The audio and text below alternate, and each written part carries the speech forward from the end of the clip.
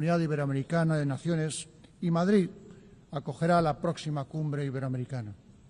Seguiremos apoyando la acción de la Unión Europea en la región, que este año tendrá su punto álgido en la cumbre Unión Europea-CELAC, que se celebrará en Colombia el próximo mes de noviembre. La Unión Europea, uno de los más altos logros de la concordia y un ejemplo para el multilateralismo, tiene una voz en estos tiempos más necesaria que nunca y por eso apostamos por una unión cada vez más eficaz, cohesionada, capaz de garantizar su seguridad y competitiva en la economía global. Creo importante recordar que el pasado 11 de junio se anunció un acuerdo político definitivo sobre los aspectos fundamentales del futuro acuerdo entre la Unión Europea y el Reino Unido, un pacto histórico respetuoso con la posición de mi país con respecto a la soberanía y jurisdicción sobre Gibraltar, que aportará confianza, seguridad jurídica y estabilidad a las vidas de la población del campo de Gibraltar y del propio Gibraltar. Señora Presidenta, he comenzado hablando del pasado y el presente de las Naciones Unidas y dedicaré mis últimas palabras a su futuro. Apelo en estos momentos de graves tensiones presupuestarias al compromiso de todos los Estados miembros de esta organización. Animo a todo su personal, con su secretario general a la cabeza, a persistir en su enorme esfuerzo de eficiencia y eficacia, priorizando aquellos ámbitos cuyo abandono supondría una quiebra inasumible de los parámetros éticos que siempre deben regir su tarea. Seguimos creyendo en la necesidad de desarrollar las iniciativas de reforma y ponemos a disposición de ese ejercicio nuestra capacidad de diálogo y de creación de consensos, nuestra firme convicción multilateral. Con motivo de este 80 aniversario, que coincide además con el 70 aniversario de la incorporación de España, quiero renovar, señora Presidenta, el reconocimiento de mi país a todos los hombres y mujeres que trabajan en las Naciones Unidas. Son ustedes los custodios de la memoria del siglo XX y los garantes de las esperanzas puestas en el siglo XXI.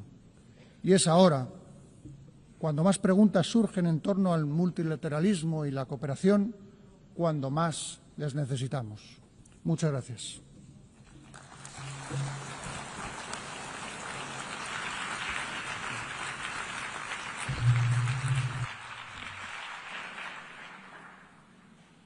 Au nom de l'Assemblée générale, je tiens à remercier le roi d'Espagne. L'Assemblée va entendre l'allocution de Son Excellence, M. Volodymyr Zelensky, président de l'Ukraine. Je prie le protocole de bien vouloir accompagner Son Excellence, que j'invite à prendre la parole devant l'Assemblée.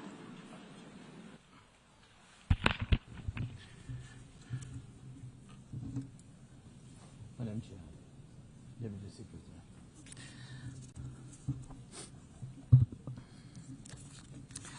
Dear leaders, dear friends, and all those who can become our friends, because you want safety and peace just as much as we do.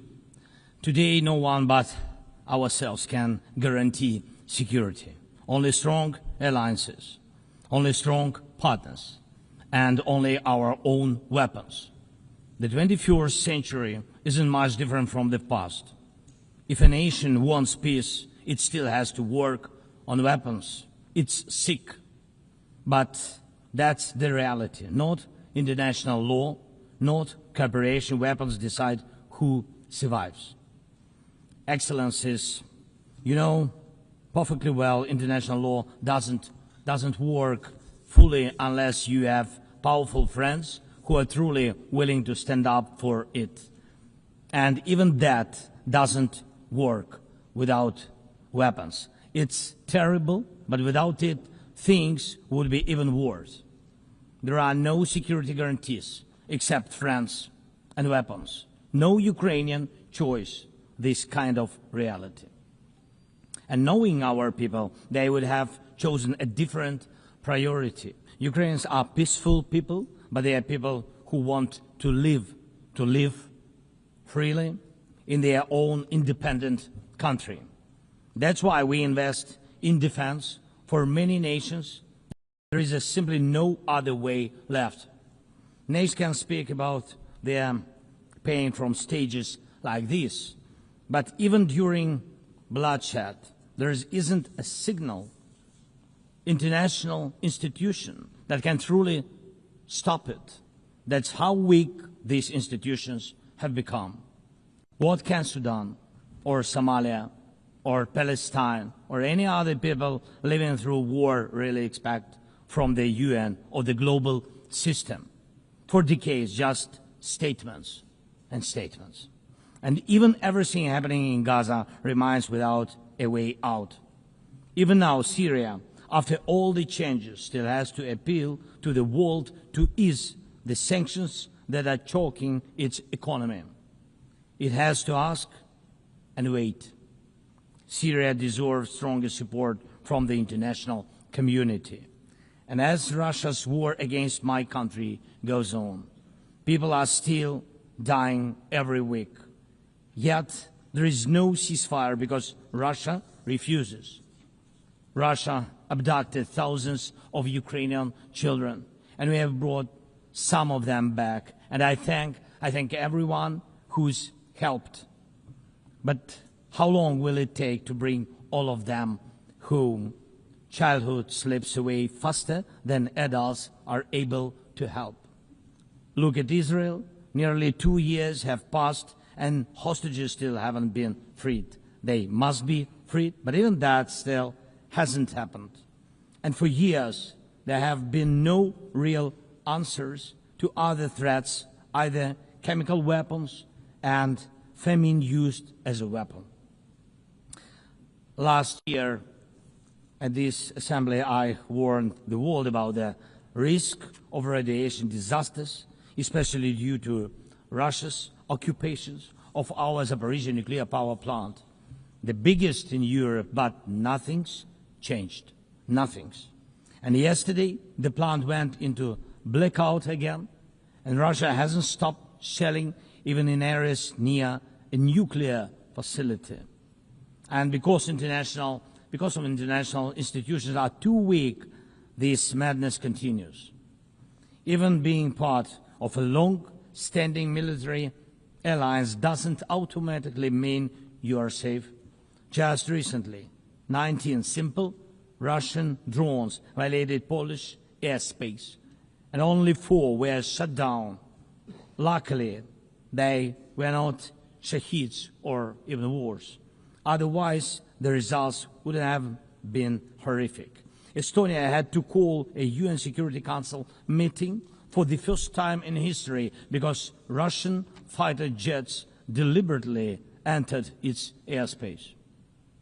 Moldova is defending itself again from Russia's interference. We are helping Moldova, and Russia's trying to do to Moldova what Iran once did to Lebanon. And the global response, again, not enough. We have already lost Georgia in Europe. Human rights and the European nature of the state system are only shrinking there. Georgia is dependent on Russia. And for many, many years, Belarus has also been moving toward dependence on Russia. Europe cannot afford to lose Moldova too. It's important to remember how the world once ignored the need to help Georgia after Russia's attack, and how the moment was missed with Belarus. How Moldova must not be lost. And for Europe, supporting Moldova's stability is not costly, but failing to do so will come at a much higher price. That's why the EU needs to help Moldova now with funding and energy support, not just words or political gestures. We must not forget about protecting the rights of people and the rights of nations in regions where these rights are under threat. The UN Charter and the Universal Declaration of Human Rights must apply everywhere. But the Taliban in Afghanistan dragged a whole country back into the dark ages. Cartels in some Latin America countries are more powerful than the government there. This is all about collapse of international law and the weakness of the international institutions. And so it's about the rise of weapons. Weapons decide who survives. Excellencies, yesterday President Trump stood right here in this hall, and God saved him from a murder attempt during the campaign. A shot was fired from a rifle, and just a fraction of an inch saved his life. Just days ago, President, along with hundreds of thousands of Americans, honored the memory of Charlie Kirk. Sadly, his life was cut short by a bullet. Once again, violence with a rifle in hand. We also mourn the Ukrainian woman, Irina Zarutska. She was brutally killed with a knife here in America, the very country where she was seeking refuge from Russia's war. And almost every day, when we open the news, we see headlines about violent attacks happening all around the world. Most of it is done with weapons. People are already used to, but weapons are evolving faster than our ability to defend ourselves. Now, there are tens of thousands of people who know how to professionally kill using drones. Stopping that kind of attack is harder than stopping any gun, knife, or bomb. This is what Russia has brought with its war. It used to be that only the strongest countries could use drones because they were expensive and complex. Now even simple drones can fly thousands of kilometers. War tech doesn't care about geography anymore. It's now reshaping it. Just recently, airports in Europe had to shut down because of drones. Authorities couldn't even say what kind of drones they were, who sent them, or from where. Last week, North Korea announced the test of a tactical strike drone. That means even countries with limited resources can now build weapons that are dangerous to their neighbors. Ukraine and nations like Saudi Arabia know all too well how dangerous Iranian attack drones are. But what happens when all the types of drones become available, even to small terrorist groups or cartels? The world moves too slowly to protect itself, and weapons move fast. Now companies are already working on drones that can shoot down other drones, and it's only a matter of time, not much, before drones are fighting drones, attacking critical infrastructure and targeting people all by themselves, fully autonomous and no human involved except the few who control AI systems. Dear leaders, we are now living through the most destructive arms race in human history, because this time includes artificial intelligence. And if there are no real security guarantees except friends and weapons, and if the world can't respond even to old threats, and if there is no strong platform for international security, will there be any place left on Earth that's still safe for people? We need global rules now for how AI can be used in weapons, and this is just as urgent as preventing the spread of nuclear weapons. We need to restore international cooperation, real working cooperation for peace and for security. A few years from now might already be too late. 10 years ago, war looked different, and no one imagined that cheap drones could create dead zones, areas stretching for dozens of kilometers where nothing moves, no vehicles, no life. People used to imagine that only after a nuclear strike. Now it's drawn reality. Mass-produced, simple drones, and without AI yet. Ukraine doesn't have the big fat missiles dictators love to show off in parades. But we do have drones that can fly up to 2,000-3,000 kilometers. We had no choice but to build them to protect our right to life. Control over the sea used to depend on having a big navy. Ukraine doesn't have a big fleet, but we succeeded. In the Black Sea, we pushed what's left of the Russian Navy into remote base. And we did it with sea drones. That's how we protect our ports and maritime trade routes, because Russia has left us no other choice. And our Spiderweb operation, when cheap drones destroyed or damaged dozens of expensive Russian strategic bombers, became a real example for special forces around the world of what new weapons can do to old systems. These very Russian bombers attacked our cities. And none of this would have happened if Putin had not started this full-scale aggression, full-scale war. And every year that this war goes on, weapons become even more deadly.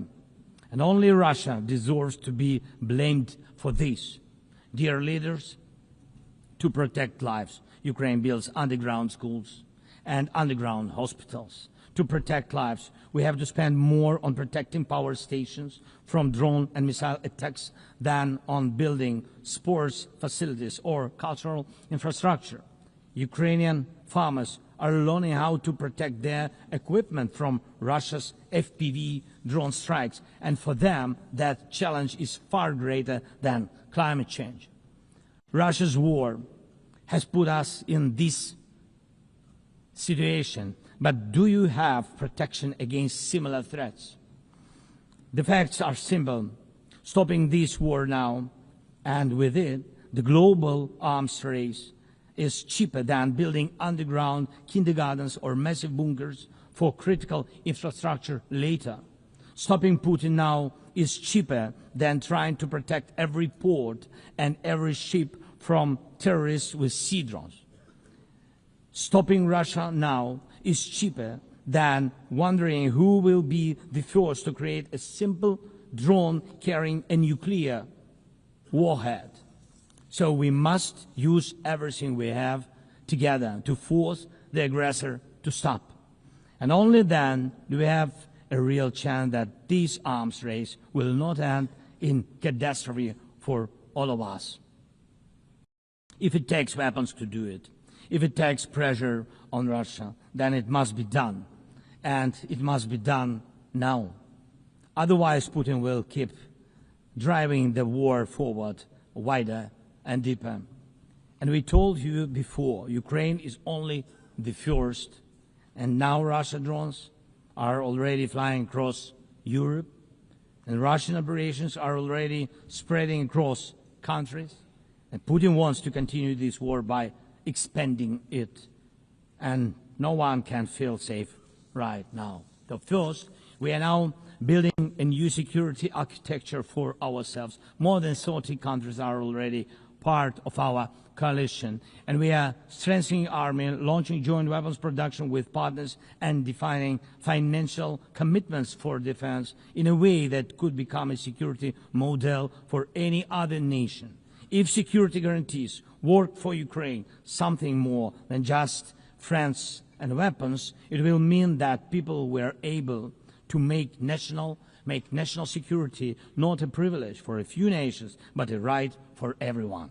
Second, we are ready to make our modern weapons become your modern security, your modern weapon. And we have decided to open up arms exports. And these are powerful systems tested in a real war when every international institution failed. And we are also ready to grow our defense production together with strong partners so that their protection is modern and reliable. You don't need to start this race from scratch. We are ready to share what has already proven itself in real defense. And third, many in the world are still relaxed. Still. But look at how many countries are here at this General Assembly, countries that are at war or just came out of war or are trying to stop one or openly getting ready for one. War has already reached too many people to pretend it has nothing to do with you. So it depends on you. Whether you help peace or continue trading with Russia and helping Russia to fund this war, it depends on you. Whether prisoners of war will be freed, whether abducted children will come home, whether hostages will be free, it depends on you. What will define existence? War like now, or our joint strong actions as it should be? Yesterday we had a good meeting with President Trump, and I also spoke with many other strong leaders, and together we can change a lot. Of course, we are doing everything to make sure Europe truly helps. And of course, we count on the United States. I appreciate the support we are receiving. Yes, much depends on the G7 and G20, but in the end, peace depends on all of us, on the United Nations. So don't stay silent while Russia keeps dragging this war on. Please speak out and condemn it. Please join us in defending life and international law and order. People are waiting for action. Thank you so much. Slava Ukraini.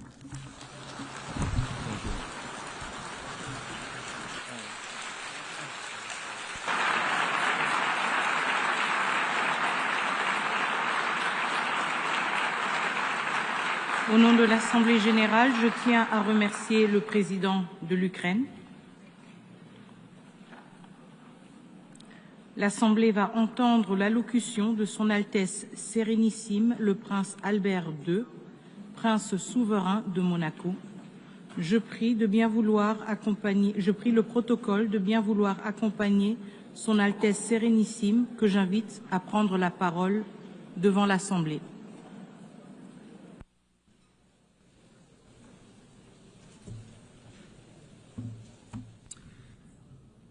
Madame la Présidente de l'Assemblée générale, Monsieur le Secrétaire général, Mesdames et Messieurs les chefs d'État et de gouvernement, Excellences, Mesdames et Messieurs.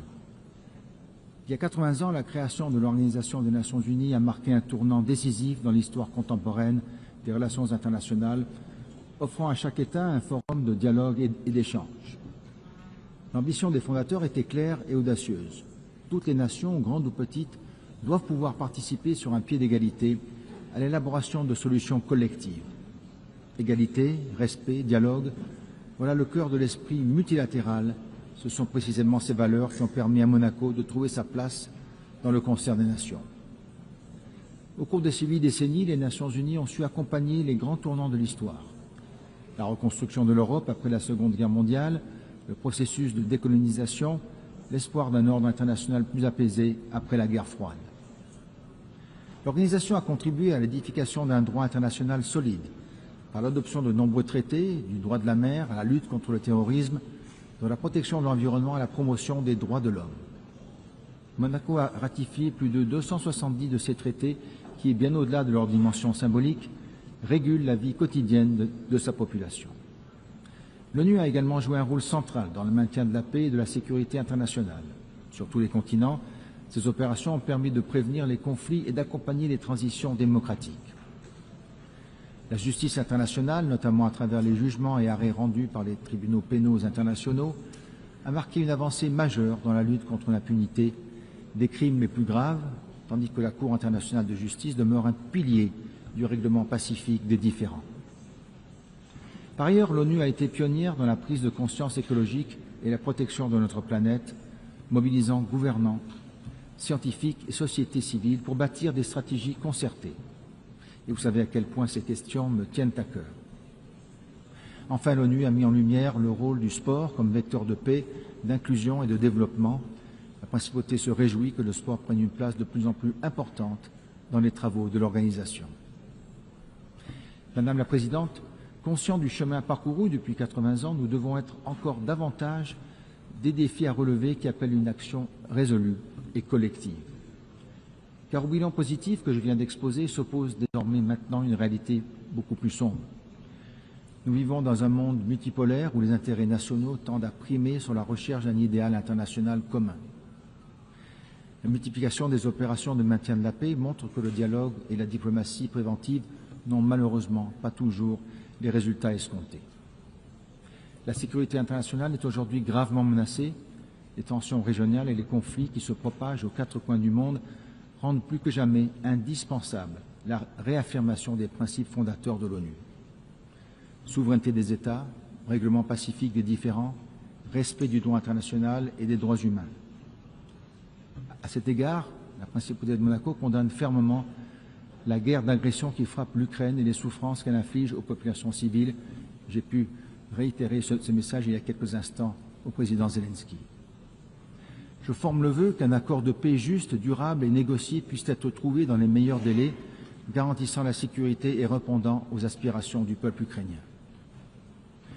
Au Moyen-Orient, les violences ont entraîné des pertes humaines inacceptables.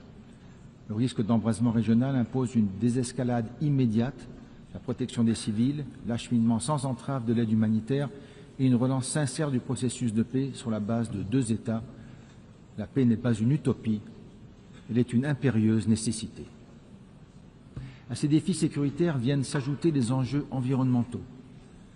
La communauté internationale s'est récemment réunie à Nice pour la 3e conférence des Nations Unies sur les océans, rappelant avec force l'urgence d'agir pour la protection des mers et des océans. La Principauté a organisé en amont de la dite conférence le Blue Economy and Finance Forum. Chefs d'État, dirigeants économiques, investisseurs, philanthropes, banques de développement, ONG, 1800 participants venus de près de 100 pays ont répondu à l'appel et mobilisé davantage de ressources financières pour investir dans une économie bleue, durable et régénérative. Et pourtant, en dépit des engagements pris, les actions concrètes tardent à suivre. L'entrée en vigueur de l'accord BBNJ, le 17 janvier de l'année prochaine, doit nous conduire à sa mise en œuvre sans délai pour assurer la conservation et l'utilisation durable de la biodiversité en haute mer. La lutte contre les changements climatiques est une responsabilité historique. L'accélération des phénomènes extrêmes exige des réponses immédiates, crédibles et financées. Bien qu'elle traverse une période difficile qui commande un soutien sans faille, la science est abondante, accessible et plus fiable que jamais. En outre, l'accord de Paris, dont nous célébrons cette année le 10e anniversaire, fournit un cadre structuré et transparent qui doit instaurer une confiance solide entre tous les acteurs. La publication cette année de nouvelles contributions déterminées au niveau national traduit cette nécessité de toujours faire preuve de plus d'ambition.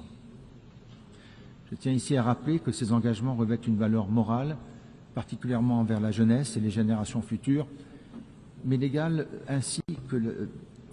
surtout légale, ainsi que l'a récemment rappelé la Cour internationale de justice dans son avis consultatif. À ce titre, et conformément au nouvel objectif collectif de financement adopté à Bakou l'année dernière, j'ai décidé que mon pays doublerait le financement international spécifique qu'il accorde au titre de l'action climatique, et ce d'ici 2028. Néanmoins, n'oublions pas qu'il serait vain d'investir dans la lutte contre les changements climatiques sans tenir compte de l'appauvrissement de la biodiversité dans le monde. La COP17 sur la Convention de diversité biologique en octobre 2026 à Yerevan est une échéance cruciale pour transformer le cadre mondial de Kunming-Montréal en résultats tangibles, notamment en matière de financement et de protection effective des écosystèmes. Madame la Présidente, nous ne pouvons passer sous silence le recul préoccupant des droits humains. Restriction des libertés, répression de la société civile et de l'opposition, usage excessif de la force. Ces dérives érodent les fondements mêmes de notre organisation et nourrissent la crise de confiance des citoyens envers les institutions. Les droits des femmes constituent un pilier fondamental de la paix, du développement et de la justice. 30 ans après la conférence de Beijing, l'égalité entre les femmes et les hommes n'est toujours pas pleinement universellement atteinte et nous devons réaffirmer qu'il s'agit d'une priorité absolue. Il est également urgent de susciter une mobilisation collective contre les violences faites aux femmes et aux filles et contre tous les types de persécutions qu'elles subissent, y compris dans les zones de conflit. Aucune société ne peut prospérer en laissant subsister de telles inégalités. De même, aucune société ne peut se développer sans prendre soin de sa jeunesse, parce qu'elle n'est pas seulement l'avenir du monde, elle en est le présent. 30 ans après le programme d'action mondiale pour la jeunesse, il nous appartient de renforcer la place des jeunes dans les processus de décision de l'économie, dans la vie civique. L'accès à l'éducation, à l'emploi, à la formation numérique n'est pas un privilège, mais un droit. Madame la Présidente, la santé publique mondiale ne peut attendre. Aujourd'hui, les maladies non transmissibles sont la principale cause de mortalité prématurée et leur prévention exige une mobilisation intersectorielle. Je tiens à saluer le rôle moteur de l'OMS dans la coordination de l'action mondiale contre ces maladies, mais il faut aller plus loin en renforçant les synergies entre les parties prenantes pour améliorer l'efficacité de son action, surtout dans un contexte budgétaire contraint. La 4e réunion de haut niveau consacrée à cette problématique doit donner un nouvel élan pour intensifier la prévention et assurer un accès universel à des soins de qualité. Madame la Présidente, le 80e anniversaire de notre organisation offre l'opportunité de relancer le multilatéralisme, de réformer son fonctionnement et de répondre à la crise de liquidité. La réforme de notre organisation doit restaurer la confiance des peuples et les rassembler au sein d'une structure efficace et centrée sur ses valeurs fondatrices. L'ONU reste la seule institution universelle capable de défendre la souveraineté des États et d'incarner l'idéal de coopération entre les peuples. Mais elle ne se résume pas à son siège new-yorkais. Les institutions spécialisées, UNESCO, FAO, OMS, PNUD, AIEA et tant d'autres jouent un rôle essentiel en soutenant concrètement les politiques sociales, éducatives et environnementales des États. Permettons-leur de s'acquitter pleinement de leurs responsabilités sans dupliquer leur mandat à New York et recentrons les travaux de notre organisation sur les priorités de la Charte. Nous devons renouer avec l'esprit de dialogue qui a inspiré la création de l'organisation. Le débat général doit redevenir ce moment unique où les dirigeants s'écoutent, confrontent leurs visions et aboutissent à une meilleure compréhension mutuelle. La principauté de Monaco fonde l'espoir qu'en se réformant, l'ONU redevienne ce centre où s'harmonisent les efforts des nations pour maintenir la paix et la sécurité conformément à l'article 1 de notre charte. Aucun État ne peut résoudre seul les crises de notre temps. C'est en partageant idées, ressources et volontés que nous pourrons bâtir ensemble un avenir de paix et de progrès durable, parce qu'ensemble, nous sommes meilleurs. Je vous remercie.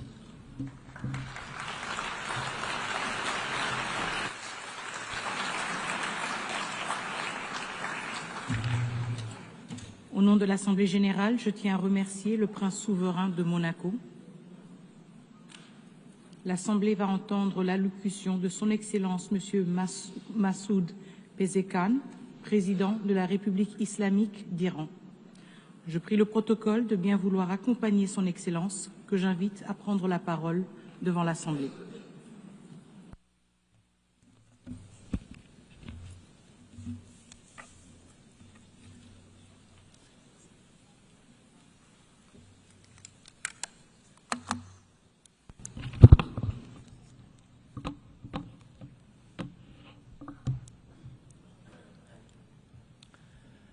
بسم الله الرحمن الرحیم.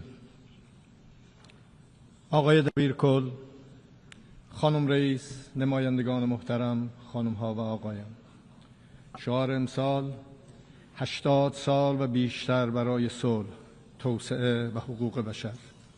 در حقیقت فراخوانی برای همبستگی و نگاهی مشترک به آینده روشن‌تر است. اعتقاد و باور دینی ما و دعوت همه پیامبران نیز بر مبنای برابری حقوق همه انسان هاست. آنچه انسان را شایسته‌تر می‌سازد تقواست، یعنی راستی، خرد، پاکی و نودوستی. زیربنای همه ادیان الهی و وجدان بشری این قاعده طلایی است که هر آنچه بر خود نمی‌پسندی بر دیگران نیز نپسند. حضرت مسیح علیه السلام فرمود با دیگران چنان رفتار کنید که دوست دارید با شما رفتار شود. پیامبر اسلام صلی الله علیه و آله و سلم فرمود هیچ یک از شما مؤمن واقعی نیست مگر اینکه برای دیگران همان را بخواهد که برای خود می‌خواهد. حکیم هیلیل اساره تورات را چنین بیان کرد: آنچه بر تو ناپسند است بر دیگران نیز روا مدار. در سنت‌های مشرق زمین نیز آموزه مرکزی همین اصل است و مکاتب اخلاقی سکولار نیز با عقلانیت مبتنی بر وجدان به همین نتیجه رسیدند. عالی جنابان، آیا جهان ما چنین است؟ به 2 سال گذشته بنگریم. جهان در 2 سال گذشته نظاره‌گر نسل کشی در غزه بود، نظاره‌گر ویرانی خانه‌ها و نقض مکرر حاکمیت و تمامیت ارضی در لبنان، نظاره‌گر تخریب زیرساخت‌های سوریه، نظاره‌گر حمله به مردم یمن، نظاره‌گر گرسنگی اجباری کودکان نحیف در آغوش مادران، نظاره‌گر شبیخون دزدانه به حق حاکمیت کشورها، تجاوز به تمامیت ارضی دولت‌ها و هدفگیری عریان رهبران ملت‌ها بود. و همه اینها با پشتیبانی تمام عیار مسلح‌ترین حکومت جهان و به بهانه دفاع از خود. آیا اینها را برای خود میپسندید؟ چه کسی برهم زننده ثبات منطقه و جهان است؟ چه کسی تهدید علیه صلح و امنیت بین المللی است؟ چه کسی ناقض قاعده طلایی اخلاق بشر است؟ عالی جنابان، خانم‌ها و آقایان، همه شما شاهد بودید که در خرداد گذشته کشور من مورد تهاجمی وحشیانه و خلاف اصول مسلم حقوق بین الملل قرار گرفت. حملات هوایی رژیم صهیونیستی و ایالات متحده آمریکا به شهرها، خانه‌ها و زیرساخت‌های ایران، آن هم درست در زمانی که در مسیر مذاکرات دیپلماتیک گام برمی داشتیم، خیانتی بزرگ به دیپلماسی و تضعیف کننده تلاش برای استقرار ثبات و صلح بود. این تجاوز گستاخانه علاوه بر شهادت رساندن تعدادی از فرماندهان، شهروندان، کودکان، زنان، دانشمندان و نخبگان علمی کشور، ضربه‌ای سنگین به اعتماد بین المللی و چشمانداز صلح در منطقه وارد کرد. آنچه که از این قتل و جنایت شما میتونید کشتار بچه‌ها، کودکان، زنان و در حقیقت یک کتابی است از کشتاری که اسرائیل در کشور ما از همه انسان‌های زن و مرد و کودک و جوان در کشور ما ایجاد کرد. یعنی اینها به اسم آرامش و صلح در کشور و در منطقه ایجاد شده، ناآرامی رو در کشور اونا ایجاد کردن و با همین روند 35,000 انسانهای بیگناه را در غزه به خاک و خون کشیدن، خانه هاشون رو ویران کردن، بیمارستانها رو، درمانگاه ها رو، مدارس رو و راه آب و غذا و نان و دارو رو بر مردم بستن. اگر در برابر این هنجار شکنی های خطرناک نایستیم، این بدعت ها دامن جهان را خواهد گرفت.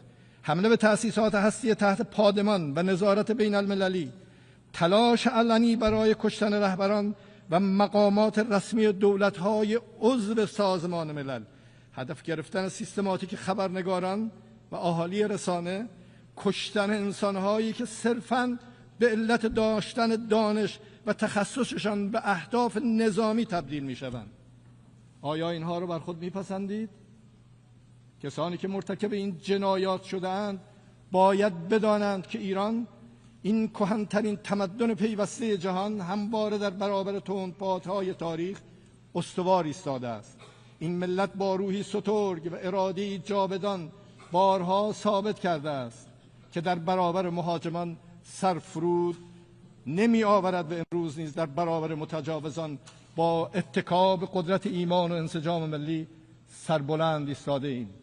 در دفاع 12 روزه مردم میهندوست و دلاور ایران، محاسبه وهم‌آلود خودستایان متجاوز را به رخ آنان کشیدند. دشمنان ایران ناخواسته اتحاد مقدس ملی را قوام بخشیدند. مردم ایران با وجود شدیدترین، طولانیترین و سنگینترین تحریم‌های اقتصادی، جنگ روانی و رسانه‌ای و تلاش‌های مستمر برای ایجاد تفرقه، به مجرد شلیک نخستین گلوله به خاکشان یکپارچه حامی نیروهای مسلح دلیر خود شدند و امروز نیز خود شهیدانشان را خون شهیدانشان را پاس می‌دارند. من در اینجا به نام مردم ایران از تمام شخصیت‌ها، ملت‌ها، دولت‌ها و سازمان‌های بین‌المللی و منطقه‌ای که در این جنگ با ایران همدل بودند صمیمانه تشکر می‌کنم.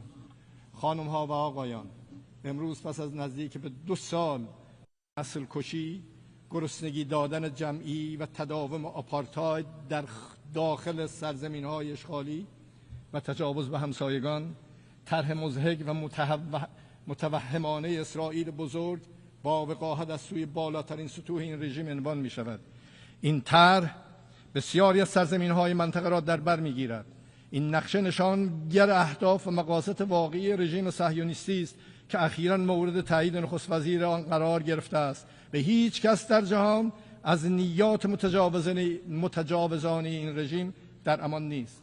مسلم است که رژیم صهیونیستی و حامیان آن دیگر حتی به عادی سازی از راه سیاسی رضایت ندارند.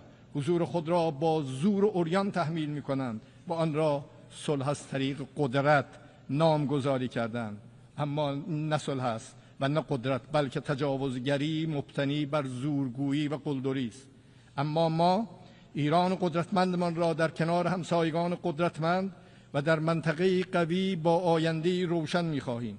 ما در برابر کلان پروژه‌ای که نسل کشی، تخریب و بی‌ثباتی را به منطقه تحمیل می‌کند، از چشمانداز مشترک و امیدبخش دفاع می‌کنیم.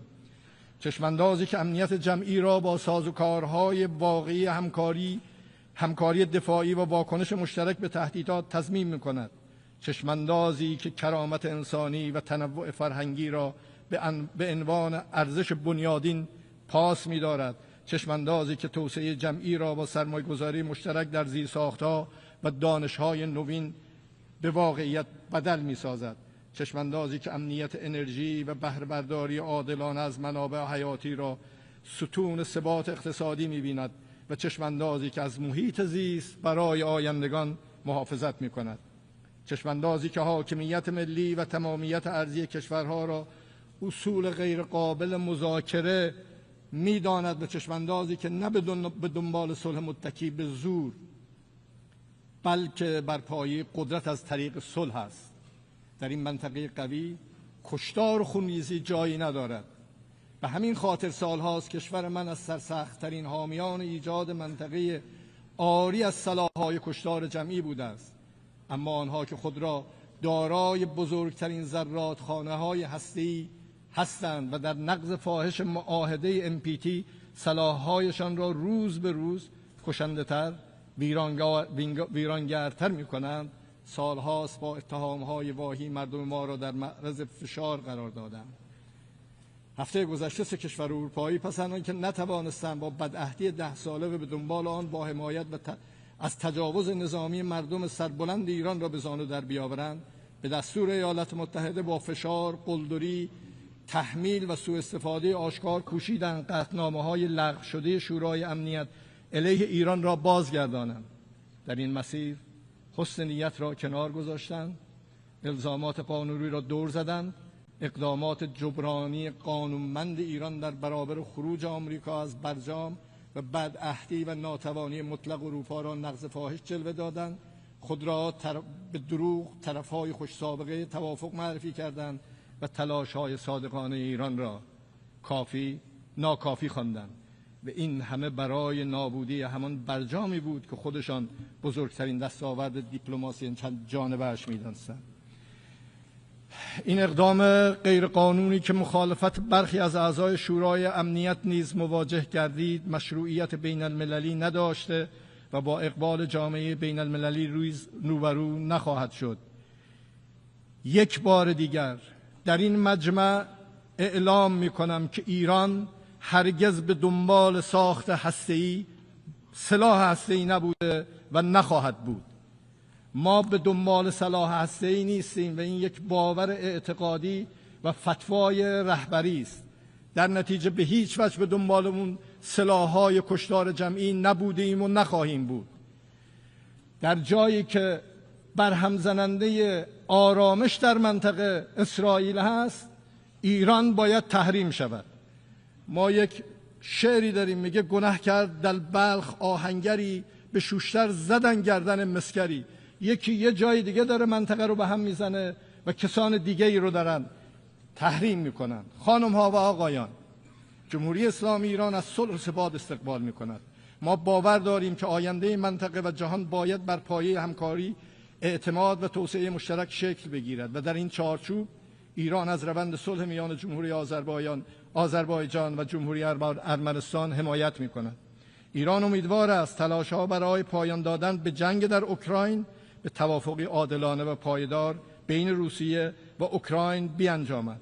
ایران از پیمان دفاعی بین دو کشور برادر مسلمان عربستان سعودی و پاکستان به عنوان آغازی برای نظام امنیت فراگیر منطقه با همکاری کشورهای مسلمان غرب آسیا در حوزه‌های سیاسی، امنیتی و دفاعی استقبال می‌کند و بالاخره تجاوز جنایتکارانه رژیم اسرائیل به قطر که منجر به شهادت تعدادی از اتباع فلسطینی و قطری شد را محکوم می‌کنیم و حمایت و همبستگی خود با دولت و ملت قطر را اعلام می‌کنیم.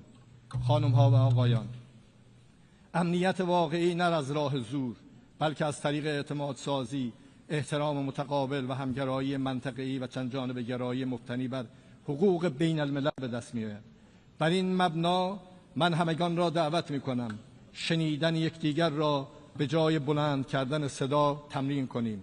در مبانی فکری دو قطبی سازی و خشونت سیاسی که امروز نه تنها گریبانگیر جامعه بین المللی است که درون جوامع را نیز به تنش و آشوب کشانده است رو بازنگری کنیم و به عنوان فصل مشترک همه باورها و فرهنگها و به جای تفسیر مغرضانه مفاهیم و روایتها هر چه را برای خود نمیپسندیم برای دیگران نیز روا نداریم. اعتبار نهادها و سازوکارهای حقوق بین الملل را ترمیم و بازسازی کنیم و برای ایجاد یک نظام امنیت و همکاری منطقی در غرب آسیا متعهد شویم. خانم‌ها و آقایان، ما ایرانیان قدرت خود را در جهان گسترده ایم، نه با تولید و استفاده از سلاح‌های هسته‌ای و کشتار صدها هزار انسان در قرن 20 و نسل کشی و تحمیل گرسنگی به کودکان غزه در قرن 21 و حتی نه در امپراتوری‌های تاریخی ایران، بلکه با فرهنگ هم‌نوع دوستی و پیام همدلی جهانگشایانی همچون مولوی و حافظ و اشعاری که سعدی در 800 سال پیش فرمود: بنی آدم اعضای یک پیکرند که در آفرینش ز یک گوهرند. چه عضوی به درد آورد روزگار، دیگر عضوها را نماند قرار. تو که از مهنت دیگران بیغمی، نشاید که نامت نهند آدمی. جنایتکارانی که با کشتن کودکان قلدری میکنند شایسته نام انسان نیستند و این بیگمان شرکای مطمئنی نیز نخواهند بود. ایران با تکیه بر سنت دیرین نودوستی شریکی پایدار و همراهی مطمئن برای همه کشورهای صلح طلب است. دوستی و شراکتی که نه بر مصلحت جوی گذرا، بر پایه عزت، اعتماد و آینده مشترک استوار است.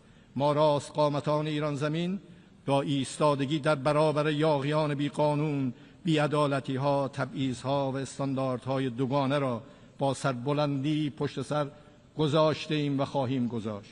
و امروز با نگاهی فرصت محور این دستاورد تاریخی مردم ایران را به سکویی برای جهش به آینده پر امید تبدیل کرده ایم. بیایید با ما از تهدید فرصت بسازیم. متشکرم.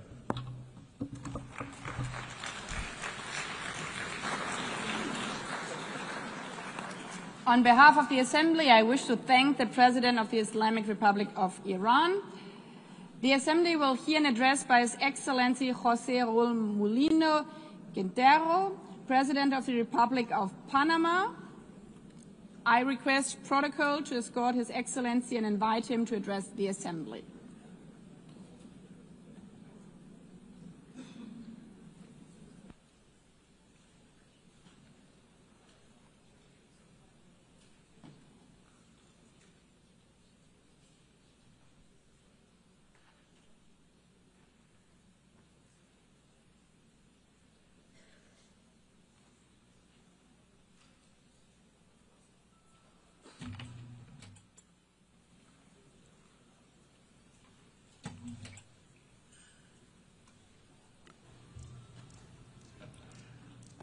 Muy buenos días, Señora Presidenta, distinguidos jefes de Estado y de Gobierno, honorables delegados, en nombre del pueblo panameño, con profundo respeto y renovadas esperanzas, me presento ante esta honorable Asamblea en el aniversario número 80 de esta organización, que sigue siendo un faro para la paz, la cooperación y el progreso. Panamá se comprometió desde la Carta de San Francisco en 1945 en favor de la pacificación, la seguridad, el desarrollo sostenible y los derechos humanos. En estas 8 décadas, nuestro país ha apostado por la diplomacia multilateral y el derecho internacional público como un eje cardinal de su política exterior. La iniciativa ONU 80, presentada por el secretario general Antonio Guterres, ofrece la oportunidad de reflexionar sobre el pasado, hacer un llamado de atención por las amenazas del presente para vislumbrar un futuro más justo. Tenemos la firme convicción de que hoy, más que nunca, debemos fortalecer el valor del multilateralismo para responder a los retos y crisis globales como herramienta de mitigar las asimetrías entre las naciones. En ese sentido, quiero destacar que la política multilateral coadyuvó para que nuestro país, por ejemplo, lograra salir de las listas discriminatorias donde nos había colocado la Unión Europea y el Gafi. Pues es una incoherencia ser parte del Consejo de Seguridad de esta organización y a la vez compartir listas con países que propician el terrorismo. Consideramos oportuna una reforma integral para asegurar que el Consejo de Seguridad sea más efectivo, la Asamblea General más representativa, las agencias especializadas más inclusivas y, sobre todo, reducir la burocracia. Panamá, al igual que otros países, pide una mayor representación de América Latina y el Caribe en los órganos de toma de decisiones. Ha llegado el momento de que la arquitectura de la gobernanza multilateral se actualice. Nuestra región es la principal exportadora de alimentos del planeta. Tiene un canal estratégico que une el Atlántico con el Pacífico y detentamos más del 50% de la biodiversidad del mundo.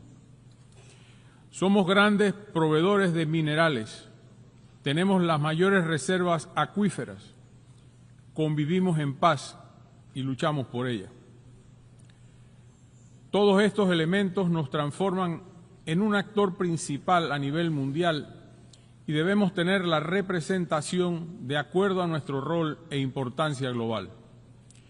Cumpliendo con su labor de contener y evitar el trágico desenlace de una guerra global, misión fundamental de su razón de existir, la Organización de Naciones Unidas enfrenta además el desafío de impulsar acciones urgentes para alcanzar los objetivos de desarrollo sostenible. El mundo se encuentra hoy ante 3 crisis, devastadoras todas: la climática, la de contaminación y la pérdida de biodiversidad, en un escenario de cooperación fragmentado. La respuesta a estas crisis debe ser rápida y solidaria. Ante esto, Panamá presentó el Nature Pledge, nuestro pacto con la naturaleza. Es una forma nueva de entender la política ambiental y climática en un marco que una nuestras obligaciones en materia de clima, biodiversidad y tierras en un solo compromiso nacional. En la práctica, Panamá se compromete a reducir sus emisiones para el año 2035. Aún siendo un país carbono negativo, creemos que siempre se puede dar un paso más en favor de la sostenibilidad para las futuras generaciones. Por ello, restauraremos 100.000 hectáreas de ecosistemas prioritarios incluyendo manglares y cuencas hidrográficas, porque la naturaleza es nuestra primera línea de defensa frente al cambio climático. Panamá confía en una Naciones Unidas renovada, que fortalezca la seguridad digital y la cooperación internacional con criterios éticos y con participación, que acompañe transiciones energéticas justas y que defienda la libertad de expresión. En ese sentido, reiteramos el inalienable respeto a la libertad y a la democracia en nuestra región, que sigue sufriendo inestabilidad por parte de quienes no respetan la voluntad popular expresada en las urnas o simplemente no permiten elecciones abiertas y transparentes. Queremos ser parte de una organización de Naciones Unidas capaz de prevenir conflictos antes de que ocurran, que pueda actuar con prontitud en emergencias humanitarias, que coordine mejor sus agencias a nivel de campo y que represente más fielmente la diversidad de personas en el mundo. Panamá se ha ofrecido a acoger oficinas de organizaciones del sistema de las Naciones Unidas en apoyo a los esfuerzos de reforma en el marco de la iniciativa ONU 80.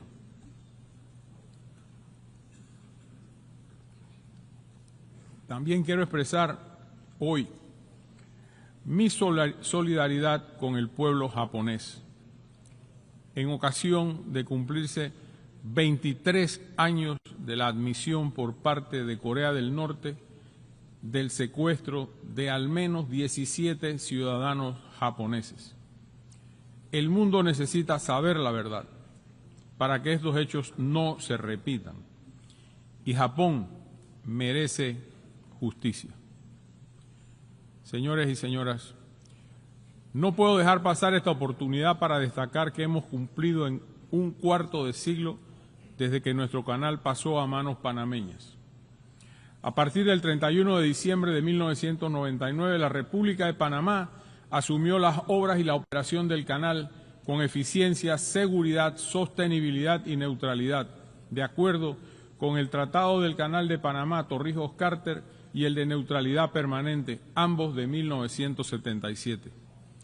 Desde entonces hemos administrado de manera ejemplar la vía acuática, contribuido al desarrollo económico del país y operado el canal para beneficio de la navegación internacional. En este periodo, Panamá amplió la ruta interoceánica con recursos propios para atender la demanda de buques de grandes dimensiones. Ahora vamos a dar un paso más. Acompañamos a la Autoridad del Canal de Panamá en el desarrollo del reservorio de Río Indio, un ambicioso proyecto para garantizar el agua a la población y al canal.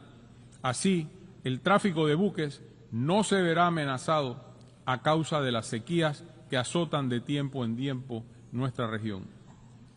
Nuestra vía acuática sirve a más de 180 rutas marítimas y más de 140 naciones, y por ella transita aproximadamente 4% del comercio mundial. Tenemos el compromiso de garantizar la eficiencia en favor de la logística internacional.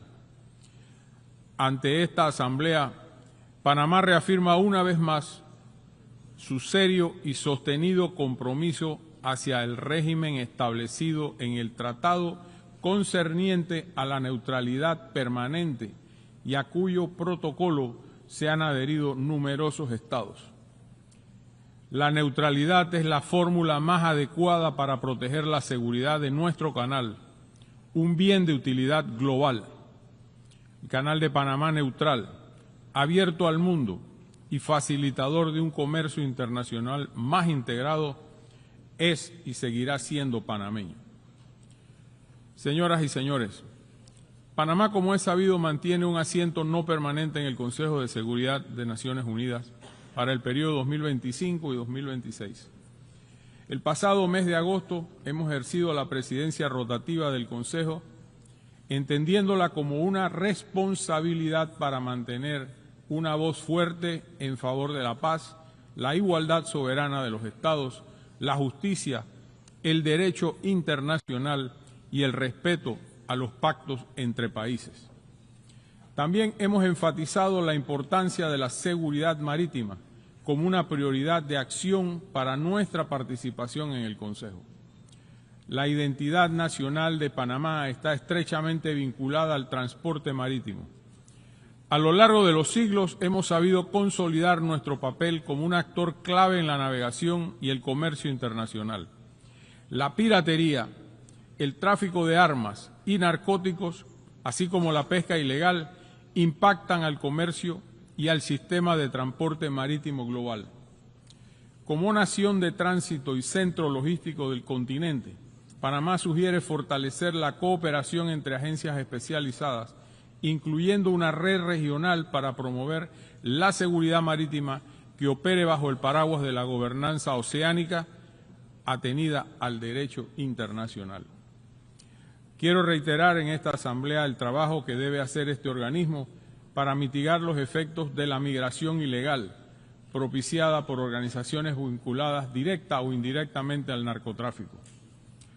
Por nuestro Darién, frontera con Colombia, durante años pasaron millones de personas y en un solo año de mi gestión redujimos a cero el flujo de migrantes hacia el norte. Esta crisis se resolvió cumpliendo así la promesa de cerrar los pasos ilegales por el Darién. Las consecuencias humanitarias y ambientales fueron extremas. El sufrimiento de mujeres y niños víctimas de abusos y la contaminación de una de las áreas más diversas del mundo aún generan dolor en quienes hemos tenido contacto directo con esta situación. Hoy tenemos una migración norte-sur de mucho menor escala, pero que renueva el compromiso con el tránsito ordenado de personas para que puedan retornar a sus hogares. Debo decir que el drama migratorio fue solucionado, mas no las causas que originaron la masiva migración de personas. Que nuestro país haya resuelto este flagelo no significa que debamos cesar en el pedido de respuestas concretas, como en el caso de la frontera entre Haití y República Dominicana, que enfrenta una migración descontrolada que también impacta a toda la región. Es fundamental encontrar soluciones claras tanto para la crisis haitiana como para el control efectivo del flujo migratorio. Actualmente sufrimos el crecimiento de una actividad ilícita, el narcotráfico. Hoy constituye una amenaza para las vidas de las personas y un altísimo riesgo de inestabilidad en toda la región a través de los distintos carteles que operan. Para que tengan una idea, solo en lo que va de este año, en Panamá se han incautado cerca de 150 toneladas métricas de cocaína y otras drogas, un hecho histórico y alarmante. Esto nos obliga a redoblar esfuerzos, contar con más cooperación y sumar recursos en una lucha que debe ser una causa común entre todas las naciones del mundo. Honorables miembros, el año entrante el Congreso Anfictiónico de Panamá, efectuado por el libertador Simón Bolívar, celebrará su bicentenario. Su propuesta es un sistema internacional basado en la igualdad soberana de los Estados, la justicia, el derecho y la cooperación internacional para alcanzar fines comunes a los pueblos. Esperamos que esta conmemoración sirva como un nuevo punto de partida en la cooperación internacional que respete y enaltezca los valores de soberanía, paz y coexistencia pacífica que deben guiar nuestro trabajo en este y los demás foros del mundo. Honorables miembros, ante este foro de la paz mundial y la cooperación internacional, reitero la fe del pueblo panameño en el sistema de las Naciones Unidas. En tiempos de crisis, cuando soplan los vientos de unilateralismo, polarización y fragmentación, Panamá hará oír su voz en defensa del multilateralismo. Panamá seguirá siendo miembro entusiasta de las Naciones Unidas, defensor del derecho internacional e incansable promotor de la paz mundial. Porque, como dice el lema que nos convoca hoy, unidos somos más fuertes. Y cuando estemos unidos, podremos construir un futuro más justo y humano para todos. Muchísimas gracias por esta oportunidad.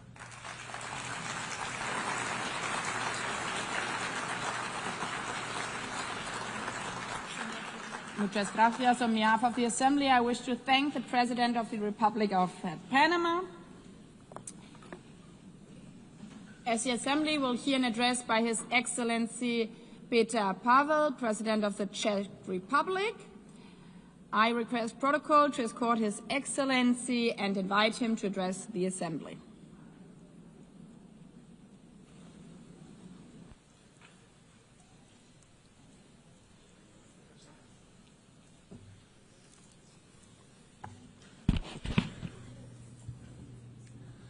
Madam President, Excellencies, ladies and gentlemen, I am humbled to speak here in front of you again.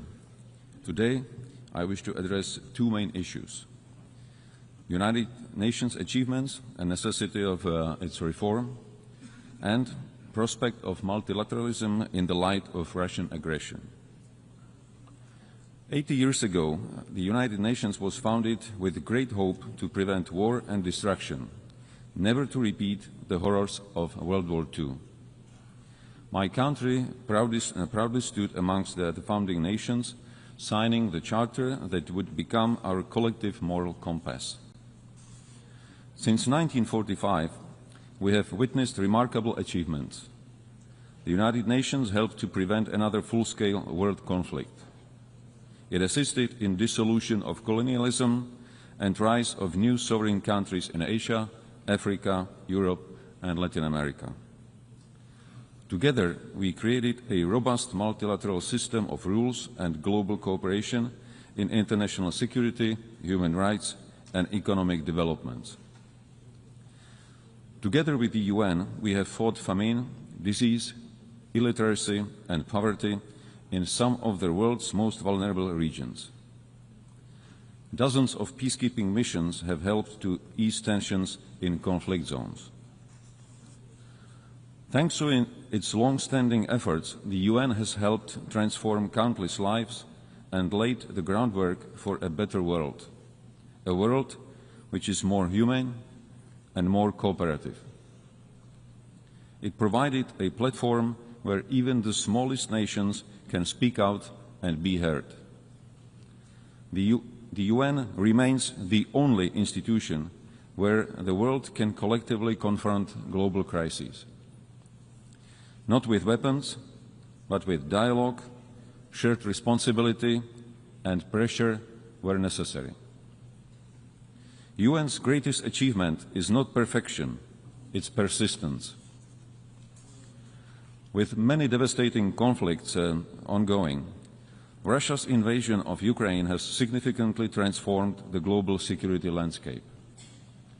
Since the last general debate a year ago, our world has not become more secure. On the contrary. In the game of smoke and mirrors, Russia continues targeting civilians, civilian infrastructure, foreign diplomatic missions, and most recently, even our neighboring country, Poland. Not to forget the acts of hybrid warfare on our own territory. These range from disinformation campaigns and attempts to undermine public trust, to cyber attacks, and even acts of sabotage carried out by mercenaries recruited online.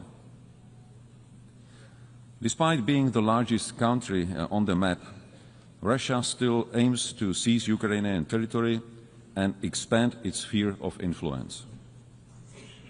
Backed by China, Iran, North Korea, and other countries that help it circumvent sanctions and provide economic or political support. Russia, a permanent member of UN Security Council, is not only violating the principles of state sovereignty and territorial integrity enshrined in the UN Charter, but also sets a dangerous example and precedent, sending the message that aggression can yield territorial and political gain and remain unpunished. Ladies and gentlemen, our multilateral system was created on the premise that rules apply to all without exception. The consequences of this war go far beyond the news headlines. This war threatens to dismantle our system of governance based on mutual respect, equal partnership, and rules we all subscribe to. What is happening in Europe today could happen anywhere else tomorrow, under different circumstances, but under the exact same pretext. If Russia wins this unjust war, it will legitimize the triumph of brute force. Turning a blind eye to Ukraine today is a green light to any future aggressor anywhere in the world. Disruptions of the status quo in the Taiwan Strait or elsewhere in the Indo-Pacific would further destabilize global security and trade. Geographical distance offers no protection. Security in one part of the world is directly linked to security everywhere. Tolerating the principle of might makes right will lead to the end of multilateralism and the beginning of life under principles dictated by a powerful few. It would be a future with history deliberately rewritten, with lies promoted as facts, and with truth slowly disappearing from our discourse and memory. Just the opposite of what most of our nations fought for in the previous century. The heroism of Ukrainian people, their willingness to sacrifice for freedom, and global solidarity with Ukraine demonstrate that most of us still believe in universal values and in our responsibility to defend them. To achieve sustainable peace, we democratic allies from all over the world must act in unity and intensify our economic pressure on Russia. This is the only way to bring the aggressor to the negotiating table. Such peace, based on the existing international law, including territorial integrity and the right of self-determination, is in the interest of not only European countries, but of the whole international community. Any future peace agreement must send a clear message worldwide that aggressor must not be rewarded and borders cannot be changed by force. Ladies and gentlemen, the structure of the UN was based on the outcome of the World War II. Today, one of the UN Security Council permanent members is waging a ruthless war while obstructing any constructive solutions put forward. It is in light of these new geopolitical realities that we need a strong and effective UN system capable of responding to today's global challenges, from security threats and climate change to rapid evolution of new technologies. Otherwise, we risk sliding into a world that is more fragmented, more dangerous, and far less predictable. Czechia welcomes the UN Aid initiative and the commitments in the Pact for Future. Yet these ambitions stand in stark contrast with today's reality. In the light of Russian aggression against Ukraine, the UN Security Council is currently failing its purpose and mission. Therefore, we advocate for a comprehensive reform of the UN Security Council for greater effectiveness, inclusiveness, transparency, and accountability, with the aim to honor the principles of the UN Charter and to strengthen the voice of underrepresented regions. Freedom and human rights are not granted entitlements. They are hard-won principles that must be cherished and protected. Security Council membership should not be seen as a matter of prestige or privilege, but above all, a responsibility to defend global peace. That's why Czechia is seeking a non-permanent seat on the UN Security Council for the term 1933 with a clear commitment to uphold the rules-based international order. We cannot afford to have the UN paralyzed or blocked in its ability to respond to crises and challenges. Current urgent crises are already consuming too much of our attention and resources at the expense of other major, equally pressing issues. Madam President, ladies and gentlemen, as I mentioned in the beginning of my speech, the UN significantly improved the quality of life of billions, including through access to education, healthcare, and services. In this year's Sustainable Development Report, Czechia ranked 10th out of 167 countries. I am fortunate to be a citizen of a country which by global standards offers a secure and comfortable life. This doesn't mean that there are no challenges. Much work still lies ahead if we are to achieve the Sustainable Development Goals 2030, both at home and globally. After all, most of the challenges we are facing are global. No single nation is powerful enough to succeed alone. That is why we need more dialogue. That is why we need greater cooperation and collective action. And ultimately, that is why multilateralism must not only survive, it must thrive. Not only for us, but most importantly, for future generations. Thank you. On behalf of the Assembly, I wish to thank the President of the Czech Republic. The Assembly will hear an address by Her Excellency Karen Keller-Sutter, President of the Fifth Confederation. I request protocol to escort Her Excellency and invite her to address the Assembly.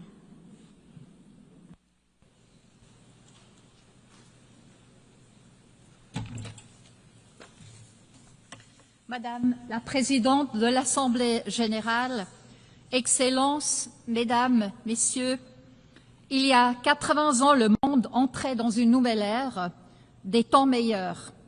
Le 27 janvier 1945, le camp de concentration d'Auschwitz était libéré.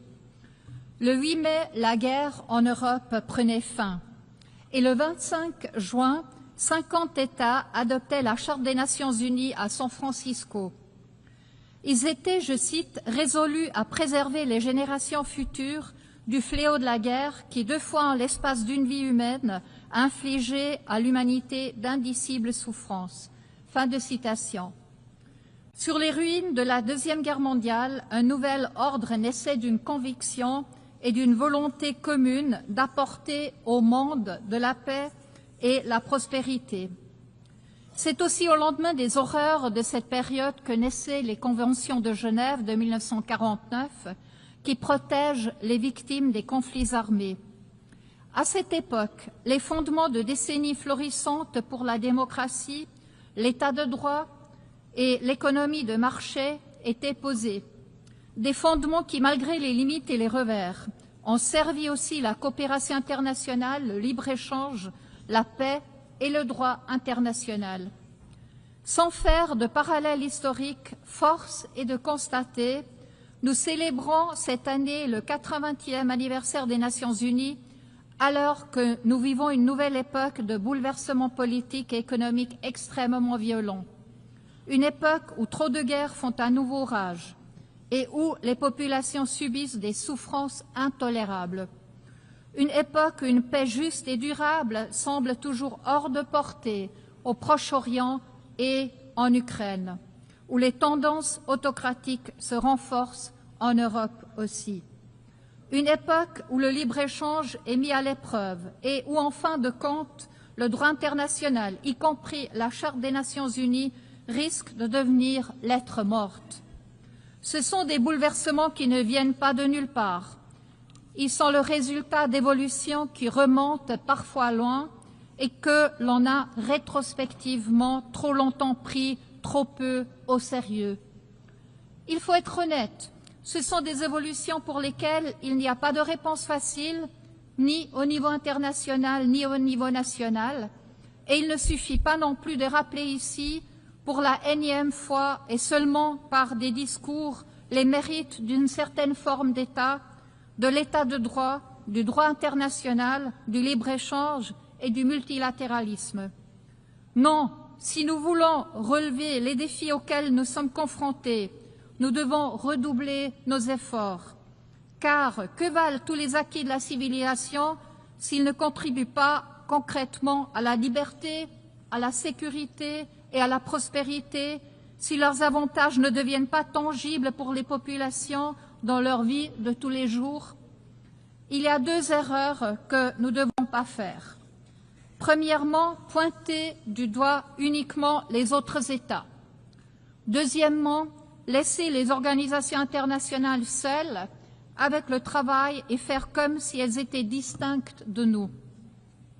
Mesdames, Messieurs, nous devrions commencer là où nous pouvons dès maintenant garantir la liberté et contribuer à la sécurité et à la prospérité. Et c'est en général chez nous, dans notre propre pays. Entendons-nous bien, il ne s'agit pas de faire l'éloge de l'égoïsme national, ni de condamner le multilatéralisme, bien au contraire. La Suisse est convaincue que le multilatéralisme, que les organisations internationales, que les Nations unies sont essentielles à la coexistence pacifique des peuples, à la prospérité économique mondiale, à la résolution de défis tels que la migration, le changement climatique, la transition numérique et, je le dis aussi en tant que ministre des Finances, à la stabilité financière mondiale. L'année dernière, nous avons adopté ensemble le Pacte pour l'avenir, un engagement fort en faveur du multilatéralisme dans l'agenda 2030 pour le développement durable constitue donc l'un des piliers. Nous devons mettre en œuvre ces feuilles de route sans délai. La Suisse est aussi convaincue que la Genève internationale peut apporter une contribution unique à la réalisation de ces objectifs. Genève, en tant que premier centre opérationnel onusien, dispose d'une forte expertise dans de nombreux domaines cruciaux pour notre avenir, liés notamment à l'humanité et à l'innovation. Il s'agit d'un écosystème sans égal pour réfléchir, discuter et agir ensemble. Mais toute organisation internationale forte a besoin de membres forts. Et quand je dis fort, je ne parle pas de force par la taille ou par la puissance militaire. Je parle d'États qui sont en mesure de permettre à leurs citoyens de s'épanouir et je dirais aussi de s'exprimer librement en toute sécurité. Une sécurité non seulement militaire mais aussi juridique, économique et sociale. La sécurité et la liberté sont les conditions préalables essentielles au développement économique et donc à la prospérité. Elles nécessitent des institutions qui soient juridiquement solides, fiables et capables d'agir. Et elles nécessitent une stabilité politique, sociale et financière. Et là, chaque État doit également assumer ses propres responsabilités. Nous ne pouvons pas simplement les déléguer à une organisation internationale. Mesdames, Messieurs, la communauté internationale ne peut que profiter de la force intérieure, de la prospérité et de la stabilité de chaque État. Seuls les États solides sur le plan intérieur peuvent être véritablement solidaires et contribuer à une communauté internationale prospère. Mais nous devons redoubler les efforts aussi en tant que communauté internationale. Aujourd'hui surtout, les Nations unies doivent-elles aussi se remettre en question? Sont-elles encore en mesure de remplir leur mission comme les 50 États l'avaient prévu le 25 juin 1945 à San Francisco lorsqu'ils adoptaient la charte? Le multilatéralisme connaît lui aussi des bouleversements sans précédent. Ces bouleversements sont marqués par une recrudescence des violations du cadre normatif et des principes et valeurs mêmes qui fondent l'action multilatérale. Le dialogue, la coopération, la recherche du consensus, le respect du droit international et l'égalité souveraine entre États quelle que soit leur taille ou leur poids économique ou politique. La Suisse appelle tous les États à un engagement ferme en soutien des principes et valeurs comme ils étaient déclarés dans la Charte des Nations Unies il y a 80 ans. C'est le prélude à toute réflexion sur les réformes et les mesures d'efficacité qui doivent renforcer l'impact de notre action dans les 3 piliers de l'organisation. À cet égard, nous soutenons pleinement le programme de réforme ONU 80 du secrétaire général. Le renforcement de l'efficacité, de la cohérence, de l'agilité et de l'impact de l'action multilatérale doit guider chacune de nos décisions. Une approche structurée et réfléchie visant à définir ensemble l'ONU de demain est essentielle. Je peux vous assurer que la Suisse continuera d'œuvrer en faveur des efforts de réforme d'une ONU plus efficace et d'un multilatéralisme pérenne, à la fois en tant qu'État d'hôte fiable et en tant qu'État membre engagé. Madame la Présidente, Excellences, Mesdames, Messieurs, nous ne sommes pas toujours dans la même situation qu'il y a 80 ans. Nous sommes en plein dans une phase critique et le prochain chapitre de l'histoire n'est pas encore écrit. Cela signifie que nous pouvons participer activement à son écriture. Je cite un survivant d'Auschwitz, l'écrivain italien Primo Levi. « C'est arrivé, cela peut donc arriver de nouveau, tel est le noyau de ce que nous avons à dire. » Fin de citation. Mais cela ne doit pas se reproduire. Et en fait, cela ne doit pas se reproduire. C'est pourquoi les Nations Unies ont été créées il y a 80 ans. C'est pour ça aussi que nous sommes là aujourd'hui. C'est à nous de faire en sorte que ce tournant de l'histoire, dont on parle si souvent aujourd'hui, comme aussi il y a 80 ans, ouvre une nouvelle ère pour de temps meilleurs. Gardons-nous de l'arrogance et de la facilité et mettons-nous au travail, chez nous, dans notre pays et ensemble aux Nations Unies. Je vous remercie.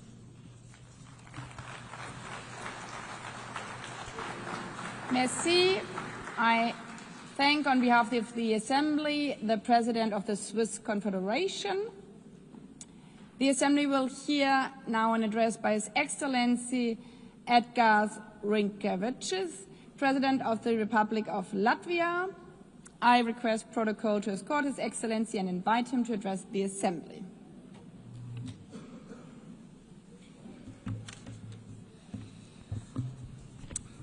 Madam President, Excellencies, distinguished delegates.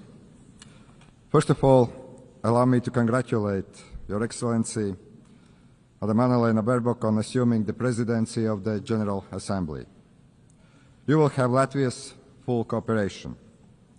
Latvia believes that we are stronger together, stronger in advancing peace, fostering development, upholding human rights. Standing here on this world stage, I would like to congratulate us on the 80th anniversary of the United Nations. 80 years working together to build a better, more just and peaceful world. This task has never been easy, but it is our duty to persist with determination and give our very best. I want to express Latvia's gratitude for the overwhelming support for our candidacy for the United Nations Security Council.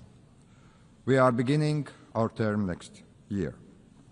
This is our first term. Latvia will take on this responsibility with a strong sense of duty, a duty to serve with integrity, transparency, and with a clear commitment to the principles of the United Nations. Latvia is honored to serve on the Security Council for the good of people around the world. And we will stand together for peace and resilience.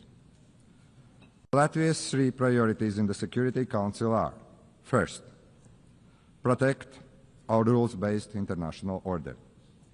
Second, advocate for women, peace and security agenda. also protect the most vulnerable people amongst us. Third, find solutions to emerging security threats. These include climate change, hybrid threats, the challenges related to the safety of artificial intelligence. Excellencies, the world is in disarray. Before our eyes, we see blatant attempts to weaken or even to destroy the rules-based international order, the order that is rooted in the United Nations Charter. In effect, a new world order is emerging, and it is not a better one. There is an attempt to recreate the world where the might makes right. The permanent members of the Security Council undertook to maintain international peace and security, to prevent wars, to prevent devastation and loss of life. But it seems that one permanent member, Russia, doesn't want this. Russia wants a world where brute force prevails over international law. Russia does not want peace. Russia wants to get what it wants. And Russia is willing to inflict destruction and misery on others. Unfortunately, Russia has partners in crime, notably Iran and North Korea. Ukraine is fighting back, bravely, with all it has. Ukraine is facing an existential threat to its people, to its land, to its freedom. Ukraine is fighting for all of us, for the rules-based international order, for independence and sovereignty, for territorial integrity, so that international borders are not changed by force. These, actually, are the very principles at heart of the United Nations. Latvia stands with Ukraine and will advocate for its sovereignty and territorial integrity at the United Nations Security Council. We are and we will be advocates for Ukrainian children abducted by Russia. They must be returned. We will be advocates for the Ukrainian civilians who have lost their homes and livelihoods. Latvia will use its position on the United Nations Security Council to help achieve a just and lasting peace in Ukraine. I want to express my appreciation to President Trump, President Zelensky, and my European colleagues for their efforts to achieve peace, for trying to stop the unnecessary destruction and the misery we are witnessing in Ukraine. It is our collective duty to uphold the principles of the United Nations Charter, especially when a permanent member of the United Nations Security Council openly violates them. We need no reminding that the United Nations was founded on the ruins of the World War II, to save future generations from the scourge of war, to maintain international peace and security, to protect human life. Distinguished delegates, in war, it is the most innocent that pay the highest price. It is our duty to strengthen international cooperation to tackle the escalating crisis in Gaza. The humanitarian catastrophe in Gaza continues to spiral.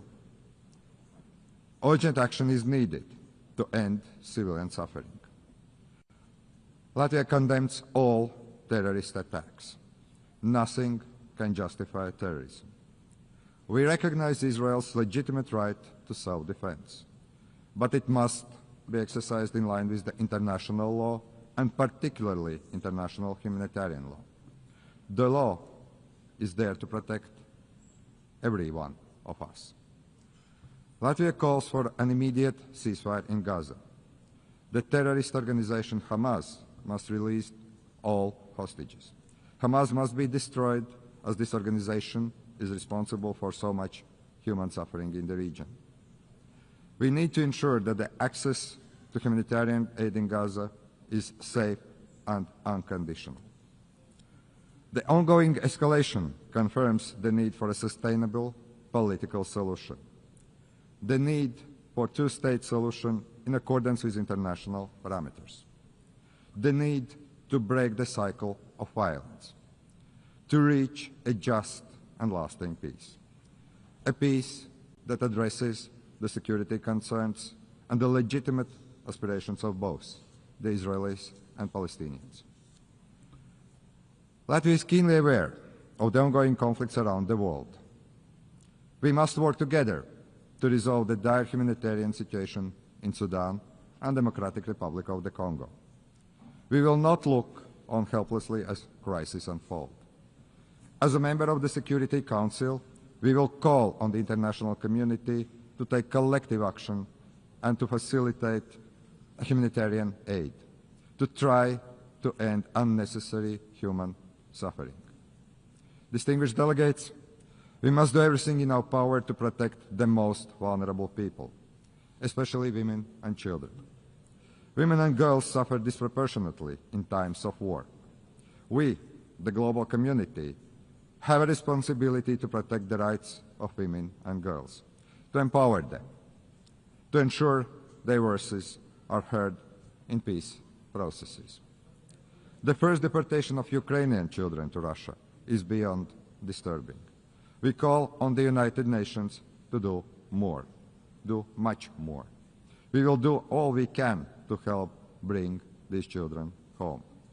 Madam President, it is not only conventional warfare that threatens peace, security, and stability. Emerging threats like climate change, cyber attacks, hybrid attacks, and the misuse of the artificial intelligence are testing us on a daily basis.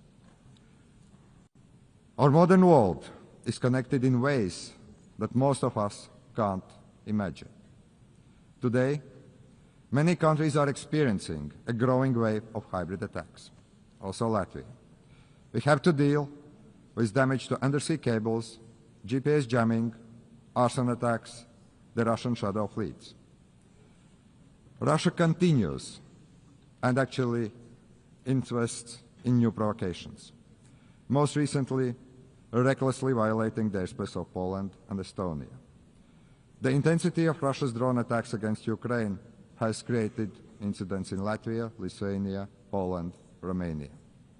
This is the new reality. Russia bears full responsibility for these acts and also consequences. This kind of reckless behavior is a direct threat to international peace and security, and we must act to stop it before such acts spiral out of control. We must counter these threats by resilience and increased cooperation with our friends and allies. But hybrid warfare is evolving, as are emerging and disruptive technologies. The challenge is to maximize the benefits these technologies can bring, while remaining vigilant of the potential risk they pose. We share the United Nations view that we need to develop artificial intelligence responsibly, but we should not halt the progress. Artificial intelligence can promote economic growth, drive scientific progress and innovation, even improve healthcare and make education more accessible. Artificial intelligence is already part of our daily lives. We must acknowledge this reality and work to make it safer and more beneficial for the people. The governments should not take years to create regulations. We should act swiftly and do it right. As a responsible United Nations member, a future UN Security Council member, Latvia is ready to work with our partners to address these issues. Ladies and gentlemen, the United Nations has stood the test of time for 80 years. It is the primary architect of international law and protector of rules-based international order. The United Nations is not perfect, but it is the best we have, the only truly global organization. As one of UN Secretary Generals, Dag Hammarskjöld, famously said, the United Nations was not created in order to bring us to heaven, but in order to save us from the hell. But after 80 years, it is time to adjust to new realities. The United Nations must evolve to remain relevant, to be effective and fit for the challenges ahead. That's why we support the UN 80 initiative by the Secretary General. Let us work together for peace and resilience. Let us protect the rules-based international order and the United Nations Charter, because we all are better together. Thank you very much. On behalf of the Assembly, I wish to thank the President of the Republic of Latvia. The Assembly will hear an address by His Excellency William Samoei Ruto, President of the Republic of Kenya and Commander-in-Chief of the Defense Forces. I request protocol to escort His Excellency and invite him to address the Assembly.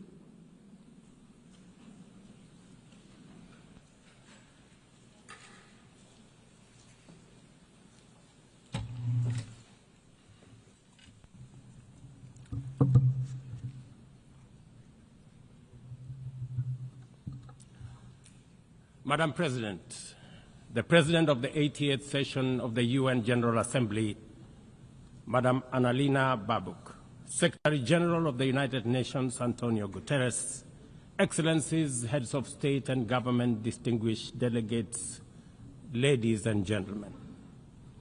I congratulate you, Madam President, on your election to preside over the 80th session of the UN General Assembly. Madam President, you can count on Kenya's full support throughout your tenure as you steer the Assembly into the future. Ladies and gentlemen, 8 years ago, in the aftermath of the unprecedented global destruction and devastating war, the international community came together in hope.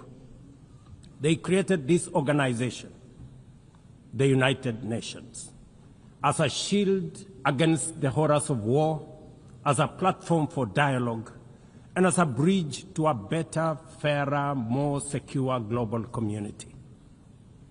What is often forgotten or not mentioned today is that the United Nations grew out of the failure of the League of Nations that existed between 1919 and 1945. The League of Nations did not collapse for lack of good intentions or noble objectives. Formed at the end of the First World War and as part of the Treaty of Versailles, it was humanity's first attempt to build a permanent international organization to stop aggression and war and bring nations together. Its ambitions were to achieve collective global security, disarmament, peaceful dispute resolution, and cooperation on humanitarian and social issues. Despite these ideals, the League of Nations failed. The United States never joined, other great powers came and went, and without enforcement authority, its condemnation carried little weight. When Japan invaded Manchuria, when Italy marched into Ethiopia, and when Hitler openly defied its rules, the League stood by, helpless and powerless. By the late 1930s, its credibility had collapsed, and with the outbreak of the World War II, it was rendered irrelevant. Madam President, this history is both a lesson and a warning. Institutions rarely fail because they lack vision or ideals. More often, they drift into irrelevance when they do not adapt, when they hesitate to act, and when they lose legitimacy. To remain relevant, institutions must be reimagined, must be reformed, renewed, and aligned with emerging realities. 8 decades ago, the founders of the UN sought to correct the failures of the League of Nations by creating a stronger, more inclusive organization anchored in the principles of, and I quote, "We the people of the United Nations, determined to save succeeding generations from the scourge of war," end of quote. Today, we are gathered for the UN at 80. The question is unavoidable. Is the United Nations relevant to the demands of our time? Can it continue to serve humanity in the face of current realities, or has it become a relic of a bygone era? Madam President, Excellencies, we meet against a grim global backdrop. Conflict rages in Eastern Europe, the Middle East, the Sahel, the Horn of Africa, and beyond. Climate disasters grow fiercer by the day. Inequality deepens, pandemics loom, and technological disruptions outpaces governance. Instead of trust, mistrust is spreading. Instead of solidarity, fragmentation is taking root. In place of hope, anxiety fills our global community. We are living, to borrow from the words of the founders of this institution, not in larger freedom, but in growing uncertainty. At this moment of turbulence, when we most need a strong United Nations, the organization faces its deepest crisis in credibility and capacity. Funding cuts have paralyzed its operations. Bureaucracy has slowed its response. The Security Council remains frozen in the post-war structures of 1945, unable to act inclusively, with fairness, and with speed. Ladies and gentlemen, I can, however, state with absolute conviction that the United Nations has been one of humanity's greatest achievements. For 8 decades, it has held back the specter of global war, calmed conflicts from Cambodia to Liberia, and stood guard in some of the world's most dangerous places through the courage of its peacemakers and peacekeepers. Few institutions in humanity's history can claim such a legacy. The United Nations has stood at the front lines of humanitarian crisis, from famine relief in the Horn of Africa to emergency shelter for millions of Syrian and Ukrainian refugees. It was at the forefront in the eradication of smallpox, coordinated global responses to HIV and AIDS, Ebola, and COVID-19, and continues to champion universal vaccination. Its agencies have advanced women's rights, protected children, safeguarded refugees, and set global norms on everything from disarmament to climate action. The UN Sustainable Development Goals remain a shared blueprint for human progress. These are achievements no nation could have achieved alone, however rich, however great, or however powerful. And yet, every institution, no matter how noble its origins or impactful its legacy, must adapt to changing times or slide into irrelevance. Today, the United Nations stands at a crossroads of renewal on one hand or decay on another. Put differently, after 80 years, the rhymes of time are calling on us to reimagine the original promise that inspired the founding of the United Nations, and that is the quest for global peace, development, and human rights. But this call must now be answered in a global context that is profoundly different from the post-war era in which the UN was conceived then. We would be denying the cold, hard truth if we say that the United Nations is delivering as it should. On peace and security, its voice is too often drowned by the rivalries of great powers, while some nations simply ignore its resolutions and do as they please. Too often, the UN's blue helmet, once a symbol of moral authority, no longer commands the same respect. From the conflicts in Gaza to Ukraine, to the crisis in Sudan, DRC Congo, Somalia, and the Sahel, we see actors proceed undeterred by the United Nations calls. Excellencies, ladies and gentlemen, Kenya speaks from the experience of a nation deeply invested in multilateralism. For decades, we have placed our troops and police in harm's way for peacekeeping missions across Africa and beyond, from Somalia to Democratic Republic of Congo, from South Sudan to most recently in our neighborhood here in Haiti.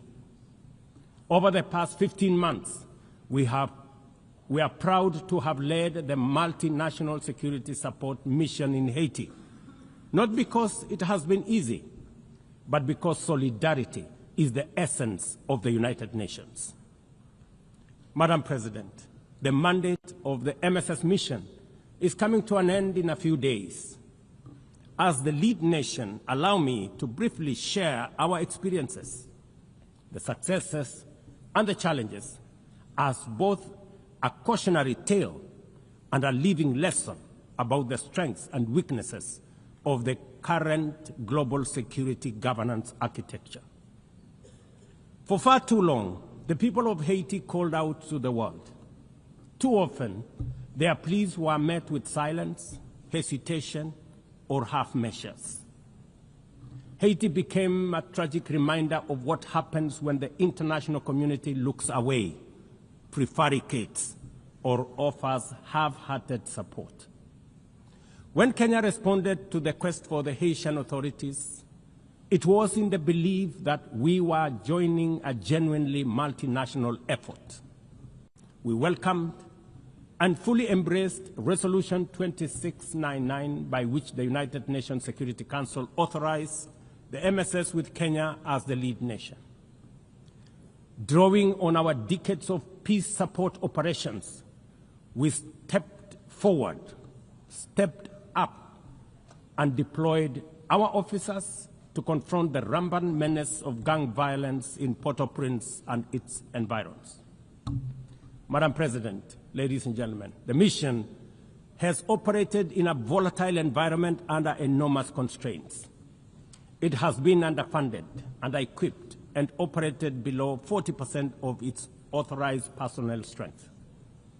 Our police officers have valiantly shouldered responsibilities without the full logistical support that would accompany any mission sanctioned by the United Nations. Despite these challenges, and against all odds, the MSS has delivered results many thought were impossible. The presidential palace, once under siege from gangs, is today restored as the seat of government. The police headquarters and the police training center, once overrun by gangs, are now secure, with the academy resuming the training of new police officers, over 700 of whom graduated a few months ago. Schools that have been shattered by violence have reopened, with children back in class, learning and progressing. Roads once manned or blocked by gangs have now free-flowing traffic. Cases of kidnapping and extortion have reduced sharply. The airport and the seaport, once surrounded by gangs, are now abuzz with normal operations. Which begs the question, if so much could be achieved with limited resources and stretched personnel within just 15 months, what more could have been accomplished if the United Nations fraternity had truly acted together in solidarity with the people of Haiti? From this podium, I wish to assure all partners and actors that with the right personnel, adequate resources, appropriate equipment, and necessary logistics, Haiti's security can be restored. Gangs can be neutralized and the safety of streets, schools, hospitals, and homes secured. The continued harassment, abductions, and criminal acts undermining the lives of Haitians are unacceptable, unjustifiable, and must be stopped by this organization, the United Nations. Madam President, as the UN Security Council deliberates on the next steps, we must not lose sight of the fact that the situation in Haiti demands sustained, coordinated, and undivided international attention. A careful and orderly transition from MSS is essential to consolidate the hard-won gains so far achieved. I urge the Security Council and all partners to remain steadfast in ensuring that Haiti moves forward on a path of peace, stability, and renewal. Ladies and gentlemen, on human rights, our principle is clear and unwavering. The protection of civilians and respect for humanitarian law cannot be applied selectively. We cannot condemn suffering in one place and turn a blind eye in another. Kenya is gravely concerned by the humanitarian catastrophe in Gaza and by the immense suffering of civilians caught in the devastation of disproportionate military operations. At the same time, we call for the unconditional release of Israeli hostages. In line with the African Union and United Nations resolutions, we also call for a permanent ceasefire, for strict adherence to international humanitarian law, and for the launch of a credible political process. Only through such a process can the vision of a two-state solution be realized, where Israel and Palestine live side by side in peace, security, and stability. Kenya is equally deeply troubled by the worsening humanitarian situation in Sudan, where innocent citizens are caught in the crossfire of a needless war. We fully endorse the Quad, comprising Egypt, Saudi Arabia, the United Arab Emirates, and the United States, in affirming that there cannot be a military solution and that only political dialogue offers a viable path forward. We join the Quad in urging all parties, including SAF, RSF, and the external actors, to respect Sudan's sovereignty, unity, and territorial integrity, and firmly reject any attempts to divide the country, reaffirming our unwavering support for a unified Sudan for the benefit of all its people. Excellencies, distinguished delegates, those who look to the future with a clear vision know that climate change is not only the single greatest threat of our age, but also one of the greatest transformation opportunities of our time. The global stocktake has made it plain that the world is off track. Current national determined contributions are steering us towards temperature rises far beyond any safe threshold. This is the difference between survival on one hand and devastation for millions across the world on the other. Kenya and Africa are not passive victims of this crisis. We are taking bold steps showing that climate action is not only possible, but can also be the foundation for inclusive growth. We are building a climate-resilient society by embedding adaptation into every sector, from agriculture and energy to infrastructure and livelihoods, to sustainable mining and artificial intelligence. This ambition is visible on the ground. Today, 93% of Kenya's electricity comes from renewable sources: geothermal, wind, solar, and hydro. We are expanding investments in e-mobility, climate-smart agriculture, clean cooking solutions, and green manufacturing. We are also pioneering nature-compatible solutions such as sustainable waste management and circular economy interventions. Africa, too, is uniting its voice. In 2023, in Nairobi, we hosted the inaugural Africa Climate Summit, where the continent adopted the Nairobi Declaration on Climate Action and Call to Action. Just 2 weeks ago, in Addis Ababa, Africa came together once more at the second Africa Climate Summit to reaffirm our commitment and strengthen our ambition for climate-positive growth.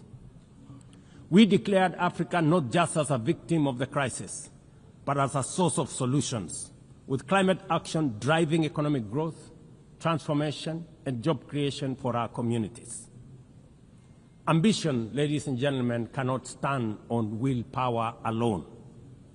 Implementing our new NDCs will require $56 billion.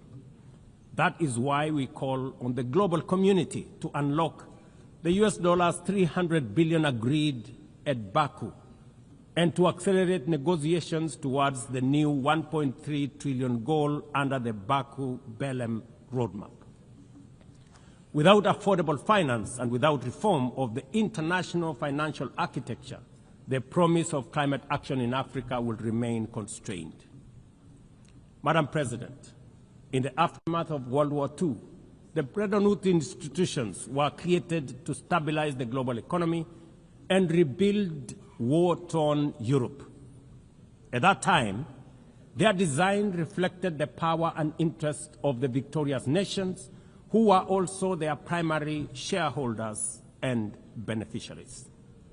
The IMF was tasked with upholding the gold standard exchange rate system, while the World Bank was established to finance Europe's reconstruction. Both have since evolved into development finance institutions, but their structures, decision-making, and governance remains dominated by wealthy nations. Today, the global context is vastly different. The global standard collapsed 5 decades ago, and Europe has long since been rebuilt. Yet, the governance of these institutions has not kept pace with needs of a multipolar world, especially the needs of poor and developing nations.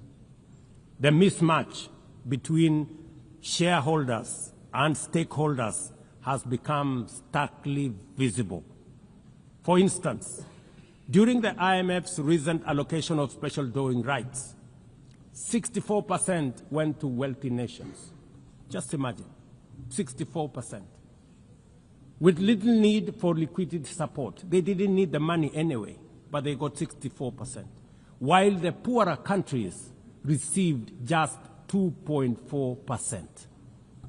What a disconnect.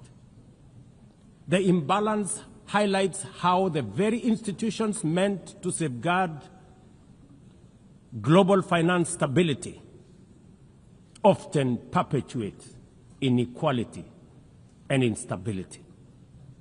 I have argued, and I say it again, that the current global financial architecture punishes poor countries with high interest rates and enormous conditionalities, while rewarding rich nations with lower interest rates and softer lending rates. Its rules, priorities, and allocation mechanisms consistently favor those already prosperous, while trapping vulnerable economies in cycles of debt, high borrowing costs, and inadequate access to emergency support and concessional funding. It is imperative to transform these institutions into genuinely independent, apolitical global bodies that their operations are aligned with their global mandate. Such a shift would democratize decision-making, restore credibility, and allow the IMF and the World Bank to serve all countries fairly rather than reinforcing old hierarchies. But Africa is not merely waiting for external prescriptions. We are taking bold and deliberate steps to strengthen our financial independence, safeguard our stability, and accelerate our development. Kenya, for instance, fully endorses the establishment of the Alliance of African Multilateral Financial Institutions, launched with the Africa Union in February 2024. This alliance brings together our homegrown banks, Afreximbank, the Africa Finance Corporation, the Trade and Development Bank, Shelter Afrique, Africa Re, Africa Development Bank, Africa Trade and Investment Development Insurance, and ZEPRI, institutions that embody Africa's determination to mobilize resources, finance trade, and build resilience on our own terms. At the same time, the Africa Union is championing 3 transformative institutions: the Africa Central Bank, which will issue a single currency and free our trade from dependence on foreign money; the African Monetary Fund, positioned to stabilize our economies and give us true financial sovereignty, and the Africa Investment Bank, designed to mobilize resources for infrastructure, industrialization, and integration that Africa needs to rise. And to complete this vision, the Africa Credit Rating Agency, one that understands our realities, values our uniqueness, and tells our story with fairness and truth, has already been established. Excellencies, as we mark the 80th anniversary of the United Nations, Africa also marks 20 years since the Ezulwini Consensus and the 60th Declaration, the two historic milestones that establishes the common African position on UN Security Council reforms. For 2 decades, Africa has spoken in one voice, demanding justice, equity, and representation in the highest organ of global governance. This demand, however, continues to be ignored, deferred, or endlessly debated to the detriment of both Africa and the legitimacy of the United Nations itself. You cannot claim to be the United Nations while disregarding the voice of 54 nations. It is not possible. Africa is no longer willing to wait on the margins of global governance while decisions about peace, security, and development are made without our understanding, without our perspectives, and without our voice. Africa's exclusion is not only unacceptable, unfair, and grossly unjust, it also undermines the very credibility of the United Nations, this organization. Africa dominates most of the Security Council agenda, provides some of the largest contingents of UN peacekeeping forces, and bears the heaviest costs of instability. Yet we remain the only continent without a permanent seat at the main table where decisions about our destiny are made. Africa deserves, ladies and gentlemen, at the very least, 2 permanent seats with full rights, including the right to veto, and 2 additional non-permanent seats on the United Nations Security Council. The world must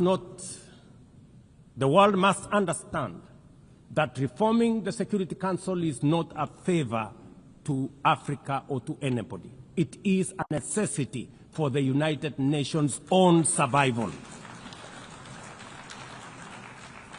If the United Nations is to remain relevant in this century, it must reflect today's realities, not the post-war power arrangements of 1945.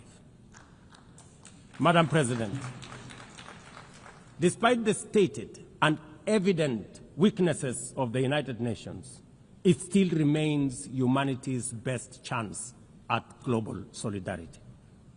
No other institution has the universal legitimacy or convening power of the UN. From coordinating humanitarian relief in times of war and disaster, to mobilizing the global response to COVID-19, to driving consensus on climate change, through the Paris Agreement, the UN has consistently shown that the world can achieve together what no nation can accomplish on its own, however mighty or great or powerful. As Dag Hammarskjöld, the UN's Second Secretary General, once observed, and I quote, "The United Nations was not created to take humanity to heaven, but to save it from hell." End of quote. That mission is as urgent today as it was 8 decades ago. At a time when conflicts are multiplying, when climate change threatens every economy, and when inequality is widening, the need for a functioning, credible, effective, and a multilateral system has never been greater. It is through the UN that nations have pooled resources to vaccinate billions of children, to protect refugees from through the work of the UNHCR, and to keep the peace in more than 70 missions across the world. Without the UN, these achievements, modest though they may sometimes seem, would not have been possible. That is why we must resist the temptation to give up on the UN or abandon it. We must make it fit for purpose, reform its structures, strengthen its mandate, and ensure its decisions reflect today's realities rather than the geopolitical map of a bygone era. As one of the hosts of the UN headquarters and the only one in the Global South, Kenya stands ready to do its part to enable the organization to go through this phase of renewal successfully as envisaged by the Secretary General under UN 80 reforms. In conclusion, Madam President, ladies and gentlemen, the 80th anniversary of the United Nations must be more than a commemoration. It must be a turning point for the organization. Let us seize this moment to reimagine and rebuild the UN into a body that commands legitimacy, responds with speed, and delivers justice for all. I thank you, and God bless you. On behalf of the Assembly, I wish to thank the President of the Republic of Kenya and Commander-in-Chief of the Defense Forces. The Assembly will now hear an address by His Excellency Santiago Peña Palacios, President of the Republic of Paraguay. I request protocol to escort His Excellency and invite him to address the Assembly.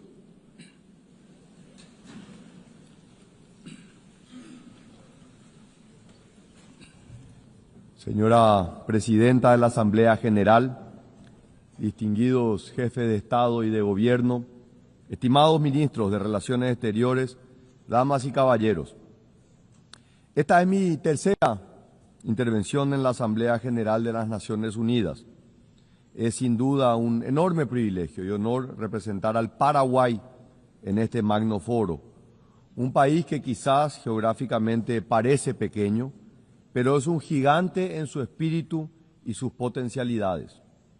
Por ello, al volar hasta Nueva York desde lejos, pensé en empezar este discurso expresando la alegría que siento por tener la oportunidad de contarle las grandes cosas que esperan al Paraguay. Sin embargo, los sucesos acaecidos en los últimos meses y días hacen que esto sea simplemente imposible.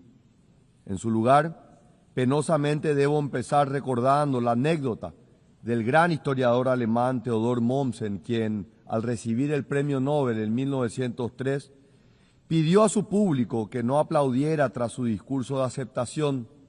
Los tiempos, dijo apesumbrado, son demasiado graves para eso. Los años siguientes confirmarían plenamente su intuición. Creo que exactamente lo mismo puede decirse ahora. En efecto, en estos días hemos visto que el mal, la ideologización radical, la intolerancia, son desafortunadamente reales y están enraizados en ciertos sectores de nuestras sociedades. Todavía estoy conmocionado y también triste y afligido por las imágenes chocantes de dos cobardes e incomprensibles atentados políticos. Primero, la intolerancia, el odio, se llevaron la vida de un gran ser humano, Miguel Uribe, el precandidato presidencial colombiano, quien fue asesinado en público durante un recorrido en una plaza. Los fantasmas de la violencia, que pensábamos era cosa del pasado para nuestros hermanos de Colombia. Segundo, vimos que un joven soñador, Charlie Kirk, era miserablemente arrebatado de su esposa y dos hijos por un único pecado: defender sus convicciones y los valores con gran elocuencia y coraje.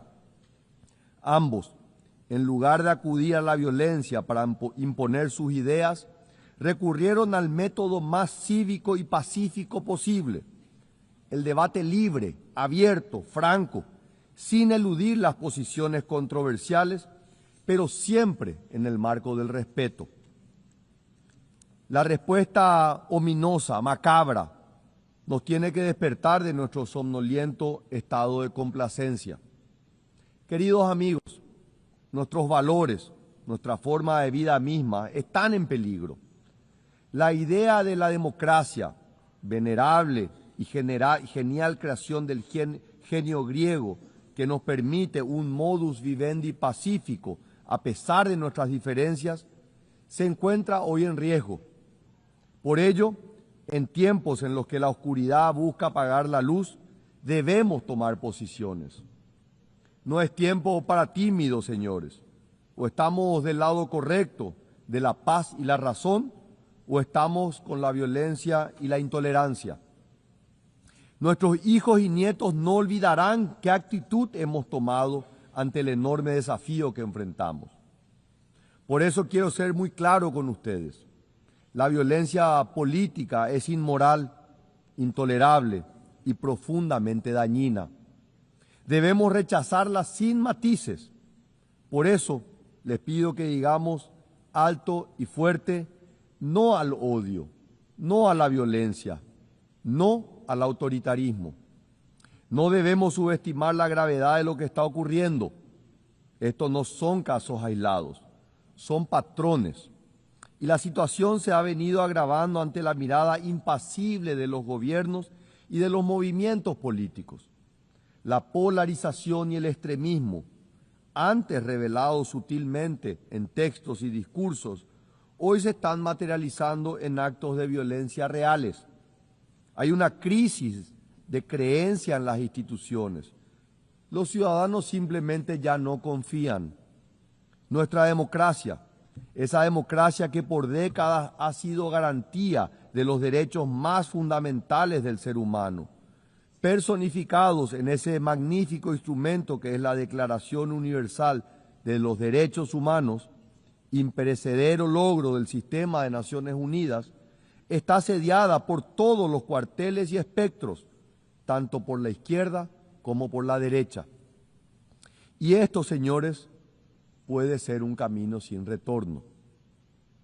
Esta situación de crisis es el caldo de cultivo perfecto para el autoritarismo, donde los valores democráticos se erosionan. El autoritarismo o su perverso hermano gemelo, el populismo, toman su lugar. Paraguay ve con enorme preocupación las restricciones al ejercicio de derechos fundamentales, como el acceso a la libre información y la libertad de expresión en algunos países hermanos, que ya son demostraciones palpables que la crisis es real y es profunda. Así, lamentablemente, la situación en Venezuela se ha vuelto verdaderamente alarmante. A las violaciones sistemáticas de los derechos humanos y las libertades fundamentales se suman acciones contrarias al derecho internacional y la persecución a líderes políticos. El proceso electoral de julio del 2024 pisoteó la voluntad del pueblo venezolano. 7 millones de venezolanos han abandonado su patria, la mayor crisis migratoria en la historia del hemisferio occidental. En Nicaragua, por otro lado, la persecución a opositores políticos persiste y se expande agresivamente. La situación de los derechos humanos y las garantías fundamentales es demasiado grave. Han expulsado a órdenes religiosas completas, han despojado de la nacionalidad a cientos de nicaragüenses cuyo único crimen fue disentir. Incluso la Iglesia Católica es perseguida, algo impensable en América Latina. Paraguay conoce mejor que nadie la calamidad del autoritarismo y la dictadura, pues vivimos el régimen militar más largo en el continente del siglo XX, cuyas cicatrices aún no cerraron del todo. Por eso no podemos ni debemos permanecer en silencio mientras nuestros hermanos latinoamericanos sufren la misma opresión que ha marcado a fuego nuestro pasado.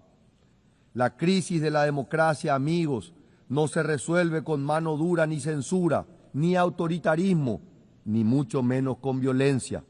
Debemos resistir a estos impostores atrayentes.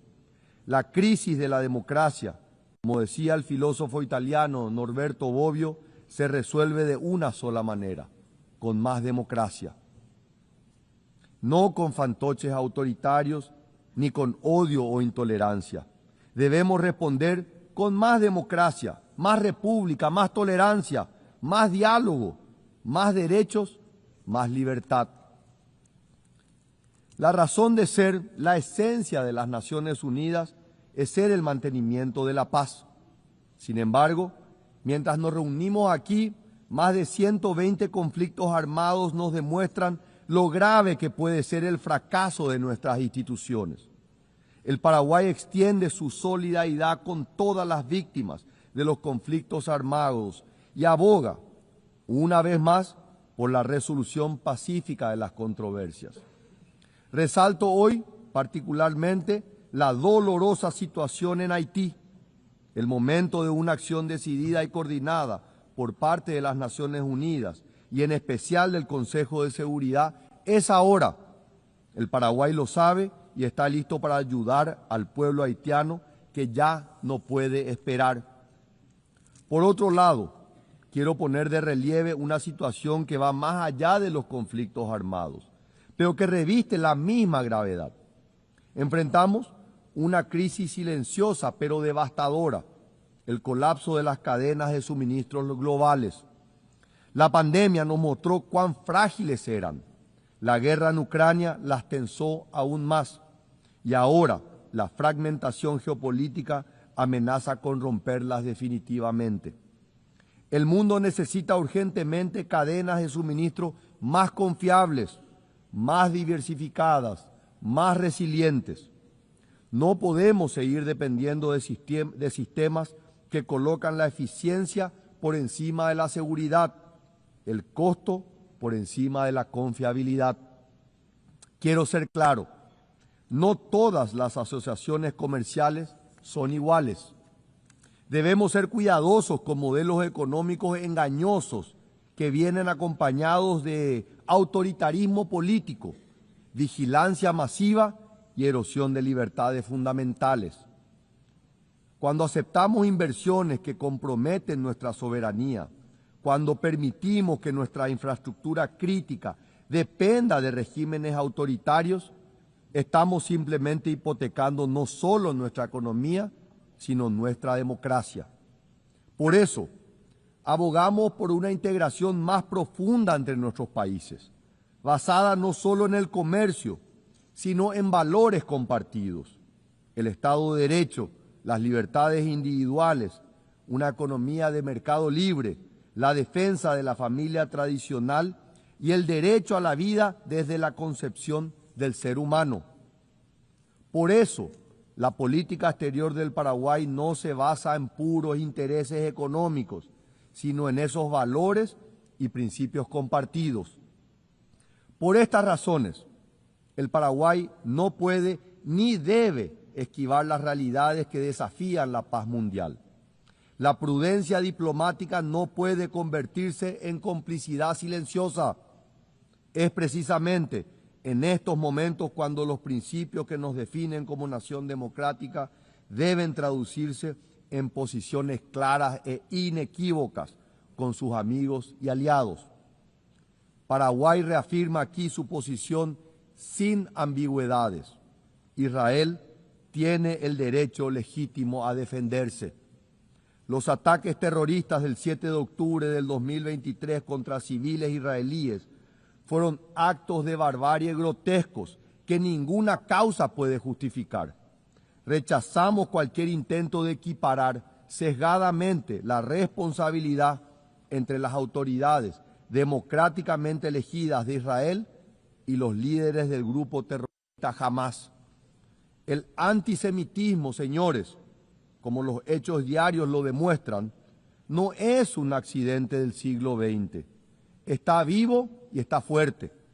Forma parte de ese ciclo de violencia irracional y de odio del que hablaba al inicio de mis palabras.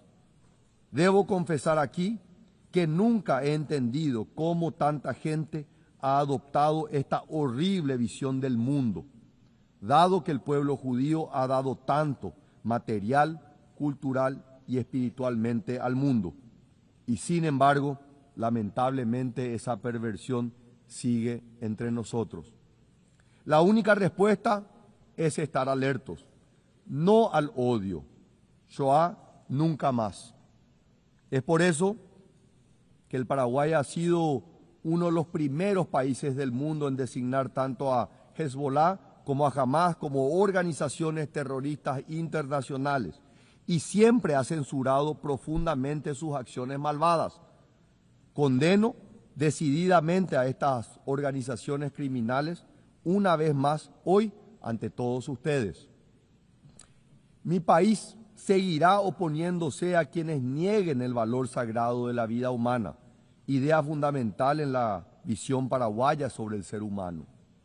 Hacemos también un llamado urgente para la implementación de una solución que alivie la situación humanitaria en territorio palestino, ponga fin a la violencia y garantice la liberación inmediata de los rehenes, promoviendo un diálogo constructivo que conduzca hacia la convivencia pacífica entre ambos pueblos y sea fuente de una paz duradera en la región del Medio Oriente. La diplomacia principista del Paraguay, basada en convicción y no en mera conveniencia, también explica la firmeza moral que tenemos sobre otra democracia que enfrenta amenazas existenciales. La coherencia en la defensa de los valores democráticos no admite geografías selectivas ni cálculos de conveniencia. Los principios, cuando son genuinos, se sostienen por su valor intrínseco, no por su rentabilidad política. Paraguay mantiene con orgullo 67 años de relaciones diplomáticas con la República de China, Taiwán. Esta amistad, forjada en valores democráticos compartidos, ha demostrado que la cooperación entre naciones puede basarse en más que en el mero interés. Seguramente esta decisión nos cuesta mucho económicamente, pero créanme, el valor de hacer lo correcto no tiene precio. Las crecientes tensiones en el estrecho de Taiwán nos preocupan profundamente. Los ejercicios militares cada vez más agresivos, las incursiones aéreas constantes, la retórica belicista, todo apunta hacia una escalada peligrosa que podría desestabilizar no solo Asia, sino el orden global entero. Señoras y señores, hay que decirlo sin ser tibios o pusilánimes, Taiwán merece un lugar en este foro. Permítanme repetirlo, Taiwán se merece un lugar en este foro. Es una cuestión de estricta justicia. Su exclusión del sistema de las Naciones Unidas es una afrenta que debilita la legitimidad de nuestras instituciones. 23 millones de personas decentes, trabajadoras y dignas no pueden seguir siendo invisibles para el multilateralismo. Señores, como en otros casos, la cuestión de Taiwán y su estatus internacional también debe, de forma ineludible, ser parte de los debates de esta Asamblea General. Es hora de cortar de raíz este árbol de injusticia que ya tiene décadas de crecimiento y dar lugar a China-Taiwán en las Naciones Unidas. Estas posiciones principistas, basadas en convicciones y no en conveniencias, dan al Paraguay algo que es relativamente escaso en estos días: genuina autoridad moral para discutir los problemas que nos aquejan. En este contexto de crisis global, Paraguay se reafirma como una potencia media, con un rol central en la construcción de consensos y en el fortalecimiento del sistema multilateral. Los hechos respaldan nuestras palabras. Paraguay procede con un característico espíritu constructivo en los debates del sistema multilateral. En línea con este protagonismo activo, actualmente mi país es miembro del Consejo Económico y Social y contamos con expertos nacionales en el Tribunal del Mar, el Comité de Derechos Humanos, el Comité de Derechos Económicos, Sociales y Culturales y la Junta Internacional de Fiscalización de Estupefacientes y la Comisión Consultiva en Asuntos Administrativos y de Presupuesto, entre otros. En el periodo 2026-2027 aspiramos a la presidencia del Buró de la Sexta Comisión de la Asamblea General y asumiremos la responsabilidad de ser miembros de la Comisión de Consolidación de la Paz. Queridos amigos, el Paraguay está de pie y listo para tomar su lugar en el concierto de las naciones, no como una mera voz periférica, sino como un verdadero actor protagónico en la búsqueda de soluciones en los problemas globales. Por eso, el Paraguay acepta y se compromete con los objetivos propuestos en la iniciativa UN 80 del secretario general, las cuales incluyen la búsqueda de mayor eficiencia en la utilización de los recursos existentes, la simplificación de los procesos y la revisión de la implementación de los mandatos. Por eso, el Paraguay exige la implementación del balance geográfico en la designación del próximo secretario general, para fortalecer la legitimidad y la representatividad de esta organización. En dicho proceso, estamos convencidos debe mirarse a nuestra región, que cuenta con candidaturas que cumplen con los más altos estándares de experiencia, integridad, visión y sobre todo liderazgo para generar puentes que nos ayuden a superar los desafíos con impacto global y riesgo sistémico. Por eso, Paraguay exige la reforma profunda del Consejo de Seguridad, para evitar que se vuelva prescindible dentro de un multilateralismo que precisa dar soluciones a los numerosos conflictos actuales, tanto aquellos entre estados como los causados por actores no estatales. Por eso, pedimos aquí posiciones más flexibles para que el Consejo de Seguridad vuelva a ser verdaderamente representativo en su membresía y recupere la eficacia en el cumplimiento de su misión. Reclamamos la eliminación del veto, lo que dará más legitimidad al organismo y permitirá que la ONU, como organización universal, vuelva a ser protagonista en la determinación de las soluciones a los grandes desafíos que enfrenta nuestro mundo. Señora Presidenta, distinguidos delegados, sé que el panorama que he presentado hasta aquí no es el mejor, incluso es sombrío, pero he preferido hablar con la verdad, sin rodeos, para no subestimar la gravedad de nuestra situación actual. Y aún así, optimista de alma como soy, no puedo evitar decirlo. Miro al futuro con una gran esperanza. Como dijo el gran escritor William Faulkner, yo creo que la humanidad no solo perdurará, sino prevalecerá. Con todos nuestros defectos, cuando trabajamos en conjunto, cuando anteponemos la solidaridad sobre los separatismos, el diálogo sobre la violencia, la tolerancia sobre el odio, la humanidad es capaz de grandes cosas. La construcción del futuro no es posible solo formulando un deseo. La construcción del futuro requiere intención, persistencia, constancia y disciplina. Siempre digo, y hoy lo repito, no hay atajos para el desarrollo, solo existe el trabajo duro. Pero las palabras ya no bastan. Nuestros pueblos están hartos de las promesas vacías, de declaraciones grandilocuentes que no se traducen en pan sobre la mesa, en seguridad en las calles, en educación para sus hijos. Como cualquier relación cuya confianza ha sido rota, la clave para recobrarla es mostrar resultados. La democracia debe demostrar que puede cumplir, que puede generar prosperidad, que puede asegurar la justicia, que puede ofrecer esperanza, que puede ser una democracia con rostro humano, con contenido social, como la que han defendido los grandes ideólogos de mi propia nucleación política, como Ignacio Apane, Fulgencio R. Moreno o Juan León Mallorquín. Todo esto lo ha venido demostrando mi partido en función de gobierno del Paraguay en las últimas décadas, de que es posible crecer económicamente con justicia, con democracia y con derechos humanos. No lo digo con arrogancia, sino con la humildad que nos caracteriza a todos los paraguayos, humildad que nace de una historia de grandeza, pero también de una historia de sufrimiento.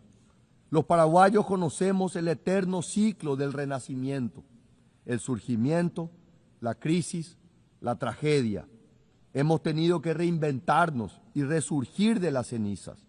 Y en ese noble proceso construimos el Paraguay de hoy. Finalmente está siendo reconocido por lo que es, un gigante que resurge. Mientras el mundo se tambalea, nosotros estamos construyendo algo diferente, un modelo que funciona, un modelo que genera confianza porque genera resultados. Los números hablan por sí solos. Tuvimos un crecimiento económico del 5.2% en el primer semestre del 2025, mientras que la región crecía apenas al 2%. Nuestra inflación se encuentra controlada en menos del 5%, por debajo del promedio regional. Avanzamos firmemente hacia la convergencia fiscal post-pandemia. Nuestro déficit fiscal vuelve al 1,5% para el próximo año. Nuestro desempleo se encuentra hoy en los mínimos históricos. Pero el crecimiento sin justicia social es vacío. Por eso implementamos programas ambiciosos que están transformando la vida de las personas más vulnerables.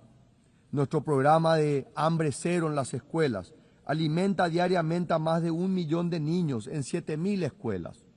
Cheroga Porá está convirtiendo a miles de familias trabajadoras en propietarias de su propia vivienda.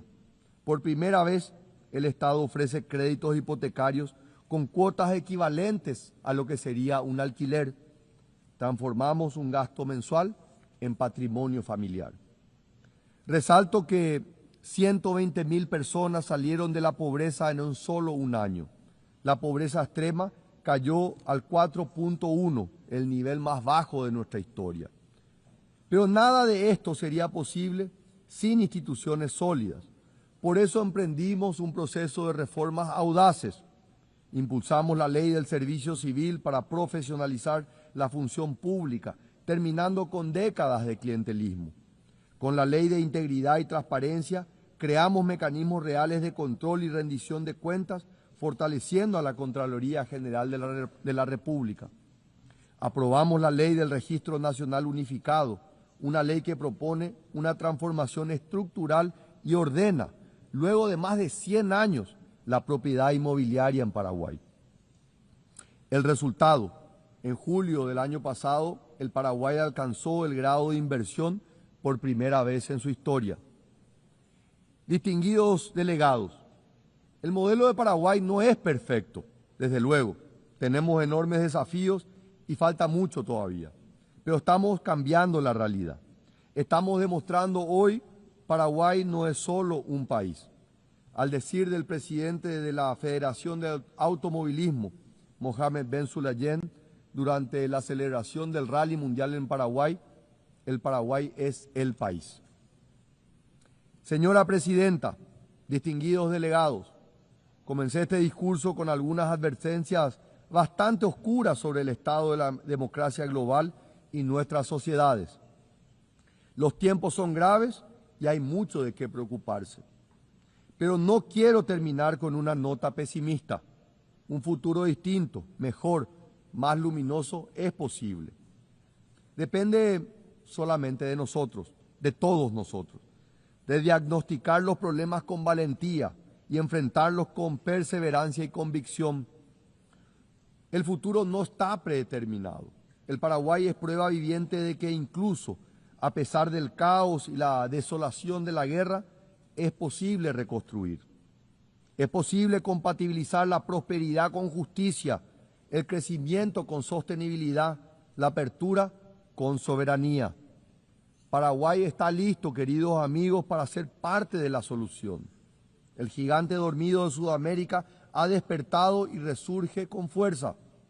Estamos listos para ser un protagonista central en la lucha por los grandes valores de la humanidad, para ser un actor protagónico en el concierto de las naciones, porque creemos en un futuro donde la democracia no solo sobreviva, sino que florezca, porque creemos en un futuro en el que el desarrollo llegue a todos y no solo a unos pocos.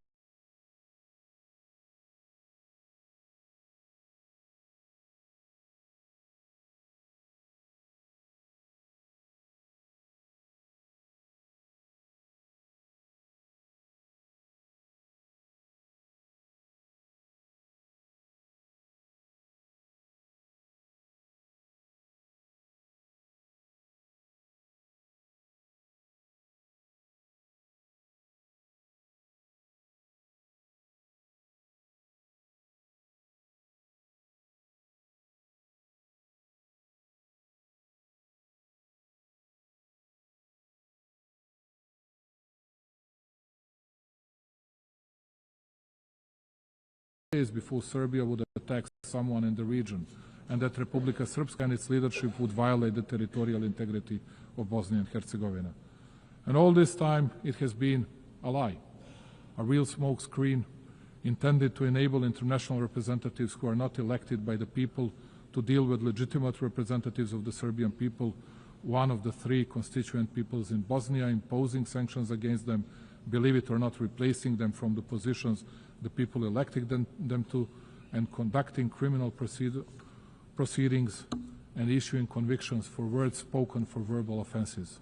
Thus, all of you are witnesses to a fact that for 3.5 years since the beginning of the conflict in Ukraine, we have been hearing stories that we, as an alleged Russian puppet, will attack someone in the region, which of course did not happen and will not happen. The only thing we have never heard is an apology from those who spread such falsehoods, and it is quite certain that we will never hear one. Let me reiterate, Serbia is a free, independent and sovereign country that makes its own decisions independently. We are committed to our European path. We do not plan to attack anyone, but equally, we will not allow anyone else to threaten our freedom and our country. Number 4, the world is changing and the United Nations must evolve to remain a pillar of global stability.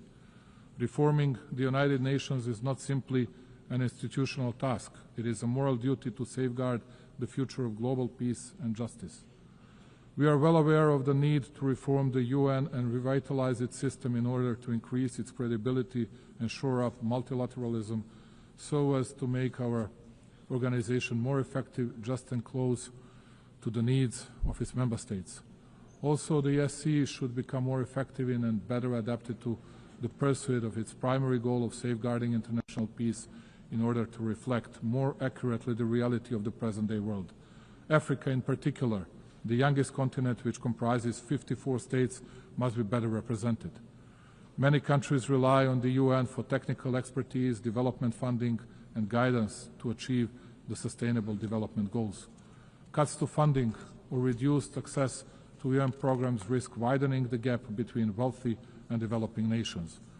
As the UN looks for ways to reduce costs, we are happy to offer to host any of UN bodies, institutions, agencies in Serbia with the best possibility to continue being a bridge between developed and developing regions.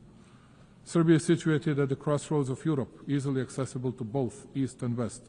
And speaking about cost effectiveness, we are able to offer lower operational costs compared to Geneva, New York, or other big hubs. Belgrade offers modern facilities, reliable connectivity, and proven capacity to host large international events, for example, Expo 2027. Hosting an agency in Belgrade strengthens the UN's presence in southeastern Europe, a region with transitional and developmental experience relevant to global priorities. This would expand the UN's geographic footprint, ensuring agencies are more representative and globally distributed.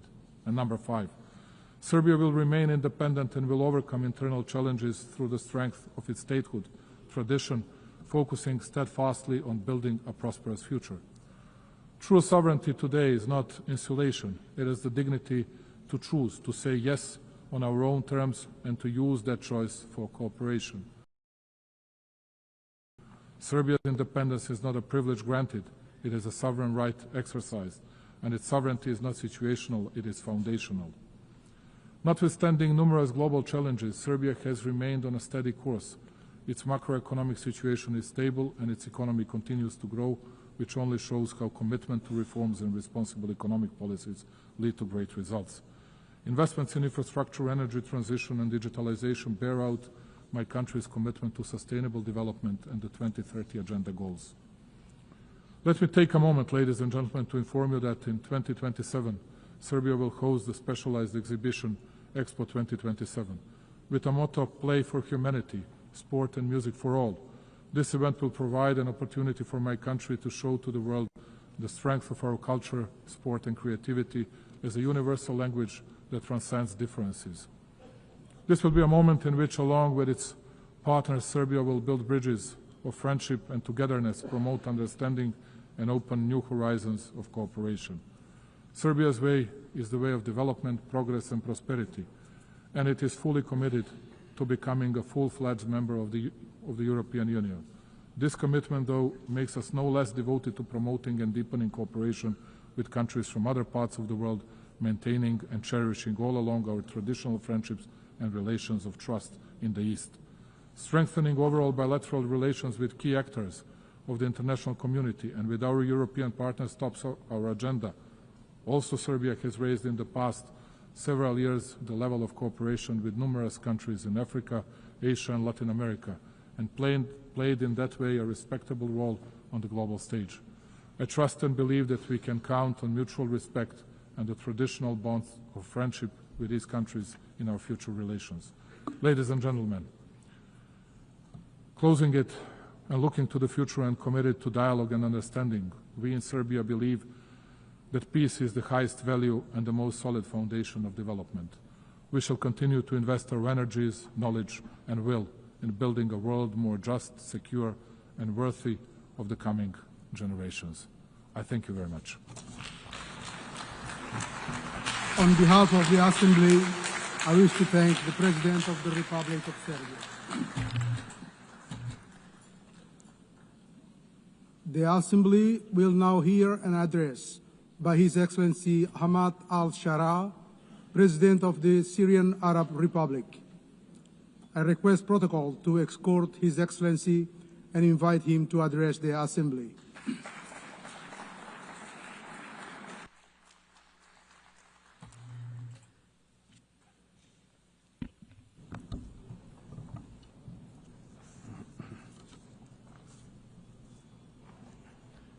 بسم الله الرحمن الرحيم. إن الحكاية السورية حكاية تهيج فيها المشاعر ويختلط فيها الألم بالأمل. إن الحكاية السورية حكاية صراع بين الخير والشر وبين الحق الضعيف الذي ليس له ناصر إلا الله والباطل القوي الذي يملك كل أدوات القتل والتدمير. إن حكايتنا عبرة من عبر التاريخ وهي تمثيل حقيقي للمعاني الإنسانية النبيلة في هذه المعركة الأزلية بين الحق والباطل. تروى الحكاية السورية لتحكي فصلا جديدا من فصول هذا الصراع، فصلا مشرقا وعظيما بالإبداع، زاخرا بالمواجهة والإصرار والصبر والعذاب والألم والتضحية والفداء والتمسك بالقيم النبيلة والأعراف الحميدة والإعداد الجاد والعمل الدؤوب ثم الاتكال على الله. كل ذلك أدوات تعين الحق على الباطل. أما بعد، السيدة رئيسة الجمعية العامة، السيد الأمين العام، أصحاب الجلالة والفخامة والسمو والمعالي، السيدات والسادة المندوبون، السلام عليكم ورحمة الله وبركاته. لقد جئتكم من دمشق عاصمة التاريخ ومهد الحضارات، تلك البلاد الجميلة التي علمت الدنيا معنى الحضارة وقيمة الإنسان والتعايش السلمي لتصبح منارة يقتدي بها العالم. غير أن سوريا ومنذ 60 عاما وقعت تحت وطأة نظام ظالم غاشم يجهل قيمة الأرض التي حكمها ويقهر الشعب الودود المسالم. لقد صبر شعبنا لسنين طويلة على الظلم والقهر والحرمان، ثم ثار الشعب مناديا بحريته وكرامته، فقوبل بالقتل والتنكيل والحرق والاغتصاب والتهجير. لقد استخدم النظام السابق في حربه على شعبنا أبشع أدوات التعذيب والقتل، البراميل المتفجرة والأسلحة الكيماوية والتصفية الميدانية والتعذيب في السجون والتهجير القسري، وأثار الفتن الطائفية والعرقية، واستخدم المخدرات كسلاح ضد الشعب والعالم. مزق بلادنا طولا وعرضا وهدم أهم حواضر التاريخ فيها، واستخدم قوات أجنبية وميليشيات وعصابات من أصقاع الأرض شتى، وارتهن بلادنا الجميلة. لقد قتل النظام السابق نحو 1,000,000 إنسان وعذب مئات الآلاف وهجر نحو 14 مليون إنسان، وهدم ما يقرب من 2,000,000 منزل فوق رؤوس ساكنيها. أيها السيدات والسادة، لقد استهدف الشعب الضعيف بالأسلحة الكيماوية بما يزيد عن 200 هجوم موثق. نعم، لقد استنشق أطفالنا ونساؤنا وشبابنا الغازات السامة. لقد فعل النظام كل ذلك ليسكت صوت الحق، ومع كل هذا الإجرام أنهى أي لغة سياسية للحل رغم ما كان يعرض عليه. فما كان أمام هذا الشعب سوى أن ينظم صفوفه وأن يستعد للمواجهة التاريخية الكبرى في عمل عسكري خاطف، مواجهة أسقطت منظومة إجرام استمرت ل60 عاما مع كل داعميه. عمل عسكري كان ملؤه الرحمة والخير وتغليب العفو والتسامح، معركة عسكرية لم تتسبب بتهجير إنسان ولا قتل مدني، توجهت بنصر لا ثأر فيه ولا عداوات، واستعاد الشعب فيها حقه وانتصر لظلمه. نعم، لقد انتصرنا في المعركة للمظلومين والمعذبين والمهجرين قسرا، لقد انتصرنا لأمهات الشهداء والمفقودين، انتصرنا لكم جميعا أيها العالم، انتصرنا لمستقبل أبنائنا وأبنائكم، ومهدنا الطريق لعودة اللاجئين إلى ديارهم، ودمرنا تجارة المخدرات التي كانت تنتقل من بلادنا إلى بلادكم زمن النظام السابق. وتحولت سوريا بهذا النصر من بلد يسطر الأزمات إلى فرصة تاريخية لإحلال الاستقرار والسلام والازدهار لسوريا وللمنطقة بأسرها. السيدات والسادة، إن الإنجاز السوري الفريد والتكاتف الشعبي الحاصل دفع بأطراف لمحاولة إثارة النعرات الطائفية والاقتتالات البينية، سعيا لمشاريع التقسيم وتمزيق البلاد من جديد، غير أن الشعب السوري كان يملك من الوعي ما يمنعه من استمرار حصول الكوارث والعودة بسوريا إلى مربعه الأول. فعملت الدولة السورية على تشكيل لجان لتقصي الحقائق، ومنحت الأمم المتحدة الإذن بالتقصي كذلك، وخلصت إلى نتائج متماثلة بشفافية غير معهودة في سوريا. وأنني أتعهد بتقديم كل من تلطخت يداه بدماء الأبرياء إلى العدالة. وفي ذات السياق، لم تهدأ التهديدات الإسرائيلية ضد بلادنا منذ 8 ديسمبر وإلى اليوم، وأن السياسات الإسرائيلية تعمل بشكل يخالف الموقف الدولي الداعم لسوريا وشعبها، في محاولة لاستغلال المرحلة الانتقالية مما يعرض المنطقة إلى الدخول بدوامة صراعات جديدة لا يعلم أحد أين تنتهي. وإزاء ذلك تستخدم سوريا الحوار والدبلوماسية لتجاوز هذه الأزمة، وتتعهد بالتزامها باتفاق فض الاشتباك لعام 1974، وتدعو المجتمع الدولي للوقوف إلى جانبها في مواجهة هذه المخاطر واحترام سيادة وحدة الأراضي السورية. السيدات والسادة، إننا من لحظة سقوط النظام السابق وضعنا سياسة واضحة الأهداف، حيث أنها تقوم على عدة ركائز: الدبلوماسية المتوازنة، والاستقرار الأمني، والتنمية الاقتصادية. فقد عملنا على ملء فراغ السلطة، ودعونا إلى حوار وطني جامع، وأعلنا عن حكومة ذات كفاءات، وعززنا مبدأ التشارك، وقمنا بتأسيس هيئة وطنية للعدالة الانتقالية، وأخرى للمفقودين إنصافا وعدلا لمن ظلم. وها نحن ماضون في انتخابات ممثلي الشعب في المجلس التشريعي، وعدنا هيكلة المؤسسات المدنية والعسكرية عبر حل جميع التشكيلات السابقة تحت مبدأ حصر السلاح بيد الدولة. وبنشاط دبلوماسي مكثف استعادت سوريا علاقاتها الدولية، وأنشأت شراكات إقليمية وعالمية، وتوجهت برفع معظم العقوبات تدريجيا عن سوريا، ونطالب برفعها بشكل كامل حتى لا تكون أداة لتكبيل الشعب السوري ومصادرة حريته من جديد. لقد عدلت قوانين الاستثمار، وبدأت كبرى الشركات الإقليمية والدولية بالدخول إلى السوق السورية والمساهمة من خلال الاستثمار إلى إعادة الإعمار. إن سوريا اليوم تعيد بناء نفسها من خلال التأسيس لدولة جديدة عبر بناء المؤسسات والقوانين الناظمة التي تكفل حقوق الجميع دون استثناء. فإن سوريا بلد صاحب حضارة وثقافة تاريخية يليق بها أن تكون دولة القانون الذي يحمي الجميع ويصون الحقوق ويضمن الحريات، وتزدهر في ظله الحياة، وتطوى فيه صفحة الماضي البائس لنعيد مجد سوريا وعزتها وكرامتها. واستكمالا للحكاية السورية، أعلن اليوم أمامكم انتصار الحق على الباطل، وقل جاء الحق وزهق الباطل إن الباطل كان زهوقا. وها هي سوريا اليوم تعود إلى موقعها التي تستحق بين العالم. إن هذا الإعلان يمثل صدى لإرادة شعب عظيم صاغ المجد على مر العصور، ولطالما نهض من تحت الركام ليستعيد حقوقه وحريته وكرامته. ونيابة عن الشعب السوري أتوجه بالشكر والعرفان إلى كل من وقف مع قضية الشعب السوري وأعانه في مأساته واستقبله في بلده، وإلى كل دول العالم وشعوبها التي فرحت بانتصار إرادة الشعب السوري وتقف اليوم إلى جانبه في مسيرة السلام والازدهار. وأخص بالشكر كل من تركيا وقطر والمملكة العربية السعودية وكافة الدول العربية والإسلامية والولايات المتحدة الأمريكية والاتحاد الأوروبي. وقبل الختام، فإني أود التأكيد بأن الألم الذي عاشته سوريا لا تتمناه لأحد، فنحن من أكثر الشعوب التي تشعر بحجم معاناة الحرب والدمار، ولذا فإننا ندعم أهل غزة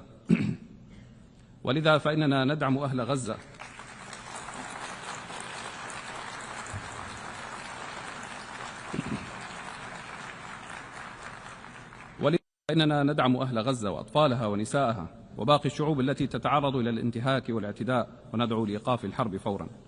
وفي الختام، إن الحكاية السورية لم تنتهي بعد، فهي مستمرة في بناء فصل جديد من فصولها عنوانه السلام والازدهار والتنمية. والسلام عليكم ورحمة الله وبركاته.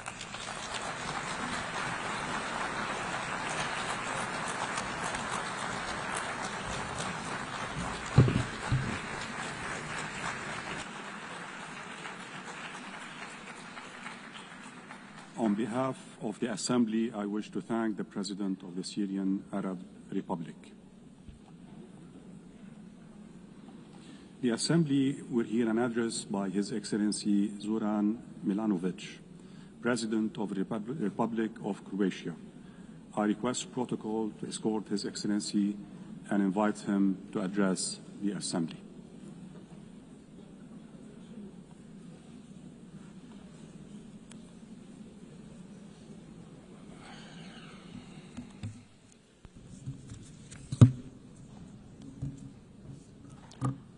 Mr. Vice President, Excellencies, ladies and gentlemen, for Croatia, the United Nations has always been a core, essential global institution. During our own struggle for independence, sovereignty, recognition, and territorial integrity, the UN played a decisive role. Our path to admission and early years of membership were about braving the stormy seas rather than smooth sailing, and it was this organization and what it represents, the principles of the Charter of the UN, that served as our safe harbor. I believe this experience proved productive for both Croatia and the UN and has provided many lessons for the future, including on how to successfully end a complex war and conduct peaceful territorial integration and reintegration. Today, the international community faces daunting challenges. Armed conflicts are more numerous than at any time since the Second World War. They are multiplying and intensifying, overwhelming humanitarian systems and eroding trust in our capacity to prevent or resolve crises. In Ukraine, we hope the senseless loss of human lives will end as soon as possible. We welcome recent diplomatic efforts and encourage inclusive dialogue that can restore peace. Beyond Europe, other regions faced devastating crises. In Gaza, tens of thousands of women and children, human beings after all, or before all, have been killed and are being killed. Millions live without safety, food, medicine, and basic human dignity. This is worse than a mere war.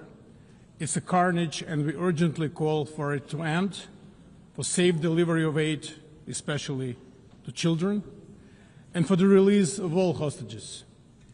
Lasting peace can only come through the universal recognition of the legitimate political aspirations of the Palestinian people, long denied. Time to close the chapter. The suffering is in less visible crisis is no less real. In Sudan, one of the gravest humanitarian catastrophes of the 21st century is unfolding before our eyes. UN peacekeeping must adapt to today's conflicts. Missions must be flexible, realistic, and sequenced towards achievable goals. Reasonable goals. This requires the Security Council to focus on political solutions and remain committed to sustaining peace long after missions withdraw. Peace is more than silencing the guns. It requires preventing new wars and breaking the cycles of violence from the past.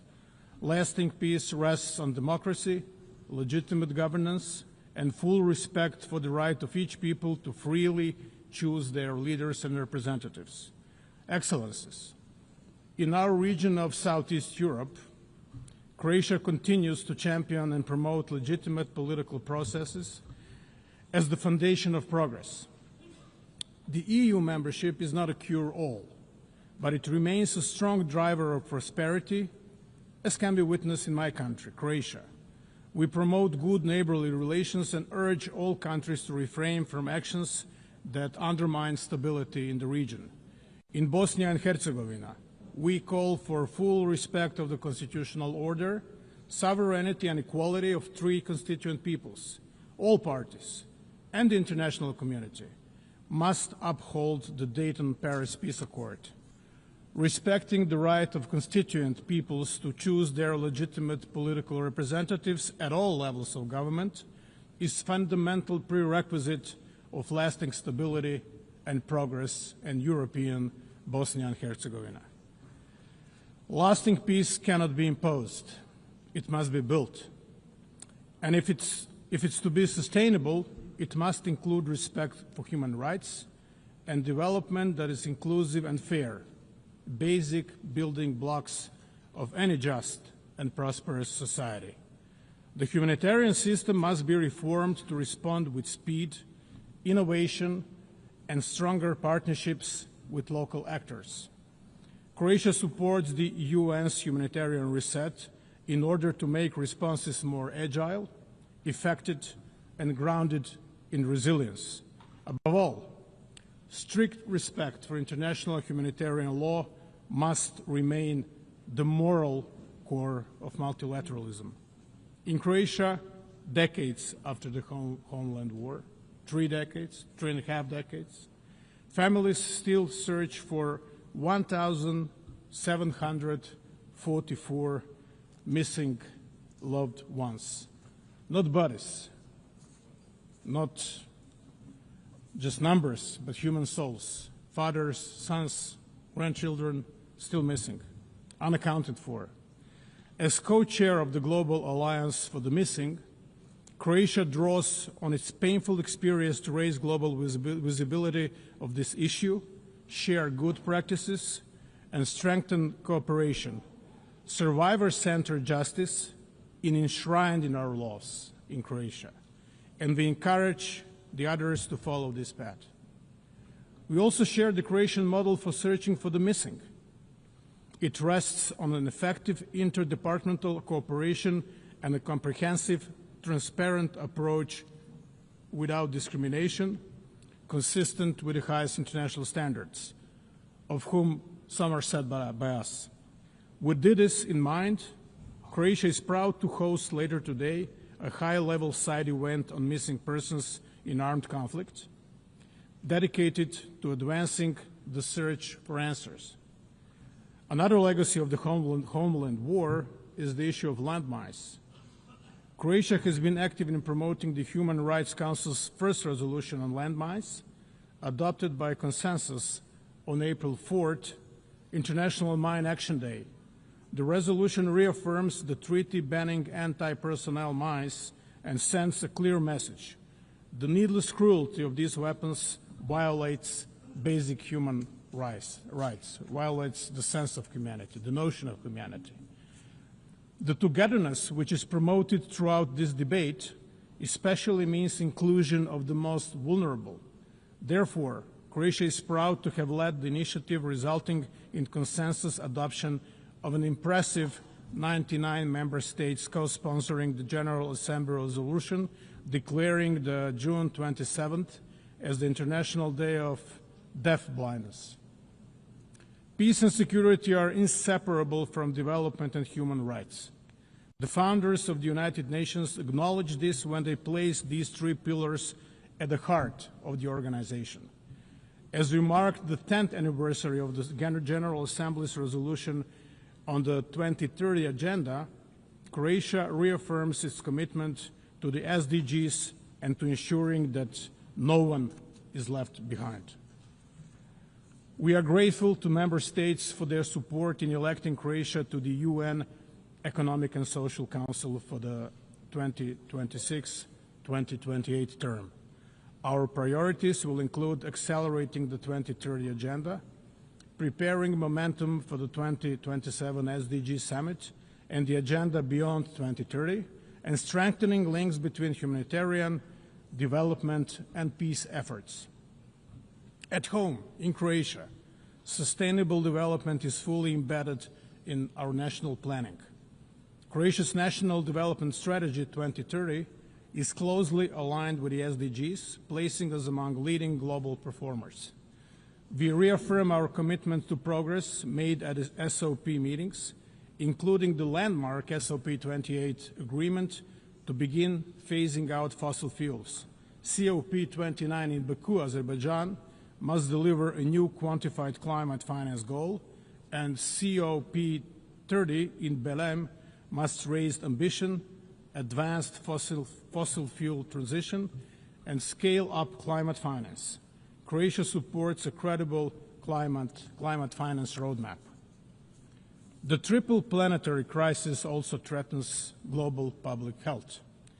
Croatia endorses the One Health approach, recognizing the interdependence of human, animal, and the environmental health. We welcome adoption of the pandemic agreement at the 78th World Health Assembly earlier this year. As a Mediterranean nation, Croatia knows that health diseases are both a national imperative and a global responsibility. We remain committed to multilateral ocean protection under the United Nations Convention on the Law of the Seas. We welcome the outcome of the third UN Ocean Conference in Nice, France, have ratified the BBNG agreement, and urge others to do so without unnecessary delay. Croatia's contribution to development cooperation and humanitarian aid continue to grow. Since 2011, we have steadily increased our support, reaching record levels in 2023. We share lessons from our own recovery, from democratic transition to mine action and veteran reintegration. In Ukraine, our expertise in humanitarian demining is particularly valued, making us one of the leading contributors relative to GDP. Our support extends far beyond our neighborhood, reaching whole Southeast Europe, the eastern and southern neighborhoods, and Africa. Excellencies, fundamental changes we are witnessing in our world are not mere historical echo, but an all-encompassing global transformation. We are at the defining moment of an era to come. Emerging technologies are reshaping every aspect of society: how we live, how we trade, and how we defend ourselves. Drones are a clear example. They did not only increase the lethality of war, they changed its economics. They showed us that assumptions we held only a decade ago about defense and deterrence are already outdated, total bygones. This disruption brings danger, but also opportunity. New tools can be misused by hostile actors, spreading instability and lowering the threshold for conflict. But the same tools, used responsibly, can strengthen our defenses, improve disaster response, and drive economic growth. Artificial intelligence, cyber capabilities, space technologies, robotics, each can be a threat or a solution. The choice is ours. We need to rethink security, not only nationally but globally. Rules, safeguards, and cooperation must keep pace with innovation. If they do not, we risk instability and peril. But if they do, these technologies can become engines of resilience and stability. The task is urgent. The world must act with clarity, not hesitation. Emerging technologies are not tomorrow's challenge. They are today's reality. And how we choose to guide them will define not just the future of defense, but the future of peace. Reforming the United Nations is an existential necessity. At 80, the UN must adapt to stay relevant and effective. We welcome the Secretary General's UN 80 initiative as an opportunity not only to celebrate achievements, but also to reform and revitalize the organization. Security Council remains essential. Its reform is at the fundamental. The Council must become more inclusive, effective, transparent, and accountable. Croatia supports comprehensive reform, including enlargement in both categories of membership and stronger representation of unrepresented regions, in particular Africa. The financial stability of the UN is also vital. All member states must pay their due, their contributions, in full, on time, and without conditions. Without predictable financing, mandates fail and trust weakens. The upcoming peace-building architecture review offers another chance to turn commitments into action. Croatia will contribute actively, emphasizing prevention, coherence, and strong links between peace, development, and human rights. We welcome the decision to provide assessed contributions for the Peace-Building Fund from 2025, but needs still outpace resources. Mr.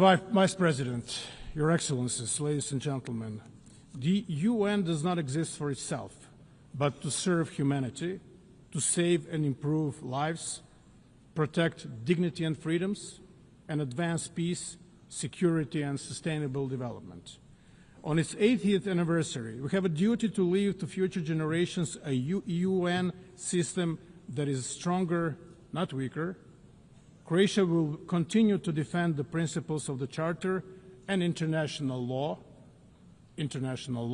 not rules-based order, to support multilateral solutions, and to build partnerships rooted in respect and responsibility. The world is not short of strategies and grand ideas, reports, or debates. What it lacks is political courage and determination. Let us find that courage together and prove that multilateralism can meet this moment and rise to the challenges of our times. Thank you so much.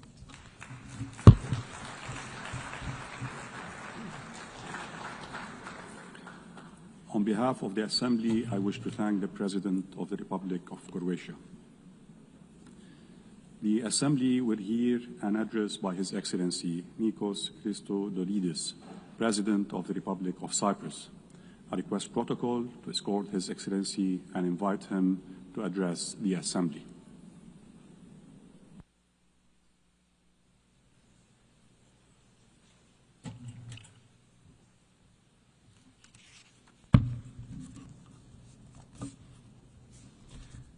Mr. President, Your Excellencies, we stand at the brink of a precipice.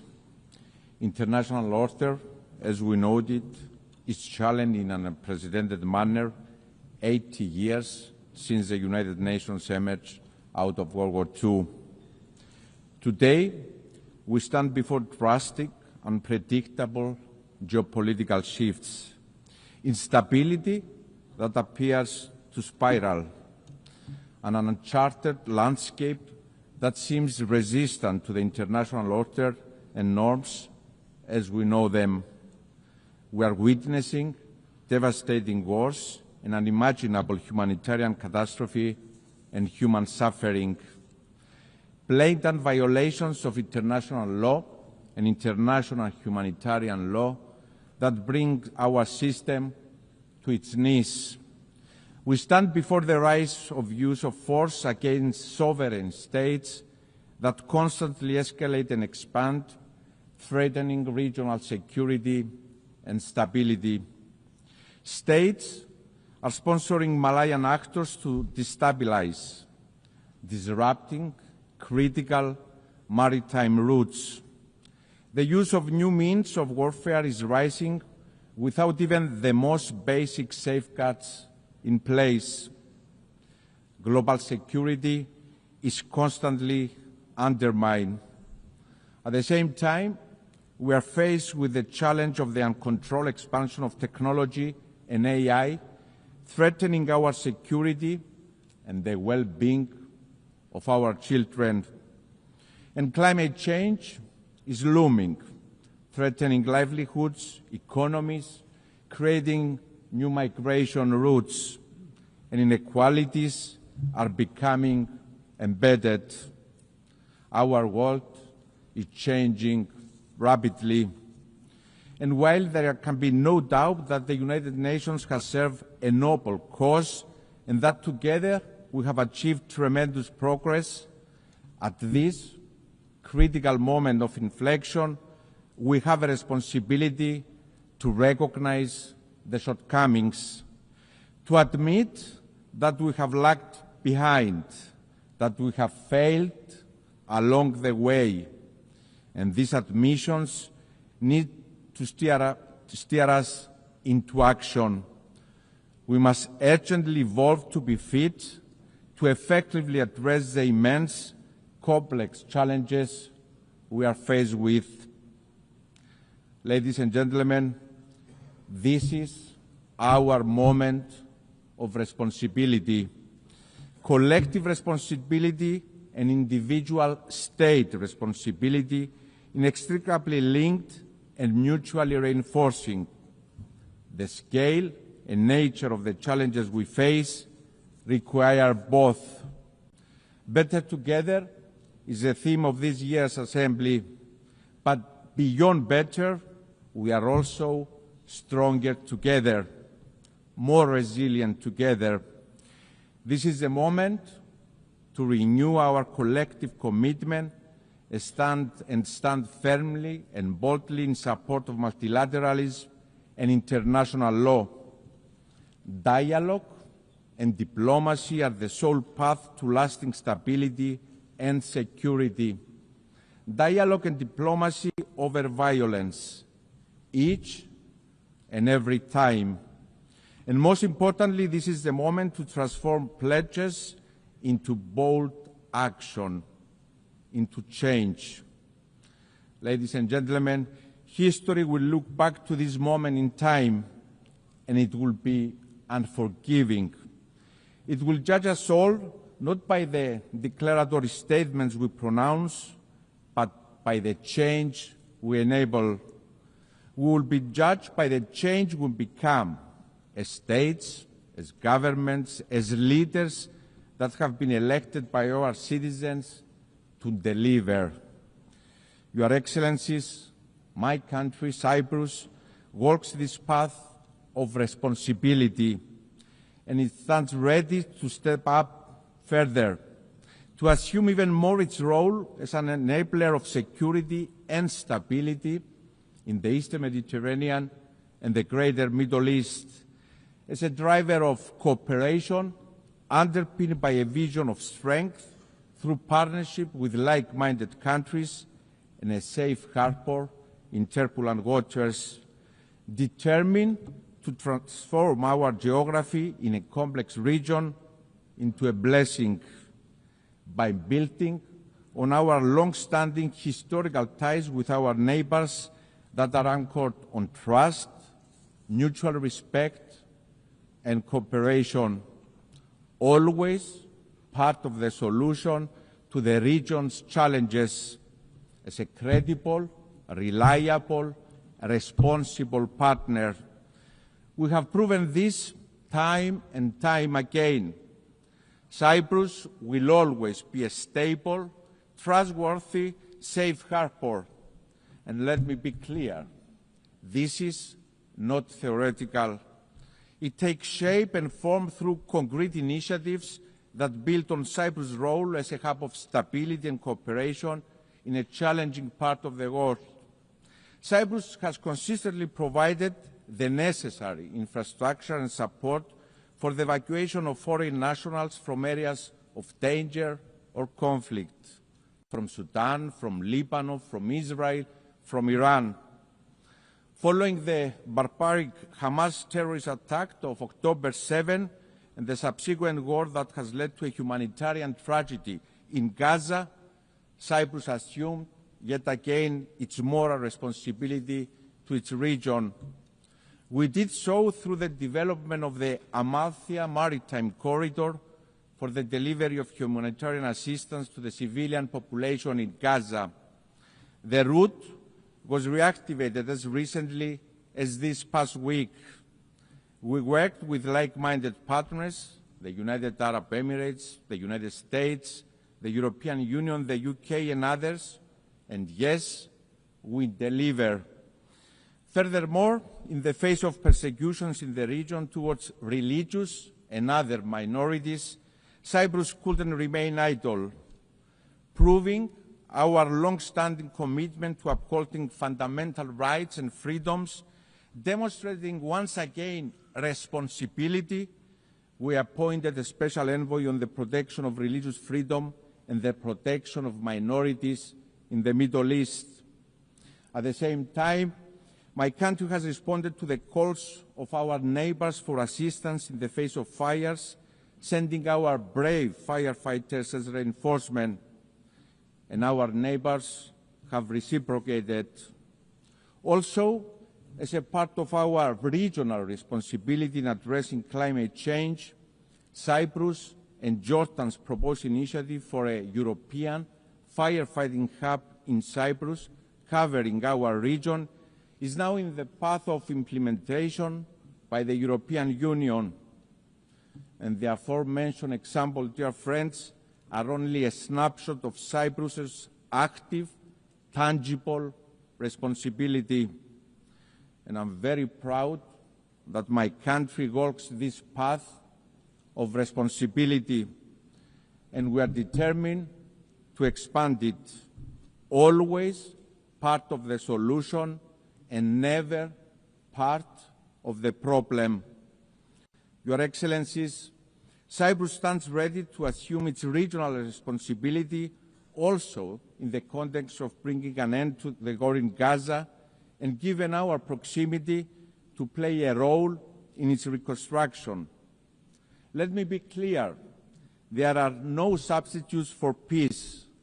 This war must end. A first necessary step is the immediate ceasefire in Gaza, and I really hope that President Trump's initiative has a positive outcome. At the same time, the humanitarian catastrophe must be alleviated. This means unhindered flow of aid in Gaza. The displacement must also end. International humanitarian law must be respected. We also call with the same fervor for the immediate release of all hostages. And, dear friends, as unreachable as it may seem at this moment, we must not lose sight of the path for peace, for a two-state solution in line with the United Nations Security Council resolutions. We have a responsibility to continue our work for a future in which Israel and Palestine live side by side in conditions of lasting security and peace. And we must be clear and unequivocal that Hamas, a terrorist organization, has no place in such a future. Your Excellencies, as part of our responsibility, my country will assume the rotating presidency of the Council of the European Union in January of 2026.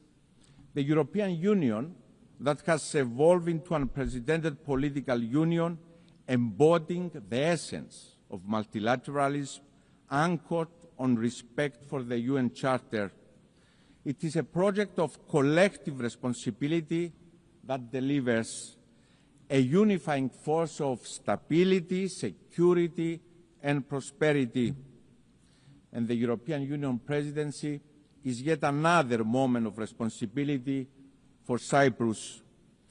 Europe's heart will beat for 6 months from the Union's last divided member state under occupation since the 1974 Turkish invasion.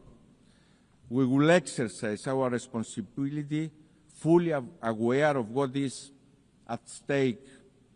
An imperative need to deliver stronger multilateralism, more integration and more cooperation between Europe and the world. To deliver a stronger, more secure, more autonomous European Union, committed to supporting partners focusing also on the Eastern Mediterranean and the greater Middle East, supporting and investing in strategic partners that are pillars of stability in the region, such as Egypt and Jordan. working together with our Lebanese partners to ensure long-lasting stability in the country, working to ensure stability in Syria, inclusivity, respect to religious freedoms, and of course protection of minorities, assuming more responsibility as a union for our security, but also for our neighborhood. Ladies and gentlemen, Cyprus will assume another role of responsibility for the first time in its history as a member of the Human Rights Council for the period 2025-27. It is in the same spirit that we also proudly presented our candidature for the presidency of the 81st session of the UN General Assembly. As a member state that embodies and embraces the principles of multilateralism, inclusivity, bridge building, and of course responsibility. Mr. President, Your Excellencies, the Russian aggression against Ukraine in violation of the UN Charter must serve as a wake-up call. As we condemn the use of force against a sovereign nation, the killing of civilians, the forced disappearance of children, the destruction and displacement, we have an obligation to remember. We must collectively act against aggressors, no matter who they are. Appeasing the aggressor never yields results, and history demonstrates this very clearly. Each time we turn a blind eye to violation of territorial integrity and sovereignty of states anywhere in the world, we create space and opportunity for the next aggressor. And this time, it can be bordering your country. In 2022, Russia invaded a sovereign nation, Ukraine, violating the UN Charter. In 1974, Turkey invaded a sovereign nation, Cyprus, violating the UN Charter. The violation is equal: the suffering, the invasion, and the occupation. My country, Cyprus, is under Turkish occupation for 51 years. Tens of thousands displaced, women raped, destruction of cultural and religious heritage, the fenced town of Varosha held hostage by Turkey, awaiting for its lawful inhabitants to return as the relevant UN Security Council resolutions have prescribed for Turkey to allow. A policy of illegal settlements to change the demographic character of the country. Families, 51 years later, waiting for the fate of their loved ones. As a young boy in those early years after the invasion, the images of mothers and children weeping for their loved ones have been engraved in my memory. Dear friends, the playbook of occupiers is always the same. Your Excellencies, from this very podium yesterday, Mr. Erdogan preached the word on peace and accountability. He pointed the finger to others for crimes Turkey itself commits every single day. That is selective sensitivity and hypocrisy of the highest form. Illegality cannot yield legality. Illegality stemming from use of force cannot be recognized, no matter who is the perpetrator is, no matter who the victim is. Ladies and gentlemen, politicians are judged not by their words, but by their actions. It is what distinguishes politicians from leaders. Cyprus has proven time and again that it is a reliable, responsible actor. A country that not only talks the talk, but also walks the walk of responsibility. And my call to Mr. Erdogan is to join that path of responsibility, to end the occupation through negotiations for a comprehensive settlement that will reunify Cyprus in a bizonal, bicommunal federation with political equality, always in line with UN Security Council resolutions, European Union law, values and principles. This is the only way. Therefore, let me repeat, the call for responsibility is the loudest for my own country. I'm ready for this moment of responsibility, ready to deliver on the call of history to reunify Cyprus, to reunify my people, Greek Cypriots, Turkish Cypriots, Maronites, Armenians and Latins. Mr. President, Your Excellencies, we stand at the brink of a precipice, and while the impulse may be to shrink away from the immense responsibility we inherited from the visionaries who stood here 80 years ago, now is the moment for us to assume our responsibility collectively and individually as states. Rest assured that my country, Cyprus, will continue to do its part by being responsible, by being advocates for responsibility, for the good of humanity, for our peoples. Thank you very much.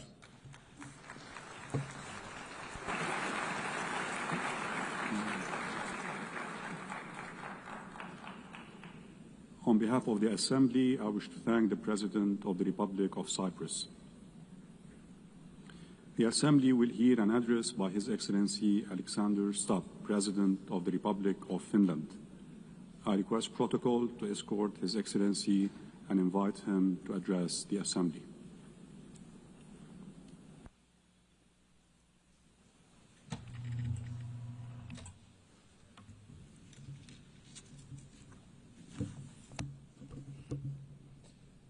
Mr. President, Excellencies, ladies and gentlemen, in its simplest form, foreign policy is really about three things: about values, interests, and power. I come from a relatively small country, Finland, and our toolkit is mainly about two of those three things. It's about values and interests. Power, hard or soft, is usually the luxury of bigger players. The power of smaller country arises from its capacity to cooperate with others. Smart diplomacy gives smaller player at least relative influence. The UN is, of course, case in point. Big players have power through their permanent membership in the UN Security Council. But we, the smaller players, can influence the ebb and flow of international relations by being active in the corridors of diplomacy. Now, most of the speeches that we've heard here today have highlighted the fact that the world order, balance, and dynamics are changing, much like they did after World War II when the UN was founded. I actually think that the post-Cold War order is over, but we don't know what the new order is going to look like. It will take at least 5 to 10 years for things to settle. And my message to this Assembly today is that regardless of the size, each and every member state of the United Nations has agency, a say in how the new world order will look like. It is important that we all use this power wisely and responsibly. Now, I fully appreciate that our interests differ, depending on our geographical location, history, state of development, or culture. But fundamental values are something we should all share. We have commonly defined some of the most essential of them in the UN Charter. Today, I want to do two things. First, analyze where we are, and second, give my proposals on what we might want to do together. To understand what's currently happening in the world, I'd like to raise three different but yet related developments. First, it seems to me that there's a growing tension between multilateralism, in other words, an order based on the rule of law, and those that speak the language of multipolarity or transactionalism. So difference between multilateralism and multipolarity. Now, I can understand the temptation and the rationale of the proponents of multipolarity and transactionalism. But can they solve the world's biggest challenges, such as climate change or sustainable development? Today, I see many states, both big and small, pursuing transactional or multivectoral foreign policies. In essence, their aim is to diversify their relations with multiple actors rather than aligning with any one particular bloc. Now, this can be opportunistic, but it may also be justified and reasonable. This depends on political choices.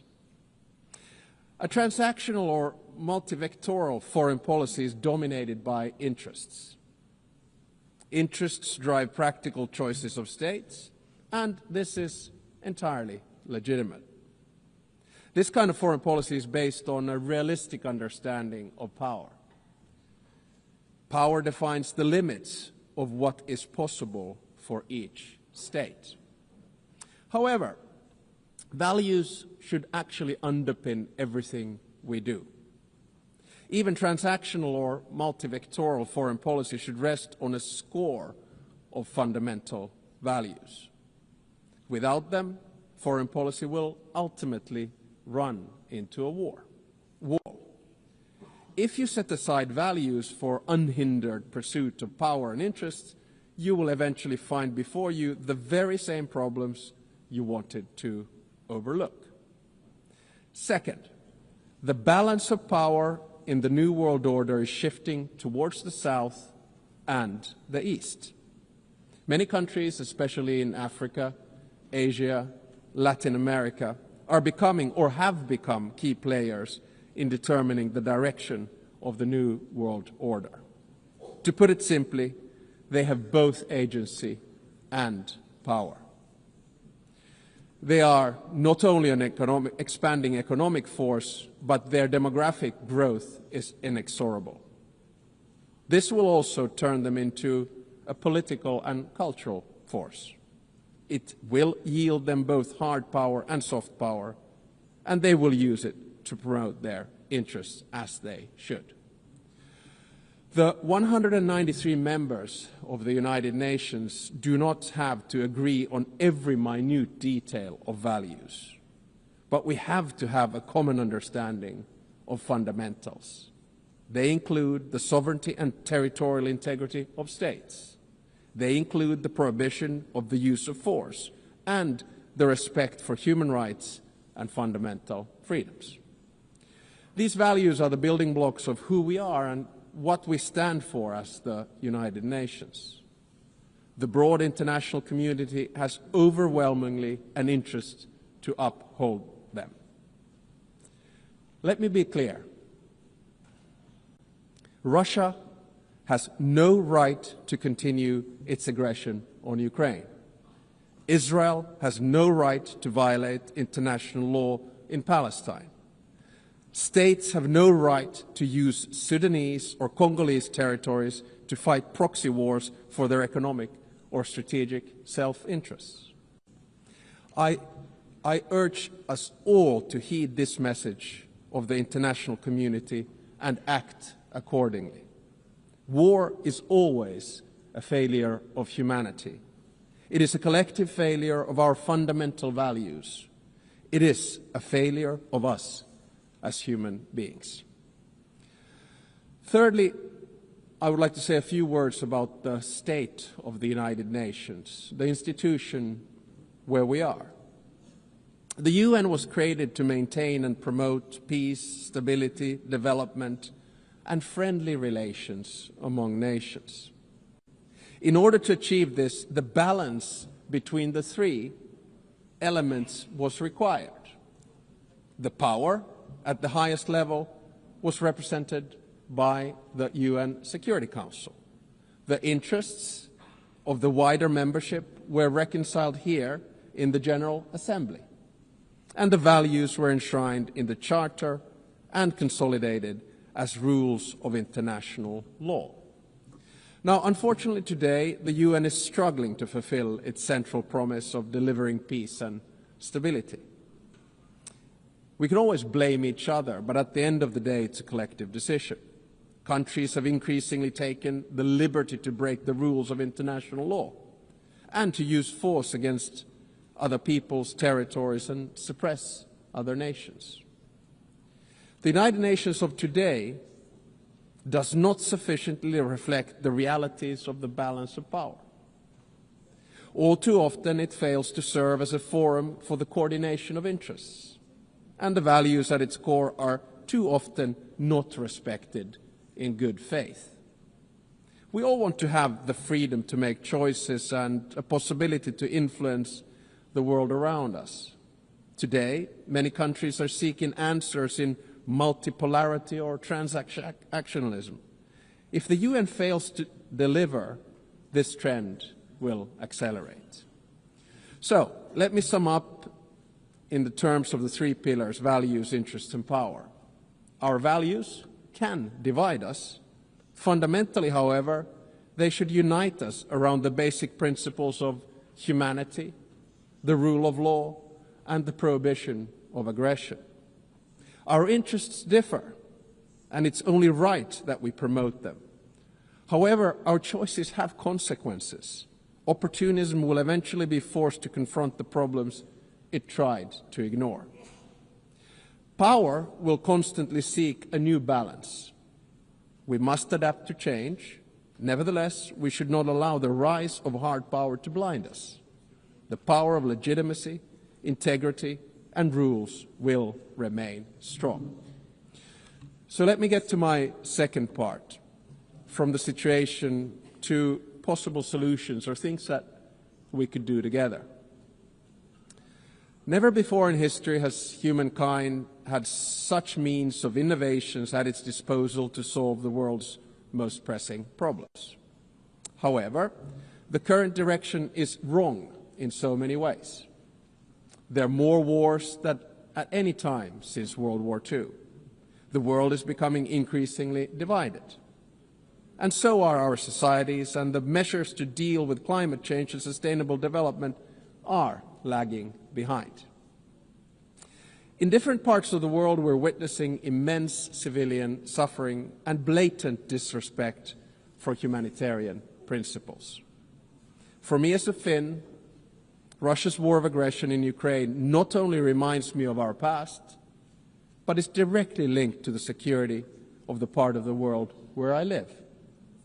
On the other hand, there is aggression and total disregard for civilian life, and an attempt to undermine the fundamental principles on which the international order is based.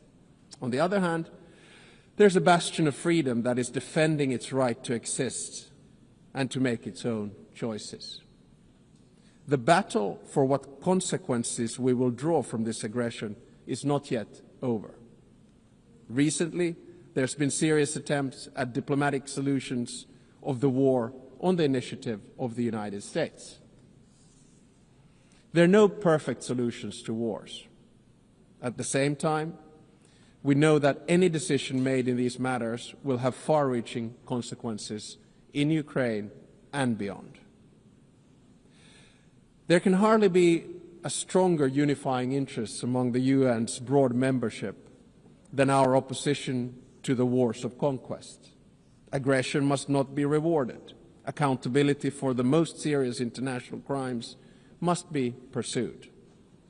In the Middle East, civilians in Gaza are experiencing immense suffering. The deepening humanitarian crisis has reached unbearable levels and represents a failure of the international system. At the same time, Hamas continues to hold the hostages it has taken, and many have already lost their lives. An immediate ceasefire is needed in Gaza. That has been reiterated from this podium many times today and yesterday. Humanitarian aid must be granted safe and unhindered access. The hostages must be released. I commend the efforts led by France and Saudi Arabia to advance the two-state solution. The negotiations must meet the Israeli and Palestinian security needs and Palestinian right to self-determination, its legitimate aspiration for statehood and sovereignty. The occupation that began in 1967 must end, and all permanent status issues must be resolved. Correspondingly, the countries that have not recognized Israel must do so. At the same time, the international community must support and strengthen the Palestinian Authority for it to govern the entire Palestinian territory effectively. This is the only viable option for achieving a two-state solution. A stable Palestine will also significantly benefit the security of Israel. In many parts of the world, conflicts are raging, causing immense suffering locally, instability regionally, and reverberations globally. We've witnessed particularly brutal violence in Sudan, in the Democratic Republic of Congo, in Haiti, Myanmar, and Mali, among others. Civilian populations continue to face famine and displacement at a large scale. And sometimes I feel that we end up looking at conflicts only that are near to us. But I think the job of the UN is to look at all of them with equal determination. I praise all those who, in good faith, continue to work for peace despite the daunting task. In June, a peace agreement was reached for the conflict in the Eastern Democratic Republic of Congo. The true test, like with all peace agreements, lies in its implementation. Does it stick? There's a humanitarian crisis of alarming proportions that compels us, all of us, to respond. Peace processes should not be transactional. They must be guided by international law. All countries and stakeholders in the region must be engaged and committed to achieve sustainable peace. The presence and involvement of the UN is essential. I would also like to stress the crucial work carried out by journalists amid conflicts and in other difficult circumstances.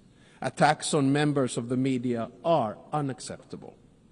Media freedom is the basis for democracy. It is a prerequisite for an open society. The ability of the press to carry out its work is important for all of us. Ladies and gentlemen, the composition of the UN still largely reflects the world of 1945. As the world has changed drastically, so should the decision-making at the UN. Last year, in this very hall, I argued for a reformed Security Council, a council where currently underrepresented regions would have a stronger voice through permanent seats at the table. The number of permanent members should be increased in the UN Security Council. At least there should be 2 new seats for Asia, 2 for Africa, and 1 for Latin America. I think I'm going to say this every year because it's the only place where I get applause. No single state should have a veto power. And if a member of the Security Council violates the UN Charter, its voting rights should be suspended. I believe that these changes at the top of the UN are necessary in order to maintain the UN's central role in international relations. At the same time, a more comprehensive reform of the UN is needed. I commend the Secretary General for his UN 80 initiative, and I encourage him to take bold and ambitious action. So Finland strongly supports the UN and wants it to succeed. Therefore, we stress the need for true reform to enhance the organization's credibility, relevance, and efficiency. This will ensure that the UN can act. The UN needs to focus its efforts on its most important goals: ending and preventing wars, protecting human rights, and acting as a catalyst for sustainable development. And also, we need to get the UN back into peace mediation. I would argue that one of the reasons that we have so many wars right now is that the UN is absent from peace mediation. No other organization can offer the legitimacy comparable to that of the UN.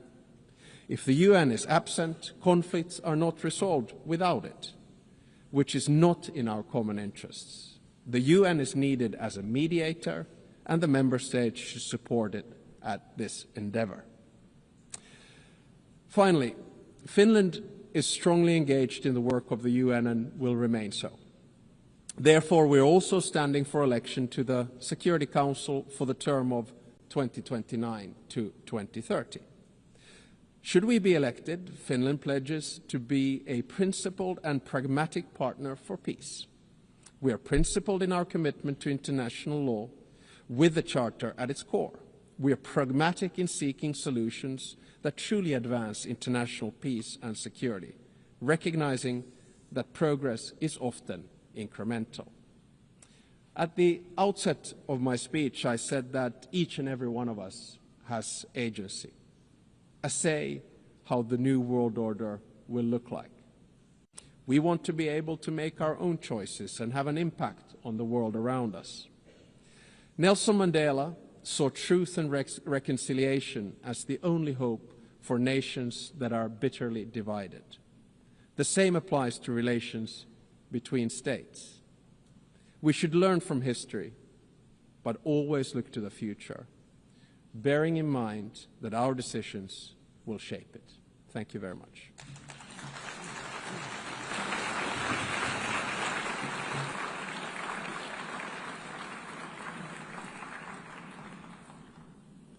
On behalf of the Assembly, I wish to thank the President of the Republic of Finland. The Assembly will hear an address by His Excellency Julius Maada Bio, President of the Republic of Sierra Leone. I request protocol to escort His Excellency and invite him to address the Assembly.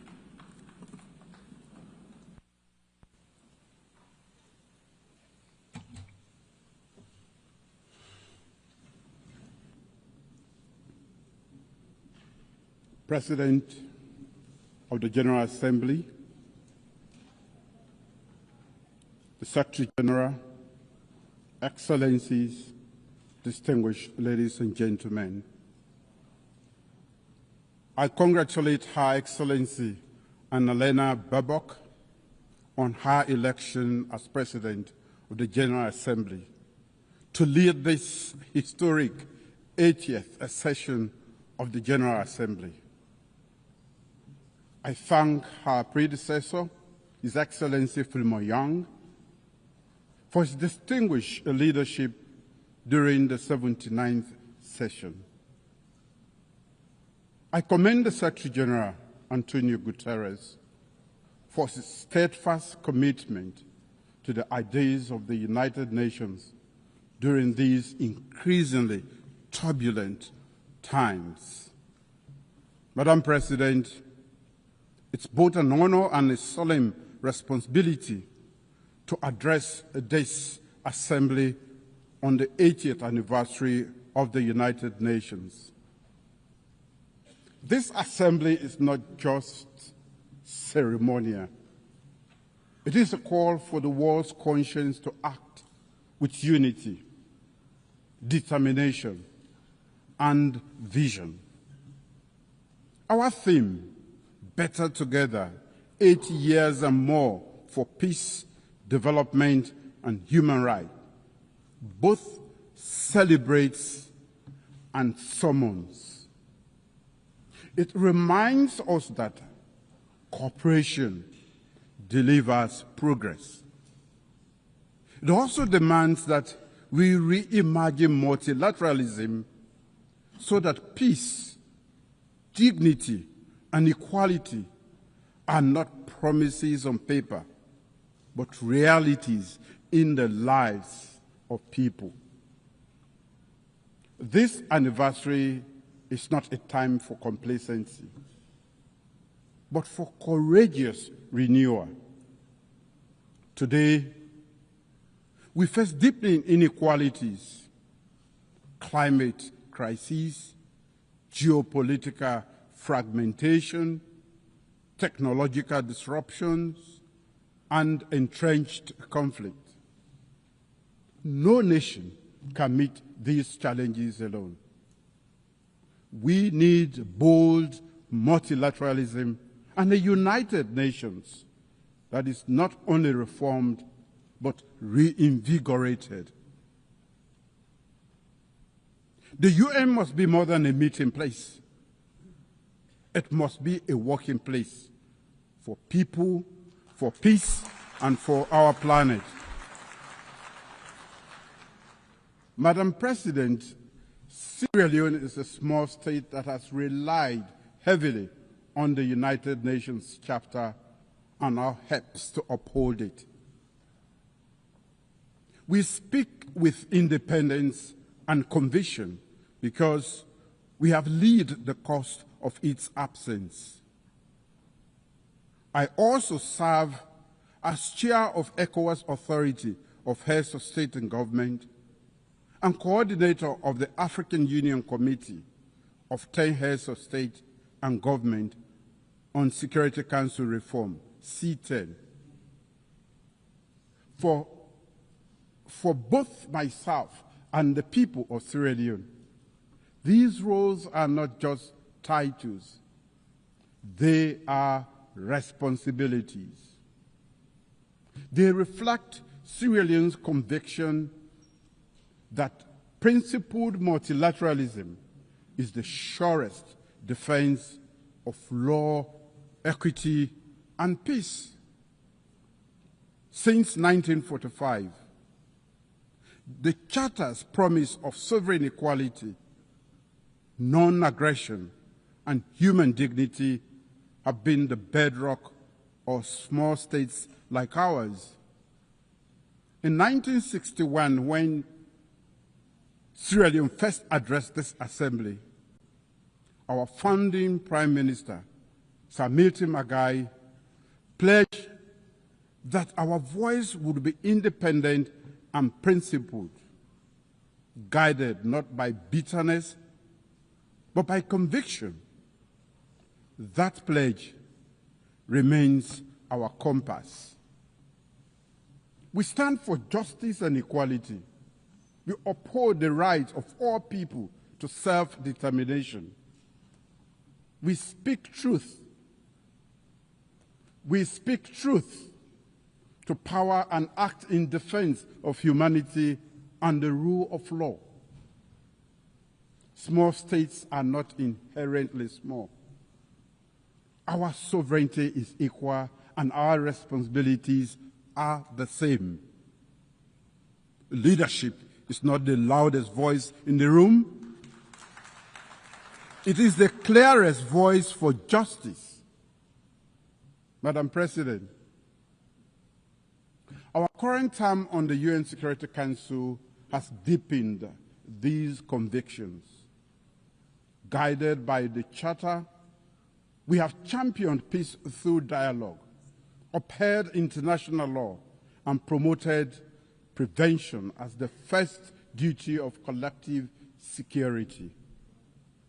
We have supported efforts to stabilize Eastern Democratic Republic of Congo, de-escalated tensions in the Middle East, and supported political transition in Lebanon and Syria for peace and stability.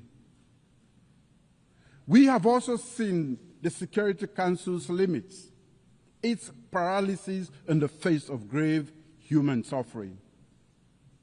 Nowhere has this failure been heart-wrenching than in Gaza.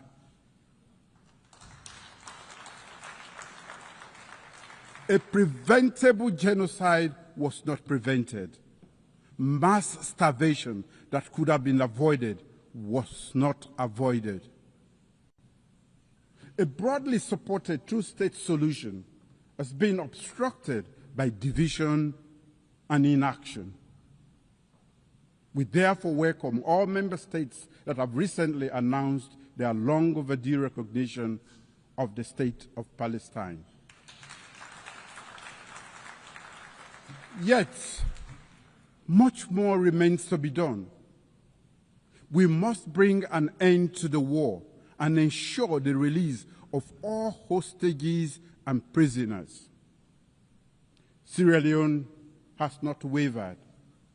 We have spoken with independence, voted with principle, and pressed for urgent action to end atrocities and revive hope. We say again, cease fire now in Gaza. Cease fire now in Sudan. Cease fire now in Ukraine. These are not just slogans. They are calls to conscience, calls to action. In fact, they are echoes of the UN's founding pledge to save succeeding generations from the scourge of war. A veto should never be a verdict against humanity. Madam President, across the world, the UN's authority and legitimacy are being tested. Selective adherence to international law, disregard for Security Council and General Assembly resolutions, deprivation of funding, attacks on peacekeepers and humanitarian workers, disinformation that corrodes trust, and over-reliance on unilateral action. For countries like Sierra Leone, this is not an abstract debate. We know what a working United Nations means. At our darkest hour, during one of the most brutal civil wars in modern history, the UN stood by our side.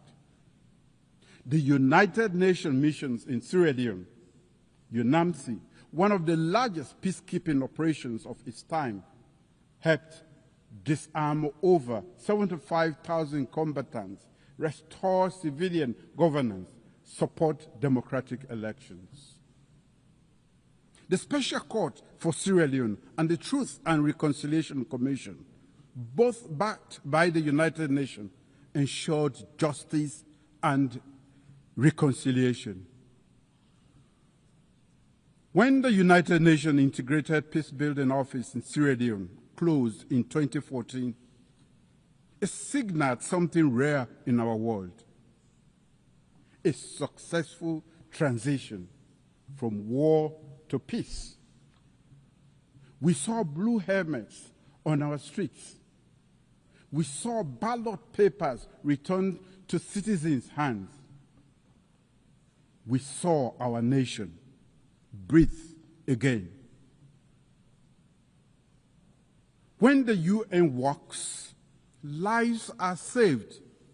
When it fails, lives are lost. We must ensure the UN delivers for all, and to do so, we must respect and implement UN decisions, protect those who serve under the United Nations flag, invest in prevention and peace building, and reform the Security Council so its authority and legitimacy match today's world. The United Nations cannot protect vulnerable people if it cannot protect its own authority. As a nation, Sierra Leone does its part and contributes troops to peacekeeping missions. We serve as elected Security Council member and offer our experience in peace building to the world. Sierra Leone's story is proof that multilateral solidarity works when it is grounded in trust, mutual respect, and genuine investment in national ownership. Madam President, peace is inseparable from development. In Sierra Leone, our medium-term national development aligned with the SDGs and the African Union's Agenda 2063 prioritizes people-centered growth. We are transforming our agricultural sector to ensure food security. We are investing in a digital economy that fosters inclusion and innovation. We are deepening investment in human capital development through free quality education and in healthcare, particularly maternal and child health. We are expanding renewable energy to support industrialization and climate resilience. Climate change is an existential threat to Sierra Leone. Our greenhouse gas emissions are negligible, yet our people and our wide coast bears the cost through erosion, flooding, and pressure on food systems and fisheries. We have mainstreamed climate adaptation and strengthened disaster preparedness. In fulfillment of the commitment made at the Third United Nations Oceans Conference, Sierra Leone has ratified the Biodiversity Beyond National Jurisdiction Treaty, BBNG. As the 60th state to deposit its instrument of ratification, Sierra Leone is proud of the collective endeavor to trigger the entry into force of the BBNG Treaty, a historic milestone for multilateralism and the collective stewardship of our ocean commons. We urge all countries to do the same, so the high seas and areas are governed by common good.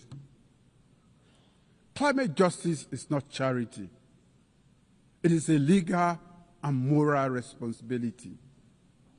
If the poorest are left to pay the highest climate price, there is no justice. Developed nations must honor their commitments, $100 billion per year in climate finance, technology transfer, and capacity building. We welcome the International Court of Justice advisory opinion on climate change, affirming states' obligation to prevent environmental harm and to protect future generations. In that spirit, Sierra Leone is proud to present the candidature of Professor Dr. Charles Cherno Jallow to the International Court of Justice, a distinguished jurist and tireless advocate for the rule of law. We respectfully solicit the support of all member states in the November 12 elections this year. Madam President, as chair of the ECOWAS Authority of Heads of State and Government, I proudly note our community's 50th anniversary. For 5 decades, ECOWAS has embodied regional integration and collective security, often acting decisively when others hesitated. ECOWAS moved early in Sierra Leone's peace process, before and alongside the UN, to end our civil war. It has done so in Liberia, the Gambia, and elsewhere to defend democracy and stabilize the region. These are African solutions to African challenges, open to global partnerships anchored in regional legitimacy and trust. Partnership with Africa must move from promise to practice. As chair of the ECOWAS Authority, I recently embarked on a regional tour, including a second visit to Burkina Faso in 2 years. This was to demonstrate solidarity and build trust between ECOWAS member states and the Alliance of Sahelian States. I commend the leadership of Burkina Faso for its willingness to engage and I look forward to continued dialogue with the leadership of both Mali and Niger.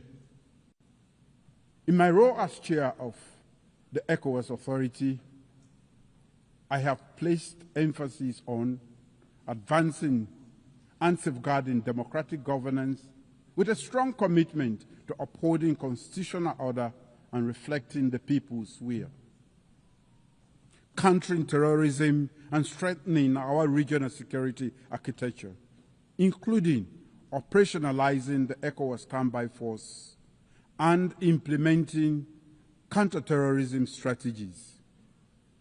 Enhancing economic integration by promoting trade, liberalization, developing cross-border infrastructure, and advancing towards a common ECOWAS currency. Strengthening the credibility of institutions through reforms that promote transparency, efficiency, and service focused on citizens. We urge the United Nations to deepen its partnership with ECOWAS and other African regional mechanisms in the spirit of Chapter 8 of the United Nations Charter. Africa is not a problem to be solved. Africa is a partner to be empowered. Madam President, during Sierra Leone's tenure as elected member of the Security Council 2024-2025, we have highlighted the urgent security challenges in West Africa and the Sahel, where terrorism and violent extremism transcends borders and destabilize the entire region. However, Africa's lack of permanent representation continue to hinder the Council's ability to act decisively and contextually. We have advocated for a comprehensive approach to counterterrorism in the Sahel, linking security with development, governance reforms and regional cooperation, and strengthening the UN-AU-ECOWAS partnership. Too often, however, the Council's response has been hindered by narrow geopolitical interests, delaying action that could have saved lives. Our experience confirms a clear truth. Lasting peace requires inclusivity, ownership, and legitimacy. The Council's structural imbalance undermines its credibility and must be addressed to ensure the safeguarding of collective security. Madam President, in my capacity as coordinator of the African Union Committee of 10 on Security Council reforms, I speak on behalf of a continent still excluded from the permanent representation on the Council. Africa, home to 1.4 billion people and the largest regional bloc in the United Nations, still has no permanent seat. This is unjust and untenable.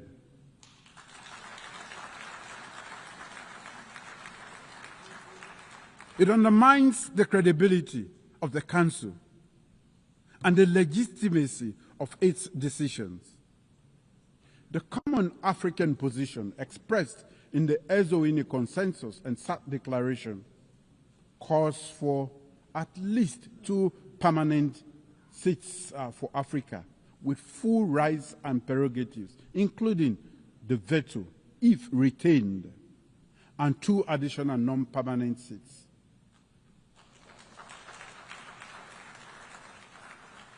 This is not a request. It is a demand for equity.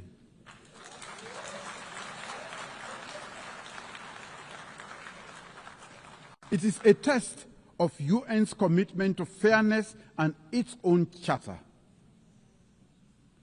During our Security Council presidency in August last year, we gave this issue unprecedented prominence. As we mark the 80th anniversary of the United Nations and the 20th anniversary of the Eswatini Consensus and SAT Declaration, let this be the moment that the international community answers Africa's call.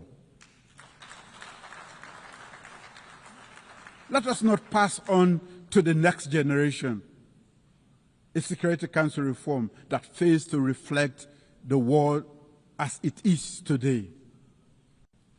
Madam President, the United Nations at 80 must look forward. Sierra Leone stands ready, committed to principled multilateralism, to speaking with independence and conviction, and to working for justice, solidarity, and the dignity of all peoples. Let this anniversary be a turning point, measured not in the many speeches we make here, but service, not in declarations, but in delivery. Let us build a United Nations more representative, more responsive, and more resilient. The world does not need a louder United Nations. It requires a braver United Nations. Now is the time to make the United Nations work for all. Together, let us forge a future of peace, shared prosperity, and human dignity. For in unity, we are not only better, we are stronger. Thank you.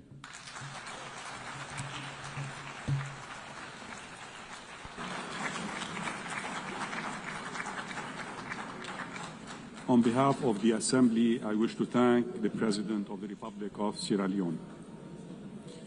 We have heard the last speaker in the general debate for this meeting. The next plenary meeting to continue with the general debate will begin at 3:30 p.m. At 3 p.m. The meeting is adjourned.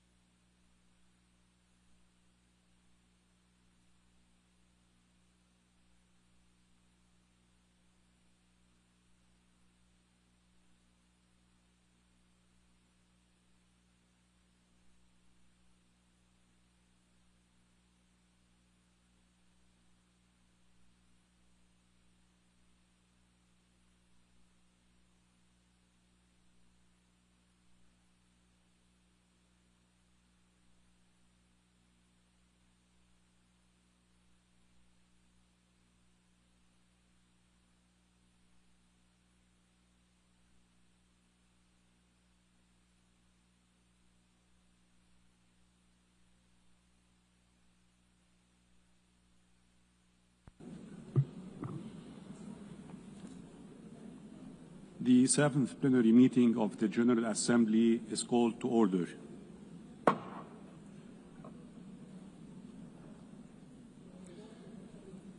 The Assembly will hear an address by His Excellency Luis Rodolfo Abinader Corona, President of the Dominican Republic.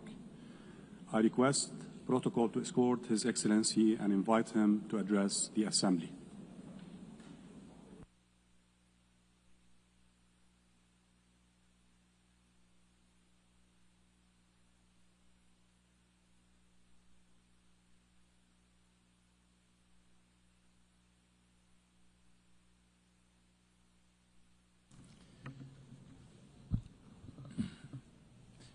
Excelentísima señora Annalena Baerbock, Presidenta de la Asamblea General.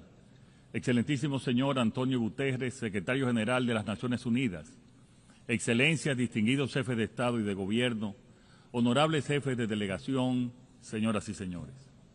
Hace 80 años, de las cenizas de la guerra, nació esta organización, con el firme compromiso de evitar que la humanidad volviera a naufragar en el odio y la barbarie, y la convicción de que la cooperación y el diálogo debían regir nuestra convivencia.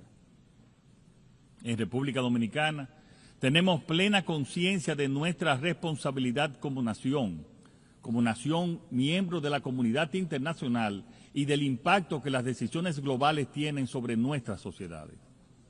Por eso, exigimos con convicción un orden internacional más justo, y donde el desarrollo de unos no signifique el sacrificio de otros. Vivimos un momento de alta complejidad internacional, donde se combinan 5 fuerzas que agitan profundamente el destino de nuestros pueblos: la polarización política, el resurgimiento del proteccionismo comercial, la revolución tecnológica, el cambio climático y la competencia geopolítica. Estos desafíos globales tienen consecuencias muy concretas para países como el nuestro. Las recientes y persistentes guerras han generado disrupciones en los mercados, creando volatilidad e incertidumbre en los precios de las commodities. Los recientes aranceles introducen un nuevo factor de imprevisibilidad para el comercio internacional. Los huracanes y el afloramiento descontrolado del sargazo nos recuerdan nuestra vulnerabilidad climática. Y la desinformación, amplificada en entornos digitales, erosiona la confianza ciudadana. Estos son desafíos que convergen y ponen a prueba los principios de la Carta de San Francisco. La clave para asumirlos fue enunciada por Franklin Delano Roosevelt.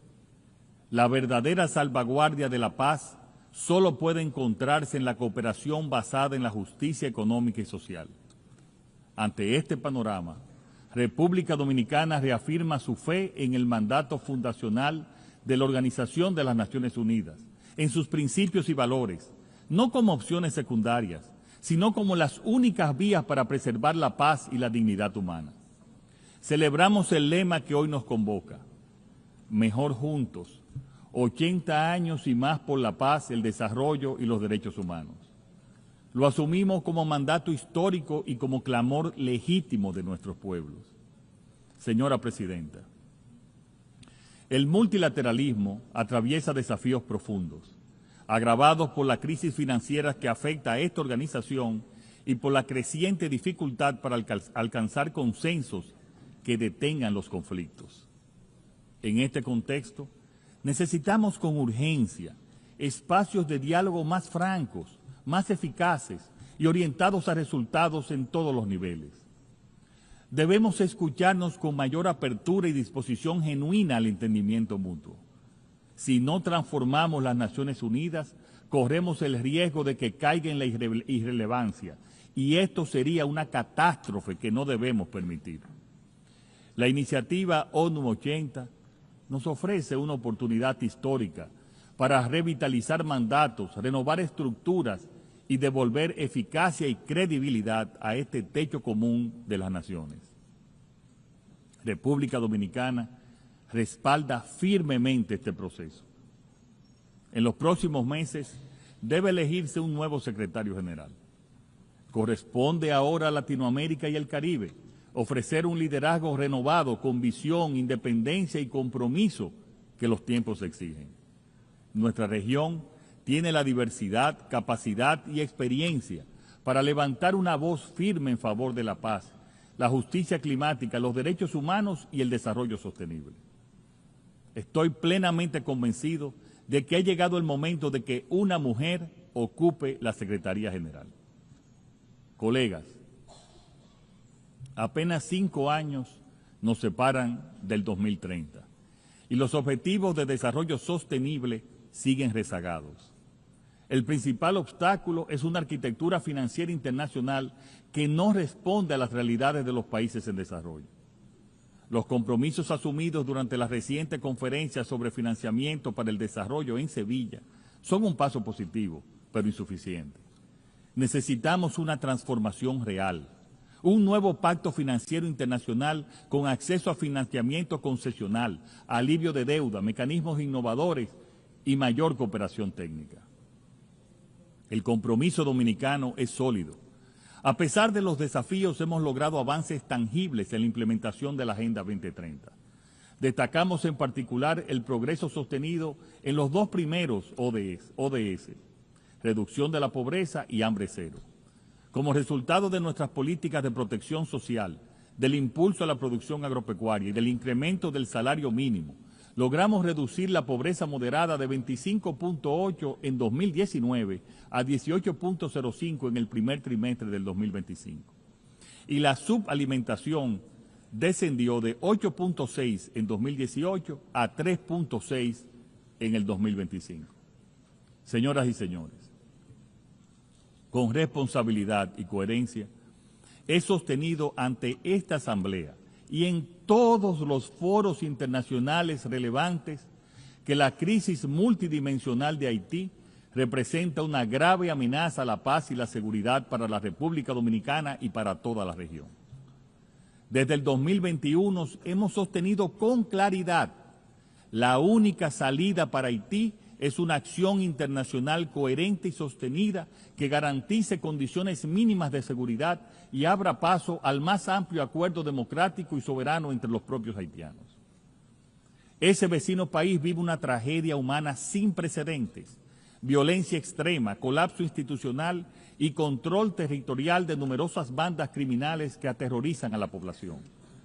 Grupos que los gobiernos dominicanos y estadounidenses han clasificado como organizaciones terroristas y con los cuales no puede haber negociación alguna.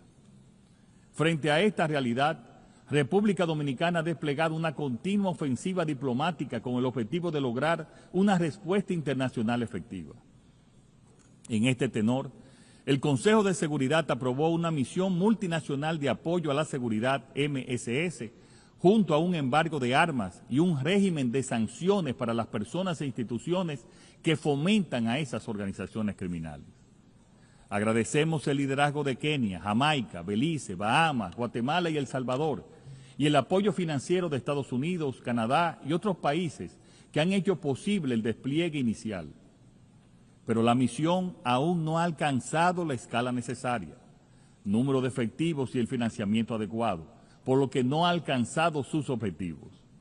Por eso, respaldamos firmemente el proyecto de resolución presentado por Panamá y Estados Unidos ante el Consejo de Seguridad, basado en la propuesta del secretario general Guterres para transformar la MSS en una fuerza que logre imponer orden y restablecer la paz con una estructura de mando reforzada, metas claras y evaluables y el apoyo logístico y operativo de una oficina bajo el mando de Naciones Unidas. Esta propuesta establece una presencia más robusta, con mayor coordinación, supervisión y estándares de rendición de cuentas, tanto en derechos humanos como en desempeño operativo. Hacemos un llamado urgente a los miembros del Consejo de Seguridad, en especial a los 5 permanentes, a adoptar esta resolución sin demoras. Debemos estar conscientes de que el mandato de la MSS expira el 2 de octubre. Estamos frente a un periodo de transición delicado que exige garantizar legitimidad a todo el contingente actual de la misión.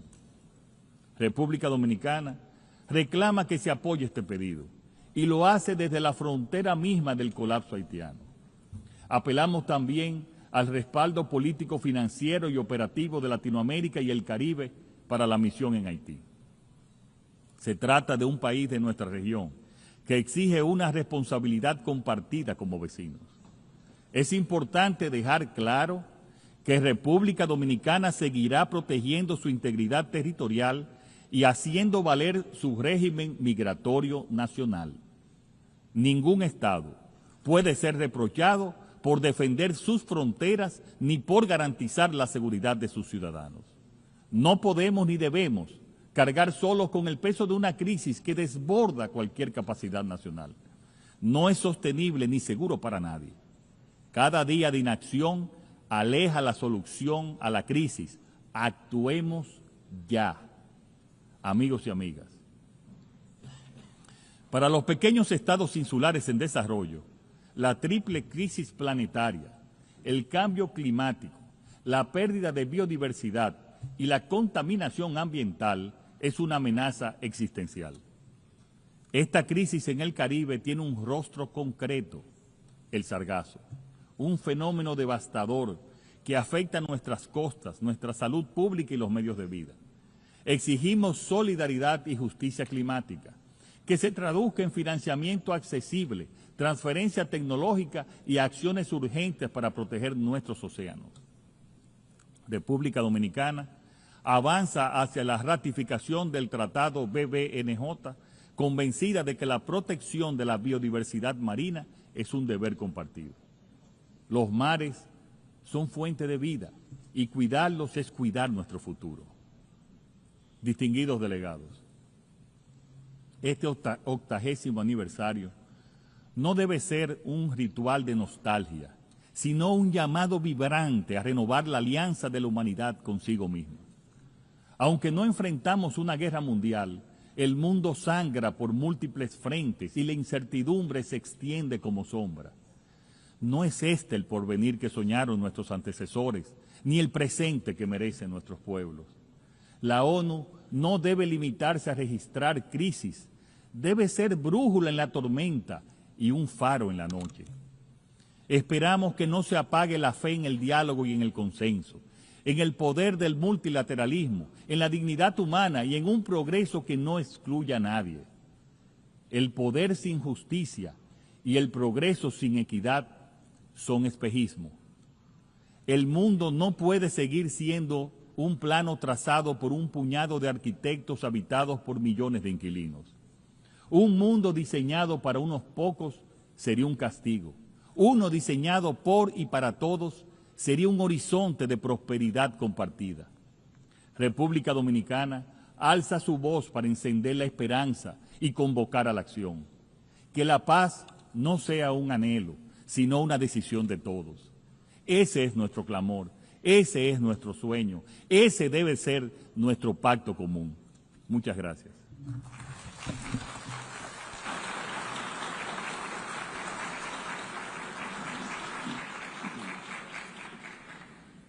On behalf of the Assembly, I wish to thank the President of the Dominican Republic. The Assembly will hear an address by His Excellency Anura Kumara Desanayake, Head of State and President of the Democratic Socialist Republic of Sri Lanka. I request protocol to escort His Excellency and invite him to address the Assembly.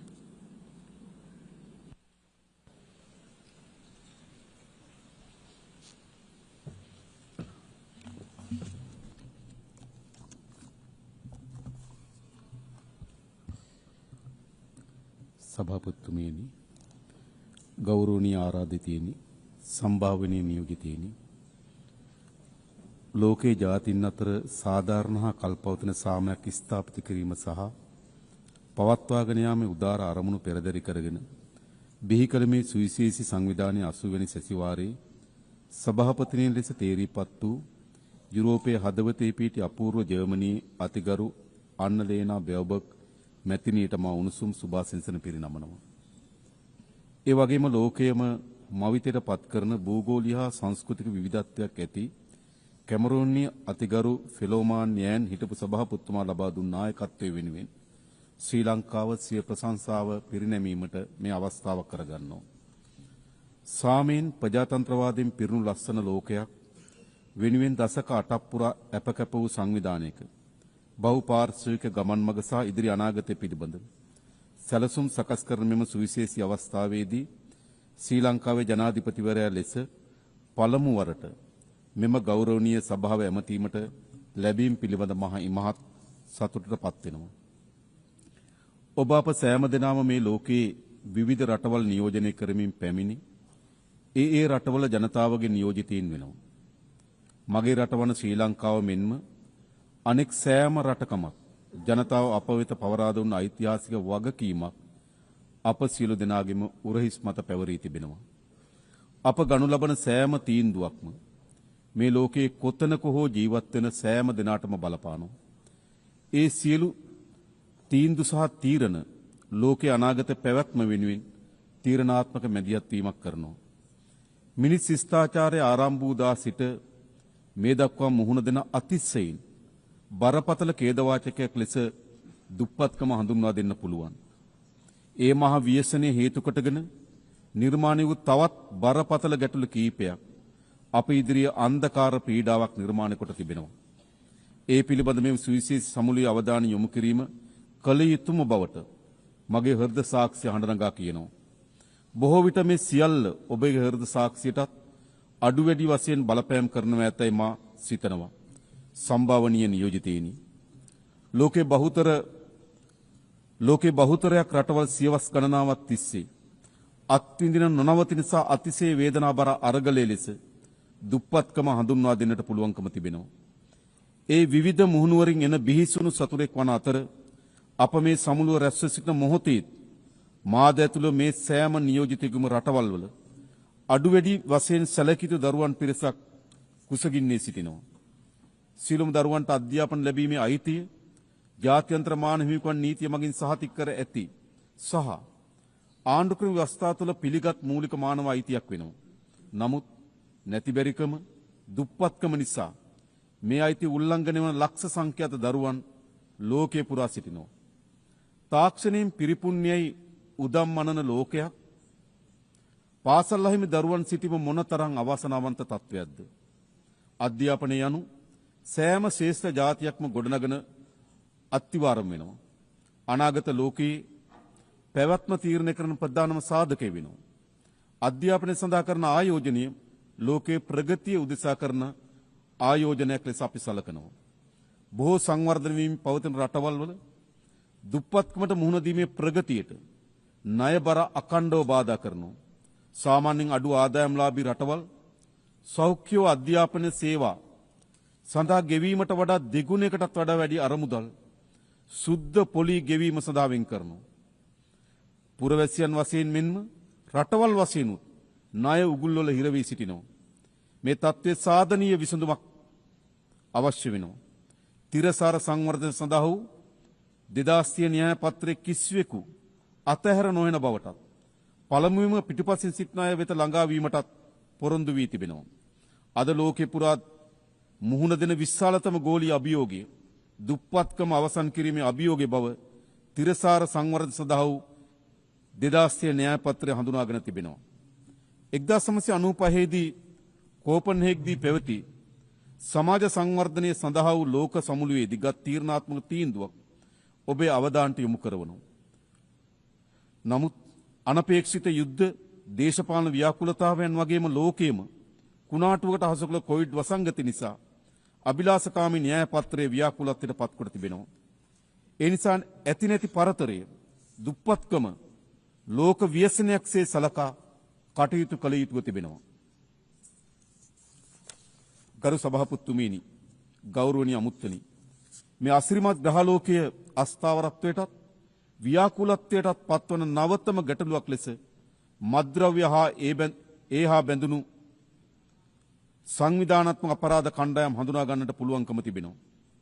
ඒ බව එක්සත් ජාතීන්ගේ මත්ද්‍රව්‍ය අපරාධ පිළිබඳ කාර්යාලය 2025 ලෝක මත්ද්‍රව්‍ය වාර්තාවේ පවා තහවුරු කොට තිබෙනවා. ගෝලීය මත්ද්‍රව්‍ය ගැටලුව ලෝක පුරා මිලියන සංඛ්‍යාත ජනතාවට බලපාන සංකීර්ණ අභියෝගයක් වී තිබෙනවා.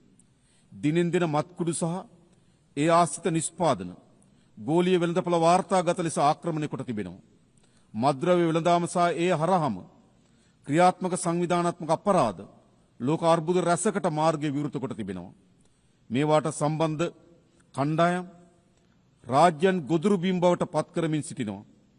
මේ ව්‍යසනය ලෝක සෞඛ්‍යයට, ලෝක ප්‍රජාතන්ත්‍රවාදයට, ලෝක දේශපාලනයට සේම අවසන් වශයෙන් ලෝකයේ යහ පැවැත්මට එරෙහි මහා ප්‍රවාහයක් බවට පත් වී තිබෙනවා.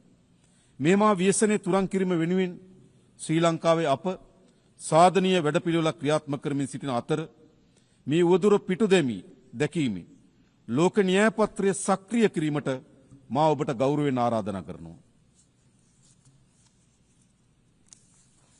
මේ ජාවාරම්කරුවන්ට එරෙහිව නීතිය තදින් ක්‍රියාත්මක කිරීම, එවැනි ජාවාරම්කරුවන්ට තම තමන්ගේ රටවල් වලට සංක්‍රමණය වීම ඉඩ ප්‍රස්ථා අහුරුවාලීම, මේවට ඇබ්බැහි වූවන් පුනරුත්ථාපනය කරනු ලබන මධ්‍යස්ථාන බිහි කිරීම වැනි කරුණු මෙහි මොහොතේ මම ඔබගේ අවධානයට යොමු කරවනවා. ගරු සභාපතිතුමනි, ගෞරවනීය අමුත්තනි, දූෂණය සමාජයේ පුළුල් පරාසයක විනාශයට සහ ඛේදවාචකයට හේතු වන දොහොයි වසංගතයක් විදිහට අපි විශ්වාස කරනවා. දූෂණය සංවර්ධනයට බාධාවක්, ප්‍රජාතන්ත්‍රවාදය සහ ලෝකයේ යහපැවැත්මට තීරණාත්මක තර්ජනයක් සහ දුප්පත්කමට හේතුවක් වන බව අපේ ස්ථාවර වෙනවා. දූෂණයට එරෙහි සටන භයානකයි. නමුත් දූෂණයට එරෙහි සටන් නොකර සිටීම ඊටත් වඩා භයානකයි යන්න මම ඔබට ඉතාමත් ගෞරවයෙන් සිහිපත් කරනවා. 1948 දී මානව හිමිකම් පිළිබඳ විශ්ව ප්‍රකාශනයේ ලෝකයේ මිනිස් ප්‍රජාවට විශාල ජයග්‍රහණයක් ගෙනාවා. මානව ශිෂ්ටාචාරයේ විවිධ ජයග්‍රහණයන් එක් රැයකින් ලැබී නැහැ. ඒ සියල්ල අප්‍රමාණ කැපකිරීම සහ නොපසුබට උත්සාහයේ ප්‍රතිඵල. දූෂණයට එරෙහි සටනත් අසිරු පියවරක්, එහෙත් අපි මේ පියවර තැබිය යුතුයි. අප තබන පළමු පියවර අසිරු විය හැකියි. නමුත් අප නිර්භීතව තබන පියවර නිවැරදි නම් ඒ පියවර පිටුපස තවත් පියවර දහස් ගණනක් අප සමග ඒවියයි මා විශ්වාස කරනවා. ගරු සභාපතිතුමනි, නියෝජිතවරුනි, නිර්භීත වන්න. ඉතුරු සියල්ල ඉබේම වේයයි ජවහර්ලාල් නේරුතුමන් කළ ප්‍රකාශය මේ මොහොතේ මා සිහිපත් කරනවා. මම නියෝජනය කරන්නේ මිලියන 22කට ආසන ජනගහන ජීවත් වන පුංචි දීප්තිමත් දූපතක්. ශ්‍රී ලංකාවේ ජනගහනය ආසන්න වශයෙන් මුළු ලෝක ජනගහනයෙන් 0.3ක් පමණ වෙනවා. අපේ රටේ වගේම රටේ සිටින ජන සංඛ්‍යාව ප්‍රමාණාත්මක සහ සංඛ්‍යාත්මක කුඩා බව ඇත්ත. නමුත් අපේ රටෙත් ලෝකෙත් මතු පරපුර වෙනුවෙන් දූෂණයට එරෙහි සටන අපි ආරම්භ කොට තිබෙනවා. දූෂණයට එරෙහි සටන සෑම රටකම සංස්කෘතියේ කොටසක් විය යුතුයි කියා මා යෝජනා කරනවා. ගරු සභාපතිතුමනි, ගෞරවනීය අමුත්තනි, ඔබ කුමන රාජ්‍ය නියෝජනය කළත් මේ සෑම නියෝජිතයෙක්ම යුද්ධය ප්‍රතික්ෂේප කිරීමට මා සමග එක්වන බව මට විශ්වාසයි. යුද්ධයක් ප්‍රාර්ථනා කරන ජාතියක් ලොව නැහැ. කොතන හෝ කෙසේ යුද්ධයක් වූ ගැටුමක් ඇති වුණත් ඒ හරහා සිදුවන්නේ ඛේදවාචකයක් බව අපි දන්නවා. මේ මොහොතේ පවා ඒ ඛේදවාචකයේ වේදනාව ලෝකේ බොහෝ තැන්වල අත්විඳින්න ඉන්නවා. දශක 3කට වඩා වැඩි කාලයක් යුද්ධයේ කටුක අත්දැකීම් ලැබූ රටක් ලෙස ඒ විනාශකාරී බව ගැන අපි ඉතා හොඳින් දන්නවා. යුද්ධය නිසා මියගිය දහස් ගණන් සැමරුම් ස්මාරක අසල පැමිණි ඔවුන්ගේ දෙමව්පියන්, දූ දරුවන්, බිරින්දෑවරුන් දෑත් එක් කරගෙන නගන වේදනාබර ආයතනයේ දකින ඕනෑම කෙනෙක් යුද්ධයක සිහිනයක් දැකීමට පවා අකමැති වෙනවා. ඒ වේදනාබර දසුන අපි ඇස් දෙකෙන් දැක තිබෙනවා. ගැටුම් නිසා මිනිසුන්ට විඳින්න සිදුවී ඇති දුක් පෙර නොවිරු මට්ටමට ළඟා වී තිබුණත් බොහෝ විට ජාත්‍යන්තර ප්‍රජාව මිලියන ගණනකගේ දුක් වේදනා අවසන් කිරීමට අපොහොසත් වූ හුදු නරඹන්නෙකු බවට පත් වී තිබෙනවා. දරුවන්ගේ සහ අහිංසක සිවිල් වැසියන්ගේ ජීවිත එහාට මෙහාට පහර වදිමින පාපන්දෝ බවට පත් කිරීම අවස්ථාවාදී බල දේශපාලන ඛේදවාචකයක් වී තිබෙනවා. තමන්ගේ බලය වැඩි කර ගැනීමට තවත් කිසියෙකුට ජීවිතවලට බලපෑම් කිරීම සහ පීඩා කිරීමට කිසියෙකුට අයිතියක් නැහැ. පාලකයන් කළ යුත්තේ ජීවිත ආරක්ෂා කිරීම මිස ජීවිත විනාශ කිරීම නොවේ. ගාසා තීරයේ අඛණ්ඩව සිදුවන බිහිසුණු ව්‍යසනය අපගේ දැඩි කනස්සලට හේතු වී තිබෙනවා. විශේෂම ගාසා තීරයේ වේදනාබර ඛේදනීය එලිමහන් සිර කඳුරක් වී තිබෙනවා. අහිංසක දරුවන්ගේ සහ සිවිල් වැසියන්ගේ විලාපය රැව් පිළිරව් දෙනවා. එක්සත් ජාතීන්ගේ සංවිධානය සහ අනිකුත් සියලු පාර්ශ්වයන්ගේ එකතාවය මත දෙපාර්ශ්වයේ කඩිනමින් සටන් විරාමයකට යොමු වීමත්, බාධාවකින් තොරව සියලු මානසික ආධාර යොමු කිරීමත්, සියලු පාර්ශ්වයන්ගේ ප්‍රාණපකරුවන් නිදහස් කිරීමත් පිළිබඳව අපි හඬ නගනවා. මෙහි බීසුණු ඝාතන අවසන් කිරීම උදෙසා අපි දැඩිව බලපෑම් කළ යුතුව තිබෙනවා. පලස්තීන ජනතාවට රාජ්‍ය සඳහා ඇති අහිමි කළ නොහැකි අයිතිය අපි පිළිගන්නවා. ඒ වගේම ඊශ්‍රායල සහ පලස්තීන ජනතාව යන දෙපිරිසෙගේම නීත්‍යානුකූල ආරක්ෂක මානව ගැටලු හඳුනා ගත යුතු තිබෙනවා. 1967 දේශ සීමා මත පදනම්ව රාජ්‍යන් දෙකක් එකිනෙකට යාබදු පැවතීම පදනම සපේන එක්සත් ජාතීන්ගේ යෝජනාවලට අනුකූලව සාධාරණ ස්ථීර විසඳුමක් වෙනුවෙන් එක්විය යුතුව තිබෙනවා. නිරර්ථක යුද්ධයක් හේතුවෙන් මිලියන ගණනක් ලෝකවාසීන්ගේ දුක් වේදනා ඉදිරිපිට හුදු නරඹන්නක බවට පත් වී සිටීම අවසන් කළ යුතු තීරණාත්මක මොහොතකට අප එළඹ තිබෙනවා. මිනිස් සංහතිය තුළ ලෝකයේ පීඩාවට පත්කන යුද්ධ ගැටුම් වලට උමුතු ආගමික අන්තවාදයට සහ ජාතිවාදයට බරපතල ලෙස හේතු වී තිබෙනවා. වහල්භාවයේ අහෝසි කර සියවසක් ඉක්ම ගොස් ඇතත් වර්ගවාදයේ විස තවමත් තැන තැන තිබෙන බව නැවත නැවත සිහිපත් කළ යුතුයි. අන්තවාදී සහ ජාතිවාදී අදහස් මාරාන්තික වසංගත රෝග තරමටම සාහසික වී තිබෙනවා. හාස්‍යයට සහ විමතියට කරුණ වන්නේ මෙතරම් ඉදිරිගාමී ලෝකයක් තුළ පවා මේ ජාතිවාදී වර්ගවාදී ගෝසාවන් තව දුරටත් අලුයට ගිනි පුපුරමින් ඉතිරිව තිබීමයි. එහි බීසුණු තත්ත්වය වන්නේ ඉතාමත් තීරණාත්මක ලෙස විශ්වයේ යහ පැවැත්මට එරෙහිව අවස්ථාවාදී ලෙස ගිනි පුපුරු විටින් විට මහා ගිනි ජාලාව බවට පත් කිරීමයි.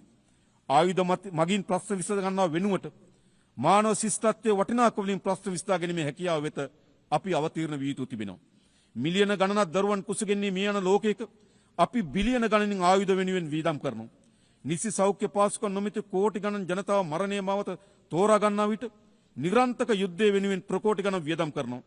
අධ්‍යාපන නැමැති පියාපත් ලබන්නට බැරිව ලක්ෂ ගණන් දරුවන් සුසුමන විට භූමියන් ආක්‍රමණය කරන්නට මිලියන ගණන් වියදම් කරනවා. ඇත්ත වශයෙන්ම මේ ලෝකයේ සෑම බිම් මඟලක්ම සාමයේ ජනාවාස බවට පත් කළ හැකි නම් ඒ ලෝකයේ ආශ්චර්යමත් ලෝකයක් බවට පත් වෙන බව ඒකාන්තයෙන්ම අපි විශ්වාස කරනවා. මේ සමුළුවට එක්ව අපි සියලු දෙනා ලෝක සාම ජනාවාස බිහි කරන උදාර සාම වන්දනා කරුවන් බවට පත් වීම කියා මා යෝජනා කරනවා.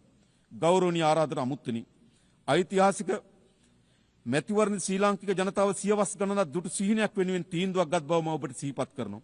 එයින් බිහි ව්‍යවස්ථාදායක විවිධත්වයකින් සහ විචිත්‍රත්වයකින් යුක්ත වුණා. එක් අතකින් රටේ සමස්ත ජනතාව ආණ්ඩුව පිළිබඳ දැවැන්ත විශ්වාසයක් තිබුවා. තව අතකින් දුස්්‍යාබාධ පාර්ලිමේන්තු මන්ත්‍රීවරු ඇතුළු කාන්තා සහ සෙසු ජාතීන්ගේ නියෝජන ඓතිහාසික ලියාමක් නිර්මාණය කළා.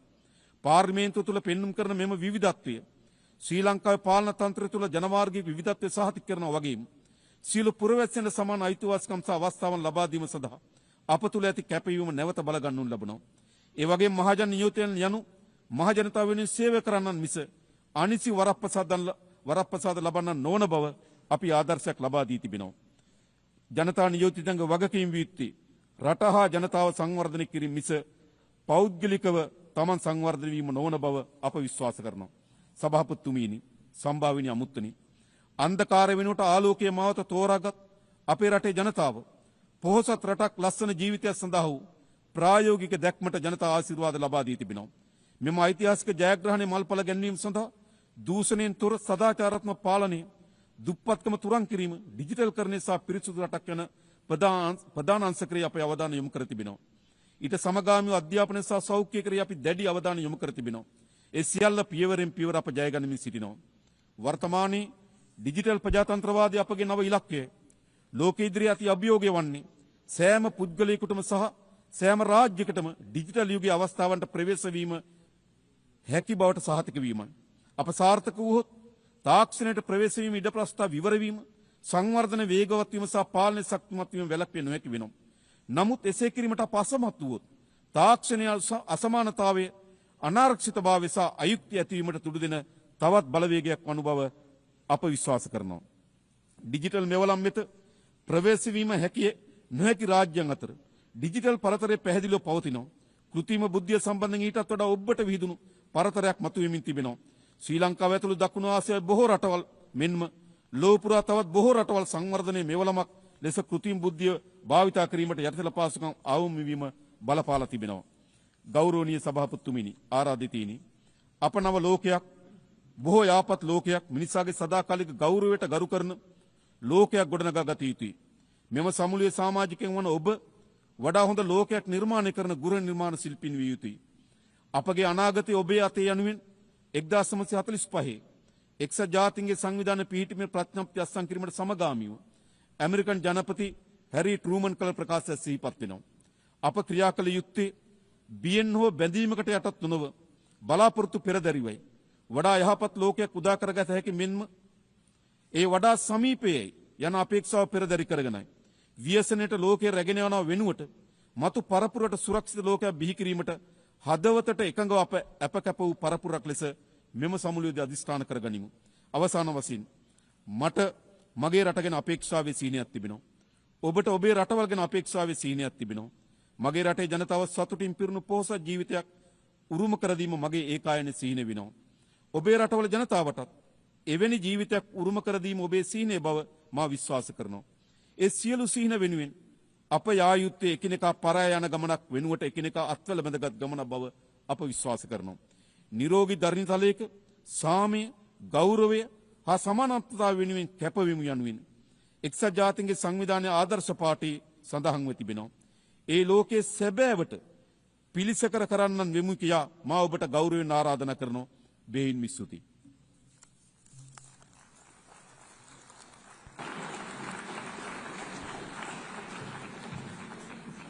On behalf of the Assembly, I wish to thank the Head of State and President of the Democratic Socialist Republic of Sri Lanka. The Assembly will hear an address by His Excellency Cesar Bernardo Arevalo de Leon, President of the Republic of Guatemala. I request protocol to escort His Excellency and invite him to address the Assembly.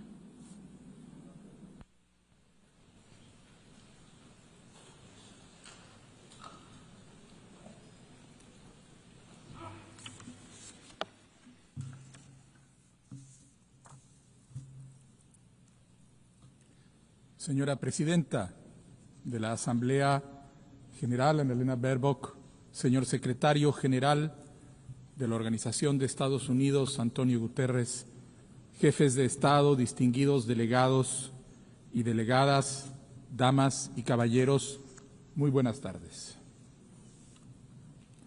Ninkam Chakhun Resilal, Tuktuk Ilal, Ut Sail Cholejil, Chok Reheb Litenamit, Sara Uchichoch, Sa Ishkabaeb, Likaib Chi Tenamit Re Guatemala.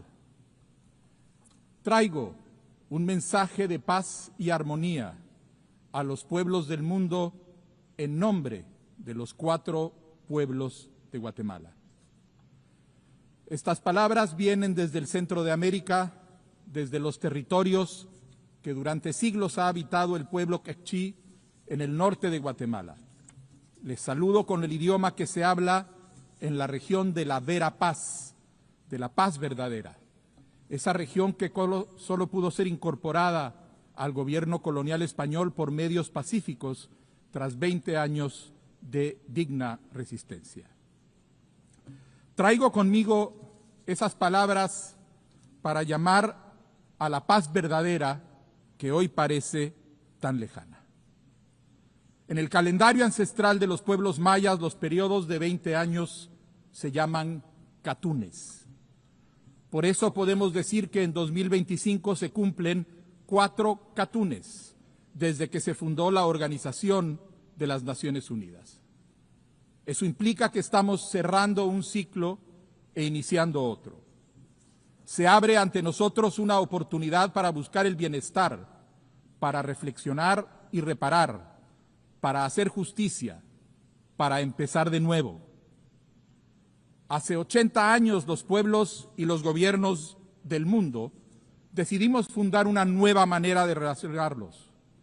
De los escombros de una guerra que conmovió las convicciones más profundas de la humanidad en todos los rincones del planeta, emergió la certeza del diálogo y la cooperación como herramientas centrales para construir un mundo nuevo. Para convertir el miedo, la consternación y la vergüenza en esperanza, responsabilidad y compromiso firme con la paz. Hoy, las sombras de la guerra aparecen de nuevo en el horizonte y los abusos militares cometidos contra comunidades vulnerables ofenden a la humanidad entera. La crisis actual es un golpe de realidad, pues está claro que no hemos hecho lo suficiente para alcanzar el ideal de un mundo donde la vida y la dignidad de todas las personas se respete de forma incuestionable. Debemos recordar el impulso transformador de 1945 y la valentía de aquellos líderes que se atrevieron a pensar que un mundo de paz, justicia, solidaridad y armonía era posible y comenzaron a trabajar para construirlo.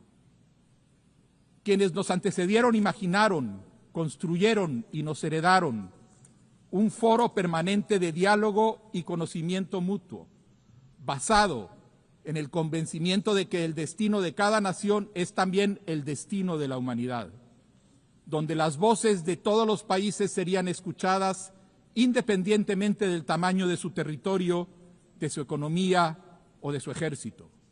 Un foro multilateral guiado por el principio de igualdad soberana, orientado hacia la paz y comprometido con la no repetición del sufrimiento del pasado y con la vigencia plena de los derechos humanos. Esta organización se construyó sobre el principio de que ninguna nación puede garantizar por sí sola la seguridad mundial. Debió habernos quedado claro que el poderío sin controles efectivos tiene el potencial de producir rupturas irreparables en el tejido de la humanidad.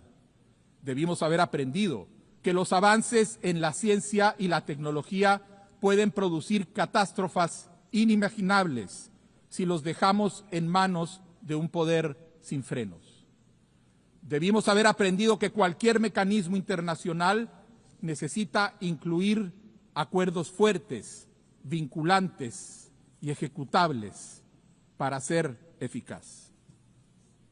Señoras y señores delegados, ¿cuánto ha cambiado el mundo desde 1945?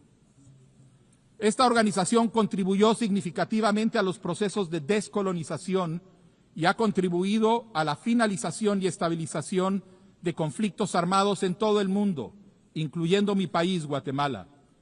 Los distintos órganos de las Naciones Unidas han buscado activamente el bienestar en todos los rincones de la tierra, logrando avances importantísimos a través de la cooperación y el apoyo mutuo en ámbitos como la salud pública, la protección del medio ambiente, el combate a la pobreza y la promoción de la igualdad de género.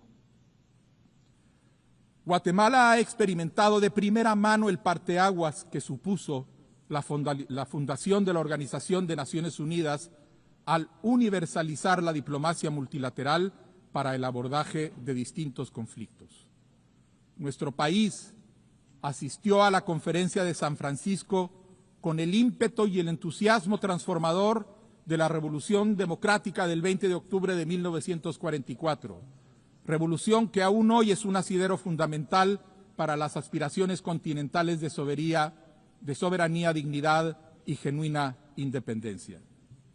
Sin embargo, a partir de 1960, las y los guatemaltecos nos enfrentamos en una de las guerras internas más largas y sangrientas de nuestro continente, que costó la vida de cientos de miles de personas, que implicó innumerables violaciones de derechos humanos y que abrió una herida profunda en el alma colectiva de la sociedad guatemalteca. Ese largo capítulo de intolerancia y violencia política llegó a su fin en 1996. Desde entonces, nuestros gobiernos adoptaron los acuerdos de paz como marco para asegurar la vigencia de los derechos humanos y la no repetición del horror que dejamos atrás. El respaldo de la Misión de Verificación de Naciones Unidas para Guatemala, MINUGUA, fue determinante para que los diversos sectores del país tuvieran la certeza de que la paz era posible. Pero esta es una lucha que no cesa y continúa planteando retos importantes para nuestra sociedad. La democracia guatemalteca ha sido respaldada por las Naciones Unidas y por otros órganos multilaterales como la Organización de Estados Americanos. En décadas recientes hemos recibido apoyo para fortalecer nuestras instituciones de justicia y para combatir la corrupción y la impunidad. Esto ha contribuido a que el pueblo de Guatemala fortalezca su lucha por garantizarse un gobierno efectivo, un sistema de justicia independiente, elecciones limpias y transparentes y un futuro de progreso y bienestar.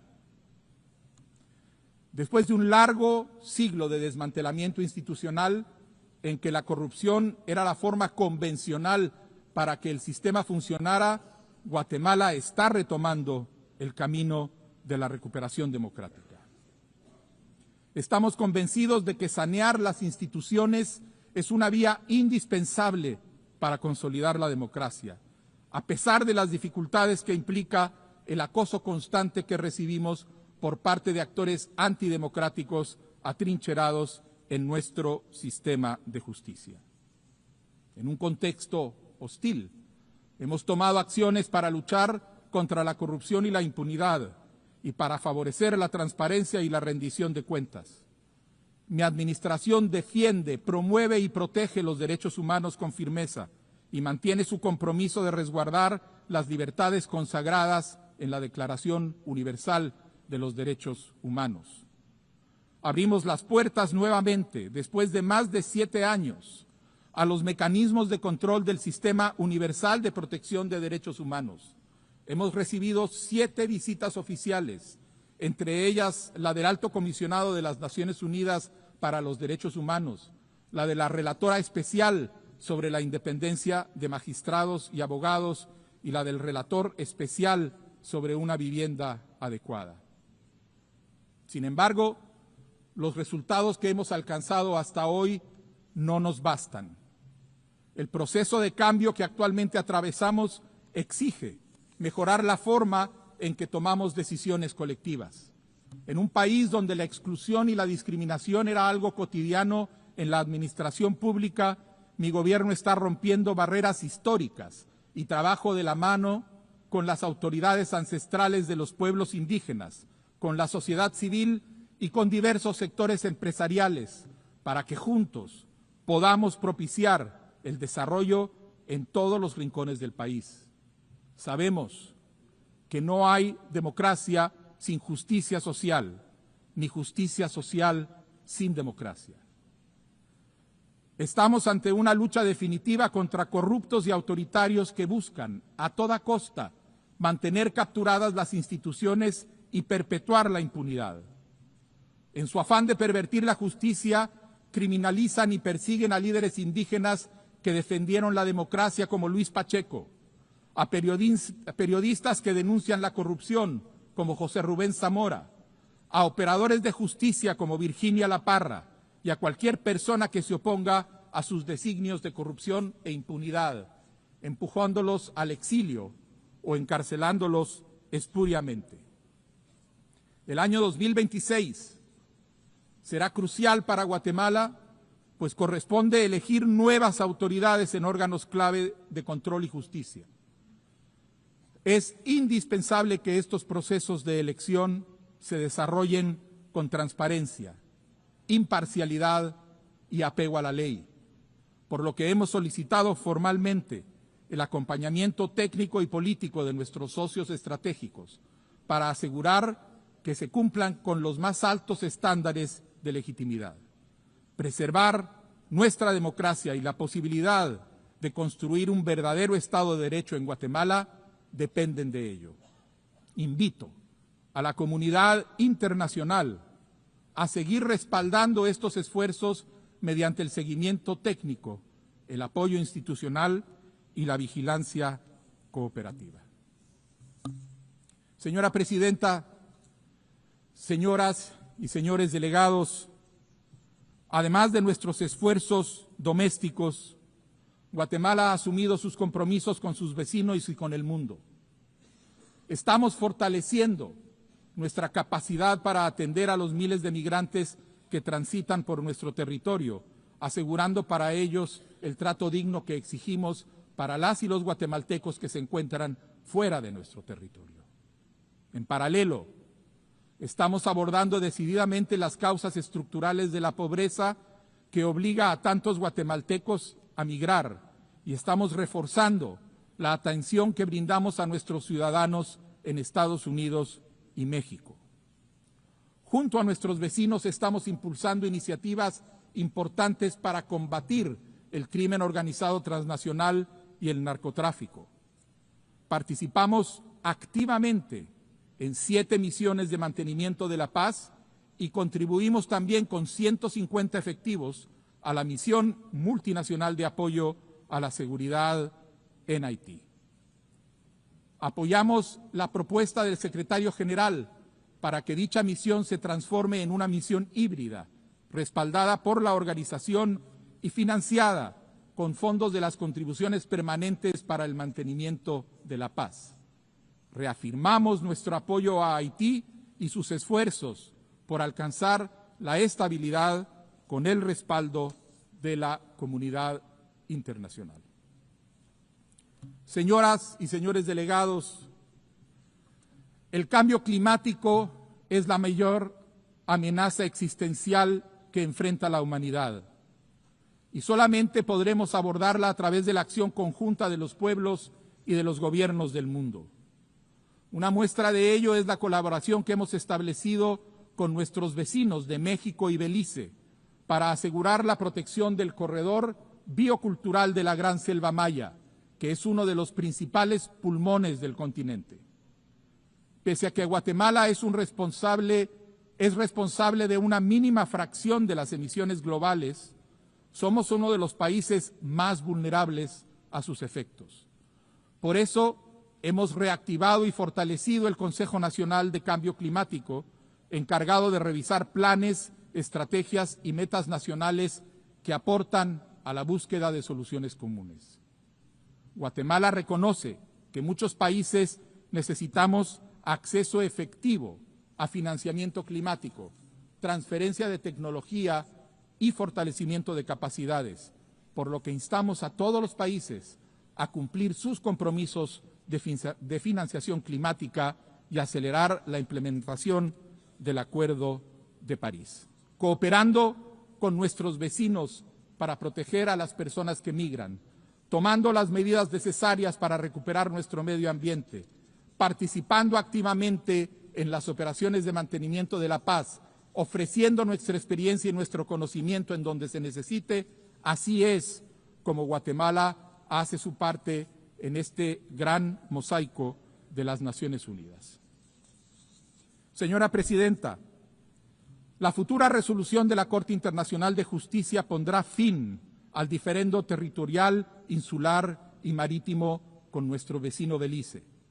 Concluida ya la fase escrita y a la espera de las audiencias orales para el próximo año y de una eventual sentencia, estamos ante una oportunidad histórica para abrir una nueva etapa en la relación entre ambos países. Resolver esta controversia por la vía pacífica es un ejemplo de cómo incluso los diferendos más complejos pueden conducir a la paz y la cooperación. Guatemala reitera su compromiso con fortalecer nuestras relaciones bilaterales con Belice sobre la base del respeto mutuo, la cooperación pacífica y la observancia del derecho internacional. Distinguidos delegados y delegadas, nos encontramos ante una encrucijada.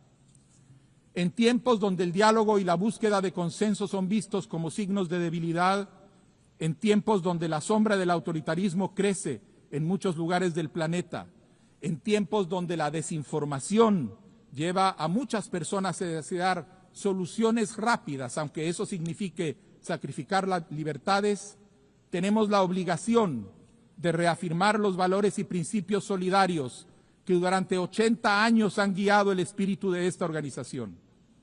Mi país hace un llamado urgente a recordar que el multilateralismo es un asunto de humanidad entendida como el conjunto de seres humanos que habitamos este planeta y que aspiramos a la igualdad, la felicidad y el bienestar, pero también de humanidad entendida como la cualidad que tenemos los seres humanos de sentir empatía, de sentir compasión, de sentirnos profundamente ofendidos por cualquier tipo de injusticia cometido contra uno de nuestros semejantes. Para Guatemala es muy claro que la injusticia en cualquier parte del mundo es inaceptable. Nuestra principal tarea como Naciones Unidas es recuperar una certeza, que podemos y debemos convivir en paz. La aspiración universal de un mundo sin guerra y el anhelo de una paz sostenible pasa necesariamente por asegurar procesos legítimos, abiertos y plurales, para que la toma de decisiones sea más eficaz. Esta búsqueda de legitimidad no debe ser un freno ni una excusa para retrasar las acciones necesarias. Las Naciones Unidas no hemos cumplido con nuestro mandato de actuar cuando un aparato militar arrasa con individuos, familias, comunidades y poblaciones en nombre de la seguridad y la soberanía, como sucede ahorita mismo en Ucrania, en Sudán y en Gaza. Debemos detener inmediatamente los ataques y garantizar el ingreso de ayuda humanitaria a todos los territorios en guerra. Debemos poner un alto a la invasión de Ucrania, un alto a la guerra en Sudán, un alto total al sufrimiento y a la muerte de población civil en Gaza. Y llamamos también a la liberación inmediata y sin condiciones de los rehenes. Guatemala, de manera consistente con la posición que mantiene desde 1947, hace un llamado a retomar la búsqueda de una solución pacífica al conflicto entre Israel y Palestina que garantice la existencia de un Estado para el pueblo palestino y que le permita coexistir pacíficamente con el Estado de Israel. Nunca debimos haber llegado a este punto. Nos corresponde aprender de este doloroso momento y actuar en consecuencia, como lo hicieron otros durante los últimos 80 años en este mismo lugar. Por ello, es necesario discutir e impulsar reformas al sistema de Naciones Unidas que hagan de nuestro trabajo algo más eficiente y cercano a los pueblos del mundo. Debemos fortalecer el impacto de las Naciones Unidas en sus tres pilares fundamentales: la paz y seguridad internacionales, el desarrollo sostenible y los derechos humanos. Reiteramos la necesidad urgente de reformar el Consejo de Seguridad de las Naciones Unidas.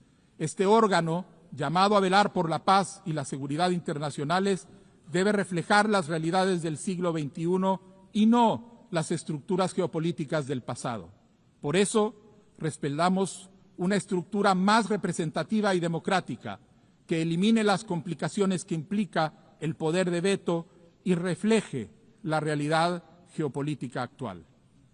En este sentido, quiero hacer propia la frase de un anterior secretario general de las Naciones Unidas, Dag Hammarskjöld, que dijo: esta organización no fue creada para llevar a la humanidad al cielo, sino para salvar a la humanidad del infierno. Pueblos del mundo, hoy el multilateralismo está en crisis. Su supervivencia como acción conjunta de naciones libres que da sentido, orientación y vida a esta organización depende de que tengamos la capacidad de reformarlo profundamente. No podemos perder más tiempo. Debemos luchar porque las Naciones Unidas sean una comunidad de seres humanos unidos que cuidan la vida en todas sus formas y en todo lugar. Solo esto nos garantizará la paz verdadera, la verapaz. Bantiosh, muchas gracias.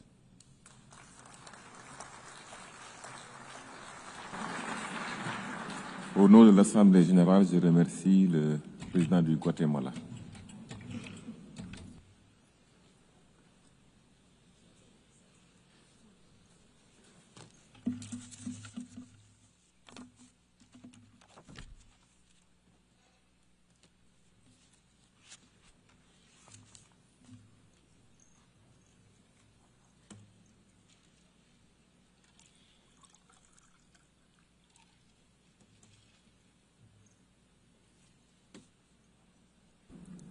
L'Assemblée va maintenant entendre l'allocution de son Excellence M. Azali Assoumani, président de l'Union des Comores. Je prie le protocole de bien vouloir accompagner son Excellence, que j'invite à prendre la parole devant l'Assemblée.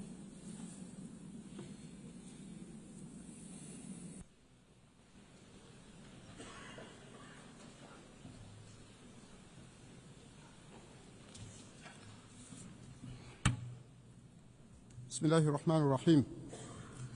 Excellence, Madame la Présidente de l'Assemblée générale, Excellences, Monsieur le Secrétaire général de l'Organisation des Nations Unies, Majesté, Altesse, Excellences, Monsieur le chef d'État et de gouvernement, chef de délégation, honorable assistance, Assalamu alaikum wa rahmatullahi wa barakatuh. Permettez-moi tout d'abord d'adresser aux autorités américaines, au nom de la délégation comorienne, nos sincères remerciements pour l'accueil chaleureux et les excellentes dispositions prises à l'occasion de cette 80e session de notre Assemblée. Et je voudrais ensuite féliciter Son Excellence, Madame Alena Berkouk, pour son élection à la présidence de cette Assemblée et lui souhaiter bonne réussite dans sa noble mission. Et par la même occasion, rendre un hommage à Son Excellence M. Philom Yang pour la sagesse et la rigueur avec lesquelles il a conduit les travaux précédents. Je salue enfin le leadership éclairé de Son Excellence M. Antonio Guterres, secrétaire général des Nations Unies, dont l'engagement sans faille en faveur de la paix et du développement incarne fidèlement les idéaux de notre charte, alors que l'ordre international traverse malheureusement de profondes turbulences. Madame la Présidente, le thème de cette 80e session, Mieux ensemble, plus de 80 ans au service de la paix, du développement et des droits humains, prend toute sa pertinence et son urgence dans le contexte mondial actuel. Il y a 10 ans, ici même, nous avons fixé l'ambition d'un monde meilleur à l'horizon 2030. Les objectifs de développement durable devaient éradiquer la pauvreté, protéger la planète et offrir à tous la prospérité et la paix. Or, à 5 ans de cette échéance, force est de constater que le monde n'est ni plus juste, ni plus apaisé, ni plus équitable. Au contraire, les inégalités s'accentuent, les conflits se multiplient et l'humanité s'éloigne de la vision qui nous animait. C'est le cas en Europe avec le conflit ukrainien, et en Afrique avec la situation au Sahel et la crise des Grands Lacs. La tragédie palestinienne en est le témoignage le plus accablant. Depuis plus de 70 ans, et aujourd'hui encore plus qu'hier, le peuple palestinien endure la spoliation de sa terre, l'exil, la torture et l'humiliation. Son histoire récente n'est qu'une succession de pages écrites dans le sang, l'indifférence et le mépris. Face à ce drame, qualifié à juste titre de génocide par nombre d'experts, la communauté internationale se limite trop souvent à des condamnations verbales sans action concrète. Nous avons condamné à juste titre les actes barbares commis le 7 octobre 2023 en Israël. Mais la riposte disproportionnée qui se déroule à Gaza depuis relève bien d'un génocide dont les victimes sont à 80% des enfants, des personnes âgées, des malades, tués par des bombardements qui n'épargnent ni les hôpitaux, ni les écoles, ni les centres de distribution d'aide, ni les personnes de l'ONU, ni les journalistes. Les crimes perpétrés contre la Palestine révèlent une contradiction insoutenable. En effet, comment un gouvernement issu d'un peuple qui a été victime de l'Holocauste peut-il commettre un génocide au vu aussi du monde entier et imposer aujourd'hui à d'autres les traumatismes semblables de la guerre, de l'exil et de l'oppression? Comment Israël peut-il de surcroît s'en prendre à tous et être en conflit meurtrier avec tous ses voisins? Comme le rappelle un vieil adage, on ne choisit pas son voisin, mais on doit vivre en paix, en sécurité avec lui. Ainsi, nous ne pouvons que saluer le courage et l'humanisme des frères israéliens, des amis israéliens, qui élèvent leur voix contre cette barbarie. Bravo et merci à vous, chers amis. Et comme l'histoire nous rappelle, devant la tragédie de l'Holocauste, les pays arabes, africains et musulmans n'ont jamais été du côté des génocidaires. Au contraire, nos aïeux et nos ancêtres ont, au péril de leur vie, combattu aux côtés des alliés pour défendre le peuple juif et les accueillir et les rescaper dans leur pays. Madame la Présidente, l'Union des Comores, fidèle à ses principes, au respect du droit international, réaffirme son soutien indéfectible à la solution à deux États vivant côte à côte, avec Jérusalem-Est comme capitale de l'État de Palestine, seule solution pour la paix et la sécurité pour Israël et pour toute la région du Proche et du Moyen-Orient. Contrairement à l'argumentaire selon lequel reconnaître l'État de Palestine, c'est faire un cadeau à Hamas, avoir un État palestinien reconnu permettra aux Palestiniens de se conformer, d'accomplir leurs devoirs aux obligations et au droit international. Cela constitue un meilleur gage de paix plutôt que d'avoir des groupes comme interlocuteurs. Nous saluons ainsi la décision historique de la France et nous rendons hommage au président Macron et aux dirigeants de nombreux pays qui ont reconnu lundi 23 septembre dernier l'État de Palestine depuis cette tribune de l'ONU. Nous nous réjouissons de cette heureuse initiative qui intervient à la suite de la déclaration de New York adoptée ce même mois de septembre par une auguste Assemblée générale et dans le droit fil de celle de la conférence internationale organisée en août dernier par la France et l'Arabie saoudite sous l'égide des Nations unies. Nous appelons cette Assemblée à inscrire de façon irréversible l'avenir de l'État palestinien au cœur de notre agenda commun. Il est de notre responsabilité morale et physique d'agir, car chaque jour qui passe sans action entraîne la mort de milliers innocents, femmes et enfants. Personne ne pourra plus dire « je ne savais pas ». L'histoire est un juge implacable, incorruptible, qui ne pardonnera ni le silence ni l'inaction. Pensons aux futures générations pour que demain, ils soient fiers de nos actions. Madame la Présidente, la paix et le développement ne sauraient se construire sans justice et sans inclusion. Et c'est pourquoi, 65 ans après les indépendances, l'Afrique, continent de près de 2 milliards d'habitants, doit obtenir sa place légitime au sein du Conseil de sécurité des Nations unies. La vision de l'Union africaine, une Afrique unie, prospère, pacifique et actrice de son destin, rejoint pleinement l'esprit de cette session. Durant ma présidence de l'Union africaine, j'ai fait de la résolution des conflits et de la médiation une priorité afin de concrétiser l'ambition de faire taire les armes. Projet phare de l'Union africaine dans le cadre de l'agenda 2063, l'Afrique que nous voulons est conformément aux normes et principes du protocole de l'Union africaine relatif à la réaction du Conseil de paix et de sécurité de l'Union africaine. Cet engagement est la clé de la mise en œuvre effective de la zone de libre-échange continentale africaine, pilier d'une Afrique forte dans le concert des nations.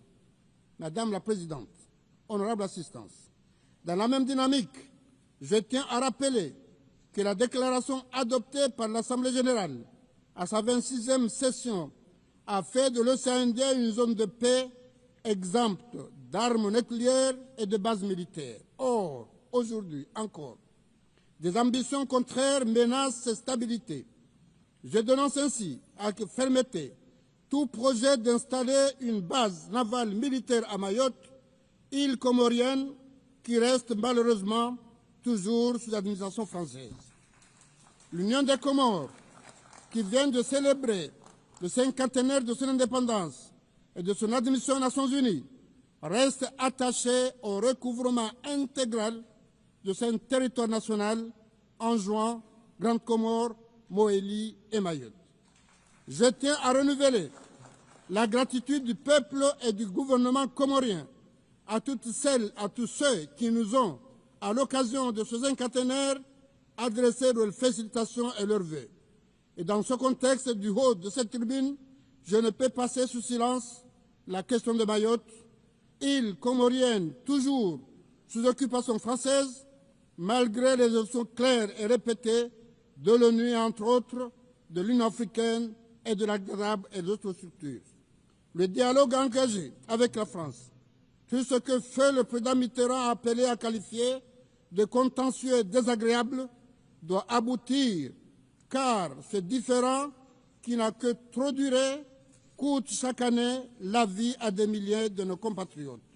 Dans le bras de mer, séparant Mayotte et les autres îles sœurs. Cette semaine encore, des faits d'une extrême gravité ont été révélés par une enquête du journal Le Monde français qui fait état de manœuvres délibérées de la police opérant à Mayotte qui conduisent régulièrement au naufrage d'embarcations et qui provoquent la mort de plusieurs ressortissants comoriens. Ainsi, l'Union des Comores appelle à l'État français, puissance occupante, à faire arrêter ces opérations, à diligenter les enquêtes appropriées et à sanctionner les auteurs de cette barbarie pour que justice soit faite et pour que la dignité des vies humaines soit respectée. Pour sa part, l'Union des Comores poursuivra sans relâche son action diplomatique et juridique afin que justice soit rendue et pour qu'une solution juste soit trouvée à la question de l'île comorienne de Mayotte qui constitue l'une des dernières blessures de la décolonisation en Afrique. Nous nous désolons ainsi que certains pays frères africains qui ont défendu le droit international et la cause comorienne tergiversent aujourd'hui et prennent des initiatives malheureuses avec la France pour établir des relations avec Mayotte au mépris du droit international et de notre souveraineté nationale. Nous appelons l'Union africaine à agir pour rappeler le devoir et la nécessité du respect du droit international, de l'unité de notre archipel.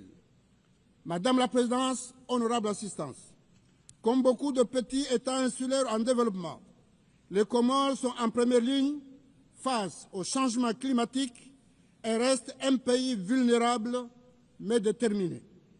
La montée des eaux, les régions côtières et la fréquence accrue des cyclones menacent nos villages, nos écosystèmes et nos vies. Nous appelons à un accès équitable et simplifié au financement climatique et à une solidarité accrue pour que nos populations puissent non seulement survivre, mais prospérer.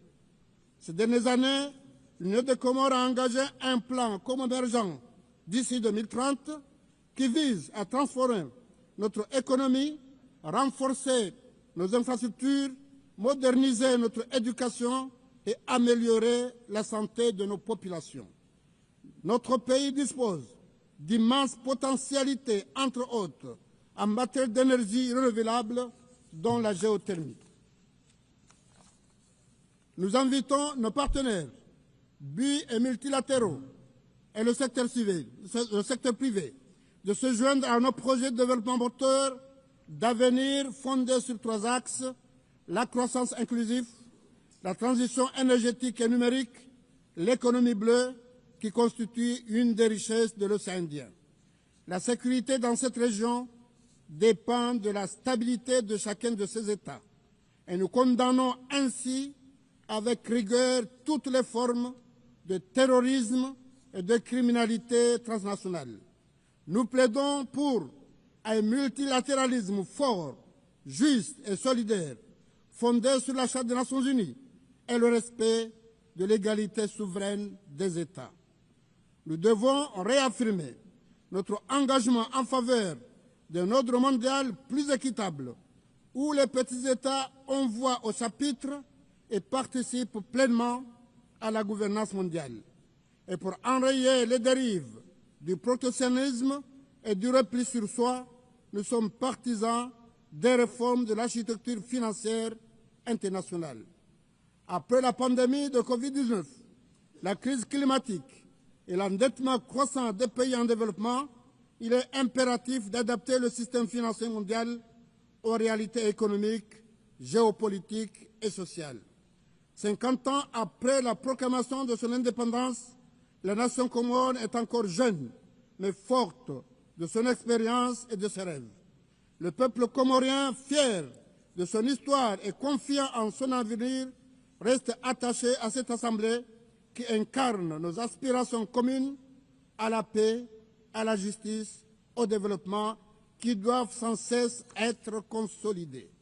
J'appelle donc solennellement la communauté internationale et nos partenaires au développement à accompagner nos efforts comme gage d'un monde véritablement au service de la paix, du développement et des droits humains.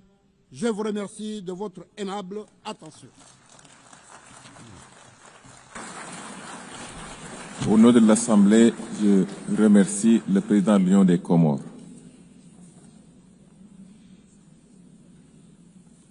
L'Assemblée va maintenant entendre l'allocution de son Excellence Madame Netumbo Nandi-Ndaitwah, présidente de la République de Namibie.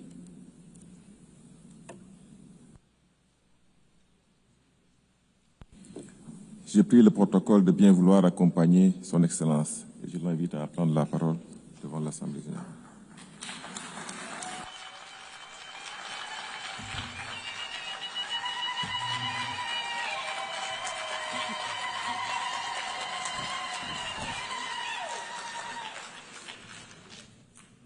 Thank you, Madam President. When the founders of the UN convened 8 years ago, they did so to establish an organization, among others, to save succeeding generations from the scourge of war, to reaffirm faith in fundamental human rights, dignity of human person, and equal rights of men and women, and of nations, large and small, and to lay the groundwork for a durable system that promotes justice and respect for the obligations arising from treaties and international laws. While over the following decades, we have become closer to the brink of war, the United Nations has stood the test of time, from decolonization to promoting the right to self-determination, from conflict prevention and securing peace to the provision of humanitarian assistance. The UN has continued to fulfill its founding mandate under very difficult circumstances. Therefore, the international community must honor the brave men and women who, under the blue flag, have been at the forefront in the securing of world peace. Namibia's journey to independence is one of the UN's most success stories. It was through this very organization that our forebears tirelessly petitioned for the end of apartheid, colonial rule in Namibia, for freedom and independence of our country. At this point, I want to thank the UN family for having held a special session in remembrance of our founding president, Comrade Sam Safishuna Nujoma, when he passed on. Madam President, my personal journey with the United Nations begins in 1974, where I have had the privilege to serve my country and Africa in various capacities within the halls of this distinguished global organ.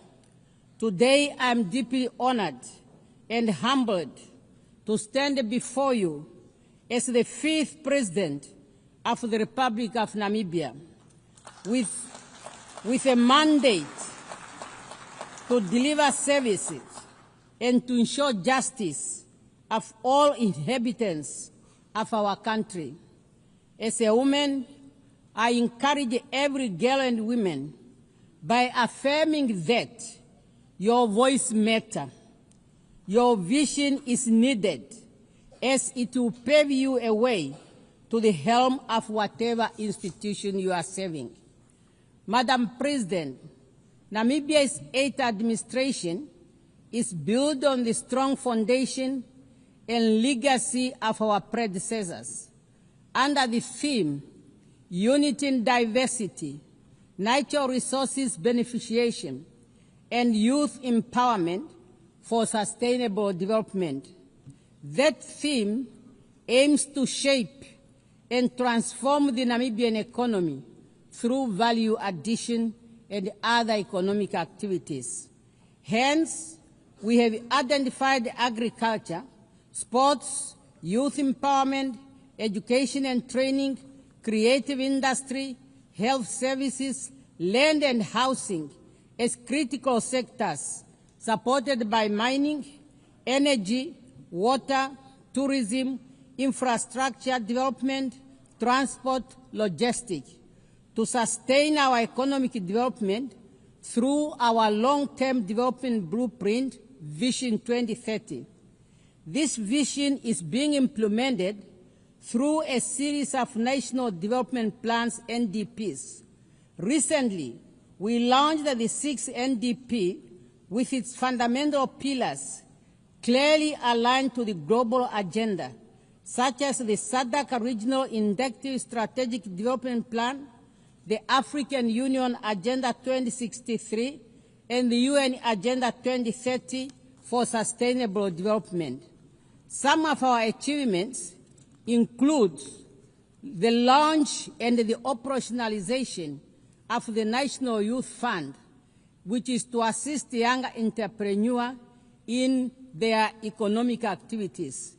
In the area of education, we will abolish registration and tuition fees in all public institutions of higher learning and vocational training centers to ensure skill development. On energy, Namibia is diversifying her energy mix using all our natural resources. In addition, Namibia presented her energy compact at the African Energy Forum, thus enabling us to access concessional funding for national energy initiatives. Madam President, climate change is scorching our lands and drying up our rivers. Global instability is impacting our economies, our markets, and jeopardizing our livelihood. These are interconnected symptoms of deeper fragility in our shared system. They require our collective action rooted in apathy and shared responsibility. In this regard, I am glad to announce Namibia's bid to host the Africa Regional Hub of the Green Climate Fund. Furthermore, severe droughts, floods, and other climatics brought about by climate change cannot be overemphasized. Namibia calls for the implementation of the provision of the Namib Declaration on a strong United Nations Convention to combat desertification for a land degradation and neutral world. Namibia acknowledges the technological advance in all fields, but ethical boundaries must be respected. However, artificial intelligence must not be a substitute for human judgment or responsibility. We therefore call for a global standard that ensures that the usage of artificial intelligence remains transparent, fair for humanity. Youth unemployment, increased economic inequality, lack of adequate housing, quality education and health care water, energy, and data distress are among the common challenges that no one country can address alone. Through multilateral cooperation, our collective action must ensure that we all forge ahead to make the world a better place and to work together on those challenges in line with our theme, Better Together. Madam President, 30 years since the adoption of the Beijing Declaration and Platform of Action, we have made much to celebrate and to ponder on. Namibia continues to make progress in the area of women participation in politics and decision-making. Currently, Namibia's cabinet has 57% of women. As we gear up to commemorate the 25th anniversary of the adoption of the UN Security Council Resolution 1325 on women, peace and security, adopted during Namibia's presidency of the UN Security Council, Namibia will host 2 high-level events in Windhoek and New York. I look forward to the participation of all member states in those events to collectively reaffirm commitment to women, peace and security agenda. And through the Namibia International Women Peace Center, we will continue to advocate for the universal implementation of the Women, Peace and Security agenda. Madam President, we note to the ongoing efforts of the UN to ensure that we remain fit for purpose, including the UN 8 initiative. We need an agile United Nations that is inclusive, respect of the UN Charter, and its purpose and principles must be our guiding star for our future endeavors. Madam President, we are meeting against a backdrop of profound global tension. The world is fractured by conflict, displacement, and economic instabilities straining multilateral cooperation and a serious issue for us to reach consensus. A global liquidity crisis threatens to plunge millions of people into poverty and insecurity. For Namibia, those crises are real. They impact our communities, test the resilience of our ecosystem, thus need urgent attention. In this context, the Southern Africa Development Community is committed to promoting peace, security, and stability in the Eastern DRC. Namibia welcomes the ongoing efforts by the AU, SADC, and AC to align the Rwanda and Nairobi peace process and encourage the continued strengthening of political and security aspects of the challenges faced in our region. We further call upon UN Security Council and good office of the UN Secretary General to strengthen negotiation and peacekeeping initiatives towards resolutions of all conflict, including those in different parts of Africa. The impasse in the UN security over the question of Western Sahara is an injustice. More than 34 years after the adoption of the Resolution 690 of 1991, the time for the holding of the UN referendum on the right to self-determination for the people of Western Sahara is now. This year marks the 20th anniversary of the Ezuwine Consensus and the Third Declaration, which jointly constitute the common African position on the reform of the UN Security Council.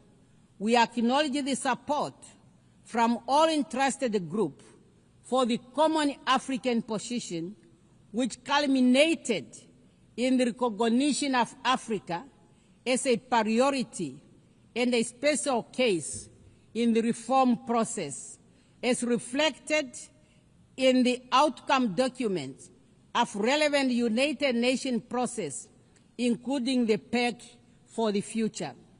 We can no longer delay the urgent call to redress the historical injustice to Africa and address our call for equitable and balanced representation on the Security Council. Madam President, the Charter of the United Nations has laid the foundation for conditions necessary for peaceful coexistence and harmony among nations. Therefore, unilateral cohesive measures should not be used as a tool to undermine sovereign state, for this violates the Charter and the principle of the United Nations. In this regard, we call for an end to the continued illegal economic, financial, and commercial embargo imposed on the friendly people of Cuba and removing her from the list of states sponsoring terrorism. We call for an end to the illegal sanctions on Zimbabwe. We are also gravely concerned about the emerging threats against Venezuela and call for the removal of sanctions and the threats against that country. Madam President, the UN Commission of Inquiry on the occupied Palestine territory, including Israel, Eastern Jerusalem, has just released its findings that indeed a genocide is being committed against the Palestinian people. Despite the clear provision of the Security Council and General Assembly resolutions and advisory opinion rendered by the international community of justice, the humanitarian situation in Gaza is worsening, and access to humanitarian aid is severely limited. A failure to address the crisis in Gaza could become the moral failure that defines this era. We call on the UN Security Council to find consensus and help put an end to the lasting conflict between Israel and Palestine. Madam President, I call for a meaningful reform of the United Nations as a call for the meaningful reform of the United Nations has never been more urgent. This reform necessitated democratizing global governance, amplifying marginalized voices, and ensuring international law is not a tool for convenience, but a shield for most vulnerable. As I conclude, I wish to reaffirm Namibia's commitment to the international obligation and the multilateral order. Respect for international law is not just a legal duty, it's a moral imperative. We must reaffirm our commitment to the principle that unite us, mutual respect, and peaceful resolution of dispute, and solidarity in the face of common challenge. Let us remember that even the smallest nation have a voice. When those voices are heard and heeded, durable peace and justice will prevail. We have an obligation to make this our moment, not to despair, but renewal. We have the opportunity to restore hope, to build a future defined not only by division, but by unity and preservation of human dignity. I thank you for your kind attention. Au nom de l'Assemblée générale, je tiens à remercier la présidente de la République de Namibie. L'Assemblée va maintenant entendre l'allocution de son Excellence M. Mohamed Irfan Ali, président de la République coopérative du Guyana. J'ai pris le protocole de bien vouloir accompagner son Excellence, que j'invite maintenant à prendre la parole.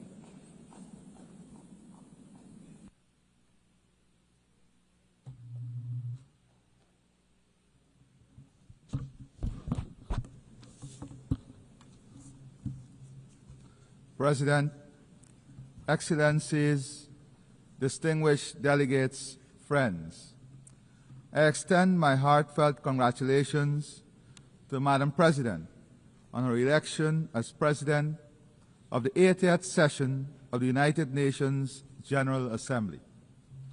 I also record my profound appreciation for His Excellency Philemon Yang of Cameroon, whose distinguished stewardship and steady hand guided the 79th session. Today, as we mark the 80th anniversary of the entry into force of the United Nations Charter, we find ourselves at a crossroads. This organization, our organization, has delivered. From creating international law, promoting development and human rights, to resolving disputes, providing humanitarian aid, and advancing self-determination and independence. The fact remains, over these 8 decades, we have worked together for the greater good. From 51 member states in 1945 to 193 today, the UN has established itself as the premier organization for multilateralism.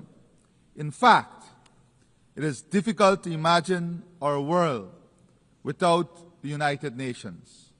However, as it is with anniversaries, we must reflect honestly and candidly, where are we at 80? Conflicts are raging as geopolitical tensions intensify. Food insecurity is worsening. Displacement is growing. Human rights are being ignored, and climate change is threatening lives and livelihoods. Our sustainable development goals are imperiled by shrinking development and budget support. Spending on peacekeeping budgets is diminishing, and humanitarian costs are soaring. Meanwhile, global military spending in 2024 saw its steepest annual increase since the Cold War. President, the United Nations noble mission to maintain international peace and security will ring hollow if it allows power to triumph over principle and might to override right. In remaining faithful to its charter, the United Nations must ensure that the survival and progress of humanity are not mortgaged to the ambitions of the powerful. The collective will of our membership must be reflected in the institutions and governance structure of the United Nations, including the Security Council. On this note, as we prepare to leave the Security Council at the end of this year, I want to thank our permanent representative and a team from Guyana for their exceptional work at the Security Council and their leadership.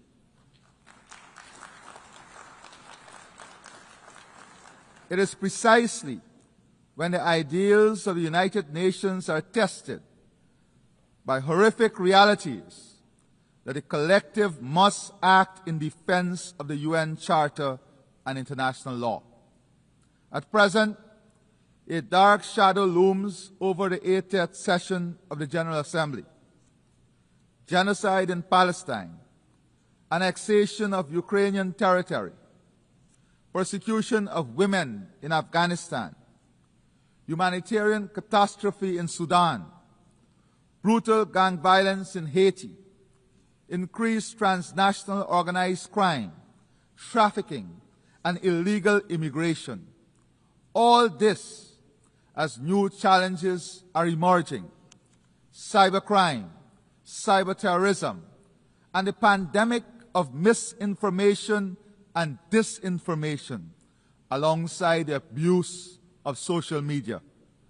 President, whilst we reiterate our condemnation of the attacks by Hamas on Israel on October 7, 2023, and again call for the immediate and unconditional release of all hostages, Israel's actions have long shattered any pretense of legitimate self-defense. What we are witnessing is not warfare, but mass extermination, a systematic slaughter and displacement of Palestinian men, women, and children. Those who escape the bombs and bullets are condemned to die slowly, starve of food, water, and hope. This is a war crime.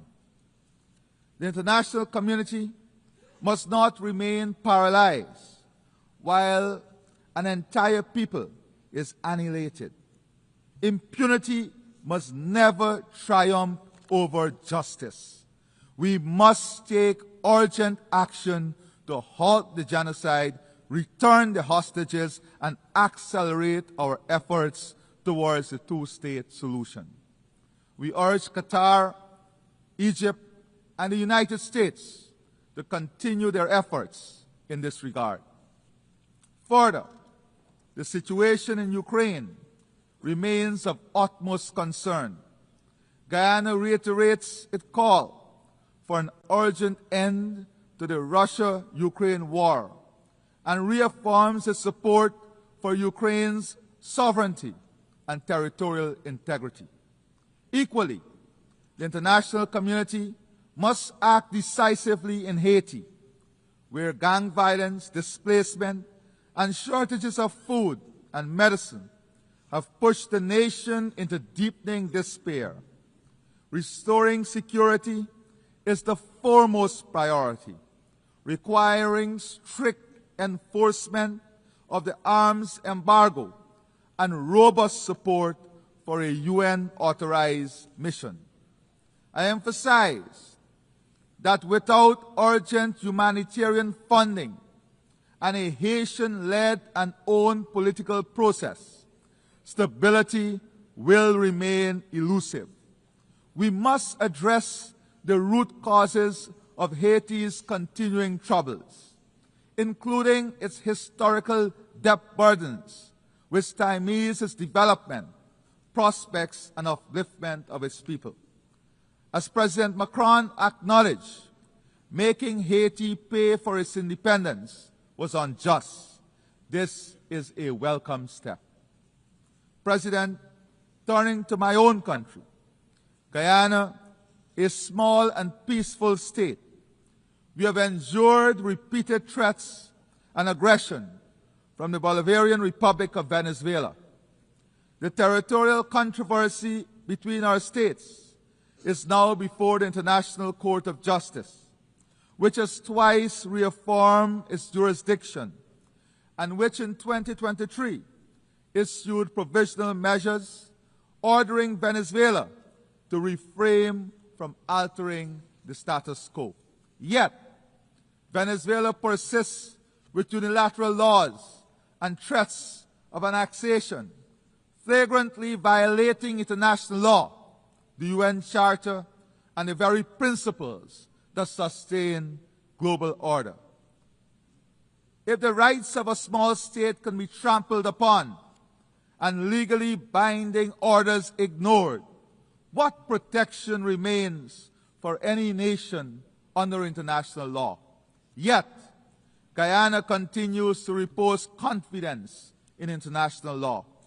For us, the principles of sovereignty, territorial integrity, and non-interference are non-negotiable. We will not cower to coercion, intimidation, or unilateral action. We thank our international partners and allies for their solidarity. President, at 80, the time has come for a frank conversation on Cuba, one that would lead to the prosperity of its people, optimizing the full potential Cuba offers to its people and the rest of the world. Central to this dialogue is the lifting of the embargo on Cuba and its removal from the list as a state sponsor of terrorism. Also important to our region is our collective effort against drug trafficking, human trafficking, and illegal migration. We support efforts by the international community to addressing these crimes that are destroying the lives of our people, especially young people. The region must continue to champion efforts to enhance democracy, promote good governance, and respect the will of the people in determining governments of their choice through free and fair elections. President, this year marks the 30th anniversary of the Beijing Declaration and Platform for Action. The Declaration remains a blueprint for achieving gender equality, which, despite transformative strides, remains significantly unrealized in most parts of the world. In Guyana, the dividends of strategic investments in leadership and capacity building for women and girls are evident. More women have assumed leadership roles in government, in parliament, and in public and private sectors. We have achieved gender parity in education at all levels and advanced the socio-economic empowerment of women through land and home ownership and diverse job opportunities in traditional and emerging sectors. To enable women to participate equally and competitively in the workforce, government is offering child care support, which will include day and night care centers for children.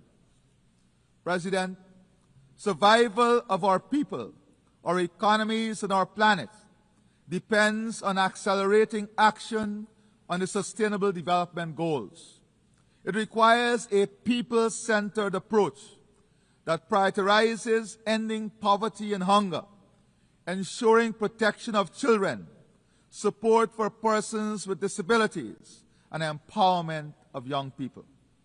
Peace, stability, and sustainable development cannot exist in isolation from the urgent need to address climate change, which poses an existential threat to the most vulnerable and to our shared future.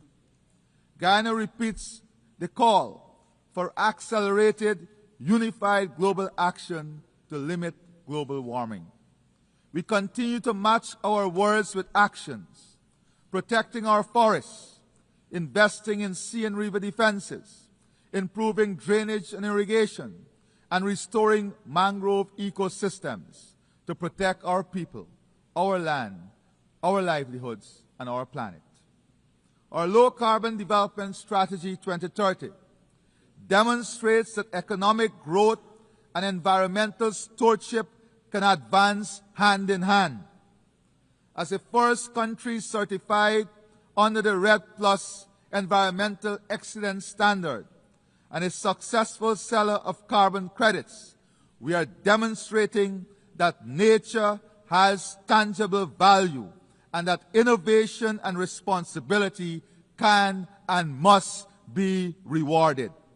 We call on the international community to deliver predictable, accessible climate finance, to support adaptation and resilience, and to embrace nature-based solutions. We once again commend Prime Minister Motley and the Bridgetown Initiative as the path towards sustainable financing for climate action. President, this year marks the 10th anniversary of the Sustainable Development Goals. Yet, the slow pace of implementation and regression in many areas sound a stark warning that the promise of 2030 is at risk. Guyana calls for renewed global commitment to financing for development, including fulfilling official development assistance pledges, mobilizing domestic resources, and addressing the crippling debt burdens that hinder progress in many developing nations. Addressing these development challenges requires recognizing that the health of our ecosystems is inseparable from achieving the SDGs. Guyana proudly convened the inaugural Global Biodiversity Alliance Summit in Georgetown in July 2025, uniting over 140 countries, organizations, community groups, indigenous leaders, scientists, and financial institutions. The Georgetown Declaration, endorsed by this broad coalition of stakeholders, sends a clear and urgent message that biodiversity is a global public good and its protection must be woven into national development plans, climate strategies, and financial frameworks. Building on the global pledge to double protected areas by 2025 and achieve the 30 by 30 goal by 2030, the summit underscored the urgent need for innovative financing mechanisms, including biodiversity credit, green bonds, debt for nature swaps to fund nature's protection. Guyana is actively exploring biodiversity credits to create sustainable income streams for forest communities, building on our carbon credit success. We have signed a memorandum of understanding with the Yale Center for Biodiversity and Global Change to co-develop a national biodiversity information system, a digital backbone for data-driven conversation. Guyana is demonstrating that economic development and environmental stewardship can advance together by using natural gas as a bridge away from heavy fuel oil and investing in hydropower, solar, wind, and other renewables. We aim to lower electricity costs for our citizens and businesses while ensuring universal access to affordable, reliable, sustainable, and modern energy. Guyana is pursuing an ambitious energy infrastructure and investment plan. While climate change is an existential threat, the reality is that the world still requires energy, an energy source from petroleum, to power growth and development for which there is growing demand. This is essential for the survival of our economies. AI and digitization are accelerating this demand at an extraordinary pace. As you're aware, Guyana is quickly becoming one of the world's largest energy producers per capita, carefully balancing its green footprint with energy production. We'll use our vast gas reserves through a transformational gas-to-energy project. We'll use this resource, taking advantage of our strategic geographic location, to establish an AI hyperscale data center. Large AI data centers are rarely found in similar-sized territories. As such, implementing a project of this scale is of immense pride for Guyana. This investment will improve the competitiveness of our region, accelerate digitization, build out a fintech ecosystem, modernize the service delivery platform of government, and accelerate private investment, bringing new job opportunities. We recognize the indispensable nature of AI in our collective future. However, while there are immense benefit, there is no clarity on equity, access, and applicability. Regulations, ethical standards, and governance mechanisms are urgently needed. In this regard, we welcome the recent UN General Assembly decision to establish 2 global AI governance mechanisms. President, I now turn to food security. Guyana is actively leading efforts to advance the CARICOM Agri-Food Systems Agenda through Vision 2030, aiming to boost food production, end hunger, and ensure food security across the Caribbean region. Our experience demonstrates that strategic investment and political will can transform national and regional food systems.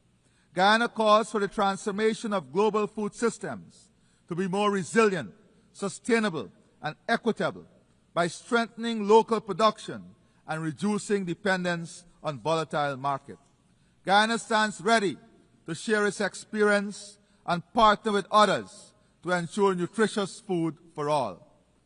As the United Nations commemorates its 80th anniversary, let us recall that this organization was conceived not in comfort, but in crisis, forged from the ashes of war to serve as the conscience and compass of humanity. 8 decades later, that duty has not dimmed. It has only grown more urgent. If the UN is to remain humanity's best hope, it must stand firm against aggression and remain fully engaged with the great question of our time. We must be bold in recognizing the necessity for institutional adjustments that will advance the organization's success. Our generation will be judged not by the eloquence of our declaration, but by the substance of our deeds. From the ruins of Gaza to the streets of Haiti, from Kiev to the drowning coasts of small island states, the peoples of the world cry out for more than words. To honor 80 years of promise is to act with courage, to match principle with action, and to bind ourselves once more to the dream of a world united, not by fear or force, but by the shared destiny and enduring hope. I thank you, and may God bless all of our nations and all of our people. Thank you. Au nom de l'Assemblée générale, je tiens à remercier le président de la République coopérative du Guyana.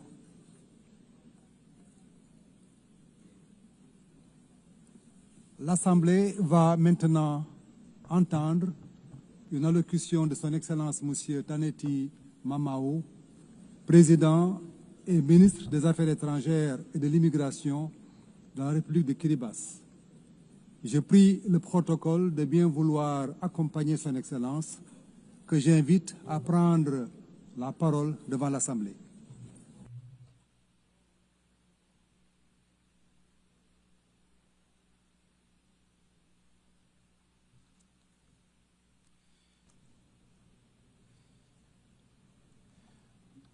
Madam President of the General Assembly, Head of States and Governments, Secretary General of the United Nations, Excellencies, ladies and gentlemen. In His holy name and on behalf of the government and the people of Kiribati, I extend our warm greetings to you all.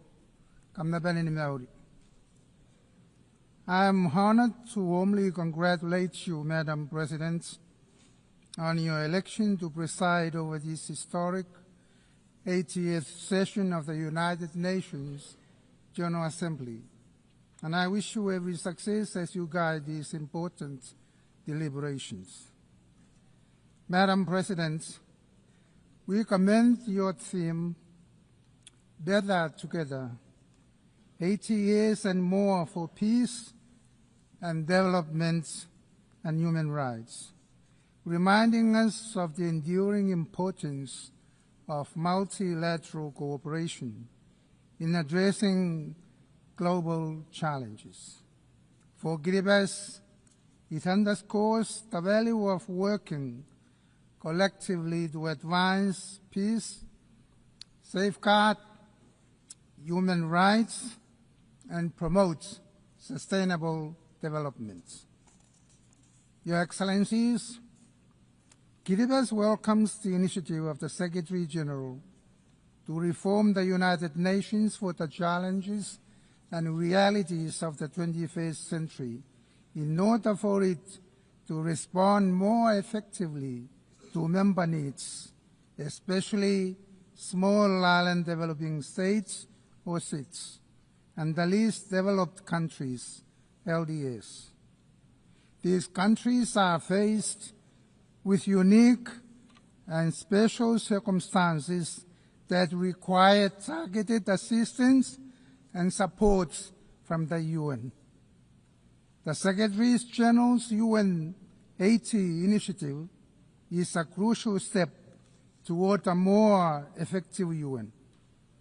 In this context, we encourage reforms that remove duplication, improve efficiency, and ensure that mandates most vital to vulnerable nations, such as climate action, sustainable development, and resilience, are protected and enhanced.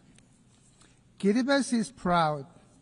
Since joining the UN, we have been contributing in our way to its mandates and its initiatives. On the international level, especially peace and security, Kiribati has actively supported the Treaty on the Prohibition of Nuclear Weapons, particularly in the implementation of Articles 6 and 7, efforts which we jointly coordinate with Kazakhstan. We fully support the United Nations push for a world free of nuclear weapons and are committed to addressing man-made disasters like dumping of nuclear waste, radioactivity wastewater discharges, and traversing of nuclear-powered submarines, and testing that pose grave risk to our oceans' fragile health. Advocating for a nuclear-free ocean and the world should be backed by our commitment to peace and security.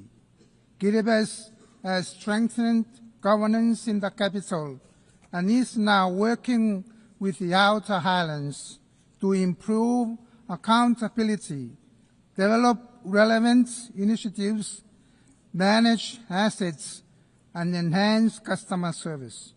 These efforts are very essential for peace and security. Aligned with our KV20 roadmap to transform Kiribati into a healthy, wealthy, and peaceful nation, we sent our police officers to support the UN peacekeeping missions. Kiribati also actively engages in social and cultural initiatives for peaceful living. Gospel Day, now celebrated across Kiribati, unites all faith-based organizations to worship together, fostering respect, unity, and peace. We hope this approach promotes religious tolerance worldwide, making it a better place to live.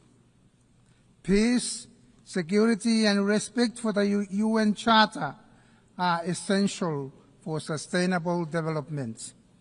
Kiribati is committed to SDGs, emphasizing SIDS, or small island developing states, unique circumstances. Along with the other SIDS in the Antigua and Barbuda Agenda for SIDS, ABES, we aim for resilient prosperity through technological and digital solutions. These innovations are vital to overcoming challenges from geographical isolation and limited economies of scale. While Kiribati has technological constraints, we see digital solutions as key to enhancing public services, education, commerce, and climate resilience. Kiribati faces climate challenges, but it remains resilient. While some narratives claim our islands are sinking, we have traditional and modern strategies to adapt and thrive. Our efforts, aligned with international climate goals, focus on building resilience, protecting livelihoods, and preserving our culture. We urge global action to limit warming to 1.5 degrees Celsius and support frontline states to the loss and damage fund. We welcome and commend the International Court of Justice in its landmark decision, giving its firm hope and assurance that Kiribati and other vulnerable countries will continue to exist in light of climate change impacts. This milestone demonstrates what the Blue Pacific can successfully achieve collectively, and that is to secure the full legal certainty and permanence of our maritime zones, irrespective of the impacts of climate change. The Multi-Dimensional Vulnerability Index, the MVI, is particularly important for Kiribati as it captures the combined effect of economic, social, and environmental vulnerabilities that are not fully reflected in the income-based measures alone. By incorporating the MVI into development planning and international supports, countries like Kiribati can better access resources, build resilience, and implement effective strategies to achieve sustainable development despite our structural limitations. Kiribati's ocean is vital for its identity, economy, and food security. Protecting marine life, fighting illegal fishing, and supporting the BBNJ agreements are key to sustaining livelihoods and ecosystems. IUU fishing causes over US $600 million annual loss, a moral and economic injustice that could fund universal child care.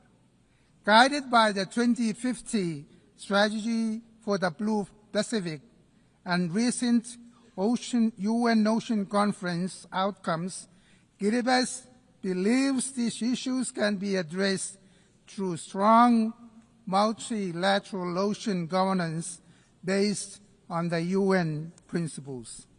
Your Excellencies, as part of Kiribati's efforts to support the global ocean commitments to protect and sustainably manage the marine resources, we have committed to increase the value of our tuna and maximize economic returns, and at the same time ensure that this resource is protected for our future generations to the parties of the Nauru Agreement or the PNA.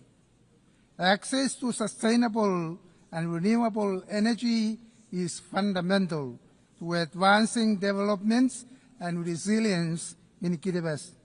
Small island states and Pacific Islands Forum family at large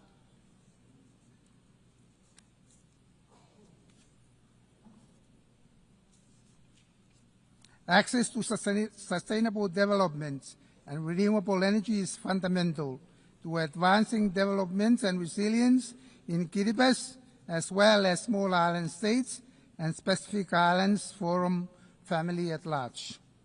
Kiribati is investing in clean energy technologies, such as solar lights at household levels, to reduce our dependence on imported fossil fuels. We call for the enhanced international cooperation and financing to accelerate the transition to sustainable energy systems that are accessible, affordable, and climate resilient. Your Excellencies, the role of education, youth, and women in building resilient communities is vital. Investing in quality education, promoting gender equality, and empowering young people are key to sustainable development, innovation, and social cohesion. We support initiatives that foster youth leadership and women's full participation in the economic, political, and social spheres. Sports, culture, and traditional knowledge further boost community resilience, health, and belonging, supporting peaceful and sustainable societies. Healthcare in Kiribati faces challenges from the dispersed nature of the islands. To improve, the government will introduce sea ambulances and advance medical services to enhance capacity and reduce the need for overseas referrals. Your Excellencies, equitable and predictable development financing is vital for Kiribati's future. Reforming the international financial system, improving access to concessional finance, data, sustainability, and bridging the digital divide are key to enabling states to meet their development goals. The Blue Pacific recognizes the challenge of accessing climate financing and supports the establishment of the Pacific Resilience Facility, led and known by members, with $162 million pledged to fund it. Kiribati highlights the importance of the Doha Programme of Action for Least Developed Countries, which mobilizes international support for the most vulnerable. We await the UN financing for development conference, hoping it would provide concrete solutions to improve access to finance for those in need. These efforts are crucial for less developing countries like Kiribati to build resilience and promote sustainable development. Kiribati reaffirms its belief in the fundamental principle of multilateralism as the cornerstone for addressing global challenges collectively. By embracing cooperation, solidarity, and multilateral engagement, we can shape a future in which all nations, particularly the vulnerable, can thrive and prosper. In this endeavor, we draw inspirations from the wisdom of our forefathers, who taught us that by working hard in resilience and peace, we can secure enough to prosper. This enduring principle guides Kiribati's approach to sustainable development, resilience, and multilateral engagement, reminding us that collective efforts and peaceful collaborations are the foundation of lasting progress. Allow me to close by bestowing upon the United Nations and all its members and all its staff our traditional blessings of the Maori, the Roi, the Tabamoa, meaning abundant health, peace, and prosperity. I thank you, Ambassador. Au nom de l'Assemblée générale, je tiens à remercier le Président et ministre des Affaires étrangères et de l'Immigration de la République de Kiribati. L'Assemblée va entendre l'allocution de Son Excellence M. Bassirou Diomaye Diakhar Faye, Président de la République du Sénégal. J'ai pris le protocole de bien vouloir accompagner Son Excellence, que j'invite à prendre la parole devant l'Assemblée.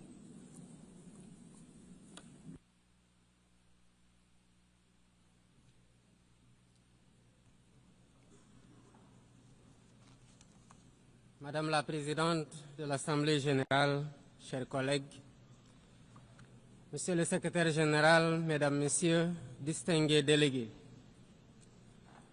Madame la Présidente, au nom du Sénégal, je remercie votre prédécesseur et vous adresse tous nos vœux de succès à la présidence de cette 80e session de l'Assemblée générale des Nations unies. Je renouvelle au secrétaire général, M. Antonio Guterres, notre soutien constant dans l'exercice de sa haute charge au service des États membres. Nous nous réunissons aujourd'hui en ces lieux symboliques du dialogue universel, comme porteurs du poids de l'histoire et de l'urgence du présent. Le thème de cette session, Mieux ensemble, 80 ans et plus pour la paix, le développement, les droits de l'homme, nous rappelle en effet le pacte fondateur des Nations unies, un pacte de coexistence pacifique, de sécurité collective et d'un ordre international fondé sur le droit. Sur cette base, les Nations unies ont accompli des progrès indéniables dans la coopération solidaire pour la prévention des conflits, la promotion de la paix et de la sécurité internationale et le règlement des différends. De même, des progrès significatifs ont été réalisés dans la codification de normes universelles pour la protection des droits de l'homme et d'un ordre international plus sûr et plus apaisé. Mais 80 ans après la création des Nations unies, le monde vacille à nouveau, comme si nous étions rattrapés par les dérives qui ont mené l'humanité à 2 catastrophes majeures en l'espace d'une génération. Nous vivons des moments de forte turbulence, de défis inédits et d'incertitudes multiples. Expansion du terrorisme, persistance de conflits anciens et nouveaux, dérèglement climatique, crise économique profonde, recul de la solidarité internationale et risque élevé de désintégration du multilatéralisme. Je n'oublie pas la course aux armements, y compris dans le cyberespace. Le plus préoccupant, c'est la déshumanisation désolante d'un monde d'émotions sélectives selon les intérêts et les enjeux géopolitiques. Il ne peut y avoir de justice fondée sur le droit quand ce qui tient lieu d'ordre international est régi par la logique du 2 poids 2 mesures, par la loi du plus fort et l'esprit partisan. Dans ce contexte préoccupant, l'Afrique reste confrontée à des conflits armés, au terrorisme, en particulier au Sahel, à la criminalité transfrontalière et à l'instabilité politique. Face à tant de défis, notre approche devrait être intégrée, combinant prévention, résilience et réponse ciblée. La paix et la sécurité ont un prix. Donnons-nous les moyens de l'assumer par un financement prévisible et pérenne des opérations de soutien à la paix en Afrique, avec des équipements adéquats et des mandats et règles d'engagement robustes. C'est la seule façon de faire face au fléau du terrorisme et de rétablir un minimum de sécurité et de stabilité dans les zones affectées. Je renouvelle ici la solidarité du Sénégal envers les pays frères engagés au quotidien dans la lutte contre le terrorisme. Au Moyen-Orient, le peuple palestinien continue de vivre la pire des calamités que les mots ne peuvent plus exprimer. Sous le fracas des quotidiens des bombes, toutes les limites ont été dépassées. Nous ne pouvons ni nous taire, ni détourner notre regard, car Gaza ne vit plus. Gaza, terre de larmes, de sang et de sueur, est devenu un enfer pour des millions d'âmes de tous âges, piégées dans une prison à ciel ouvert. Hommes, Femmes et enfants agonisent tous les jours, privés de nourriture, d'eau et de soins de santé. Le Sénégal réitère sa ferme condamnation de cette tragédie que rien ne saurait justifier. En sa qualité de président du Comité pour l'exercice des droits inaliénables du peuple palestinien, le Sénégal considère que seule la création d'un État palestinien indépendant et viable apportera une paix durable pour toutes les parties, chacune à l'intérieur de frontières sûres et internationalement reconnues. Mesdames, Messieurs, il y a 80 ans, les pères fondateurs s'engageaient à travers la création de l'ONU à préserver les générations futures du fléau de la guerre, qui par 2 fois, en l'espace d'un quart de siècle, avait causé des millions de morts et d'indicibles souffrances. Au nom du Sénégal, je rends hommage aux pionniers et à tous ceux qui ont incarné les valeurs universelles de l'organisation, parfois au péril de leur vie. Dans ce monde en crise, les principes et les actes doivent rester les mêmes. La paix plutôt que les conflits, la justice plutôt que l'indifférence, le partenariat plutôt que les rapports de force. Mais cela n'est possible que par un multilatéralisme fort et revitalisé, pour en faire un cadre unique d'action, pour la paix, la stabilité, par le dialogue, la concertation et la résolution pacifique des différends. La survie du multilatéralisme exige qu'il retrouve ses principes fondamentaux, la responsabilité partagée et une solidarité active, le respect du droit international et une justice universelle conformément au statut de la Cour internationale de justice et de la Cour pénale internationale. En outre, nous ne pouvons occulter l'impératif de réforme de la gouvernance politique, économique et financière mondiale. L'ONU, par sa vocation universelle, doit agir en pionnière. Des délibérations et des décisions plus démocratiques, plus légitimes et plus représentatives de ses États membres, qui sont passés de 51 à 1945 à 193 aujourd'hui. Je renouvelle le soutien du Sénégal au consensus des Oulouini pour une représentation plus juste et plus équitable de l'Afrique au Conseil de sécurité. Il est temps d'instaurer une gouvernance économique et financière mondiale plus juste et plus inclusive pour répondre aux besoins de financement du développement durable.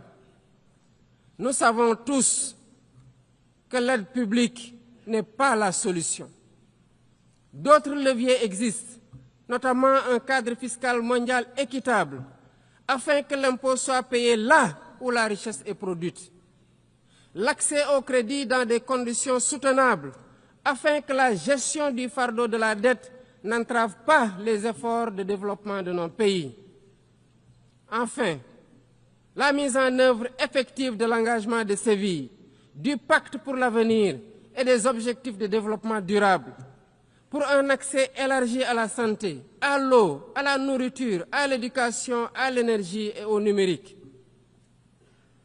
Le réchauffement climatique mérite aussi notre attention. Il n'est pas seulement une menace, mais une question existentielle, une réalité qui frappe plus durement ceux qui y contribuent le moins, comme l'Afrique, avec moins de 4% des émissions mondiales. Et pourtant, sécheresse, inondations, érosion côtière et insécurité alimentaire rythment désormais la vie de nos populations. C'est une double peine devenue insoutenable. Le Sénégal renouvelle son attachement à l'accord de Paris sur le climat et appelle à une transition climatique juste et équitable par l'exploitation de nos ressources disponibles pour l'accès universel à l'électricité et l'amorce d'une industrialisation compétitive. La lutte contre le réchauffement climatique se fera indubitablement avec des financements conséquents pour l'adaptation, la simplification est l'accès aux fonds climatiques ainsi que la garantie de transfert de technologies. Le Sénégal salue la création du fonds pour répondre aux pertes et dommages et appelle à la mobilisation de la solidarité internationale pour la constitution de ces ressources afin de financer les opérations sur le terrain. Excellences, Mesdames et Messieurs, face aux urgences et aux défis nombreux et complexes, nous ne sommes pas démunis. Le monde dispose des moyens nécessaires pour nourrir ceux qui ont faim, éduquer nos enfants, soigner les malades et faire taire les armes. Le véritable obstacle n'est ni financier, ni technique, ni matériel. Il est dans la volonté politique de faire du multilatéralisme un instrument de solidarité collective, de coopération plutôt que de confrontation, pour un avenir où la dignité humaine sera au cœur de nos décisions. Alors, faisons de ce 80e anniversaire des Nations Unies, non pas le constat d'un ordre épuisé, mais le point de départ d'un nouvel espoir, celui d'une organisation rénovée et plus efficace, au service des peuples qu'elle incarne. Le Sénégal reste fidèle à son engagement de travailler dans ce sens avec tous les membres de l'organisation, prêt à jeter les ponts, prêt à porter les réformes, prêt à poursuivre notre œuvre commune pour un monde de paix, de justice et de solidarité. Je souhaite plein succès aux travaux de la 80e session de l'Assemblée générale et vous remercie de votre aimable attention. Au nom de l'Assemblée générale, je tiens à remercier le président de la République du Sénégal. L'Assemblée va entendre l'allocution de son Excellence M. Peter Pellegrini, président de la République slovaque. Je prie le protocole de bien vouloir accompagner son Excellence, que j'invite à prendre la parole devant l'Assemblée.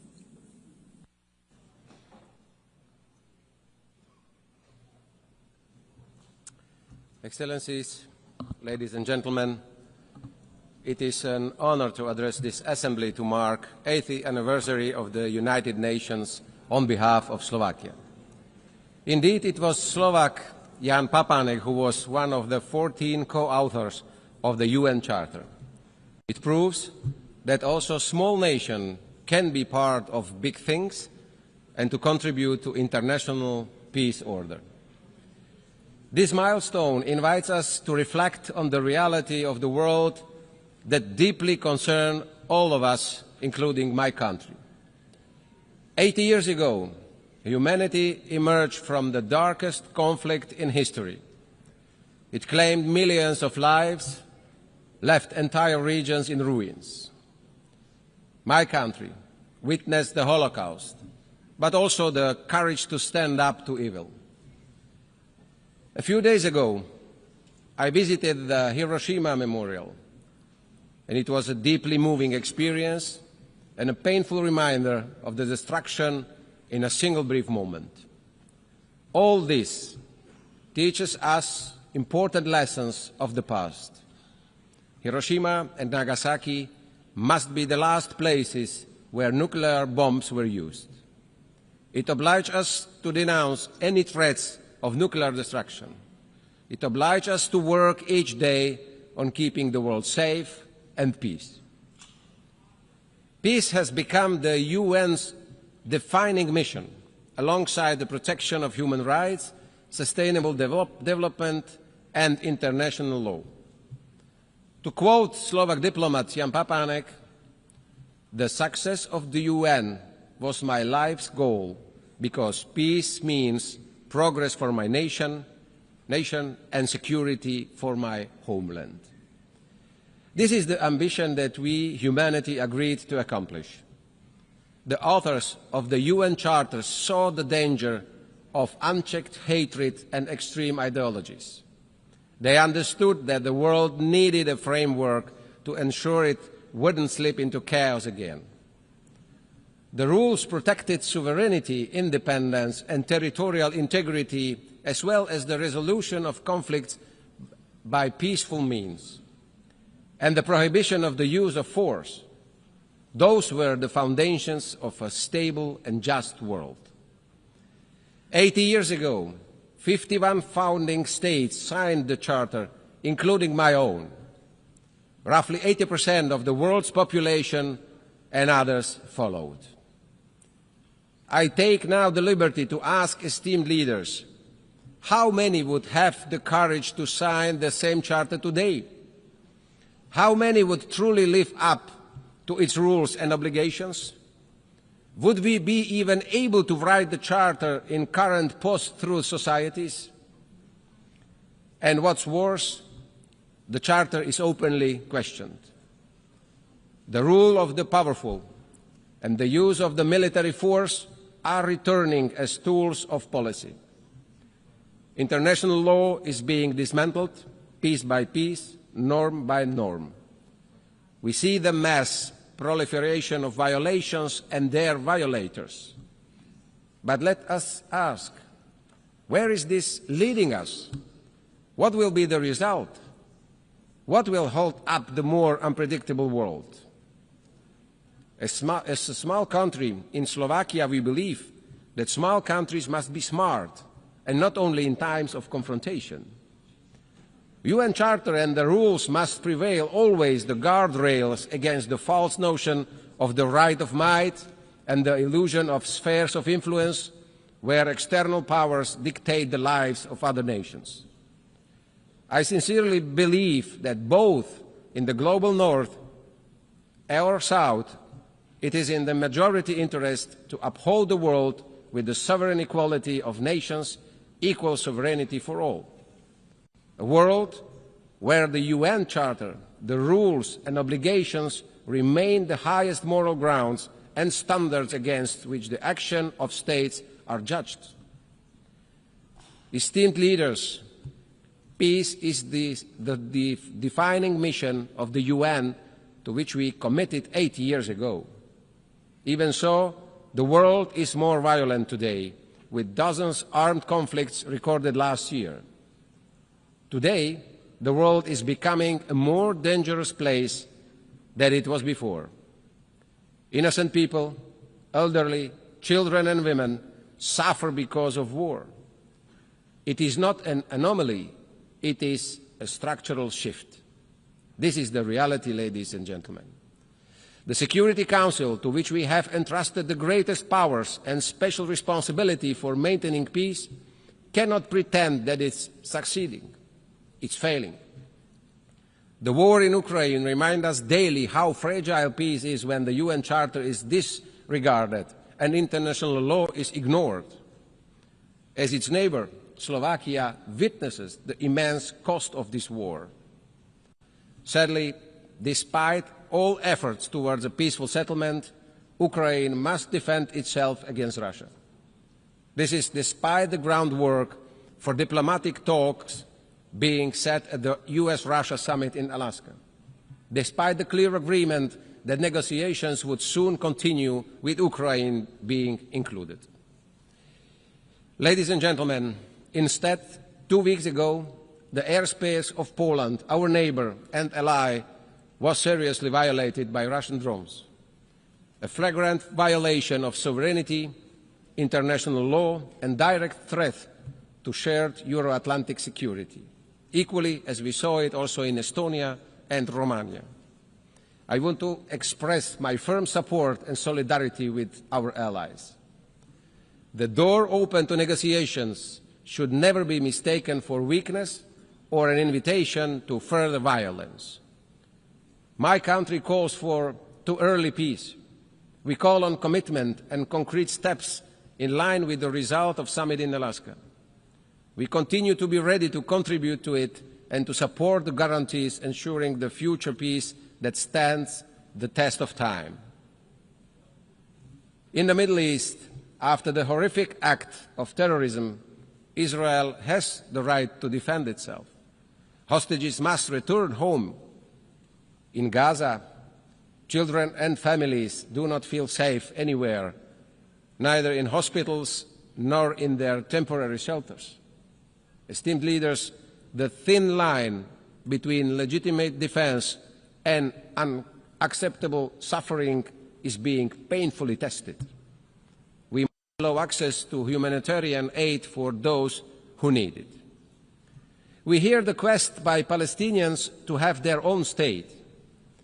And I am proud that Slovakia does not need to make big gestures today, because for more than 3 decades, or 3 decades ago, we have recognized the right of Palestinian people to decide upon their fate. In Bratislava, we already have the embassy of the Palestine, and we believe in two-state solution.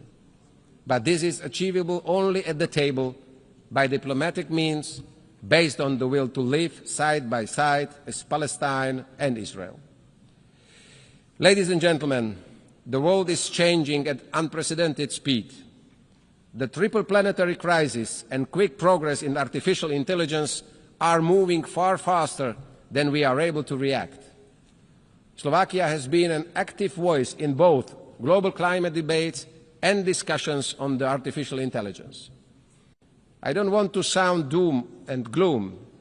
In fact, we must get ready for the new era, the unstoppable revolution.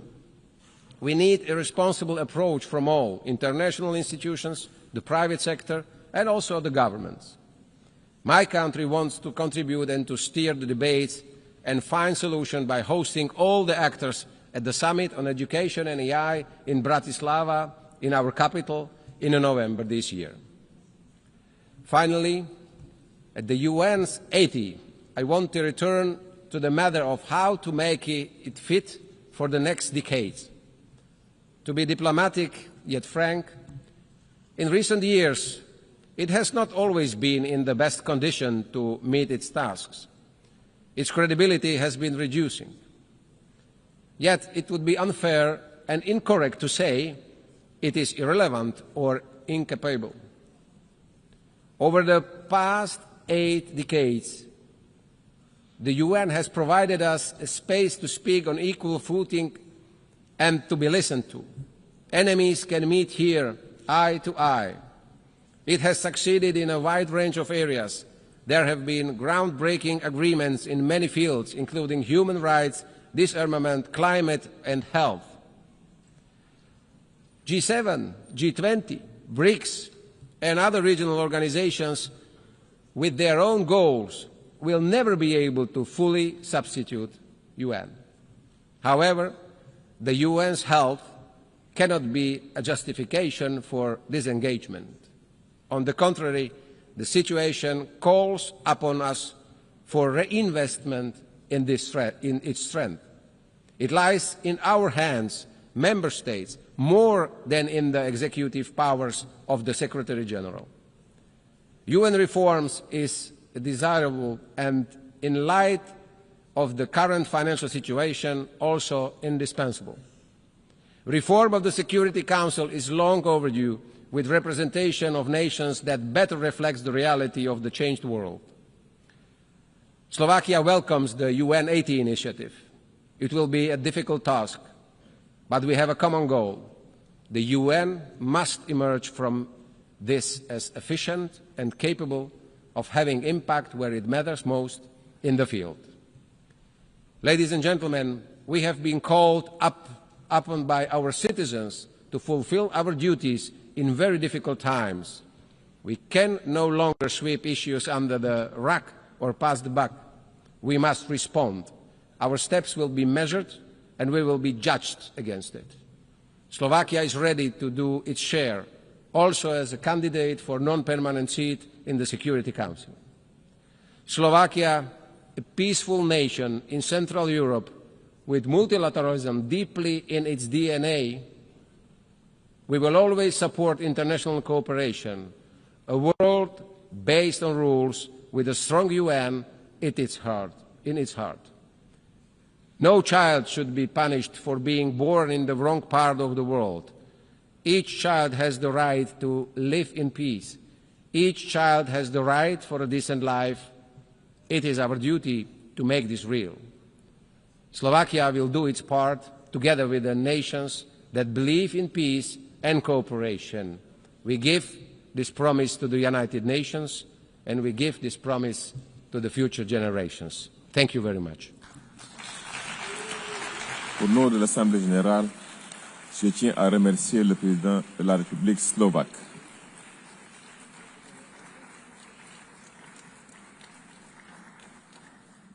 L'Assemblée va maintenant entendre l'allocution de son Excellence Madame Hilda Heyn, présidente de la République des îles Marshall. Je prie le protocole de bien vouloir accompagner son Excellence et je l'invite à prendre la parole devant l'Assemblée générale.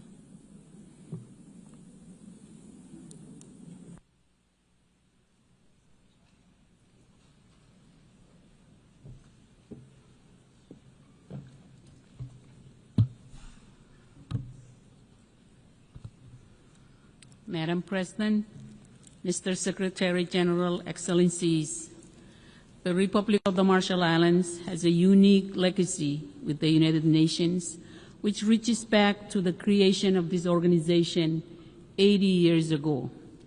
As a strategic UN trusteeship, it was the UN flag which flew first over our islands, and it inspired us to define our nation and speak up when we saw injustice.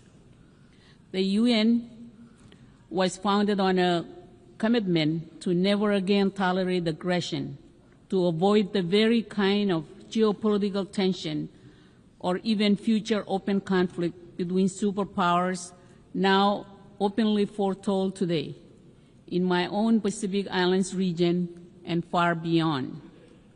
At a time when international cooperation is in dire need, the very foundations of global order are now more uncertain than ever. My low-lying atoll nation bears witness to the sharpest edge of climate change, which the Pacific Islands Forum leaders have consistently defined as the region's #1 security threat. The scale of impact and the future of our youngest generations depends on whether global powers are working together. If I could find a louder alarm for the Pacific Islands than my words today, I would sound it. There is still time for action, but only urgent action at scale can reduce vulnerability across all key sectors and to strengthen the free and democratic nations which define our island region. We need the world to better understand that our security is linked to our fragility, cutting across key indicators. We worry our institutions will not easily withstand future threats, whether if by rising seas or geopolitical competition. Madam President, during our decades as a UN strategic trusteeship administered by the United States, the UN Trusteeship Council remained an early and important platform for our voices and to tell the world where right lay from wrong. But it fell short of its mandate. Today, our nation bears the legacy of 67 atmospheric nuclear tests between 1946 and 1958, which posed profound contemporary challenges. And while we acknowledge important actions by the former administering authority, the U.S., significant disagreements remain, including ultimate responsibility for what remains today.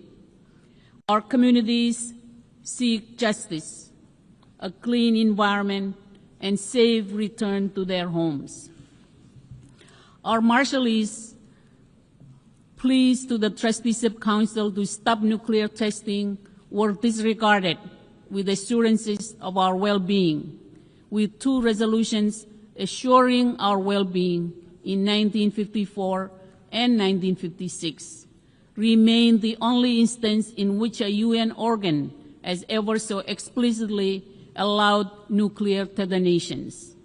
And the eventual result was a legacy burden of nuclear risk and exposure, which has persisted for generations of human rights, environmental, and health challenges, as addressed by UN Human Rights Council Resolution 57/26 and reported on by the UN High Commissioner for Human Rights and Special Rapporteurs on Toxic and Internally Displaced Persons. Today, the difficult lessons of our past should help drive international efforts to curb and end nuclear threats through any effective means. Rising global tension has only heightened nuclear risk. The Marshall Islands has recently become a signatory to the Rarotonga South Pacific Nuclear Free Zone Treaty, and we also look forward to completing timely ratification. It does not escape attention that the Trusteeship Council is due to meet this December. 79 years after the first nuclear test was conducted in my country in 1946, the UN should now be capable of delivering a contemporary acknowledgement and apology for what took place in its name and under its flag, and for not hearing the voice of our people when we told this body to stop. Perhaps after 34 years since our admission as a member of this body in 1991, the appropriate UN organs can help to bring healing and closure over decisions which never should have been made. Madam President, the positive momentum for this year's third UN Oceans meeting in Nice will be needed to demand a reordering of short-term blunder against longer-term benefit. The Marshall Islands stands firmly committed to safeguarding the health of our oceans, which are central to the livelihoods of our people. As a small island and large ocean nation, we are acutely aware of the threats posed by overfishing, unsustainable marine resource exploitation, and the escalating impacts of climate change. Our efforts are grounded in a vision of a healthy, resilient ocean ecosystem which supports both ecological integrity and economic prosperity. As stewards of the Pacific Ocean, we urge the international community to take bold action to scale up efforts in addressing marine pollution, ocean acidification, and supporting small island developing states in strengthening our management capacity. The Marshall Islands joins 37 other nations who have already expressed their support for a moratorium on seabed mining in the high seas until there is a code with adequate safeguards and until we have a close understanding of impacts and biodiversity at stake. More political will is needed to break through a mentality of drill first, ask later, before even assessing what is at stake, including the impacts on fisheries and marine food chains. We have enacted our own national ban on deep seabed mining permits, and as we move to document and manage seamount biodiversity within our EEZ, to our immediate north, high seas mining exploration threatens to expand into exploitation. As important an opportunity as seabed mining may become, it cannot be at the irreversible expense of our Pacific waters and vast fisheries. The Marshall Islands welcomes this week's achievement of entry into force of the Biodiversity Beyond National Jurisdiction Agreement early next year and looks forward to building a robust early architecture. Madam President, this year is the 10th anniversary of the Paris Agreement and the creation of the High Ambition Coalition, which helped deliver the agreement's 1.5 degree Celsius warming limit. A decade on, we stand on the verge of that threshold. The International Court of Justice has confirmed that international law demands actions from all nations whether signatories to the Paris Agreement or not. Its ruling was clear. There are binding obligations to prevent exactly the type of significant harm that we see today, and that will only worsen as temperature rise. The vast majority of countries are failing to meet their obligations. The International Court of Justice has now stated that international law demands action and stringent due diligence from all, that there are binding obligations to prevent exactly the type of significant harm which we face. The ICJ also confirmed what the Pacific has always said. Once established, our maritime zones are fixed, and that our statehood will persist even as sea levels rise. Every country should have submitted its new climate target by February, so that by now we would have a clear picture of what we must do to keep 1.5 degrees Celsius alive. Only 15 countries, including the Marshall Islands, did so by February, and only 32 have done so now. These plans must set out how countries will end the reliance on fossil fuels that holds our future hostage and replace them with the renewables that are better for our health, our economies, and our future. To thrive, we need billions in climate finance, particularly for adaptation and loss and damage. We've heard the promises, but promises don't reclaim land in atolls nations like mine. They don't develop mangrove defenses, shore up our hospitals and schools against rising seas, or preserve cultures deeply tied to land that is slipping under waves. Those things require money. It is past time for the rich world to meet its obligations and get money to where it's needed most. As we approach COP30, we need all nations to deliver on promises to respond to the climate catastrophe. We must close the $1 trillion climate finance gap, particularly for adaptation. We must deliver stronger plans which show how we'll end fossil fuels and have global emissions in this decade. Excellencies, our sharp challenges are far-ranging.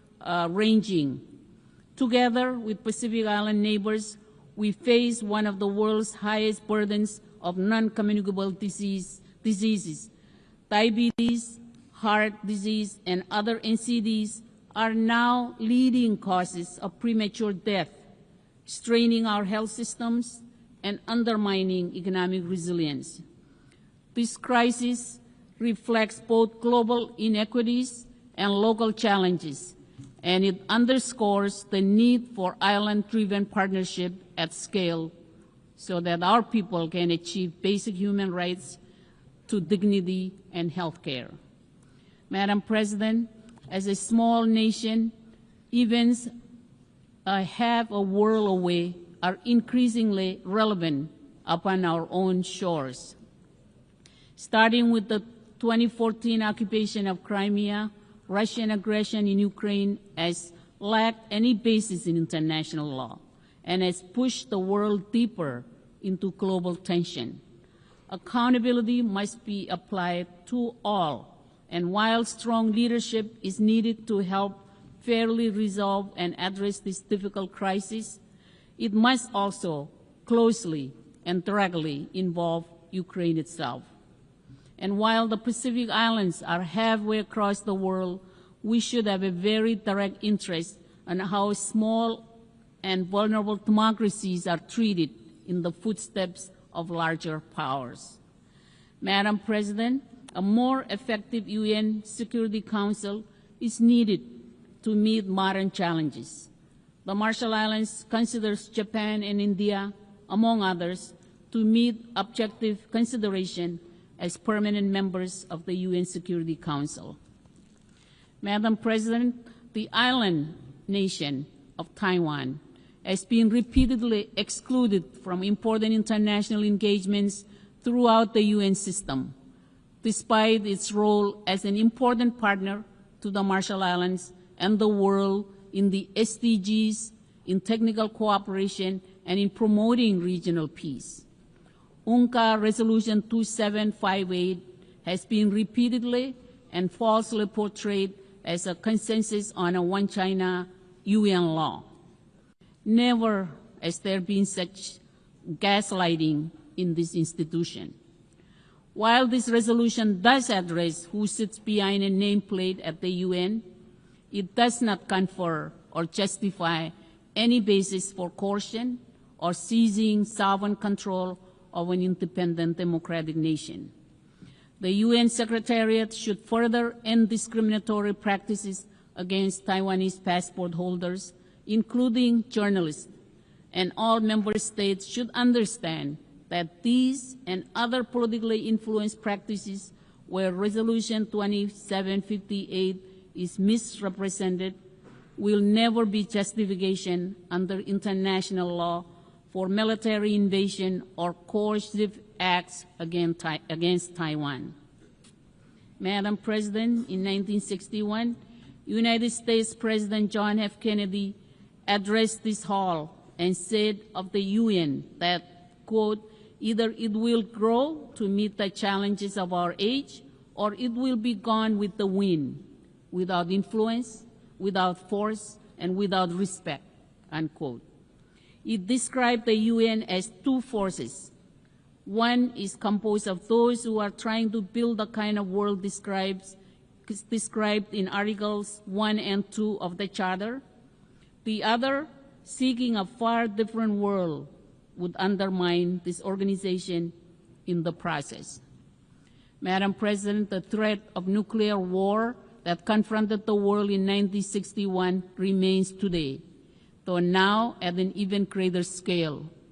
When President Kennedy spoke in 1961, climate change wasn't as widely understood.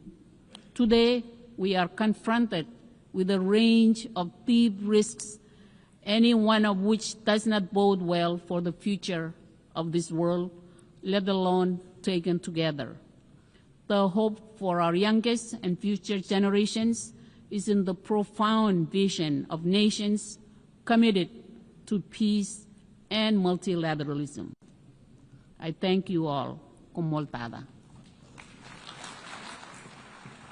Au nom de l'Assemblée générale, je tiens à remercier la présidente de la République des îles Marshall. L'Assemblée va maintenant entendre l'allocution de son Excellence M. Faustin Archange Touadéra, chef de l'État de la République centrafricaine. Je prie le protocole de bien vouloir accompagner son Excellence, que j'invite à prendre la parole devant l'Assemblée.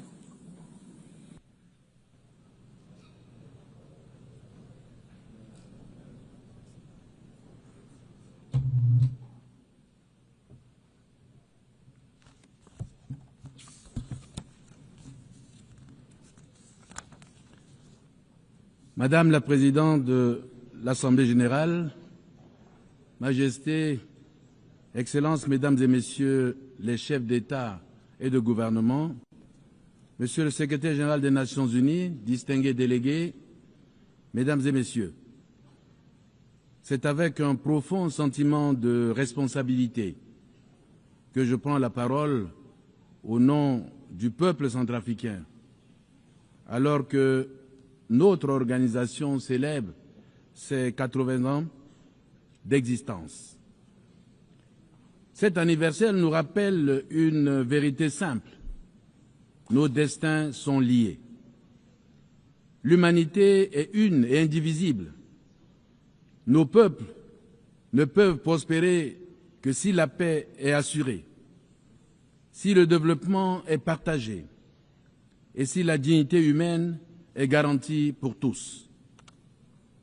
80 ans après la fondation de l'ONU, le monde fait face à une accumulation de menaces inédites.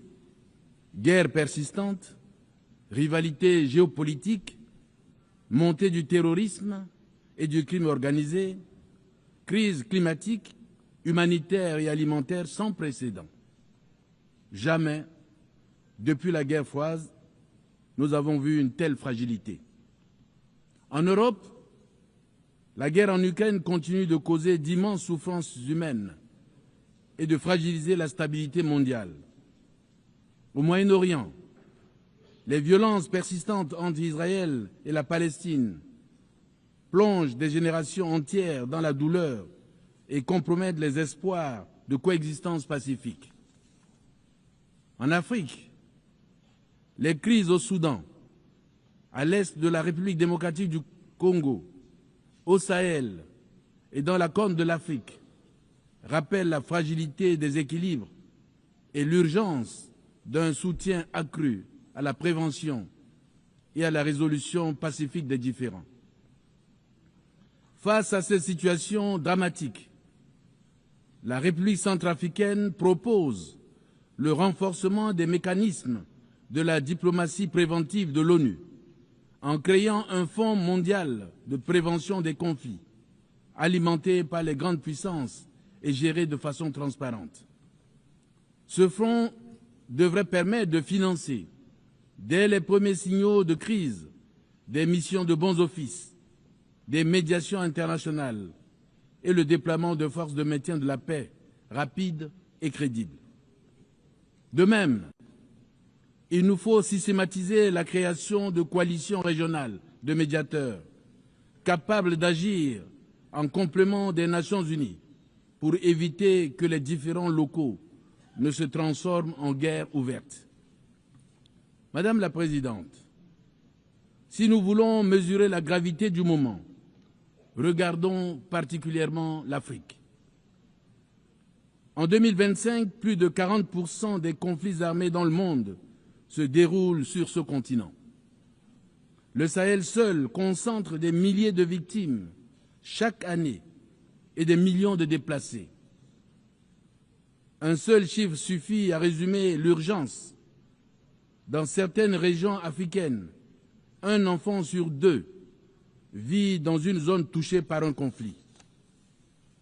Comment parler d'avenir lorsque la moitié d'une génération est menacée par la guerre? Pour la République centrafricaine, nous savons que notre stabilité conditionne celle de toute l'Afrique centrale. Nous savons aussi que la paix n'est jamais acquise, mais toujours à construire avec patience et solidarité. Pour mitiger les effets néfastes du changement climatique, nous appelons à un mécanisme africain intégré de sécurité alimentaire et climatique, soutenu par l'ONU, pour réduire le lien entre rareté des ressources et conflits. Nous demandons un financement structurel et pérenne des opérations de paix en Afrique, reposant sur des contributions obligatoires et non sur le volontariat. Nous affirmons que la paix doit être inclusive, en garantissant la participation des femmes et des jeunes. Sans sécurité, il n'y a ni prospérité, ni droits humains effectifs. Face aux conflits et aux crises humanitaires qui ont mis à rude épreuve notre monde, nous devons collectivement rappeler la force normative de la Charte des Nations Unies. Ce texte fondateur qui, en 1945, portait l'espérance d'un monde libéré du fléau de la guerre. Mais aujourd'hui, 80 ans plus tard, la question se pose. L'ONU est-elle encore capable de remplir cette mission? La multiplication des conflits, la fragmentation du monde en blocs antagonistes, l'usage abusif du droit de veto et la paralysie du Conseil de sécurité nous donnent l'impression d'une organisation à bout de souffle. Pourtant, ce n'est pas l'ONU qui est fatiguée, ce sont les États membres qui, en manquant de volonté politique, bloquent son action. Oui, Madame la Présidente, l'ONU peut encore peser dans le concert des nations, mais à une condition, que nous, ses membres, choisissons le consensus plutôt que la division, l'unité plutôt que le blocage. Je salue et j'encourage les efforts constants de la communauté internationale pour favoriser les issues pacifiques aux différents conflits. Car chaque jour qui passe prolonge l'agonie d'innocents et fragilise la paix mondiale. En Afrique, notamment au Soudan, les conflits irrésolus déchirent un peuple frère et risquent de transformer notre continent en une mosaïque d'États confettis, incapables d'assurer la stabilité ni de répondre aux besoins de leurs concitoyens. Cette perspective est inacceptable. L'Afrique appelle à une mobilisation urgente, non pas pour militariser davantage nos territoires, mais pour investir dans la paix, la médiation et le dialogue inclusif.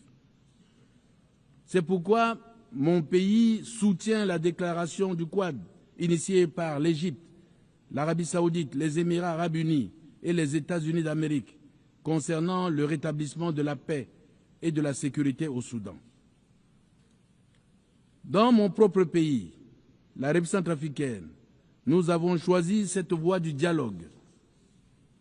La politique de la main tendue a permis, à travers la réconciliation et la confiance restaurée, l'autodissolution de la quasi-totalité des groupes armés.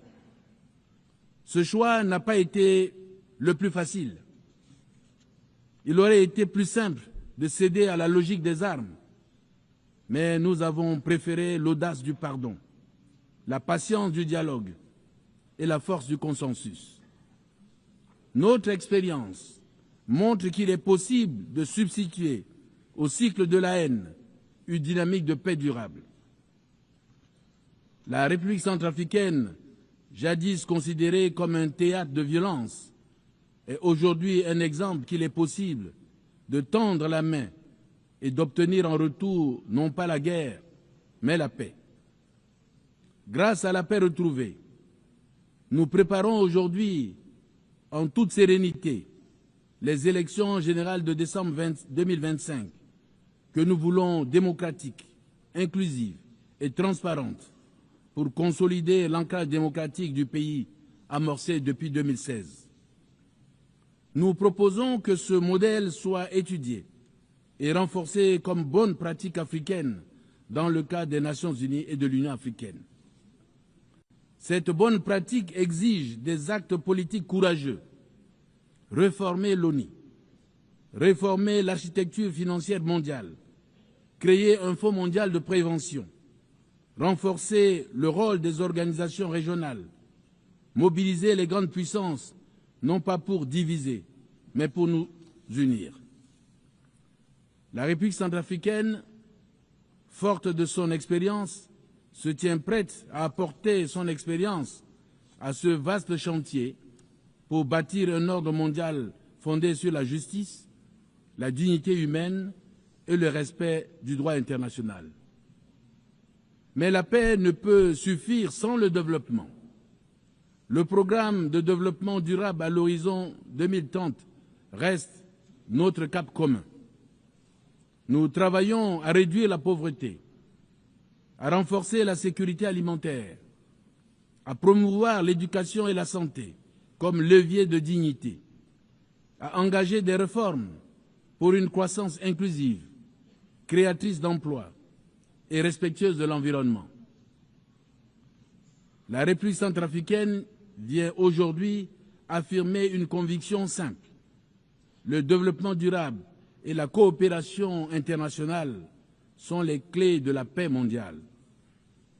Dans un monde où les crises s'enchaînent et s'entrelacent, aucun pays ne peut relever seul les défis du siècle. Nous avons besoin d'une solidarité active. Nous avons besoin d'une prospérité véritablement partagée. Nous avons besoin d'un sursaut d'humanité. Pour ce sursaut d'humanité, permettez-moi, Madame la Présidente, de livrer 3 messages simples mais essentiels. Premièrement, Le développement inclusif est une arme de prévention. Là où il y a exclusion, pauvreté, injustice, la colère s'installe, les rancunes s'accumulent et les conflits éclatent. Mais là où l'on investit dans l'éducation, la santé et l'emploi, ce sont les germes de la paix qui poussent. Une école ouverte, ce n'est pas seulement des bancs remplis d'élèves, c'est une société qui choisit l'avenir plutôt que la violence. Un emploi créé, ce n'est pas seulement un revenu, c'est une dignité préservée et une famille qui croit de nouveau à la paix. Deuxièmement, la coopération internationale est vitale. Nos défis ignorent les frontières. Le climat, les pandémies, les migrations, les marchés, tout cela dépasse les capacités de chaque État isolé. Aucun mur, aucun port fermé, aucune barrière ne protège durablement contre une tempête, un virus ou un désespoir migratoire. La seule protection, c'est l'action collective, c'est le multilatéralisme. Troisièmement, le développement durable est aussi une dette morale envers nos enfants. Leur laisserons-nous une planète exsangue, une dette écologique et sociale qui les condamnera avant même d'avoir commencé leur vie d'adulte? Ou leur transmettrons-nous un monde plus juste, plus vert, plus digne? Ce choix ne peut plus attendre. Madame la Présidente, pour un monde plus juste, la République centrafricaine souhaite aujourd'hui tracer des chemins d'avenir en partageant 3 pistes qui ne sont pas de simples propositions techniques, mais des choix de civilisation. D'abord, il nous faut imaginer une initiative mondiale pour la reconstruction des États fragiles, car dans un monde qui laisse certains de ses membres brisés, ne peut pas prétendre à la paix universelle. Les nations meurtries par les conflits ne doivent plus rester seules à panser leurs plaies. Elles ont besoin d'une communauté internationale qui les relève, les accompagne et leur redonne confiance. Investir dans la reconstruction institutionnelle, c'est refuser le cycle sans fin de la guerre et du désespoir. À cette reconstruction institutionnelle doit ensuite s'ajouter un engagement fort pour notre planète.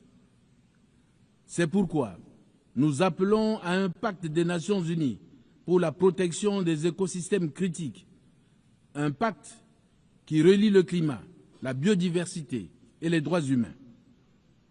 Détruire une forêt, ce n'est pas seulement abattre des arbres, c'est effacer des cultures, menacer des vies et préparer les crises de demain. Protéger la nature, c'est protéger la paix. Enfin, il est temps de rêver grand pour l'Afrique. C'est le sens de l'idée d'un corridor vert de développement en Afrique centrale qui allie infrastructures modernes, énergie propre et intégration régionale. De Bangui à Kinshasa, de Douala à Libreville, ce corridor serait un trait d'union entre nos peuples et une promesse d'avenir pour toute l'humanité. Car l'Afrique n'est pas un continent à assister, elle est un continent à relever. Elle n'attend ni charité ni compassion, mais des partenariats justes et courageux. L'ère de la dépendance de l'Afrique est révolue. Le rôle de l'Afrique dans le concert des nations doit être respecté.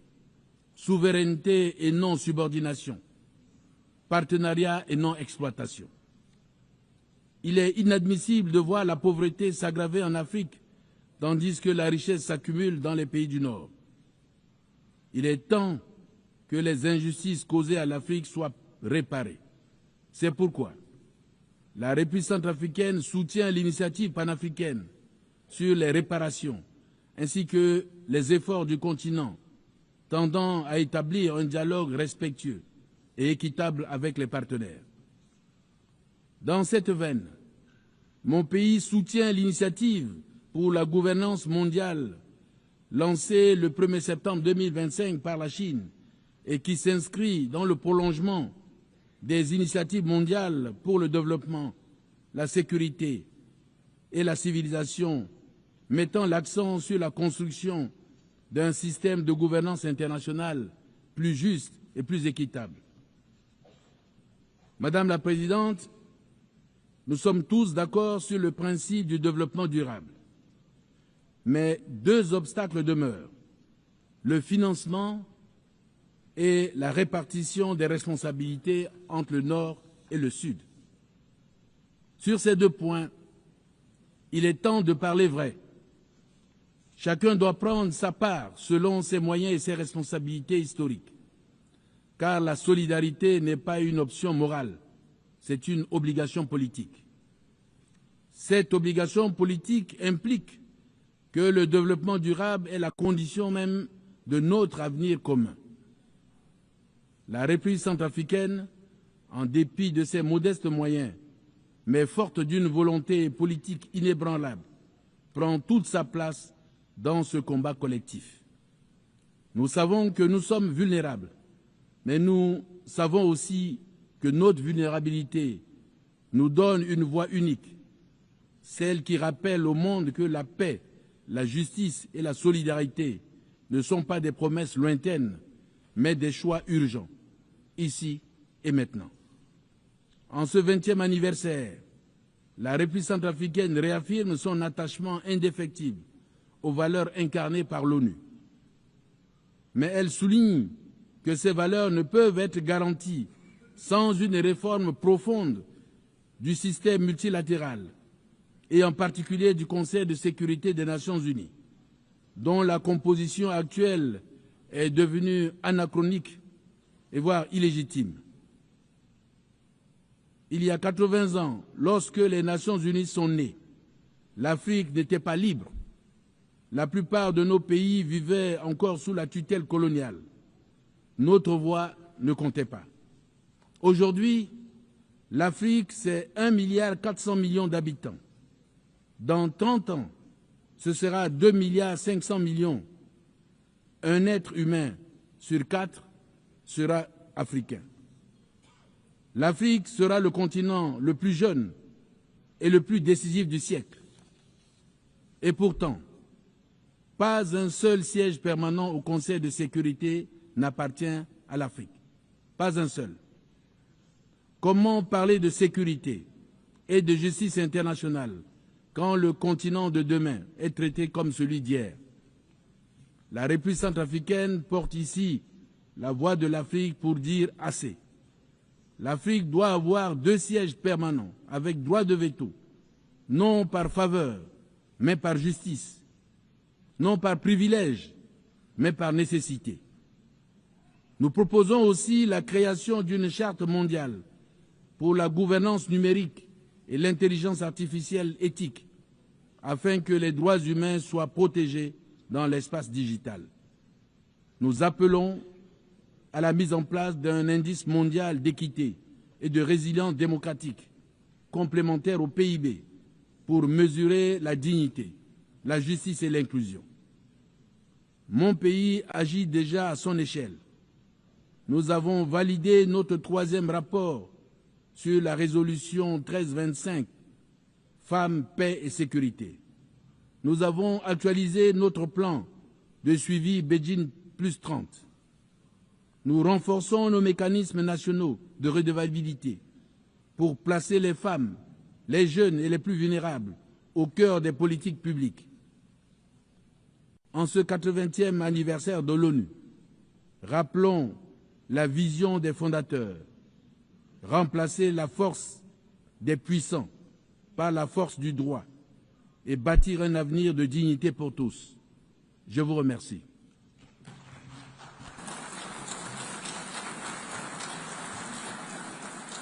Je remercie le président de la République centrafricaine.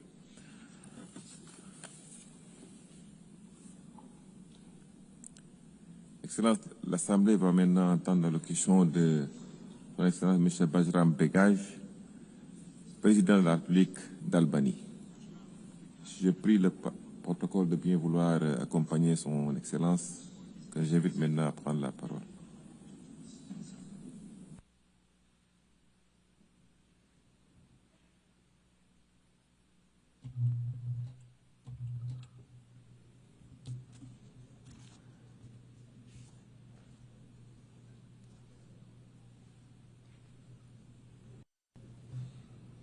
Nderuar zonja Presidente e Asamblesë, i nderuar drejtues I seancës, të nderuar shkëlqësi.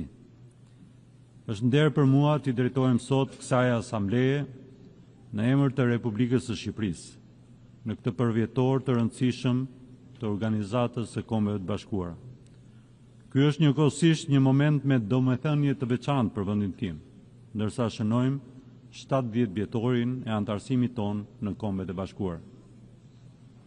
Falenderoj Presidenten e Asamblesë Përgjithshme, shkëlqësinë e saj, zonjën Annalena Baerbock, për përzgjedhjen e kësaj teme kuptiplot, Better Together, dhe I uroj suksese në detyrën e nderuar të Presidentes së sesionit të 80 të Asamblesë Përgjithshme të Organizatës Kombeve të Bashkuara. Gjithashtu dëshiroj të shpreh mirënjohjen tonë për Sekretarin e Përgjithshëm, Zotin Antonio Guterres, për udhëheqjen e tij, shërbimin ndaj Kombeve të Bashkuara dhe përkushtimin në mbrojtje të Kartës së Organizatës Kombeve të Bashkuara dhe vlerave të saj thelbësore. Zonja e Zotrinj, ky 80 vjetor I Kombeve të Bashkuara është një kujtesë e vizionit që frymëzoi krijimin e një bote ku kombet zgjedhin dialogun dhe bashkëpunimin. Është gjithashtu edhe një mundësi për të ripërtërir përkushtimin ton ndaj vlerave të mishëruar në Kartën e OKB-s për paqe, barazi dhe bashkëpunim midis kombeve. Të zgjedhim bashkëpunimin mbi kundërshtit, dialogun mbi ndarjen dhe solidaritetin ndaj indiferencës. Për Shqipërinë, Organizata e Kombeve të Bashkuara ka qenë dhe vijon të jetë platforma universale e dialogut, duke I dhënë çdo kombi të madh e të vogël një zë në formësimin e së ardhmes son të përbashkët. Arritjet janë të pamohueshme, parandalimi I konflikteve, avancimi I të drejtave të njerëzit dhe ofrimi I ndihmës humanitare për miliona njerëz. Por në kontekstin e krizave aktuale që kanë përfshirë botën, është e natyrshme që të kërkojmë më shumë nga kjo organizatë dhe më shumë nga vetja jonë. Ky është momenti kur ne duhet të ripërtërim përkushtimin ton për të siguruar që Organizata e Kombeve të Bashkuara të vazhdojë të shërbejë si themeli I paqes, drejtësisë dhe solidaritetit, jo vetëm për ne, por edhe për brezat që do të vijnë. Shqipëria beson se sfidat botërore, nga konfliktet dhe terrorizmi, ndryshimet klimatike, inteligjenca artificiale dhe pasiguria ekonomike, janë jo vetëm të ndërlikuara, por edhe të ndërthurura. Prandaj njerëzimi ka nevojë për më shumë bashkëpunim, shumë palësh. Si antare e Kombeve të Bashkuara, si antare e NATO-s dhe si një kombë krenar europian, Shqipëria qëndron e gatshme të japë kontributin e saj për forcimin e paqes dhe sigurisë ndërkombëtare. Ne mbështesim një rend botëror ku konfliktet zgjidhen në mënyrë të qëndrueshme, ku shoqëritë forcohen nga solidariteti dhe ku paqja ndërtohet dhe konsolidohet mbi themelet e forta të besimit, bashkëpunimit dhe përparimit. Shqipëria qëndron e vendosur në mbështetje të Kartës së Organizatës Kombeve të Bashkuara dhe do të vazhdojë të kontribuojë në paqeruajtje, në përpjekje humanitare dhe në ndërtimin e një bote ku mosmarrveshjet zgjidhen përmes dialogut dhe diplomacisë. Zonja Presidente, prej gati 4 vitesh, besueshmëria e organizatës sonë është vënë në provë nga agresioni I Rusisë ndaj Ukrainës. Shqipëria ka qëndruar në mbështetje të sovranitetit, pavarësisë dhe integritetit territorial të Ukrainës dhe ka dënuar vazhdimisht shkeljen nga Rusia të Kartës së Organizatës Kombeve të Bashkuara dhe të së drejtës ndërkombëtare. Ne dënojmë sulmet e vazhdueshme të Rusisë ndaj Ukrainës dhe incidentet e provokuara së fundmi ndaj aleatëve tanë të NATO-s dhe në të njëjtën kohë vlerësojmë përpjekjet diplomatike në udhëheqjen e presidentit Trump për një paqe të drejtë, të qëndrueshme dhe në respekt të plotë të sovranitetit, pavarësisë, integritetit territorial të Ukrainës. Shqipëria është po aq e përkushtuar për paqe, siguri dhe stabilitet në lindjen e mesme. Lufta në Gaza duhet të përfundojë, të gjithë pengjet duhet të lirohen dhe situata e rëndë humanitare në Gaza duhet të trajtohet me urgjencë. Ne shprehim mbështetjen tonë për përpjekjet e Shtetit Bashkuar të Amerikës, Egjiptit dhe Katarit për marrëveshje e armëpushimit që do të çojë drejt përfundimit të përhershëm të armiqësive dhe sigurimin e një paqe të qëndrueshme mes Izraelit dhe Palestinës, e cila sjell një të ardhme më të mirë në siguri dhe përparim për palestinezët, izraelitët dhe të gjithë popujt e rajonit. Zonja dhe zotërinj, Shqipëria promovon aktivisht dialogun, marrëdhëniet e përqindësisë së mirë dhe integrimin rajonal si e vetmja rrugë drejt stabilitetit dhe prosperitetit të qëndrueshëm. Vizioni ynë është integrimi, zhvillimi i qëndrueshëm dhe ruajtja e vlerave demokratike. Ne besojmë se ardhmja e rajonit tonë qëndron tek bashkëpunimi, jo konflikti, te përparimi i bërbashkët, jo rivaliteti. Në këtë frym, Shqipëria është e gatshme të bashkëpunojë me të gjithë fqinjet për të siguruar që Ballkani Perëndimor të jetë një zonë paqeje, zhvillimi dhe mundësie që kontribon aktivisht për Europën dhe për komunitetin më të gjerë ndërkombëtar. Shteti më i ri në rajonin tonë, Republika e Kosovës, është gjithnjë më shumë kontribuese në paqe, dialog dhe bashkëjetesë në Ballkanin Perëndimor. 17 vjet pas shpalljes së pavarësisë, Kosova ka treguar me vepra se është një anëtare e përgjithshme e komunitetit ndërkombëtar, e përkushtuar ndaj paqes, stabilitetit dhe vlerave demokratike, me institucione të forta dhe popullsi vitale. Kontributi i saj në bashkëpunimin rajonal dhe më gjerë është i pamohueshëm. Megjithatë, vendi i Kosovës në këtë asamble mbetet padrejtësisht bosh. Njohja e pavarësisë së Kosovës, mbështetja për antarësimin e saj në Kombet e Bashkuara dhe në organizatat e tjera ndërkombëtare është një akt drejtësie ndaj popullit të Kosovës. Është një hap që forcon edhe më shumë paqen dhe sigurinë në Ballkanin Perëndimor dhe një kontribut në stabilitetin e Europës. Shqipëria kërkon që të drejtat dhe liritë e shqiptarëve të luginës së Preshevës të respektohen, që shqiptarët atje të mos diskriminohen, por të integrohen, që gjua shqipe të përdoret, kultura, vlera, identiteti dhe traditat e tyre të mbrohen dhe të promovohen. Zonja Presidente, udhëtimi i vendit tim Shqipërisë nga izolimi te integrimi euroatlantik, nga diktaturat e liria dhe të drejtat e njerëzit, dëshmon se dialogu, partneriteti dhe vlerat e përbashkëta mund të transformojnë shoqëritë. Sot Shqipëria është shumë pranë realizimit të ëndrrës së kahershme antarësimit në Bashkimin Evropian.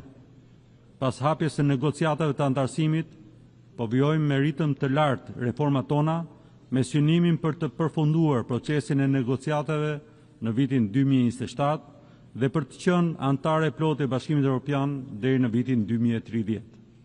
Udhëtimi ynë drejt një Europe të bashkuar nuk është vetëm një ambicie politike, por është thellësisht i rrënjosur në vlerat që ne çmojmë, demokracinë, të drejtat e njerëzit dhe sundimin e ligjit. Shqipëria ka kuptuar se prosperiteti dhe mirëqenia e qytetarëve të saj lidhet ngushtë edhe me përparimet konkrete në arritjen e objektivave të zhvillimit të qëndrueshëm. Shqipëria po investon në energjinë e pastër, po forcon mbrojtjen ndaj ndryshimeve klimatike, po avancon transformimin digjital dhe po punon për të siguruar që askush të mos mbetet pas. Përpjekjet tona janë përqendruar në arsim, shëndetësi, barazi gjinore dhe fuqizimin e rinisë, sepse gjithëpërfshirja është e vetmja rrugë drejt zhvillimit të qëndrueshëm. Vitin e kaluar, ne u angazhuam rreth paktit për të ardhmen, si një kornizë udhëzuese për ringjalljen e bashkëpunimit shumëpalësh. Tani, duhet t'i kthejmë fjalët në vepra, të përkthejmë angazhimet në përparime konkrete për paqen dhe sigurinë, zhvillimin e qëndrueshëm, klimën, bashkëpunimin digjital dhe mbrojtjen e të drejtave të njerëzit. Shqipëria është e gatshme të punojë me të gjitha shtetet anëtare për të siguruar që pakti për të ardhmen të bëhet një udhëzues drejt një bote më të drejtë, më të qëndrueshme dhe më të bashkuar. Ne do t'japim shembullin ton, duke e përfshirë paktin në rishikimin ton vullnetar kombëtar. Shkëlqësi të nderuar pjesëmarrës. Ndryshimet klimatike janë sfida përcaktuese e shekullit ton dhe Shqipëria është e përkushtuar ndaj tranzicionit të energjisë së pastër dhe mbrojtjes së mjedisit. Përmbytjet, zjarret dhe thatësirat tashmë të përvitshme na kujtojnë se duhet të forcojmë angazhimet tona globale, të mobilizojmë financimet dhe të sigurojmë që asnjë të mos mbetet pas. Në vitet e fundit kemi dëshmuar përhapjen e shpejtë të teknologjive digjitale. Përparimi teknologjik është shumë i dobishëm, përsa kohë ecëm paralelisht me përparimin e vetë njeriut. Ne duhet të mbetemi besnik ndaj vlerave tona, duke e vendosur teknologjinë në shërbim të njerëzimit. Sado e avancuar, problemet e kohës tonë nuk mund të zgjidhen nga inteligjenca artificiale, por nga inteligjenca dhe dëmshëria njerëzore. Epoka digjitale duhet të udhëhiqet nga bashkëpunimi ndërkombëtar, standardet etike dhe respektimi i të drejtave të njerëzit. Për Shqipërinë, transformimi digjital është prioritet. Ne kemi ndërmarrë reforma ambicioze për të digitalizuar shërbimet publike, për të rritur transparencën dhe për të luftuar korrupsionin. Shqipëria ka kënaqësinë të bashkëdrejtojë me Kenyan procesin e rishikimit të samitit botëror mbi shoqërinë e informacionit dhe do të punojë së bashku me të gjitha shtetet anëtare për të patur një rezultat të suksesshëm. Zonja Presidente, të drejtat e njeriut dhe dinjiteti i çdo individi duhet të mbeten në zemër të misionit tonë. Shqipëria ka dëshmuar përmes transformimit të saj demokratik se shoqëritë lullëzojnë kur liritë e individit mbrohen, kur gratë të rinj fuqizohen dhe kur diversiteti pranohet si forcë. Jemi të nderuar të sjellim përvojën tonë dhe të shërbejmë në Këshillin e Drejtave të Njeriut, ku kemi punuar pareshur për të promovuar universalitetin e të drejtave të njeriut dhe pandashmërinë e të gjitha lirive. Gjatë mandatit tonë jemi angazhuar për mbrojtjen e grupeve vulnerabël, për avancimin e baragjisë gjinore dhe për mbrojtjen e atyre të drejtave të cilëve kanë më shumë rrezik të cënohen. Ne do të vazhdojmë të ngrem zërin kundër diskriminimit, intolerancës dhe dhunës kudo që ndodhin. Shqipëria është krenare për përparimin që ka bërë në avancimin e barazisë gjinore, si një detyrim moral dhe si një shtysë për zhvillimin e shoqërisë. Sot gratë mbajnë disa nga postet më të larta në vendin tim. Shqipëria do të vazhdojë të mbrojë të drejtat e grave, brenda dhe jashtë vendit, dhe të punojë me partnerët për ta bërë barazinë një realitet të prekshëm për të gjithë. Asnjë komb nuk mund të projektojë një të ardhme të mirë pa vendosur rinin në qendër të strategjive kombëtare. Përmes reformave në arsim, transformimit digjital dhe punësimit, Shqipëria po punon për të zgjeruar mundësitë që të rinj të mësojnë, të sjellin risi dhe të marrin pjesë plotësisht në shoqëri. Ne besojmë se investimi tek të rinjt është investimi më i efektshëm për paqe, mirëqenie dhe zhvillim të qëndrueshëm. Sot kemi detyrimin që si gjenerata që trashëguam 80 vjet paqe dhe përparim, të jemi të aftë të krijojmë kushte fëmijëve tanë për një botë sigurt në paqe, me dinjitet, bashkëpunim dhe përparim. Së bashku, me kurajo dhe largpamësi, të vendosim që ky sesion të jetë momenti kur zgjodhëm unitetin, që zgjodhëm përgjegjësinë dhe zgjodhëm guximin. Ju falenderoj. Au nom de l'Assemblée générale, je tiens à remercier le président de la République d'Albanie. L'Assemblée va maintenant entendre l'allocution de son Excellence M. Denis Sassou Nguesso, président de la République du Congo. J'ai pris le protocole de bien vouloir l'accompagner et je l'invite à prendre la parole devant l'Assemblée générale.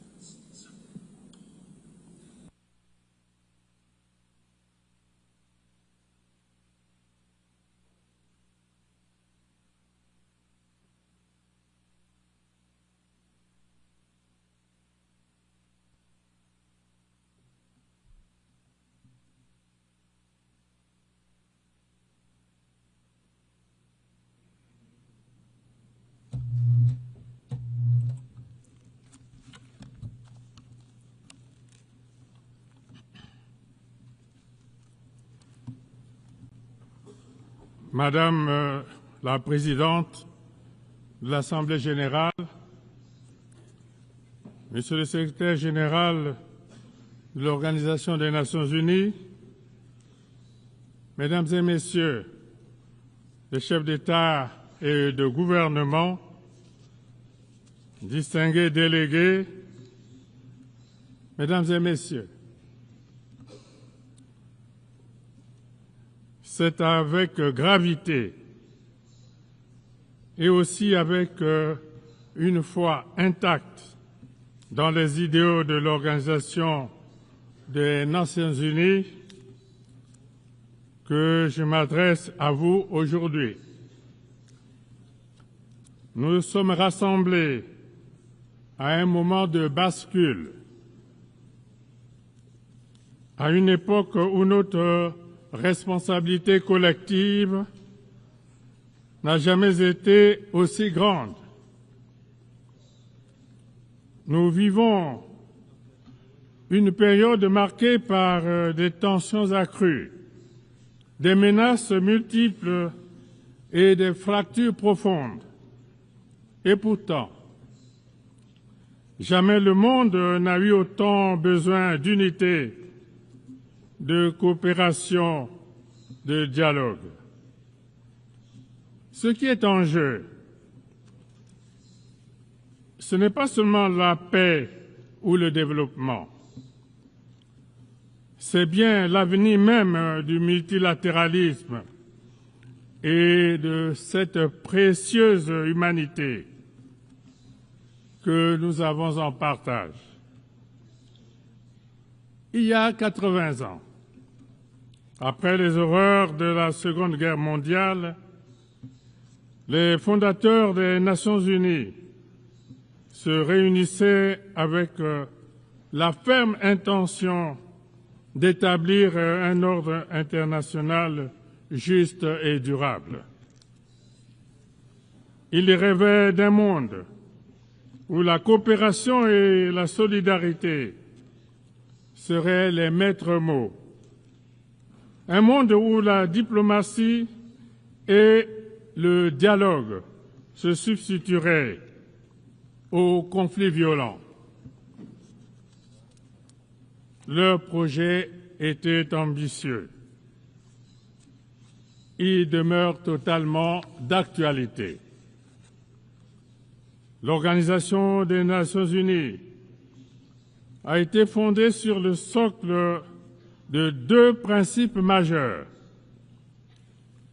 La solidarité internationale, c'est-à-dire la conviction que le destin des nations est intrinsèquement lié et que seul un effort collectif peut permettre de relever les défis mondiaux. Le multipartisme, ou la reconnaissance de ce que chaque nation, grande ou petite, doit avoir voix au chapitre dans les affaires internationales et que seule une action collective peut garantir une paix durable. Malheureusement, 80 ans après sa création, notre organisation est confrontée à la résurgence inquiétante des conflits armés à travers le monde. Dans tant d'endroits, le langage des armes a repris le dessus sur le bon sens et la diplomatie. C'est l'échec de notre promesse collective. C'est de bâtir un monde libéré du fléau de la guerre. C'est aussi le signe d'un système international affaibli, parfois impuissant, face aux logiques de confrontation. Aujourd'hui, il nous faut réaffirmer la primauté du droit dans les affaires internationales et la nécessité d'un ordre mondial fondé non pas sur la force des armes, mais sur des règles établies et communément partagées. Les Nations unies doivent redevenir un instrument efficace de prévention des conflits et de médiation. Acteurs épris de paix et de justice, qui œuvrent pour l'amitié entre tous les peuples du monde. Le Congo soutient la coexistence pacifique, la tolérance réciproque et la compréhension mutuelle. C'est pourquoi, au Moyen-Orient, mon pays soutient sans réserve la solution à 2 États, israélien et palestinien, vivant côte à côte en paix. Dans les Caraïbes, mon pays continuera de soutenir le peuple cubain, exténué par des décennies d'un embargo aujourd'hui incompréhensible. Les tensions commerciales, technologiques et géopolitiques entre grandes puissances et dont nous sommes aujourd'hui témoins fragmentent évidemment notre monde et alimentent la méfiance entre les nations. Elles affaiblissent les chaînes de solidarité internationale et compromettent notre capacité à relever ensemble les grands défis globaux avec de grandes conséquences sur les économies des pays en développement. Cela se traduit notamment par l'instabilité des marchés, l'augmentation des prix des matières premières et des perturbations récurrentes sur les chaînes d'approvisionnement. Or, pour compréhensible qu'elle puisse être, la compétition économique ne devrait pas se transformer en une confrontation systémique. L'une des grandes réussites des Nations unies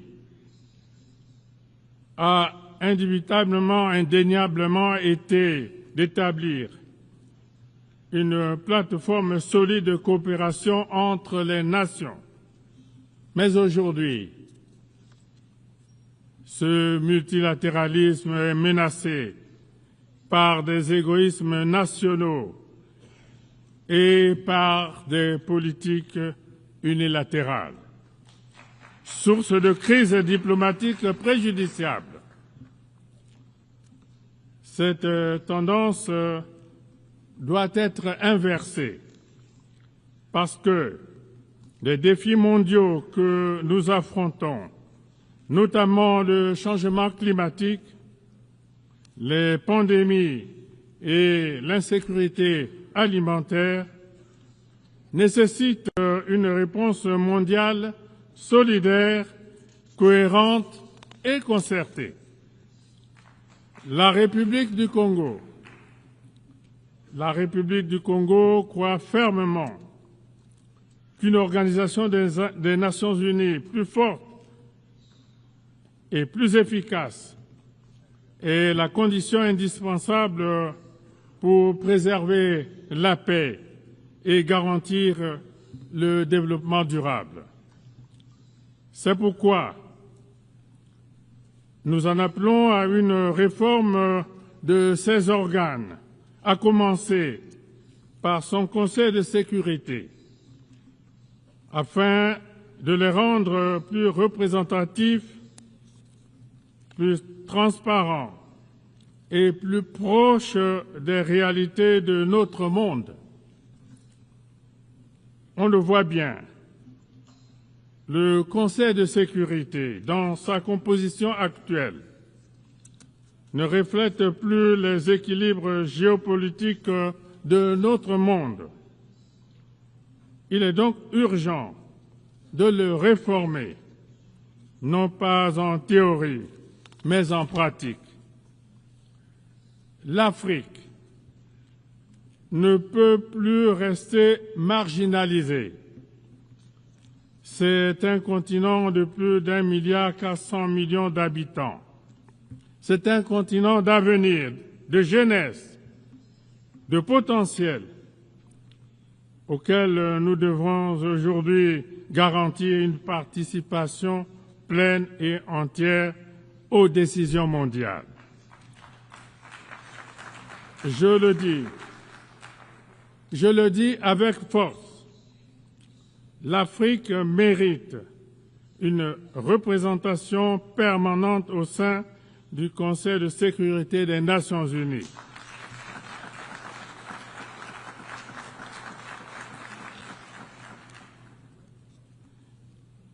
Pas en tant que bénéficiaire d'une faveur, mais en tant que partenaire légitime.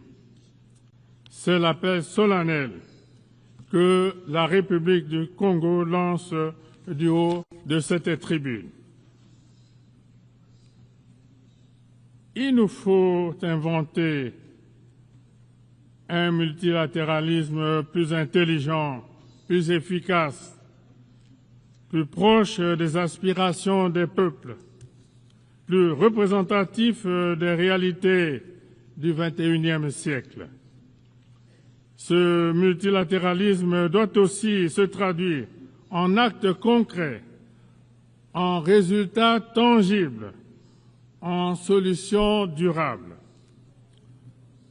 Les peuples du monde ne nous jugeront pas sur nos discours, mais sur ce que nous aurons su accomplir ensemble. Madame la Présidente, Mesdames et Messieurs, il ne peut y avoir de paix durable sans développement et inversement. La pauvreté, les inégalités, le chômage des jeunes, l'exclusion sont des terreaux dont se nourrissent les frustrations, l'instabilité et l'extrémisme violent. Nous devons honorer nos engagements pour le financement des objectifs de développement durable et mettre fin aux mécanismes qui étranglent les économies vulnérables, comme la dette insoutenable ou les règles commerciales inéquitables. La solidarité internationale reste essentielle pour permettre aux pays en développement de réussir leur transition vers un avenir plus prospère. C'est pourquoi nous devons investir massivement dans l'éducation, la santé, l'agriculture, les infrastructures, les technologies nouvelles, l'intelligence artificielle, etc. Le défi climatique nous interpelle très fortement aujourd'hui. Il transcende toutes les frontières, tous les clivages et toutes les idéologies. Il frappe déjà nos villes, nos campagnes, nos écosystèmes. Il aggrave les conflits, détruit des cultures millénaires et pousse les familles entières sur les routes de l'exil. Face à cela, nous n'avons plus le droit d'agir en ordre dispersé. Nous devons partir en rang serré, dans la solidarité et avec détermination. Cela implique le respect des engagements de l'accord de Paris, un soutien massif à l'adaptation pour les pays les plus vulnérables et une transformation profonde de nos modes de production, de consommation et de financement. C'est l'occasion de saluer l'adoption par l'Assemblée générale des Nations unies de la résolution sur la décennie mondiale du boisement et du reboisement que mon pays a initiée comme l'une des solutions susceptibles de faire avancer notre combat commun en faveur de la préservation de l'environnement et l'atténuation des ravages liés au changement climatique. Le climat ne doit pas devenir un nouveau facteur de division nord-sud. Il doit être un facteur d'unité mondiale, un motif de solidarité planétaire, le mobile d'une espérance partagée. Madame la Présidente, Mesdames et Messieurs, au moment où les nations du monde sont confrontées à de graves défis, certains de ces défis ayant clairement un retentissement existentiel, voilà que s'enclenche une nouvelle et inquiétante course aux armements. Les dépenses militaires mondiales atteignent aujourd'hui des niveaux records, alors même que des millions d'êtres humains vivent dans l'extrême pauvreté, avec un accès réduit à l'eau potable, à une éducation de qualité et aux soins de santé primaire. Des traités sur le désarmement sont remis en cause, tandis que la prolifération des armes de destruction massive, notamment nucléaires, revient au cœur des préoccupations. Cette dérive est dangereuse à tous égards. Elle ne rend pas notre monde plus sûr, bien au contraire. L'autorité internationale, la République du Congo réitère son appel en faveur d'un désarmement mondial.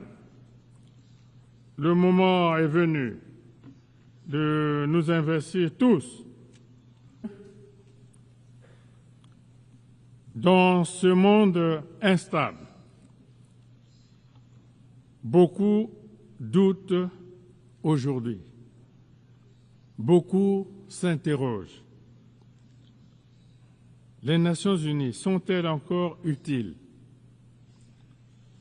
Servent-elles encore à quelque chose? À cela, je voudrais, du haut de cette tribune, répondre clairement oui.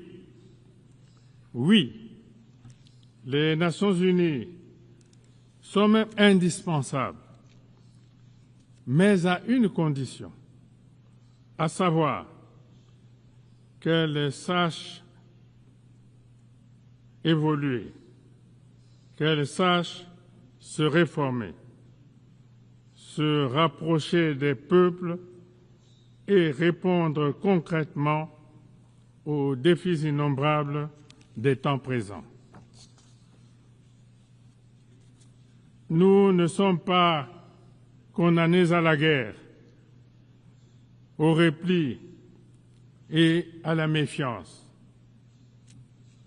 Nous avons encore le choix, celui du courage, de la solidarité et de la responsabilité. Alors, ensemble, unis dans la diversité, faisons vivre les promesses fondatrices de notre organisation, à savoir la paix, la dignité et le progrès. Ne laissons pas l'histoire se faire sans nous. Je vous remercie.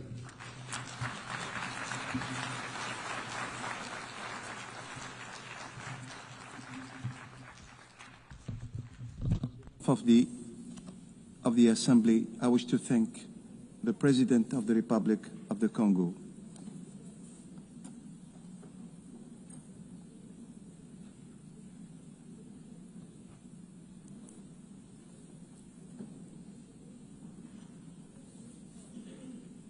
Now the Assembly will hear an address by His Excellency Andry Rajoelina, President of the Republic of Madagascar. I request kindly the protocol to escort His Excellency and invite him to address the Assembly.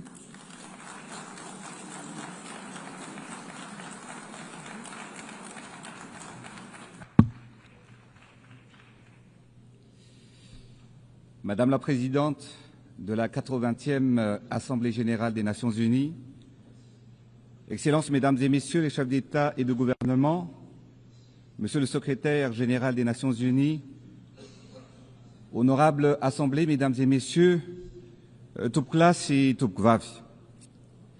C'est avec une émotion sincère que je représente mon pays Madagascar pour notre Assemblée générale au sein des Nations unies, dans ce temple du multilatéralisme, notre mission commune.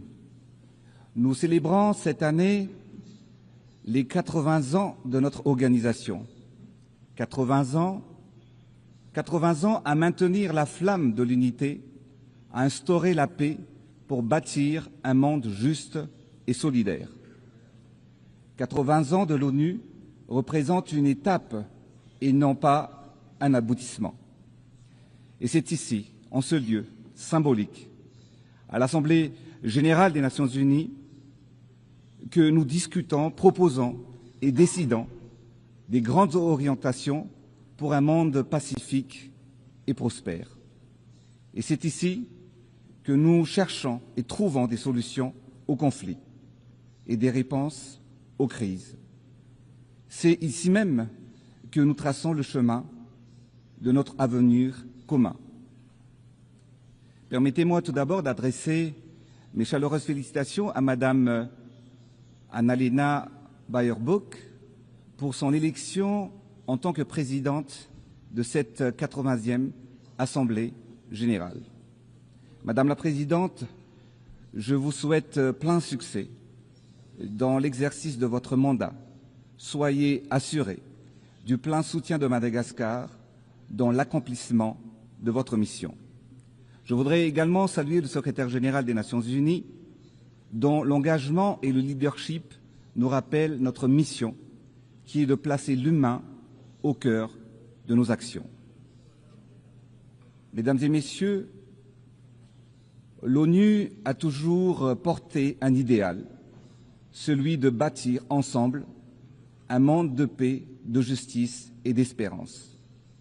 Le thème choisi cette année, Mieux ensemble, 80 ans et plus pour la paix, le développement et les droits humains et les droits de l'homme, nous rappelle que depuis plusieurs décennies, les Nations unies rassemblent les peuples et les nations pour promouvoir la paix, favoriser le développement et défendre les droits humains.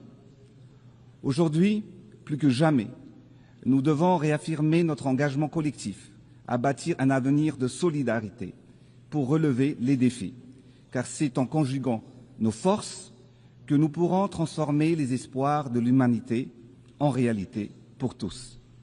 Ce thème est au cœur de nos priorités. Et c'est d'ailleurs la raison pour laquelle, dès la proclamation de notre indépendance, il y a 65 ans de cela, Madagascar a adhéré à l'ONU. Cela traduit la conviction de mon pays envers les idéaux de paix, de solidarité et de coopération entre nos peuples, prônés par notre charte.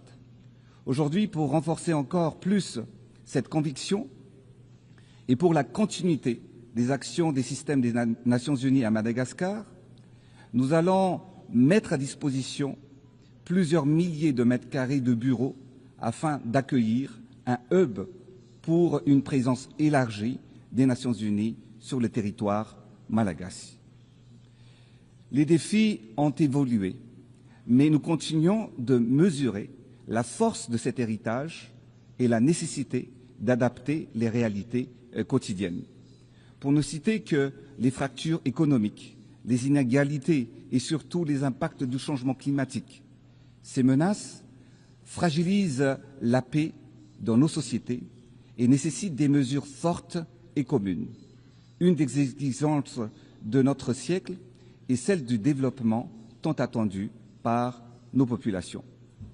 La mission des dirigeants est de créer les conditions permettant à chaque citoyen de contribuer au développement national. Cela exige une vision fondée sur la compréhension des réalités du pays, en valorisant ses atouts et en surmontant ses difficultés. Madagascar, comme de nombreux pays africains, possède des richesses naturelles abondantes et pourtant le développement a trop longtemps été retardé. Et c'est précisément ce retard que nous rattrapons aujourd'hui à travers les projets que nous menons pour transformer le pays. Nous devons prendre en main notre destin et être les artisans d'un changement historique. Refusant la fatalité, nous nous engageons à agir avec conviction et détermination. C'est dans cet esprit d'inclusivité et de partage que je m'adresse aujourd'hui à vous, non seulement au nom de Madagascar, mais également au nom d'un continent et de notre organisation, afin de porter la voix de la SADC qui regroupe 16 pays d'Afrique australe et que j'ai l'honneur de présider en tant que président de notre organisation régionale. Notre objectif est de promouvoir l'industrialisation, la transformation du système agricole et la transition énergétique afin de rendre nos pays et nos peuples plus résilients. Clair et tourné vers l'avenir, c'est l'objectif traduit notre ambition commune de renforcer nos économies, valoriser nos ressources et assurer le bien-être de nos populations. C'est un pacte, un engagement, c'est la feuille de route d'une région qui veut écrire son destin et de ses propres mains et pour ses peuples. Aujourd'hui, dans le monde où nous vivons, les guerres se présentent sous plusieurs formes. Il y a des guerres armées, visibles et sanglantes, qui détruisent des infrastructures, des villes entières et arrachent même des vies à des innocents. Mais il y a aussi la guerre contre la pandémie, comme celle de la Covid-19, que nous avons affrontée ensemble. C'était une bataille mondiale qui a coûté la vie à plus de 14 millions de personnes. Et actuellement, il y a une guerre sous une autre forme, la guerre économique et commerciale, plus silencieuse, mais qui pourrait être destructrice, car son impact pourrait priver des millions de personnes d'un revenu, d'un emploi et d'un avenir. Qu'est-ce que cette guerre a tous en commun? Elle tue directement ou indirectement. Elle fragilise nos sociétés et elle menace la paix et la dignité humaine. C'est pourquoi nous devons être vigilants. Aujourd'hui, un sujet au cœur de l'actualité nous touche particulièrement, car parmi les 16 pays composant la communauté de la SADC, qui est la communauté de l'Afrique australe, 14 sont bénéficiaires du programme de l'AGOA. L'AGOA, je le rappelle, est une initiative américaine qui offre aux pays africains un accès préférentiel au marché des États-Unis en favorisant les exportations sans droit de douane et en stimulant les échanges commerciaux. Et seulement pour la région de la SADC, cela représente 358 000 emplois directs qui sont aujourd'hui menacés, dont 60% dans le secteur textile et le reste réparti dans divers secteurs. Le non-renouvellement de l'AGOA engendrait des conséquences sociales profondes. L'employabilité des milliers de jeunes et l'élan économique de nos nations seraient menacés. Car aujourd'hui, grâce à l'AGOA, les pays de la SADC exportent plus de 11 milliards de dollars par an vers les États-Unis. Derrière ces chiffres, plus de 1 700 000 de personnes sont touchées. Donc, si l'AGOA disparaît, ce sont plus de 700 000 emplois directs et indirects qui pourraient être perdus dans la région de l'Afrique australe uniquement. Alors que derrière chaque emploi, il y a une mère qui nourrit ses enfants, il y a un jeune qui poursuit ses études, il y a une famille qui garde espoir. Alors l'AGOA n'est pas une simple loi commerciale, ce sont des visages, des vies, des communautés entières qui se battent chaque jour pour leur dignité. C'est pourquoi, en tant que président en exercice de la SADC, je demande solennellement l'extension de l'AGOA afin d'éviter des conséquences économiques et sociales désastreuses. Je lance donc un appel à nos partenaires américains, faisant ensemble le choix de la stabilité, le choix de l'espoir et le choix de la dignité. Je plaide pour la poursuite d'un partenariat durable entre les États-Unis et le continent africain. Préserver l'AGOA, c'est préserver la paix sociale dans les pays qui en dépendent. C'est également protéger 20 années de progrès et garantir un avenir meilleur à nos familles et à notre jeunesse. Nous voulons des échanges justes, des partenariats équitables et une prospérité partagée. Nous évoquons ici, dans le concert des nations, la paix et la sécurité. Ainsi, la solidarité entre les nations ne devrait pas juste être des promesses et des discours, mais doit se traduire par des engagements qui garantissent le quotidien de millions de familles à travers le monde. Excellences, Mesdames et Messieurs, Madame la Présidente, notre vision est claire.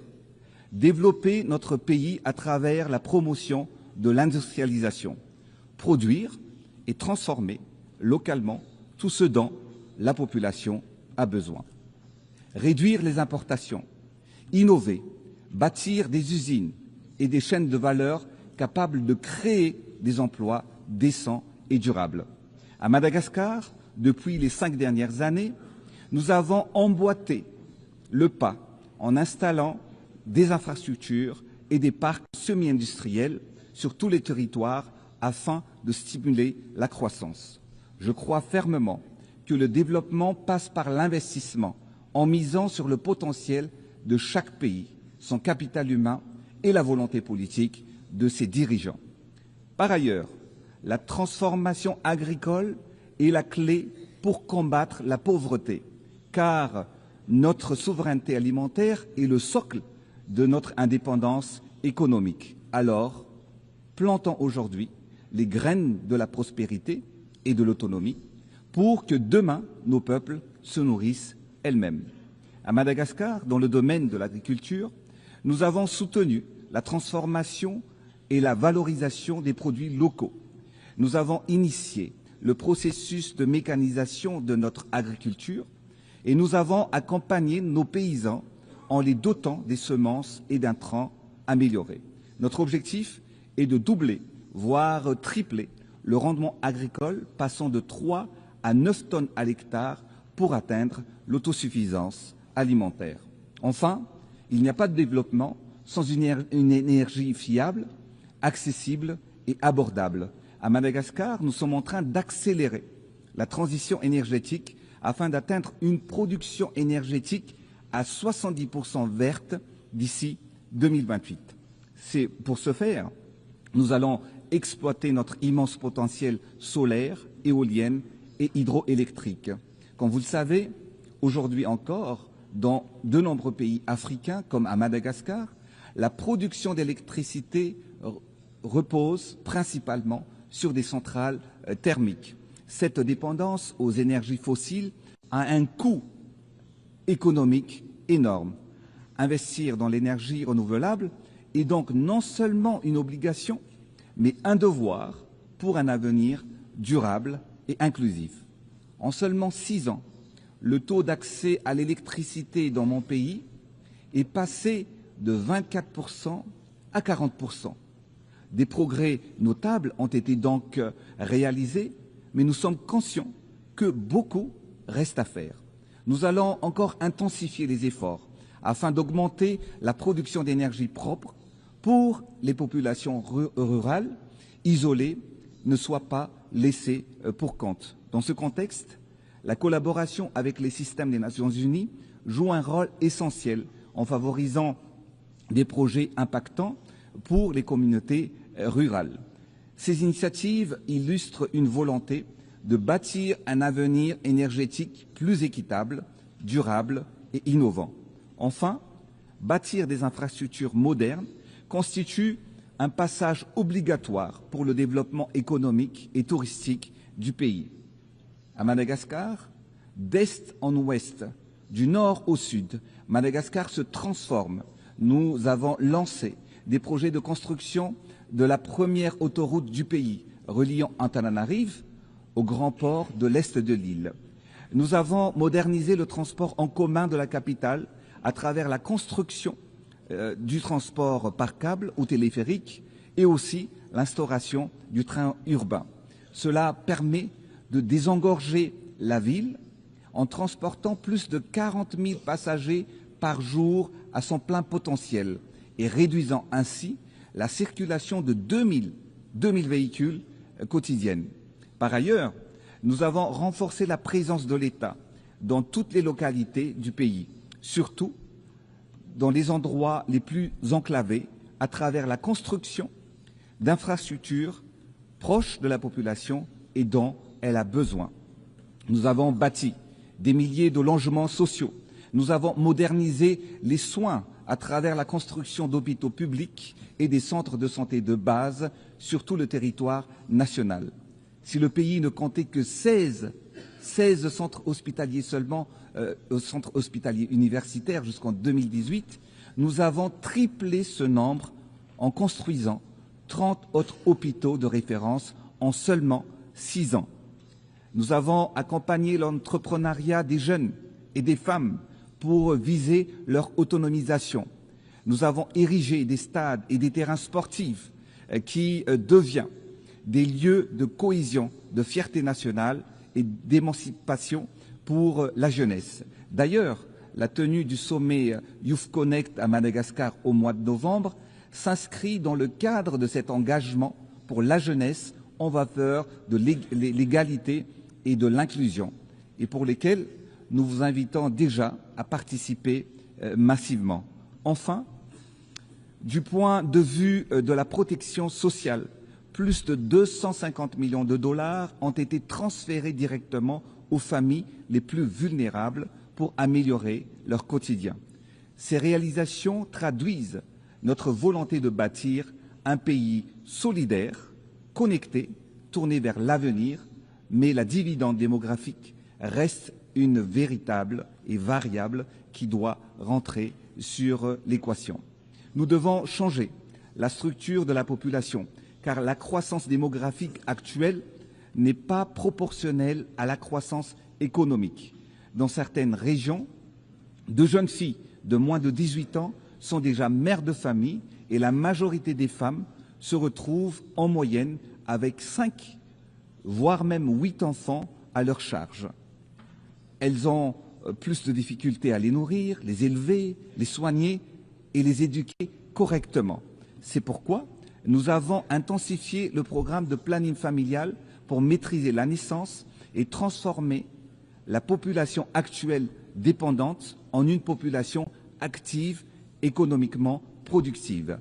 La démographie deviendra pour Madagascar un atout et non plus un frein au développement. Excellences, Mesdames et Messieurs, Madame la Présidente, nous voulons offrir un avenir meilleur à nos enfants. Nous devons donc protéger la planète qui nous héberge. Madagascar, sanctuaire de la nature, avec ses 5% de biodiversité mondiale et des espèces à 80% endémiques, il faut absolument la protéger. Et comme dans d'autres régions du globe, ce trésor sont en danger.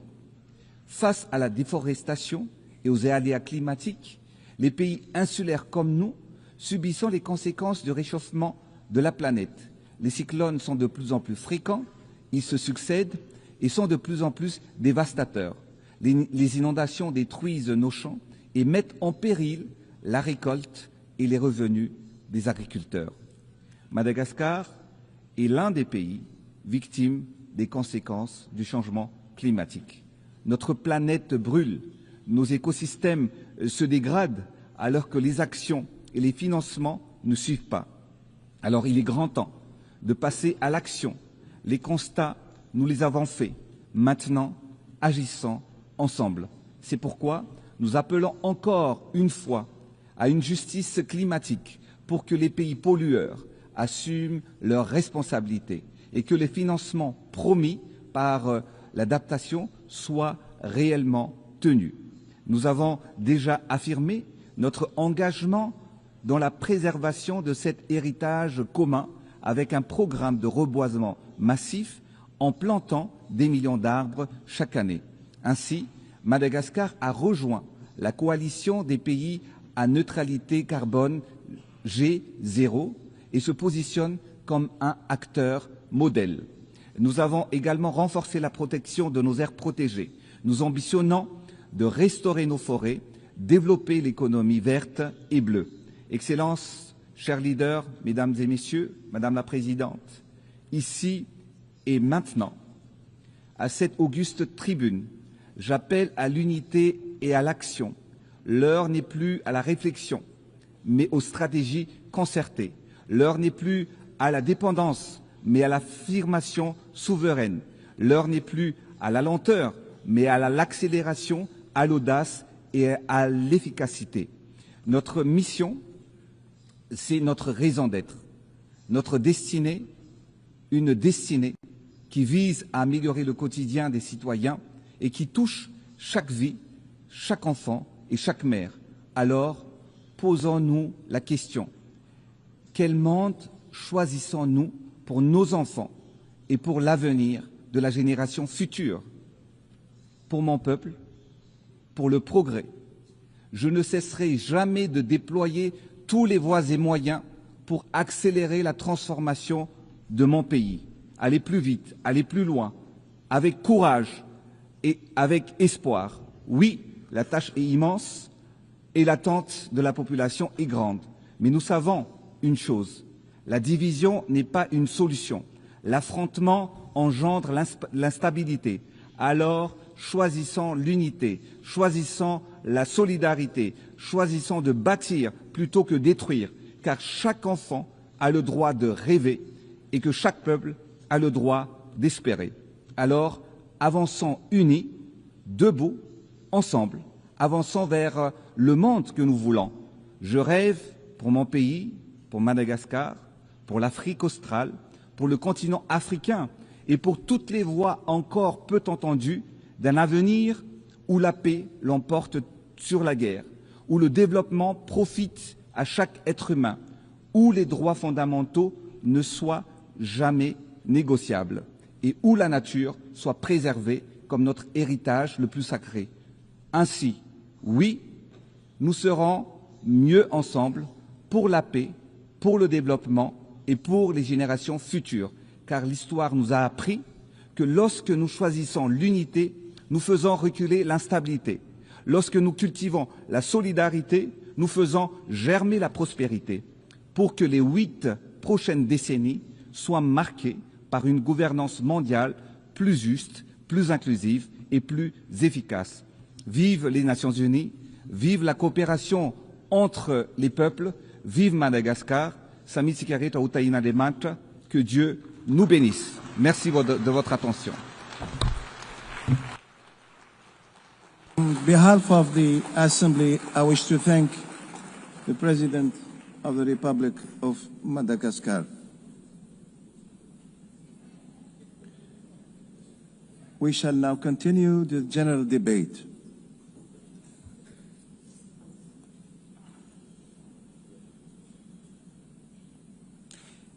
The Assembly will hear an address by His Excellency Kashim Shettima, Vice President of the Federal Republic of Nigeria. I request the protocol to escort His Excellency and invite him to address the Assembly.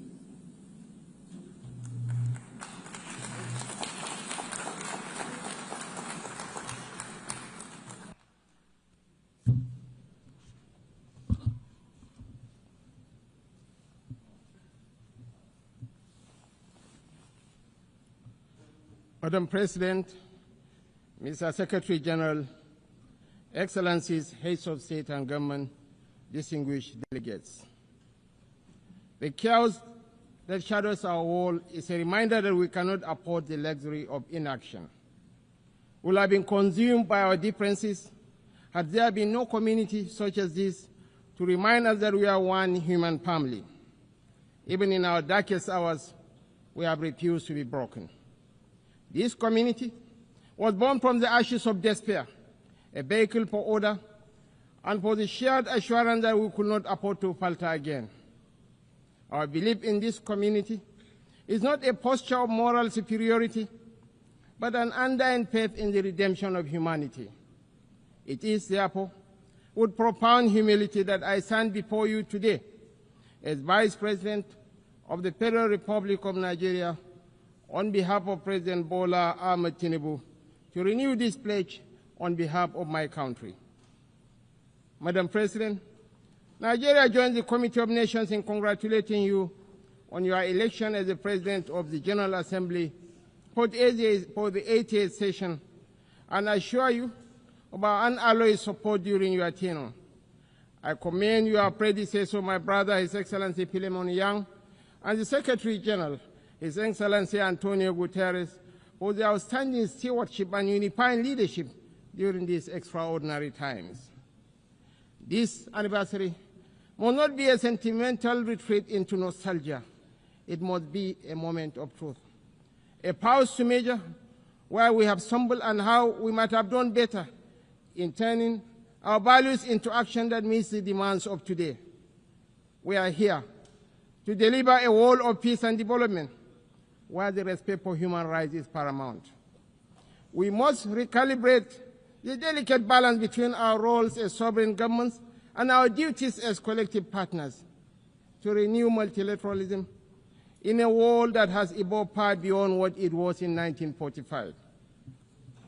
The pace of change across borders is a force without pause. It manifests in the tools of technology, in the movements of information and finance, in the corrosive ideologies that preach violence and division, in the gathering storm of the climate emergency, and in the tide of irregular migration. We must own this process of change. When we speak of nuclear disarmament, the proliferation of small weapons, Security Council reform, fair access to trade and finance, and the conflicts and human suffering across the world, we must recognize the truth. These are stains on our collective humanity. For all our careful diplomatic language, the slow pace of progress on these hardy perennials of the UN General Assembly debate has led some to look away from the multilateral model. Some years ago, I noticed a shift at this gathering. Key events were beginning to take place outside this hall, and the most sought-after voices were no longer heads of state. These are indeed troubling times. Nigeria remains firmly convinced of the merits of multilateralism. But to sustain that conviction, we must show that existing structures are not set in stone. We must make real change, change that works, and change that is seen to work. If we fail, the direction of travel is already predictable. We are here to strengthen the prospects for peace, development, and human rights. Madam President, I want to make 4 points today to outline how we can do this. 1, Nigeria must have a permanent seat at the UN Security Council. This should take place. This should take place as part of a wider process of institutional reform. 2, we need urgent action to promote sovereign debt relief and access to trade and financing. 3, countries that host minerals must benefit from those minerals.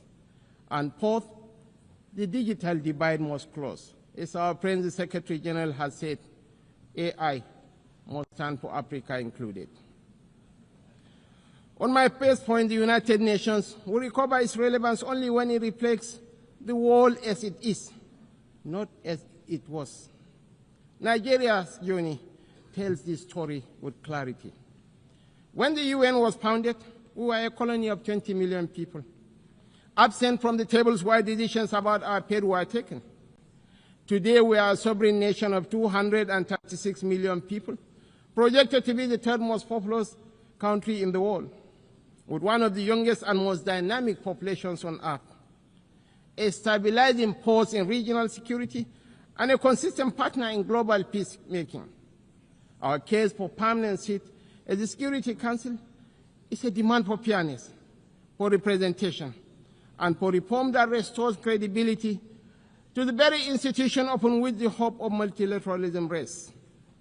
This is why Nigeria stands firmly behind the UN80 initiative of the UN Secretary General and the resolution adopted by this Assembly on 18 July 2025, a bold step to reform the wider United Nations system for greater relevance, efficiency, and effectiveness in the face of unprecedented financial strain. We support the drive to rationalize structures and end the duplication of responsibilities and programs, so that this institution may speak with one voice and act with greater coherence. Madam President, Africa, none of us in this world can function peacefully in isolation. This is the heavy burden of sovereignty. Sovereignty is a covenant of shared responsibility, a recognition that our survival is bound to the survival of others. To live up to this charge, we must work hand in hand with our neighbors and partners. We must follow the trails of weapons, of money, and of people. For these forces, too often driven by faceless non-state actors, ignite the fires of conflict across our region. Madam President, Nigeria's soldiers and civilians carry a proud legacy. They have participated in 51 out of 60 United Nations peacekeeping operations since our independence in 1960. We have stood with our partners in Africa to resolve conflicts, and we continue that commitment today through the Multinational Joint Task Force. At home, we confront the scourge of insurgency with resolve. From this long and difficult struggle with violent extremism, one truth stands clear. Military tactics may win battles measured in months and years, but in wars that span generations, it is values and ideas that deliver the ultimate victory. We are despised by terrorists because we choose tolerance over tyranny. Their ambition is to divide us and to poison our humanity with a toxic rhetoric of hate. Our difference is the distance between shadow and light, between despair and hope, between the ruin of anarchy and the promise of order. We do not only fight wars, we pit and shelter the innocent victims of war.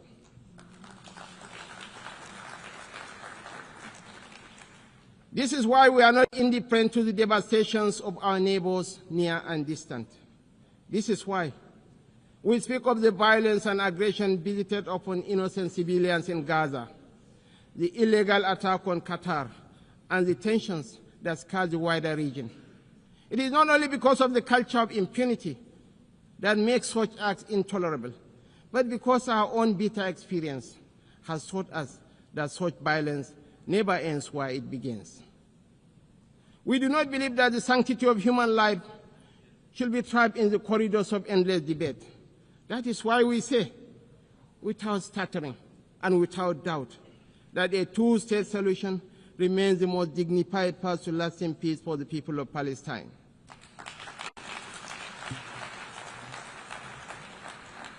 For too long, this community has borne the weight of moral conflict. For too long, we have been caught in the crossfire of violence that offends the conscience of humanity. We come not as partisans, but as peacemakers. We come as brothers and sisters of a shared wall, a wall that must never reduce the right to live into the currency of devious politics. The people of Palestine are not collateral damage in a civilization searching for order. They are human beings, equal in worth, entitled to the same freedoms and dignities that the rest of us take for granted. We want to make the choice crystal clear. Civilized values over fear. Civilized values over vengeance. Civilized values over bloodshed. We show the opportunities that peace brings, just as the extremists hope to drive apart rival communities and different religions. We work through multilateral platforms within the rule of law to build the consensus and support that makes this immensely difficult and dangerous task that much easier. This is how we deny our enemies the space they crave to fuel tension and despair. It is our experience that this offers the best, perhaps only hope for peace, reconciliation, and victory for the civilized values of a shared humanity. Nigeria is a diverse country, also recognizes the variable geometry of democracy in different forms and spheres. For this reason, we are working with the United Nations to strengthen democratic institutions in our region and beyond through the Regional Partnership for Democracy. Madam President, point 2. The price of peace is eternal vigilance. The increasingly difficult security outlook has prompted many member states to count the cost of the emerging world order. We in Nigeria are already familiar with so difficult choices: infrastructure renewal or defense platforms, schools or tanks. Our view is that the path to sustainable peace lies in growth and prosperity. The government has taken difficult but necessary steps to restructure our economy and remove distortions, including subsidies and currency controls that benefited the few at the expense of the many. I believe in the power of the market to transform. Our task is to enable and facilitate, and to trust in the ingenuity and enterprise of the people. But the process of transition is difficult and brings unavoidable hardship. This year, we held the inaugural West African Economic Summit in Abuja to bring investors and opportunities together. The results far exceeded our expectations and are a clear indication of what innovation can deliver. It is in that same spirit of dynamic review that I invite the United Nations to re-examine the best use of scarce resources. One critical area is climate change. It is not an abstract issue about an indeterminate fate to be settled at some distant point in the future. It is not even solely an environmental issue. It is about national, regional, and international security. It is about irregular migration. Truly, this is an everyone issue. We are all stakeholders, and we are all beneficiaries of the best outcomes. Madam President, this is why relevant ministers have been instructed to work with the UN to make the best use of climate funds. We believe there are huge shared dividends to accrue from increased support for education, for resilient housing, for access to technology and financing to allow vulnerable communities to thrive, to become part of solutions rather than problems. Nigeria and Africa have made significant strides in recent years to put our affairs in order. We can take that progress to the next level, a level that presents new opportunities for trade, investment, and profit, if we can assess reforms to strengthen the international financial architecture. We need urgent action to promote debt relief, not as an act of charity, but as a clear path to the peace and prosperity that benefits us all. I'm calling for new and binding mechanism to manage sovereign debt, a sort of international court of justice for money that will allow emerging economies to escape the economic straitjacket of primary production of unprocessed exports. It has been over 4 decades since the Lagos Plan of Action outlined a route away from debt and dependence that highlighted opportunities that today should still be explored for local added value for processing and manufacturing in everything from agriculture to solid minerals and petrochemicals. The African Continental Free Trade Area is a remarkable achievement of cooperation. We remain fully committed to the achievement of the SDGs and are convinced that this can be best delivered by focusing principally on our primary mission of growth and prosperity. Madam President, on our third point, we welcome steps to move towards peace in the Democratic Republic of Congo. We agree that international investment and engagement offer a way out of the cycle of decay and violence. Access to strategic minerals from Sierra Leone in the 1990s and Sudan today has for too long been a source of conflict rather than prosperity. Africa, and I must include Nigeria, has in abundance the critical minerals that will derive and drive the technologies of the future. Investments in exploration, development and processing of these minerals in Africa will diversify supply to the international market, reduce tensions between major economies, and help shape the architecture for peace and prosperity on a continent that too often in the past has been left behind by the rivalries and competition between different power blocs. We know in Nigeria that we are more stable when those communities that have access to key resources are able to benefit from these resources. This has been our journey in the oil-producing region of the Niger Delta.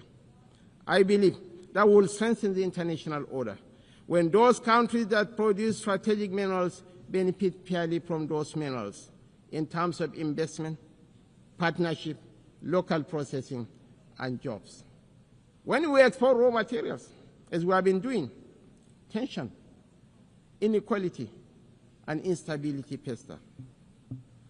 Madam President, the fourth pillar for change that I am advocating is a dedicated initiative, bringing together researchers, private sector, government, and communities to close the digital divide. As we stand on the threshold of new and dramatic technological change, we are still absorbing the impact of the revolution on information and communication of the past 20 years. We understand better than we did the opportunities technology offers, as well as the safeguards we need to enable growth and mitigate the potential for corruption. Some worry about fake news.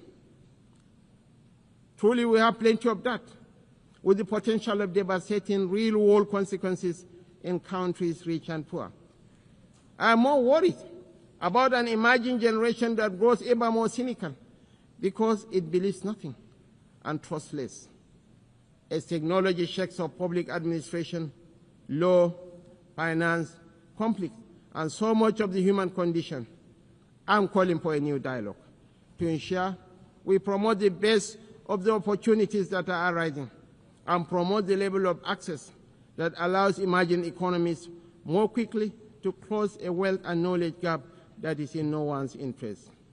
I join you today to reassert Nigeria's commitment to peace, to development, to unity, to multilateralism, and to the defense of human rights is beyond compromise.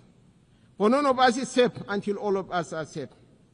The road ahead will not be easy, and we know there are no quick fixes to the trials that test the human spirit. Yet history reminds us that bold action in pursuit of noble ideals has always defined the story of the United Nations.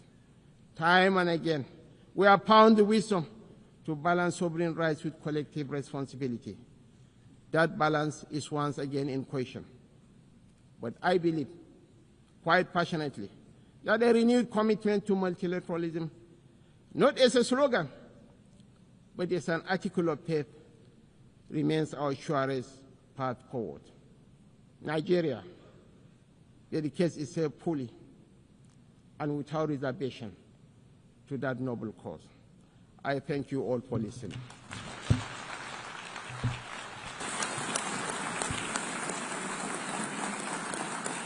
On behalf of the Assembly, I wish to thank the Vice President of the Federal Republic of Nigeria.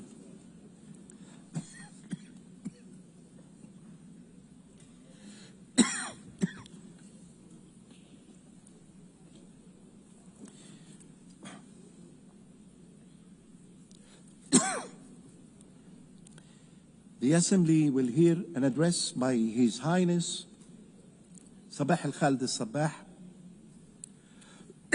Crown Prince of the State of Kuwait. I request the protocol to escort His Highness and invite him to address the Assembly.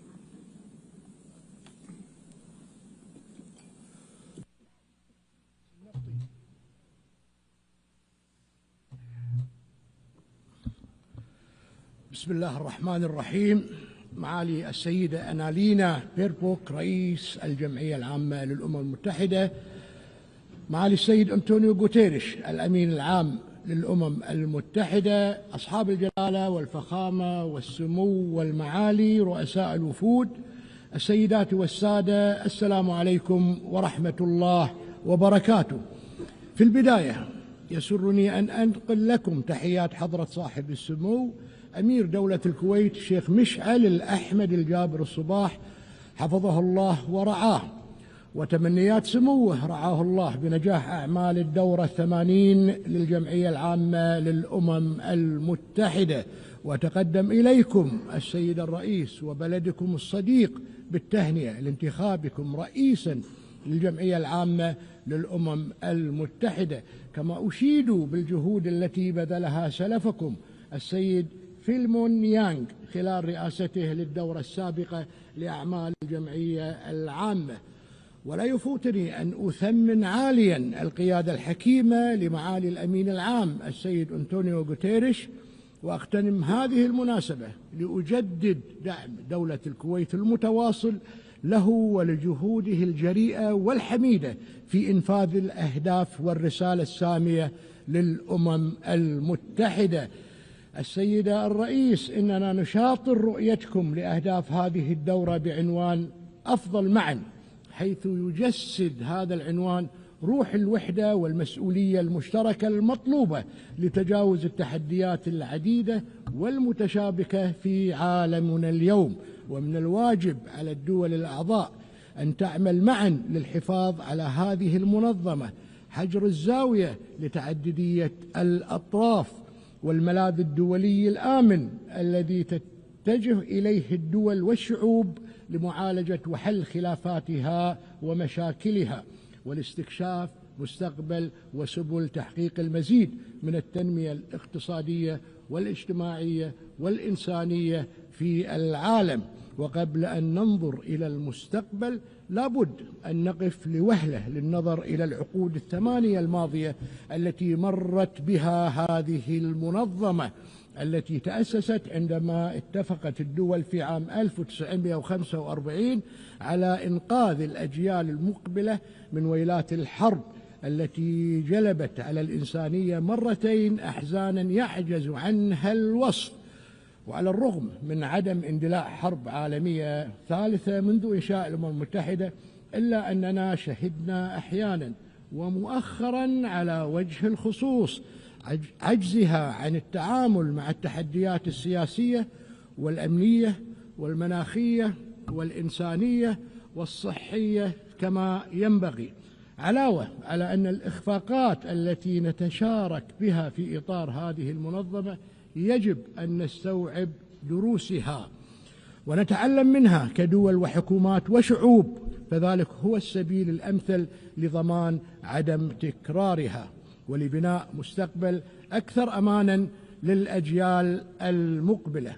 السيدة الرئيس، هناك نجاحات عديدة لهذه المنظمة لا يمكن نسيانها، واستذكر هنا وبكل امتنان إحدى أبرز قصص نجاح الأمم المتحدة بشكل عام ومجلس الأمن على نحو خاص، عندما وقف العالم قبل 35 عاما بجانب دولة الكويت دعما للحق والعدل والقانون. لقد وقف على هذا المنبر في 27 سبتمبر 1990 أمير دولة الكويت الراحل الشيخ جابر الأحمد الجابر الصباح طيب الله ثراه، حاملا رسالة شعب أحب السلام وعمل من أجله، وتعرضت أرضه للغزو، وقد عبر الحضور في هذه القاعة عن تأييدهم ومساندتهم لرسالة هذا الشعب، شعب الكويت المسالم وقضيته العادلة، في لحظة راسخة في ذاكرة كل مواطن كويتي جسدت الموقف الدولي المؤيد لتحرير دولة الكويت من العدوان العراقي الغاشم وإعادة الشرعية لأهلها. وقد أثبت مجلس الأمن آنذاك قدرته على الاطلاع بمسؤولياته في حفظ السلم والأمن الدوليين، حيث طبق نموذجا رائعا لما ارتأى الآباء المؤسسون لميثاق المنظمة، فتدرج حينها المجلس في تطبيق صلاحياته وصولا إلى اتخاذ قراره التاريخي باستخدام جميع الوسائل اللازمة لتحرير دولة الكويت، وهو موقف مخلد في وجدان الشعب الكويتي وشعوب العالم. وفي سياق حديثنا عن أهمية الحفاظ على قصص نجاحات منظمتنا التي جسد من خلالها مجلس الأمن أروع الأمثلة في تحقيق العدالة والإنصاف والذود عن سيادة الدول والحفاظ على شعوبها، لا يفوتنا هنا أن نذكر بالقضية الإنسانية لدولة الكويت التي لا تزال تشغل أذهان الشعب الكويتي، ألا وهي مصير الأسرى والمفقودين الأبرياء الذين ارتقوا إلى جوار ربهم جراء ما تعرض له وطنهم من ظلم وعدوان، والإرشيف الوطني الذي يمثل الذاكرة المؤسسية المفقودة لدولة الكويت منذ أكثر من 3 عقود من الزمن. هذه القضية ذات الأبعاد المتعددة الإنسانية والأخلاقية والأممية تتطلب توافر النوايا الصادقة والإرادة الصلبة لمعالجتها على النحو الأمثل بمتابعة حثيثة من قبل مجلس الأمن، ونأمل في تضميد جراح ذوي الأسرى والمفقودين الذين لا تزال أفئدتهم تعتصر ألما لغيابهم وقلوبهم تمتلئ أملا بدفن رفات أحبتهم على أرض الوطن. ونرحب في هذا الصدد باعتماد مجلس الأمن القرار 2792 لعام 2025 بالإجماع، والذي نص على تعيين ممثل أممي رفيع المستوى لمتابعة تلك الملفات على وجه الخصوص. وعليه ونظرا لعمق تأثيرها وأبعادها الإنسانية والوطنية فلا بد أن تسخر ولاية هذا الممثل الأممي رفيع المستوى لإنهاء هذه الملفات العالقة بشكل عادل ونهائي بما يتسق مع التطلعات المشروعة لدولة الكويت والمجتمع الدولي، وهو الأمر الذي سيسهم بلا أدنى شك في تعزيز مناخ التعاون المشترك بين دولة الكويت وجمهورية العراق الشقيق.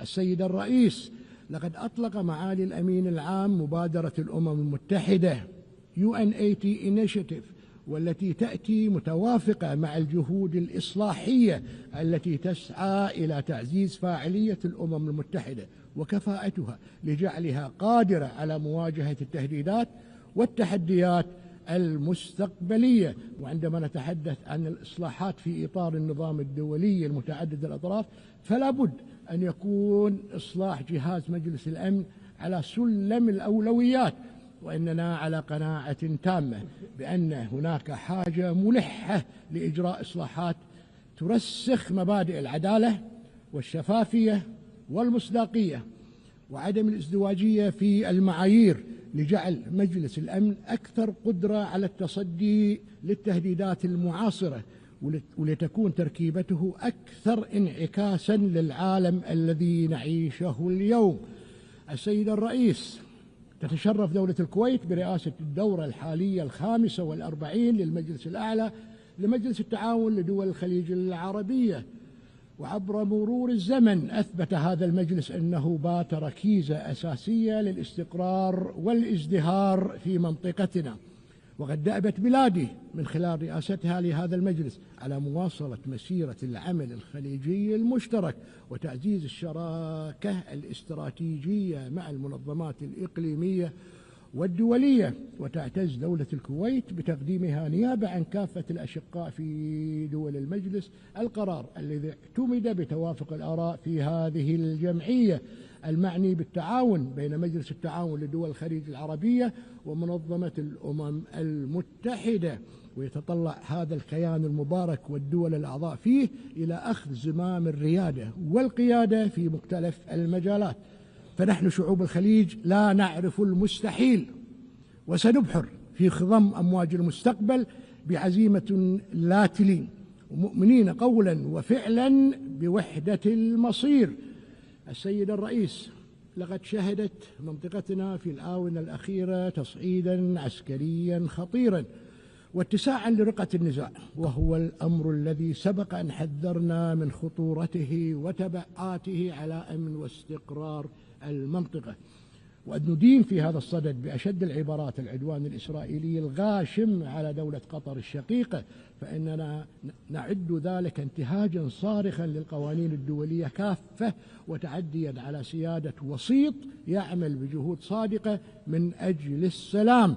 وتجدد دولة الكويت تضامنها الكامل مع الأشقاء في دولة قطر، مؤكدة أن أي تهديد أو عدوان تتعرض له دولة عضو في مجلس التعاون لدول الخليج العربية يمثل تهديدا وعدوانا مباشرا على جميع دول المجلس. وقبل أيام معدودة عقدت قمتان استثنائيتان، الأولى للمجلس الأعلى لمجلس التعاون لدول الخليج العربية، والثانية القمة العربية الإسلامية الطارئة لبحث العدوان الإسرائيلي على دولة قطر الشقيقة.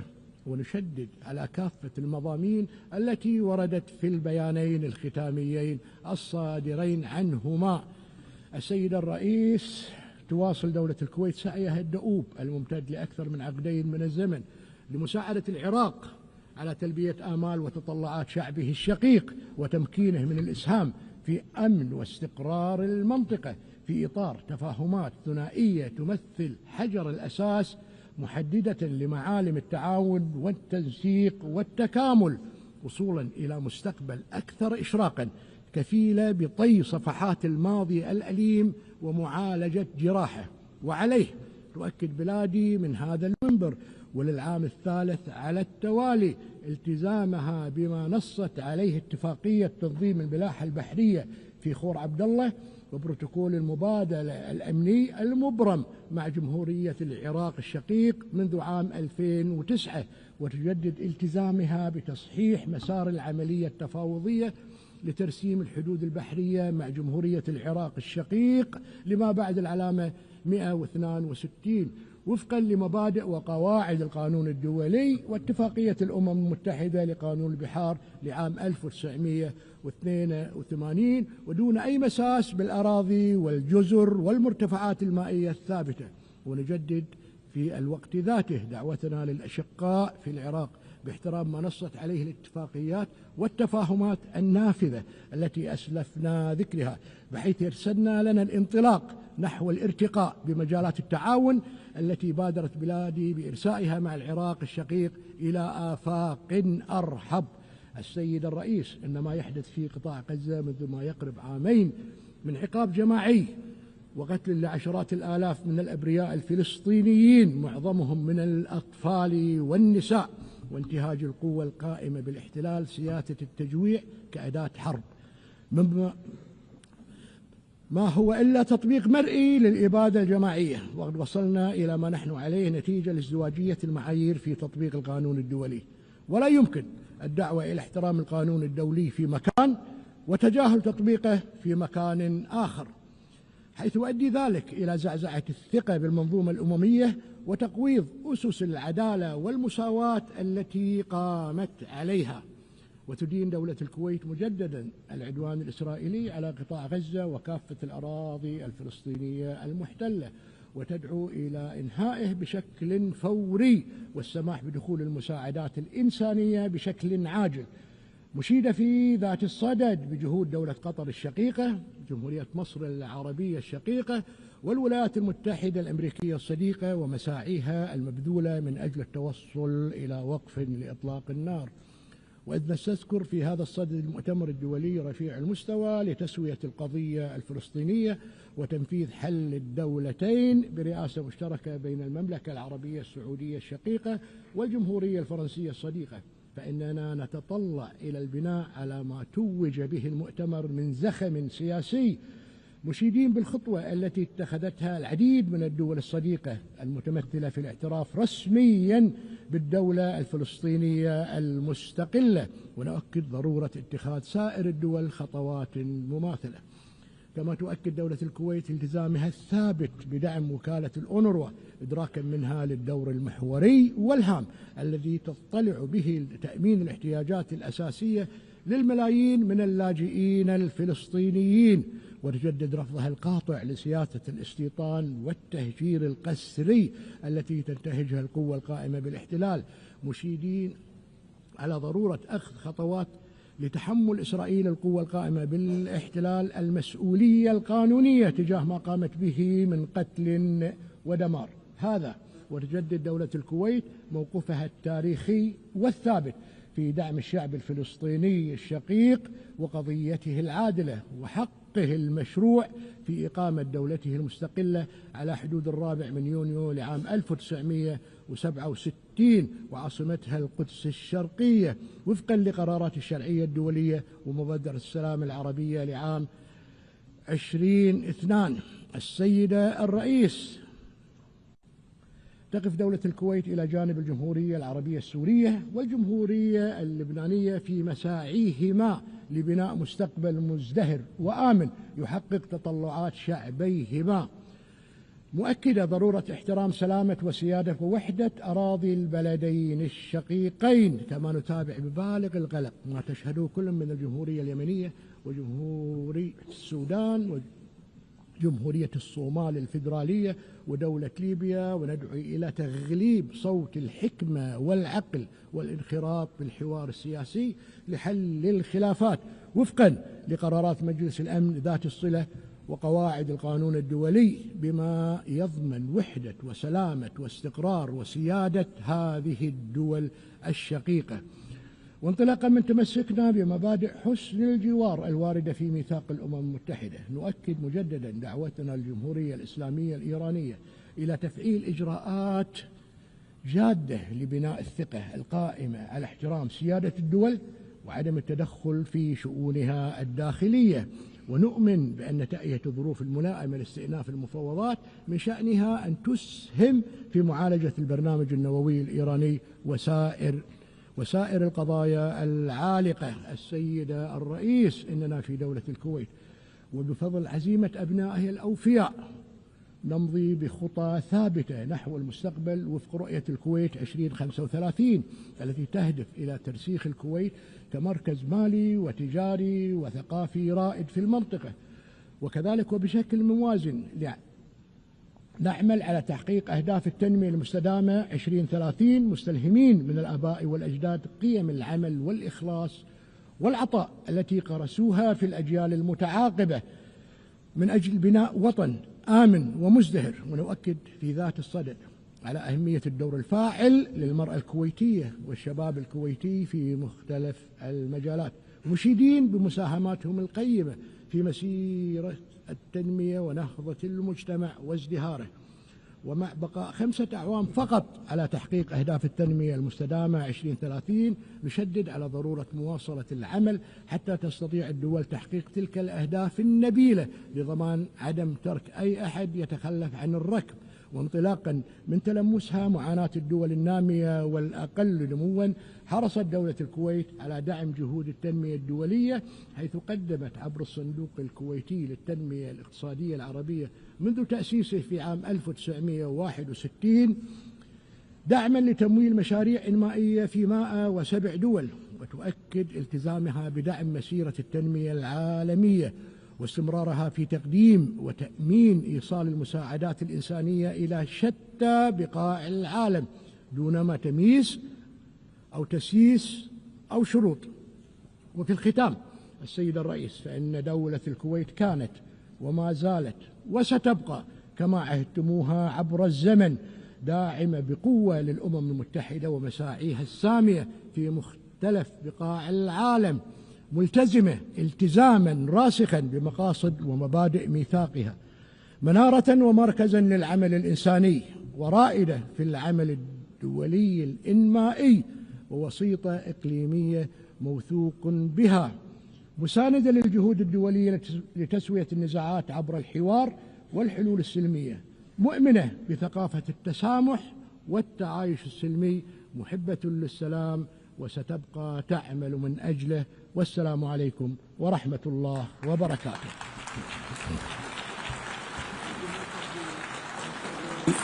I wish to thank the Crown Prince of the State of Kuwait, Sheikh Sabah Al Khalid Al Sabah.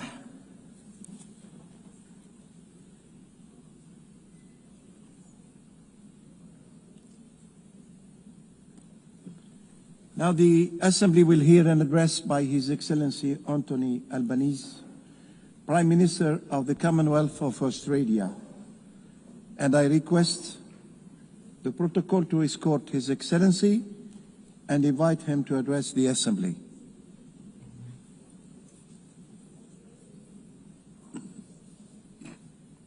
Years ago, the people of our nations came together and put their trust in each other's humanity, an act of faith all the more extraordinary when we recall the devastation that still gripped the world. Yet, out of the grief and ruin of war, that generation found the courage, the wisdom and the compassion to work together for a better peace, to build a world governed by rights and rules, not fear or force, where the sovereignty of every nation is respected, the essential dignity and equality of every man, woman and child upheld, and where the shared mission and purpose of the United Nations is not merely to contain the threat of war, it is to create the conditions for peace, to provide a framework for settling our disputes, to foster the dialogue that enables us to manage our differences and deepen our understanding, and to nourish the opportunity, build the prosperity and deliver the economic justice on which true and enduring security always depends. If 80 years ago this task had been entrusted to the great powers alone, then in all likelihood we would not be gathering here today. Instead, history would note the United Nations as little more than a noble experiment.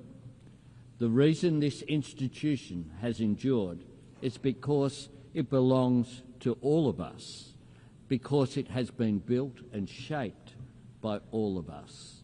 And it is up to all of us to bring new strength to the United Nations' enduring mission, to renew our commitment to the principle that peace is both our common cause and our collective responsibility.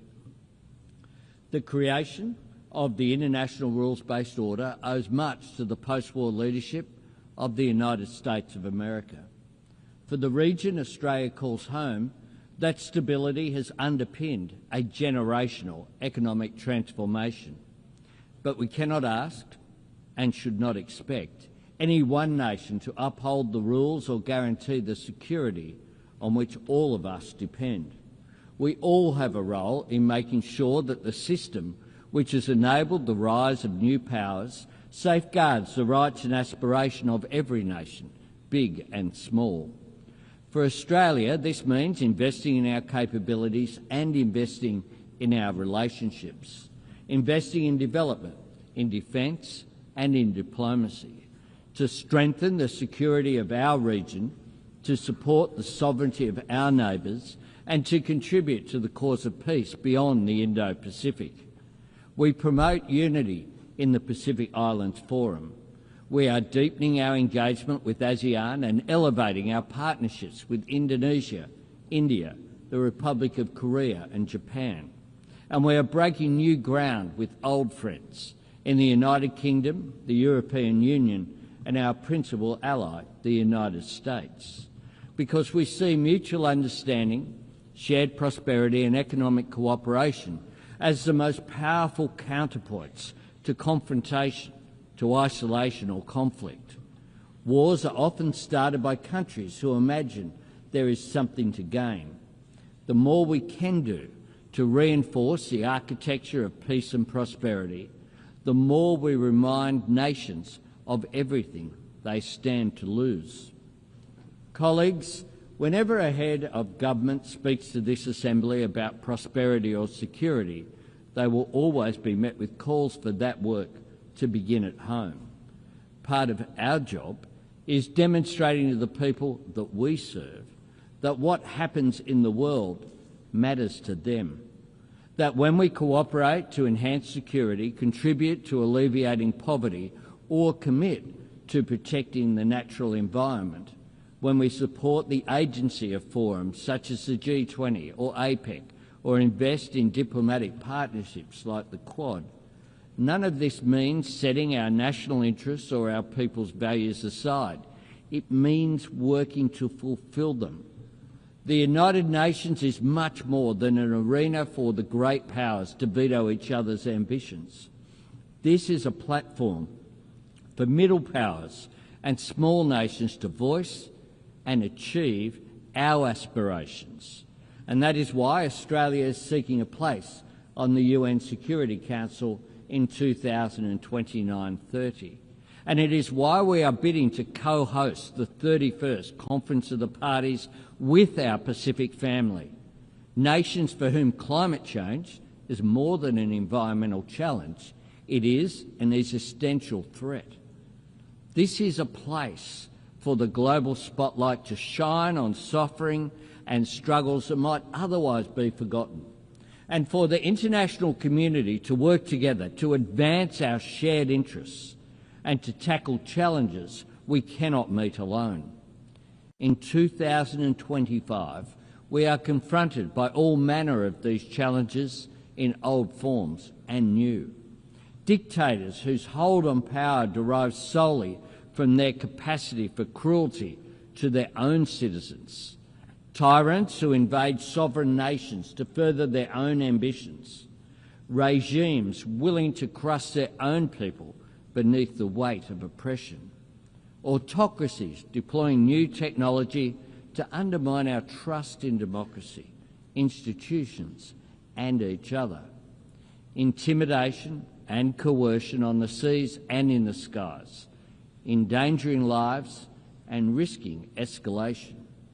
Terrorists and states which sponsor terrorism spreading hatred. And if ever we had the luxury of imagining that breaches of international law were not our concern, or that conflict and turmoil in another part of the world could not affect us, those days are long gone.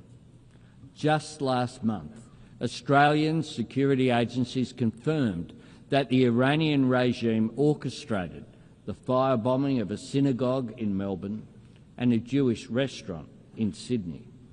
Criminal acts of cowardice aimed at spreading fear. We expelled the Iranian ambassador from Australia, the first time since the Second World War that our country has taken such a step. And here at the United Nations, we repeat to the world, there is no place for anti-Semitism.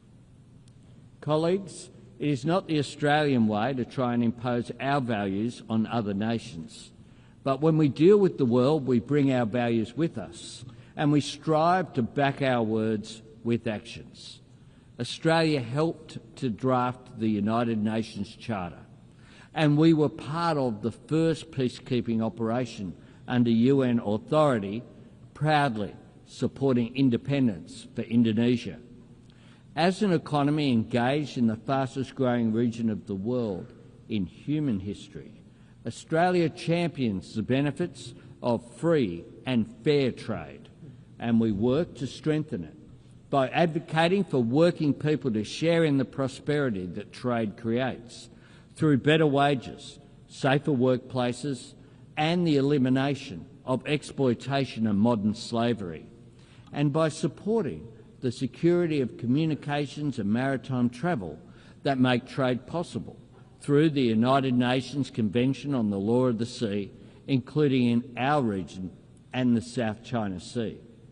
And as a proud member of the Pacific family, as a continent home to some of the greatest natural treasures on the planet, and as a nation blessed with the traditional resources, critical minerals, skills and sunlight and space to power the global shift to net zero, Australia is acting to meet the environmental challenge of climate change while working to seize and share the economic opportunities of renewable energy.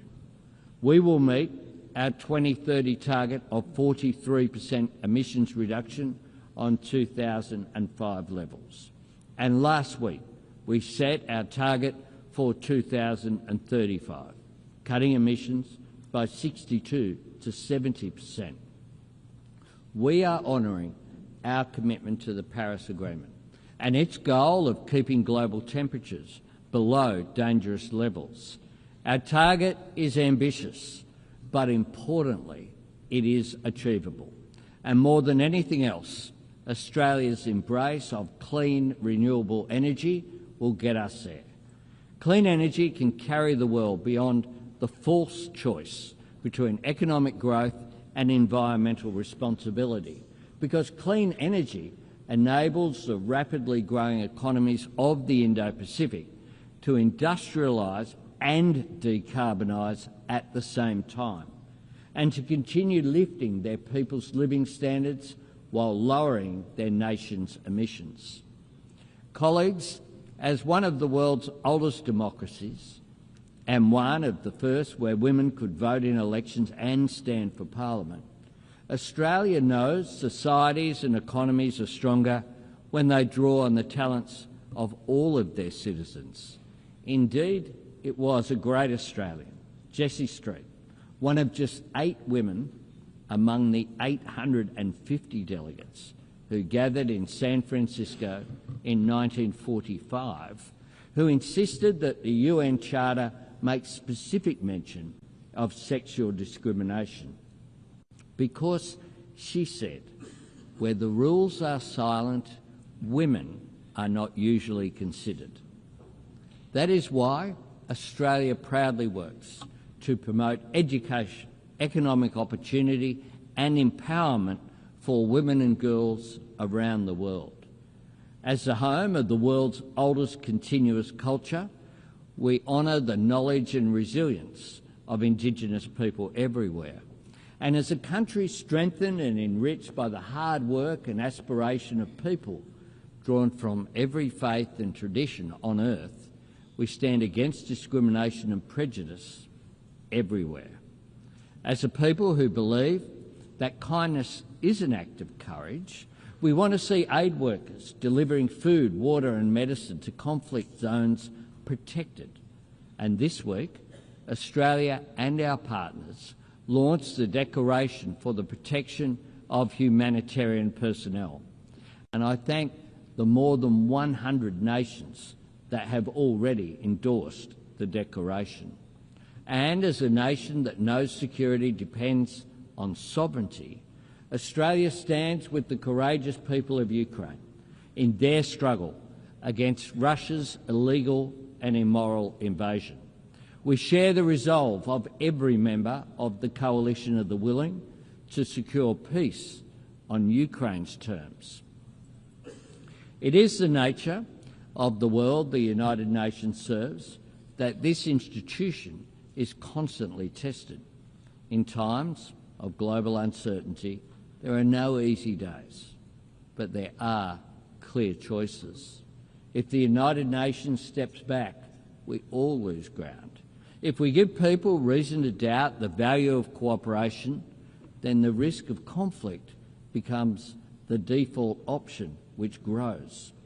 If we allow any nation to imagine itself outside the rules or above them, then the sovereignty of every nation is eroded. if we resign ourselves to the idea that war is inevitable, or relegate ourselves to the status of disinterested bystanders, if our only response to every crisis is to insist that there is nothing we can do, then we risk being trusted with nothing.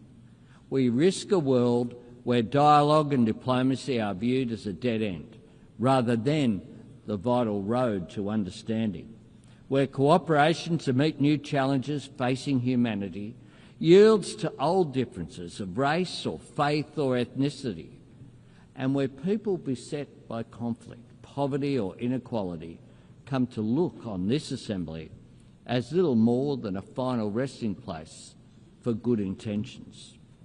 All of us, proud to belong to this institution, understand that this is not the case. But knowing that or saying it is not enough. We have to prove it, not by pointing to longevity or appealing to history, but by reforming the United Nations so that it can serve us better in the present, and by working together to shape the future. Because while 80 years is a significant milestone, the true value of the United Nations is not counted in decades, it is measured in deeds, in actions that make a positive difference to people's lives. That is how the UN proves its worth and makes its case, by delivering food to villages in the grip of famine, by providing vaccines that spare families from disease, by bringing clean water to a community on the brink, by helping countries break the shackles of poverty, by liberating children from exploitation or abuse, by guarding against the spread of nuclear weapons and working for a world free of nuclear weapons, by demonstrating that the principles on which the United Nations was founded still hold life and weight and meaning and hope for the people who need them most. And nowhere is that task more urgent than the Middle East. For decades, leaders have come to this podium in search of new words and new ways to call the world to action on a two-state solution. Today I look to words that Australia helped write 80 years ago. Australia is calling for a ceasefire, for the immediate release of the hostages, for aid to flow to those in desperate need, and for the terrorists of Hamas to have no role in Gaza's future.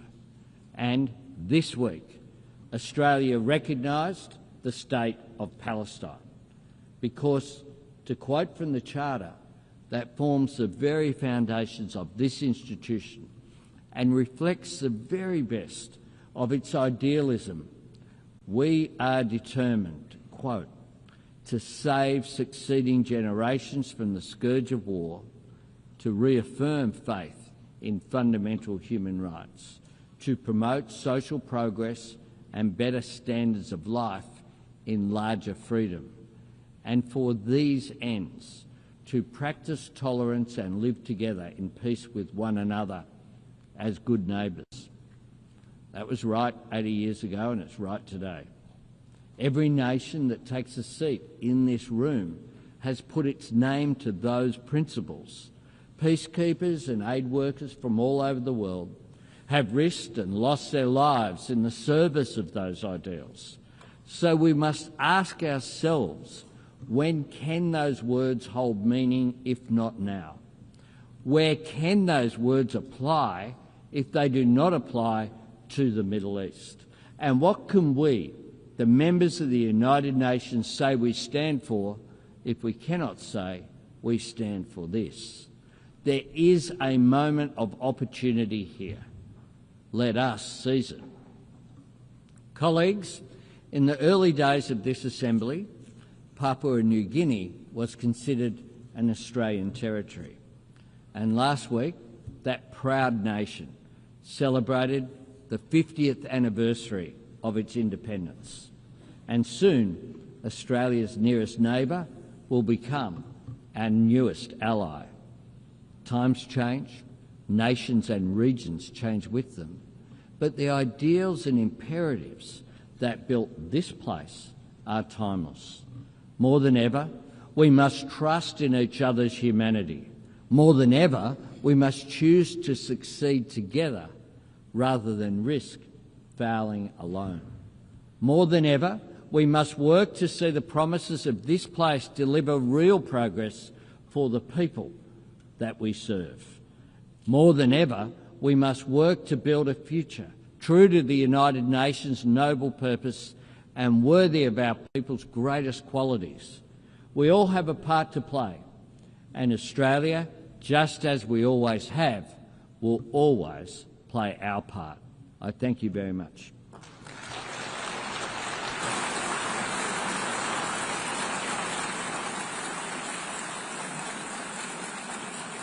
On behalf of the Assembly, I wish to thank the Prime Minister of the Commonwealth of Australia.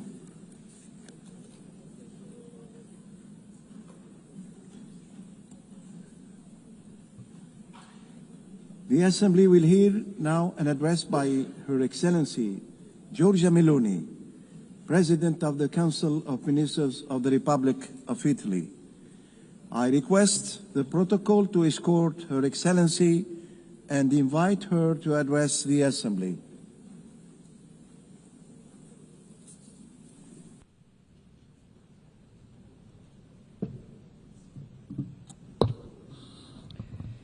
Presidente Baerbock, Segretario Generale Guterres, colleghi delegati, signore e signori. Viviamo una fase storica accelerata, complessa, ricca di opportunità, ma anche e forse soprattutto densa di pericoli. Sospesi tra guerra e pace. Secondo il Global Peace Index 2024, nel mondo sono in corso 56 conflitti armati, il numero più elevato dalla Seconda Guerra Mondiale.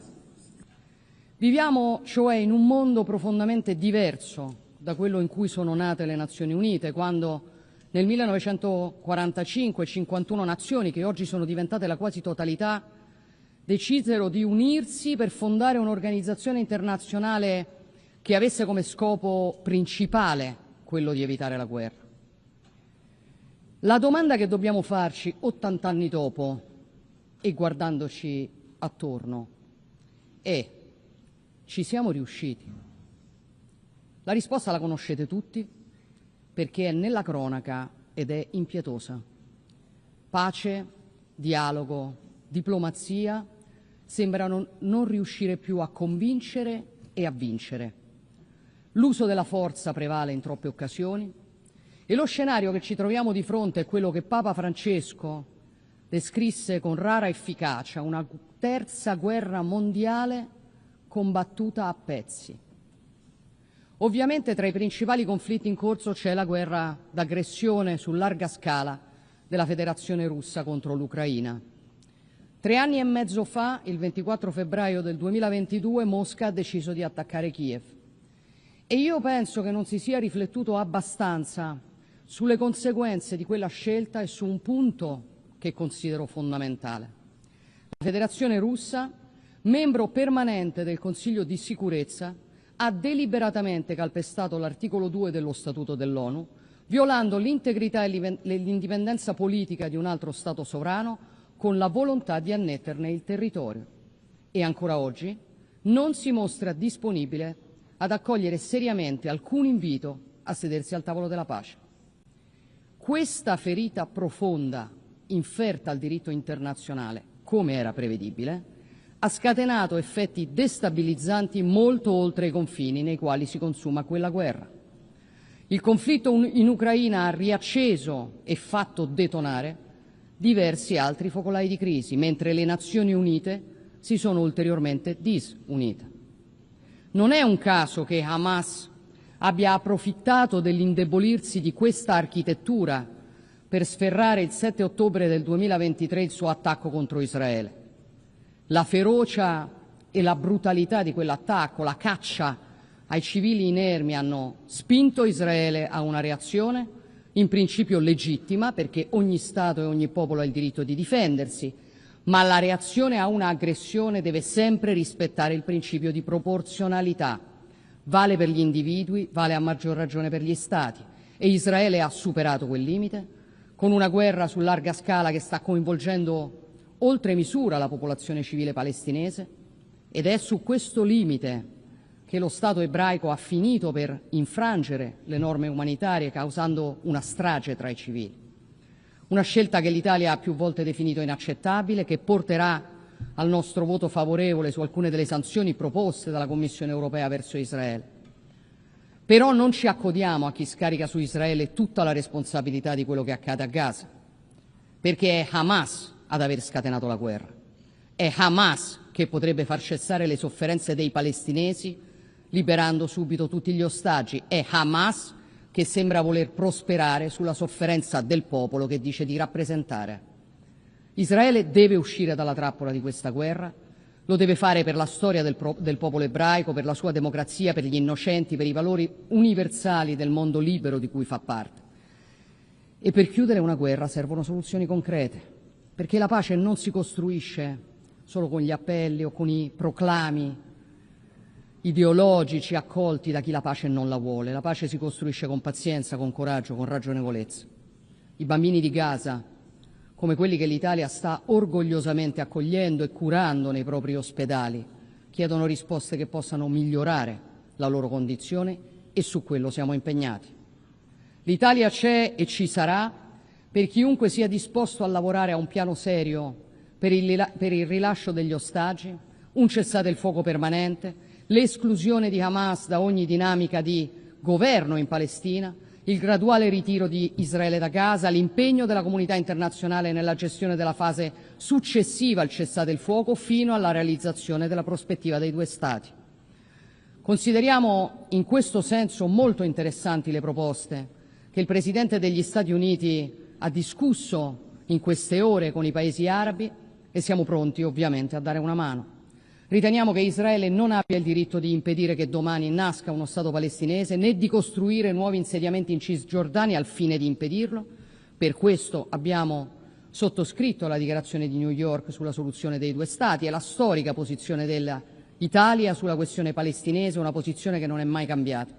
Riteniamo allo stesso tempo che il riconoscimento della Palestina debba avere 2 precondizioni irrinunciabili: il rilascio di tutti gli ostaggi israeliani e la rinuncia da parte di Hamas ad avere qualsiasi ruolo nel governo della Palestina, perché chi ha scatenato il conflitto non può essere premiato. E torniamo così al punto di partenza: le regole, la forza del diritto in Ucraina, in Medio Oriente, in ogni scenario nel quale la guerra domina e la ragione sembra persa.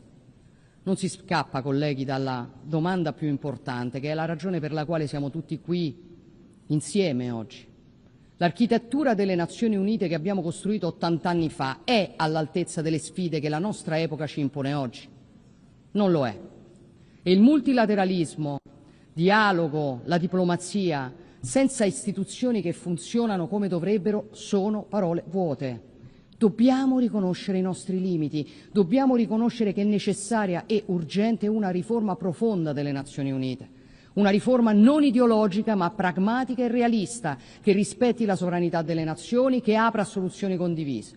Abbiamo bisogno di un'istituzione agile, efficiente, in grado di rispondere velocemente alle crisi, trasparente nella missione, trasparente nei costi, capace di ridurre al minimo la burocrazia, gli sprechi, le duplicazioni.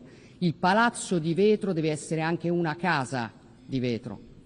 La riforma che ha in mente l'Italia, a partire dal Consiglio di sicurezza, deve rispettare i principi di uguaglianza, democraticità, rappresentatività, responsabilità. Non servono nuove gerarchie, non servono nuovi seggi permanenti, semplicemente perché non risolverebbero la paralisi decisionale che ha minato la credibilità di questa istituzione. Siamo aperti a discutere la riforma senza alcun pregiudizio, anche in forza delle proposte che sono state avanzate dal gruppo Uniting for Consensus, ma vogliamo una riforma che serva a rappresentare meglio tutti, non a rappresentare di più alcuni. E per essere efficace non sono solo le istituzioni che dobbiamo riformare, perché siamo di fronte a un cambio d'epoca e questo impone una revisione profonda di tutti gli strumenti che abbiamo per regolare i rapporti tra le nazioni e difendere i diritti delle persone. comprese le convenzioni internazionali. Penso ad esempio alle convenzioni che regolano la migrazione e l'asilo. Sono regole sancite in un'epoca nella quale non esistevano le migrazioni irregolari di massa e non esistevano i trafficanti di esseri umani. Convenzioni quindi non più attuali in questo contesto, che quando vengono interpretate in modo ideologico e unidirezionale da magistrature politicizzate finiscono per calpestare il diritto invece che affermarlo. Con altri Stati europei abbiamo sollevato questo tema, intendiamo portarlo avanti, non ovviamente per abbassare il livello delle garanzie o dei diritti, ma per costruire un sistema che sia al passo con i tempi e che sia capace di tutelare i diritti umani fondamentali, insieme però alla sacrosanta prerogativa di ogni nazione di proteggere i propri cittadini e i propri confini, esercitare la propria sovranità, governare il tema della migrazione che impatta sulle persone e particolarmente su quelle più fragili. La comunità internazionale deve unirsi nel contrastare il fenomeno del traffico di esseri umani.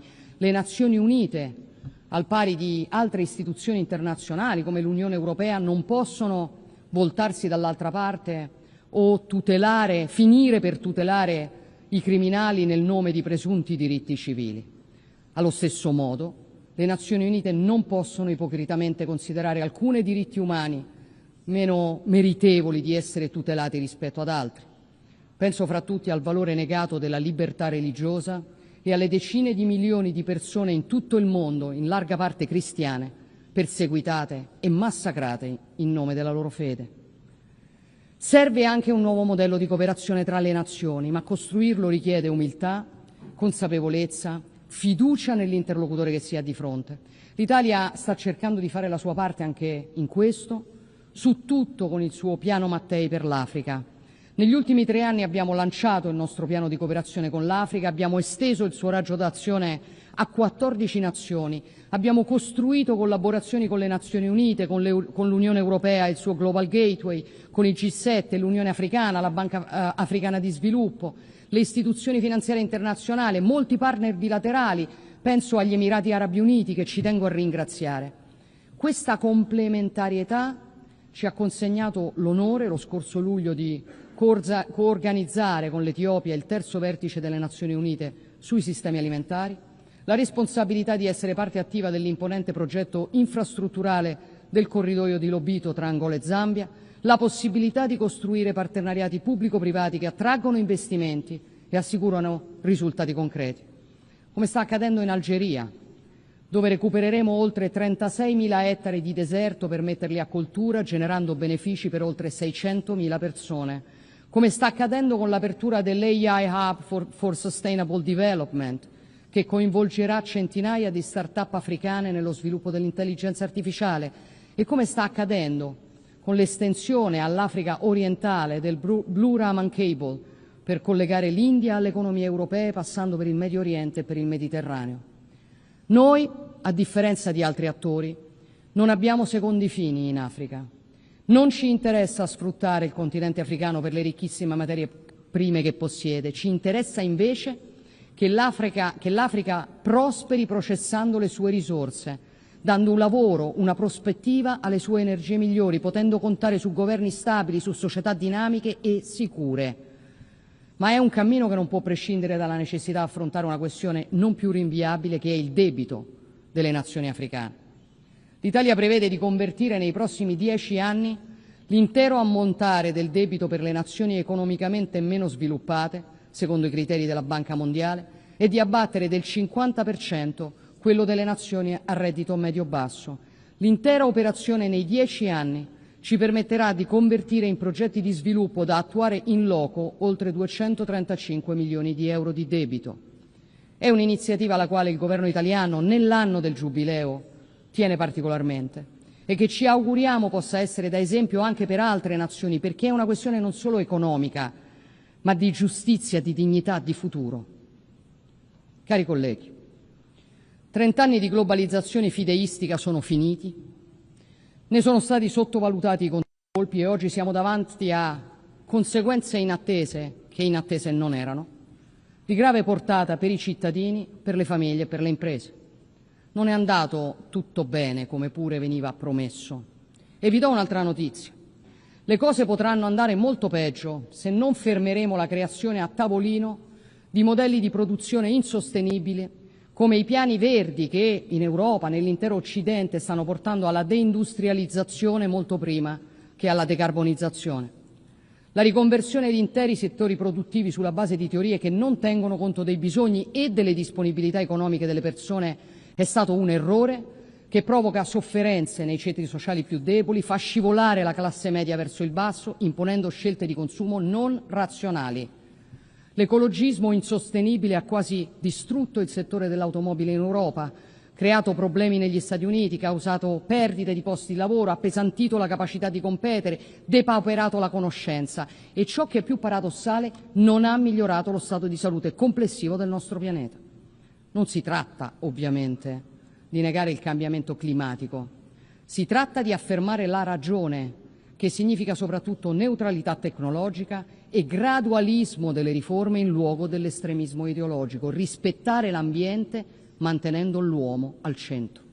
Perché ci sono voluti secoli per costruire i nostri sistemi, ma bastano pochi decenni per ritrovarsi nel deserto industriale, solo che, come ho detto molte volte, in un deserto non c'è nulla di verde. Colleghi delegati, signore e signori, quest'anno noi non celebriamo solo 80 anni della nascita di questo consesso, ma anche i 70 anni dell'adesione dell'Italia alle Nazioni Unite, un doppio anniversario che ci carica ancora di più della responsabilità di tenere fede ai principi e ai valori istitutivi di questa organizzazione, nella consapevolezza che per farlo dobbiamo saper rendere efficaci gli strumenti per difendere quei principi e quei valori nel nostro tempo, perché la nostra azione possa essere più incisiva e davvero aderente alle necessità delle nostre società. La scelta che abbiamo nelle nostre mani è semplice: lasciare tutto così com'è, rifugiarci in ciò che è semplice o dimostrare ai nostri cittadini che non sprecheremo l'occasione storica che questo tempo, con le sue molteplici sfide, ci ha consegnato di costruire un mondo più giusto e più sicuro. Perché, come ha detto San Francesco, il più italiano dei santi, che ha dato il nome alla città dove questa organizzazione è nata, i combattimenti difficili vengono riservati solo a chi ha un coraggio esemplare. Credo sia arrivato il tempo di dimostrare quel coraggio. Vi ringrazio.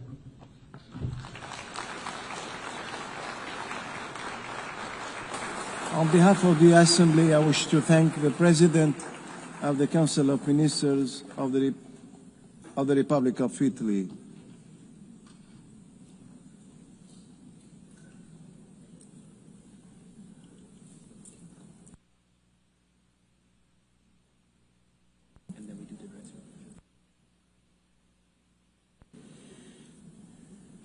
So now, Peter. I now give the floor to His Excellency Peter Szijjártó, Minister of Foreign Affairs and Trade of Hungary.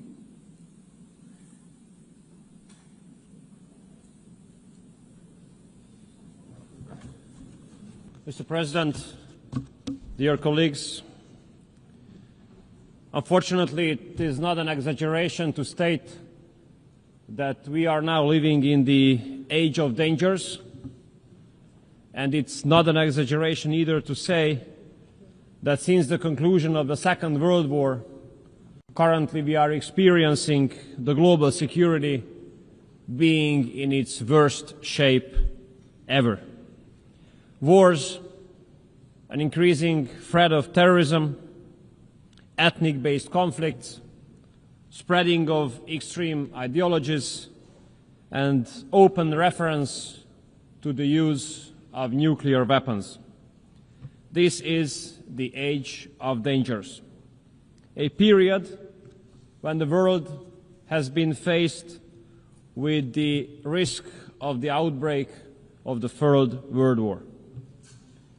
All these conflicts, unfortunately, are pointing to the same direction, the direction that the world will be divided into blocks again.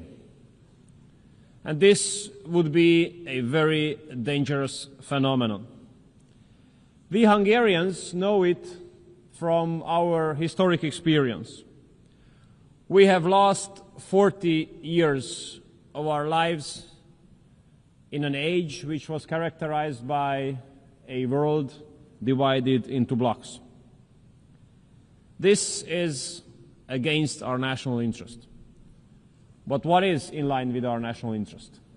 It is connectivity.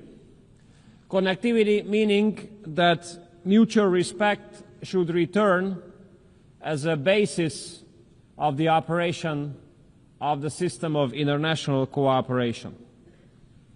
Such a system would bring mutual benefits to all of us. Hungary's strategy has been to become a meeting point between East and West.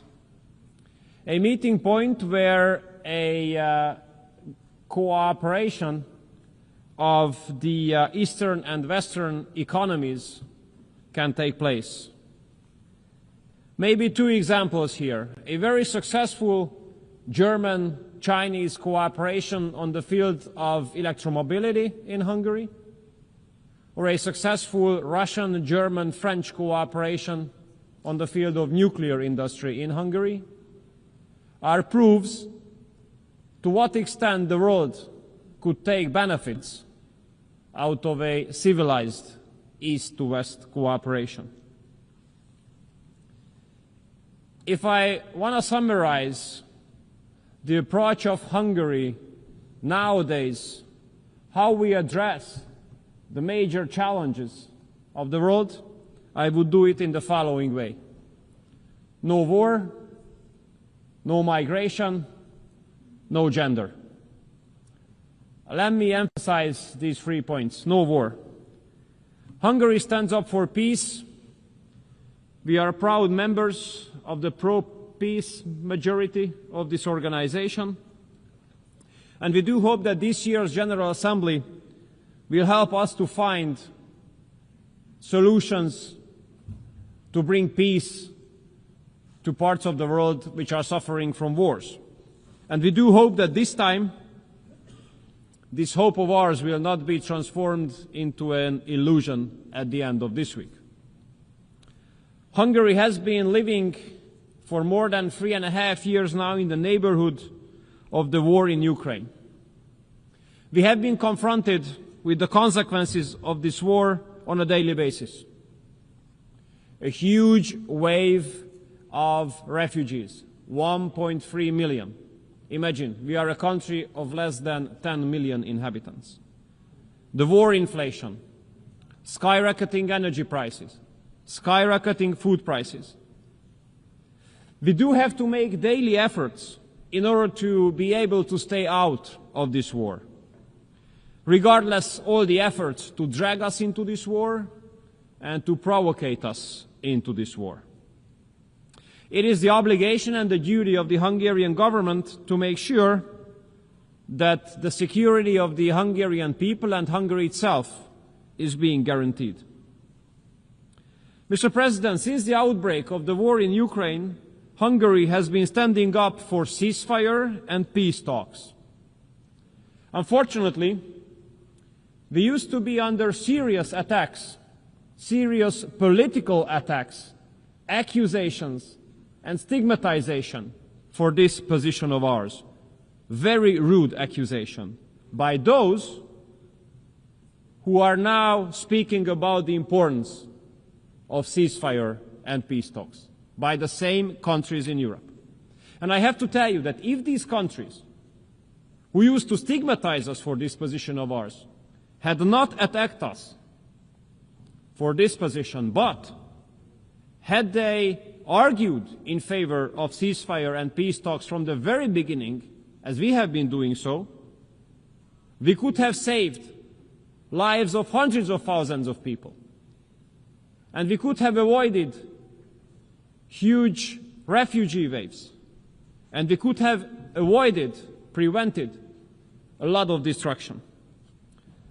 But Europe, the European Union, has chosen a bad strategy, a failed strategy. Instead of isolating the war in Ukraine, this war has been globalized. The sanction packages the European Union has introduced have absolutely not fulfilled the expectations. They have caused more harms to the European economy than to the Russian one. And parallel to that, hundreds of billions of euros have been sent to Ukraine in the form of cash and weapons. Every day which goes on in this war brings forward the risk of escalation. All day spent in this war comes up with new casualties and destruction. And if we look at history, it's obvious that all wars end up around the negotiating table. There is no war which ends up in the battlefield. Therefore, may I express Hungary's respect towards President Trump and the efforts of President Trump. We do believe President Trump is the only hope to make peace in Ukraine. And we do hope that President Trump will not give up his efforts to make peace, regardless of the fact that many politicians in Europe rather undermine the efforts of President Trump than to support those.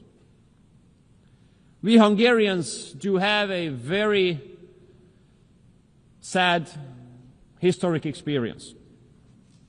This historic experience of ours says that in case there is a civilized East-to-West cooperation, the security situation of the world improves. But if there's a lack of civilized East-to-West cooperation, global security deteriorates. Therefore, we do hope that the high-level US-Russia contacts will be maintained. As long as high-level US-Russia contacts are on, we do have the hope that we can avoid the worst-case scenario. As long as the high-level US-Russia talks are on, we have a good hope to prevent escalation and to prevent the launch of World War III. So Hungary will continue to support all initiatives aiming at peace, and we will continue to support the peace efforts of President Trump, and we will continue to support the high-level US-Russia talks. And we make sure that Hungary is not going to be dragged into this war. We will stay out and protect the security of the Hungarian people. Second point, dear colleagues, no migration. Parallelly to the war in Ukraine, Europe has been faced with another tremendous security threat for the last 10 years, which is illegal migration. We Hungarians are in a special situation because of geography. We are at the European entrance of the busiest land route of migration to Europe. And we have a very sad experience here. We had been run over by 400,000 illegal migrants 10 years ago. Aggressive people, marching through the country, rejecting any kind of cooperation with the local authorities, violating our border, occupying public areas, behaving in a way threatening the Hungarian people. What was our reaction? We have closed our border. We have built a fence, not a wall, but a fence. And we have put tremendous efforts in order to protect us from the illegal migrants. We have stopped 1 million illegal migrants at our southern border by building the fence there. We have spent multiple billions of dollars in order to be able to protect our border and our security. And guess what happens in Europe? The European Commission forces us to pay €1 million penalty on a daily basis because of protecting our border. €1 million penalty on a daily basis for the protection of our borders. This is insane. This is crazy. But I have to tell you that regardless of this penalty, we will protect our border. We rather pay €1 million per day, but we do not allow illegal migrants to come into Hungary. We protect ourselves. May I say, this is the best investment into our own security. And the pro-migration policy of the European Union comes forward with very sad impacts in the western part of Europe. Modern age anti-Semitism, parallel societies, gang wars, and no-go zones. I want to make clear that regardless of all pressure from Brussels, Hungary will continue to protect the Hungarian people. We will protect ourselves, our culture, our way of life, and our security. And we stick to our own sovereign right to make the decision who can enter the territory of Hungary, this decision must be made by us and not by bureaucrats in Brussels. We have to consider the violation of border as it is, a crime. And those who commit this crime must be punished. International law speaks very clearly. If someone is being forced to leave her or his home, she or he is entitled to stay temporarily on the territory of the first safe country, but not the second, the third, the fourth, or fifth, the first. And we are an example here. We are a neighboring country to Ukraine. So for those who have to escape from Ukraine because of the war, we are the first safe country, and we let all of them come in. All of them. But at our southern border, those who want to come in, those are illegal migrants. And none of them has been allowed, and none of them will be allowed to enter the territory of our country. Thirdly, no gender. In Hungary, we do consider family as the basis of society. But we have to understand that there is a very aggressive, extreme liberal mainstream which has been attacking family not only as an expression but as an institution as well. Therefore, I think it's appropriate to clarify what we Hungarians do mean under family. We do mean that family consists of a mother, a father, and children, where mother is a woman, father is a man. And the marriage can be made between one man and one woman. And in order to make sure, we have put all these into our constitution. And when it comes to our economic strategy, we do carry out a family-based economic strategy. 5% of GDP we spend on supporting the families, which is far number one in the OECD area. And currently, a family-based tax revolution is going on in Hungary. Our basic principle is that if you decide to have a kid, that must not put you in a less advantageous position compared to if you do not have a kid. We do consider children as a blessing. Therefore, we do support the families to have as many kids as they wish to. From next year onwards, all mothers who have given birth to 2 children will enjoy lifelong exemption from paying personal income tax. And after the birth of each children, a certain part of the salary of the parents is exempted from taxation. And we will double this exemption from the beginning of next year. If the mother wishes to stay at home with the newborn kid for 2.5 years, she receives 70% of her former salary. And all women spending 40 years at work can go to pension regardless of age. Young couples can take 28,000 euros of preferential loan called expecting babies, which means that in case of the birth of a first kid, interest rate is down to 0. After the birth of the second kid, 30% of the loan is being repaid by the state. And after the third kid being born, the state remits the whole loan. And as the most recent decision of the government, we launched the largest ever housing loan system in Hungary. All families are entitled to take a loan to buy a house or a flat with a fixed interest rate of 3%. So at the end, Mr. President, dear colleagues, it is our goal to make Hungary great again. In order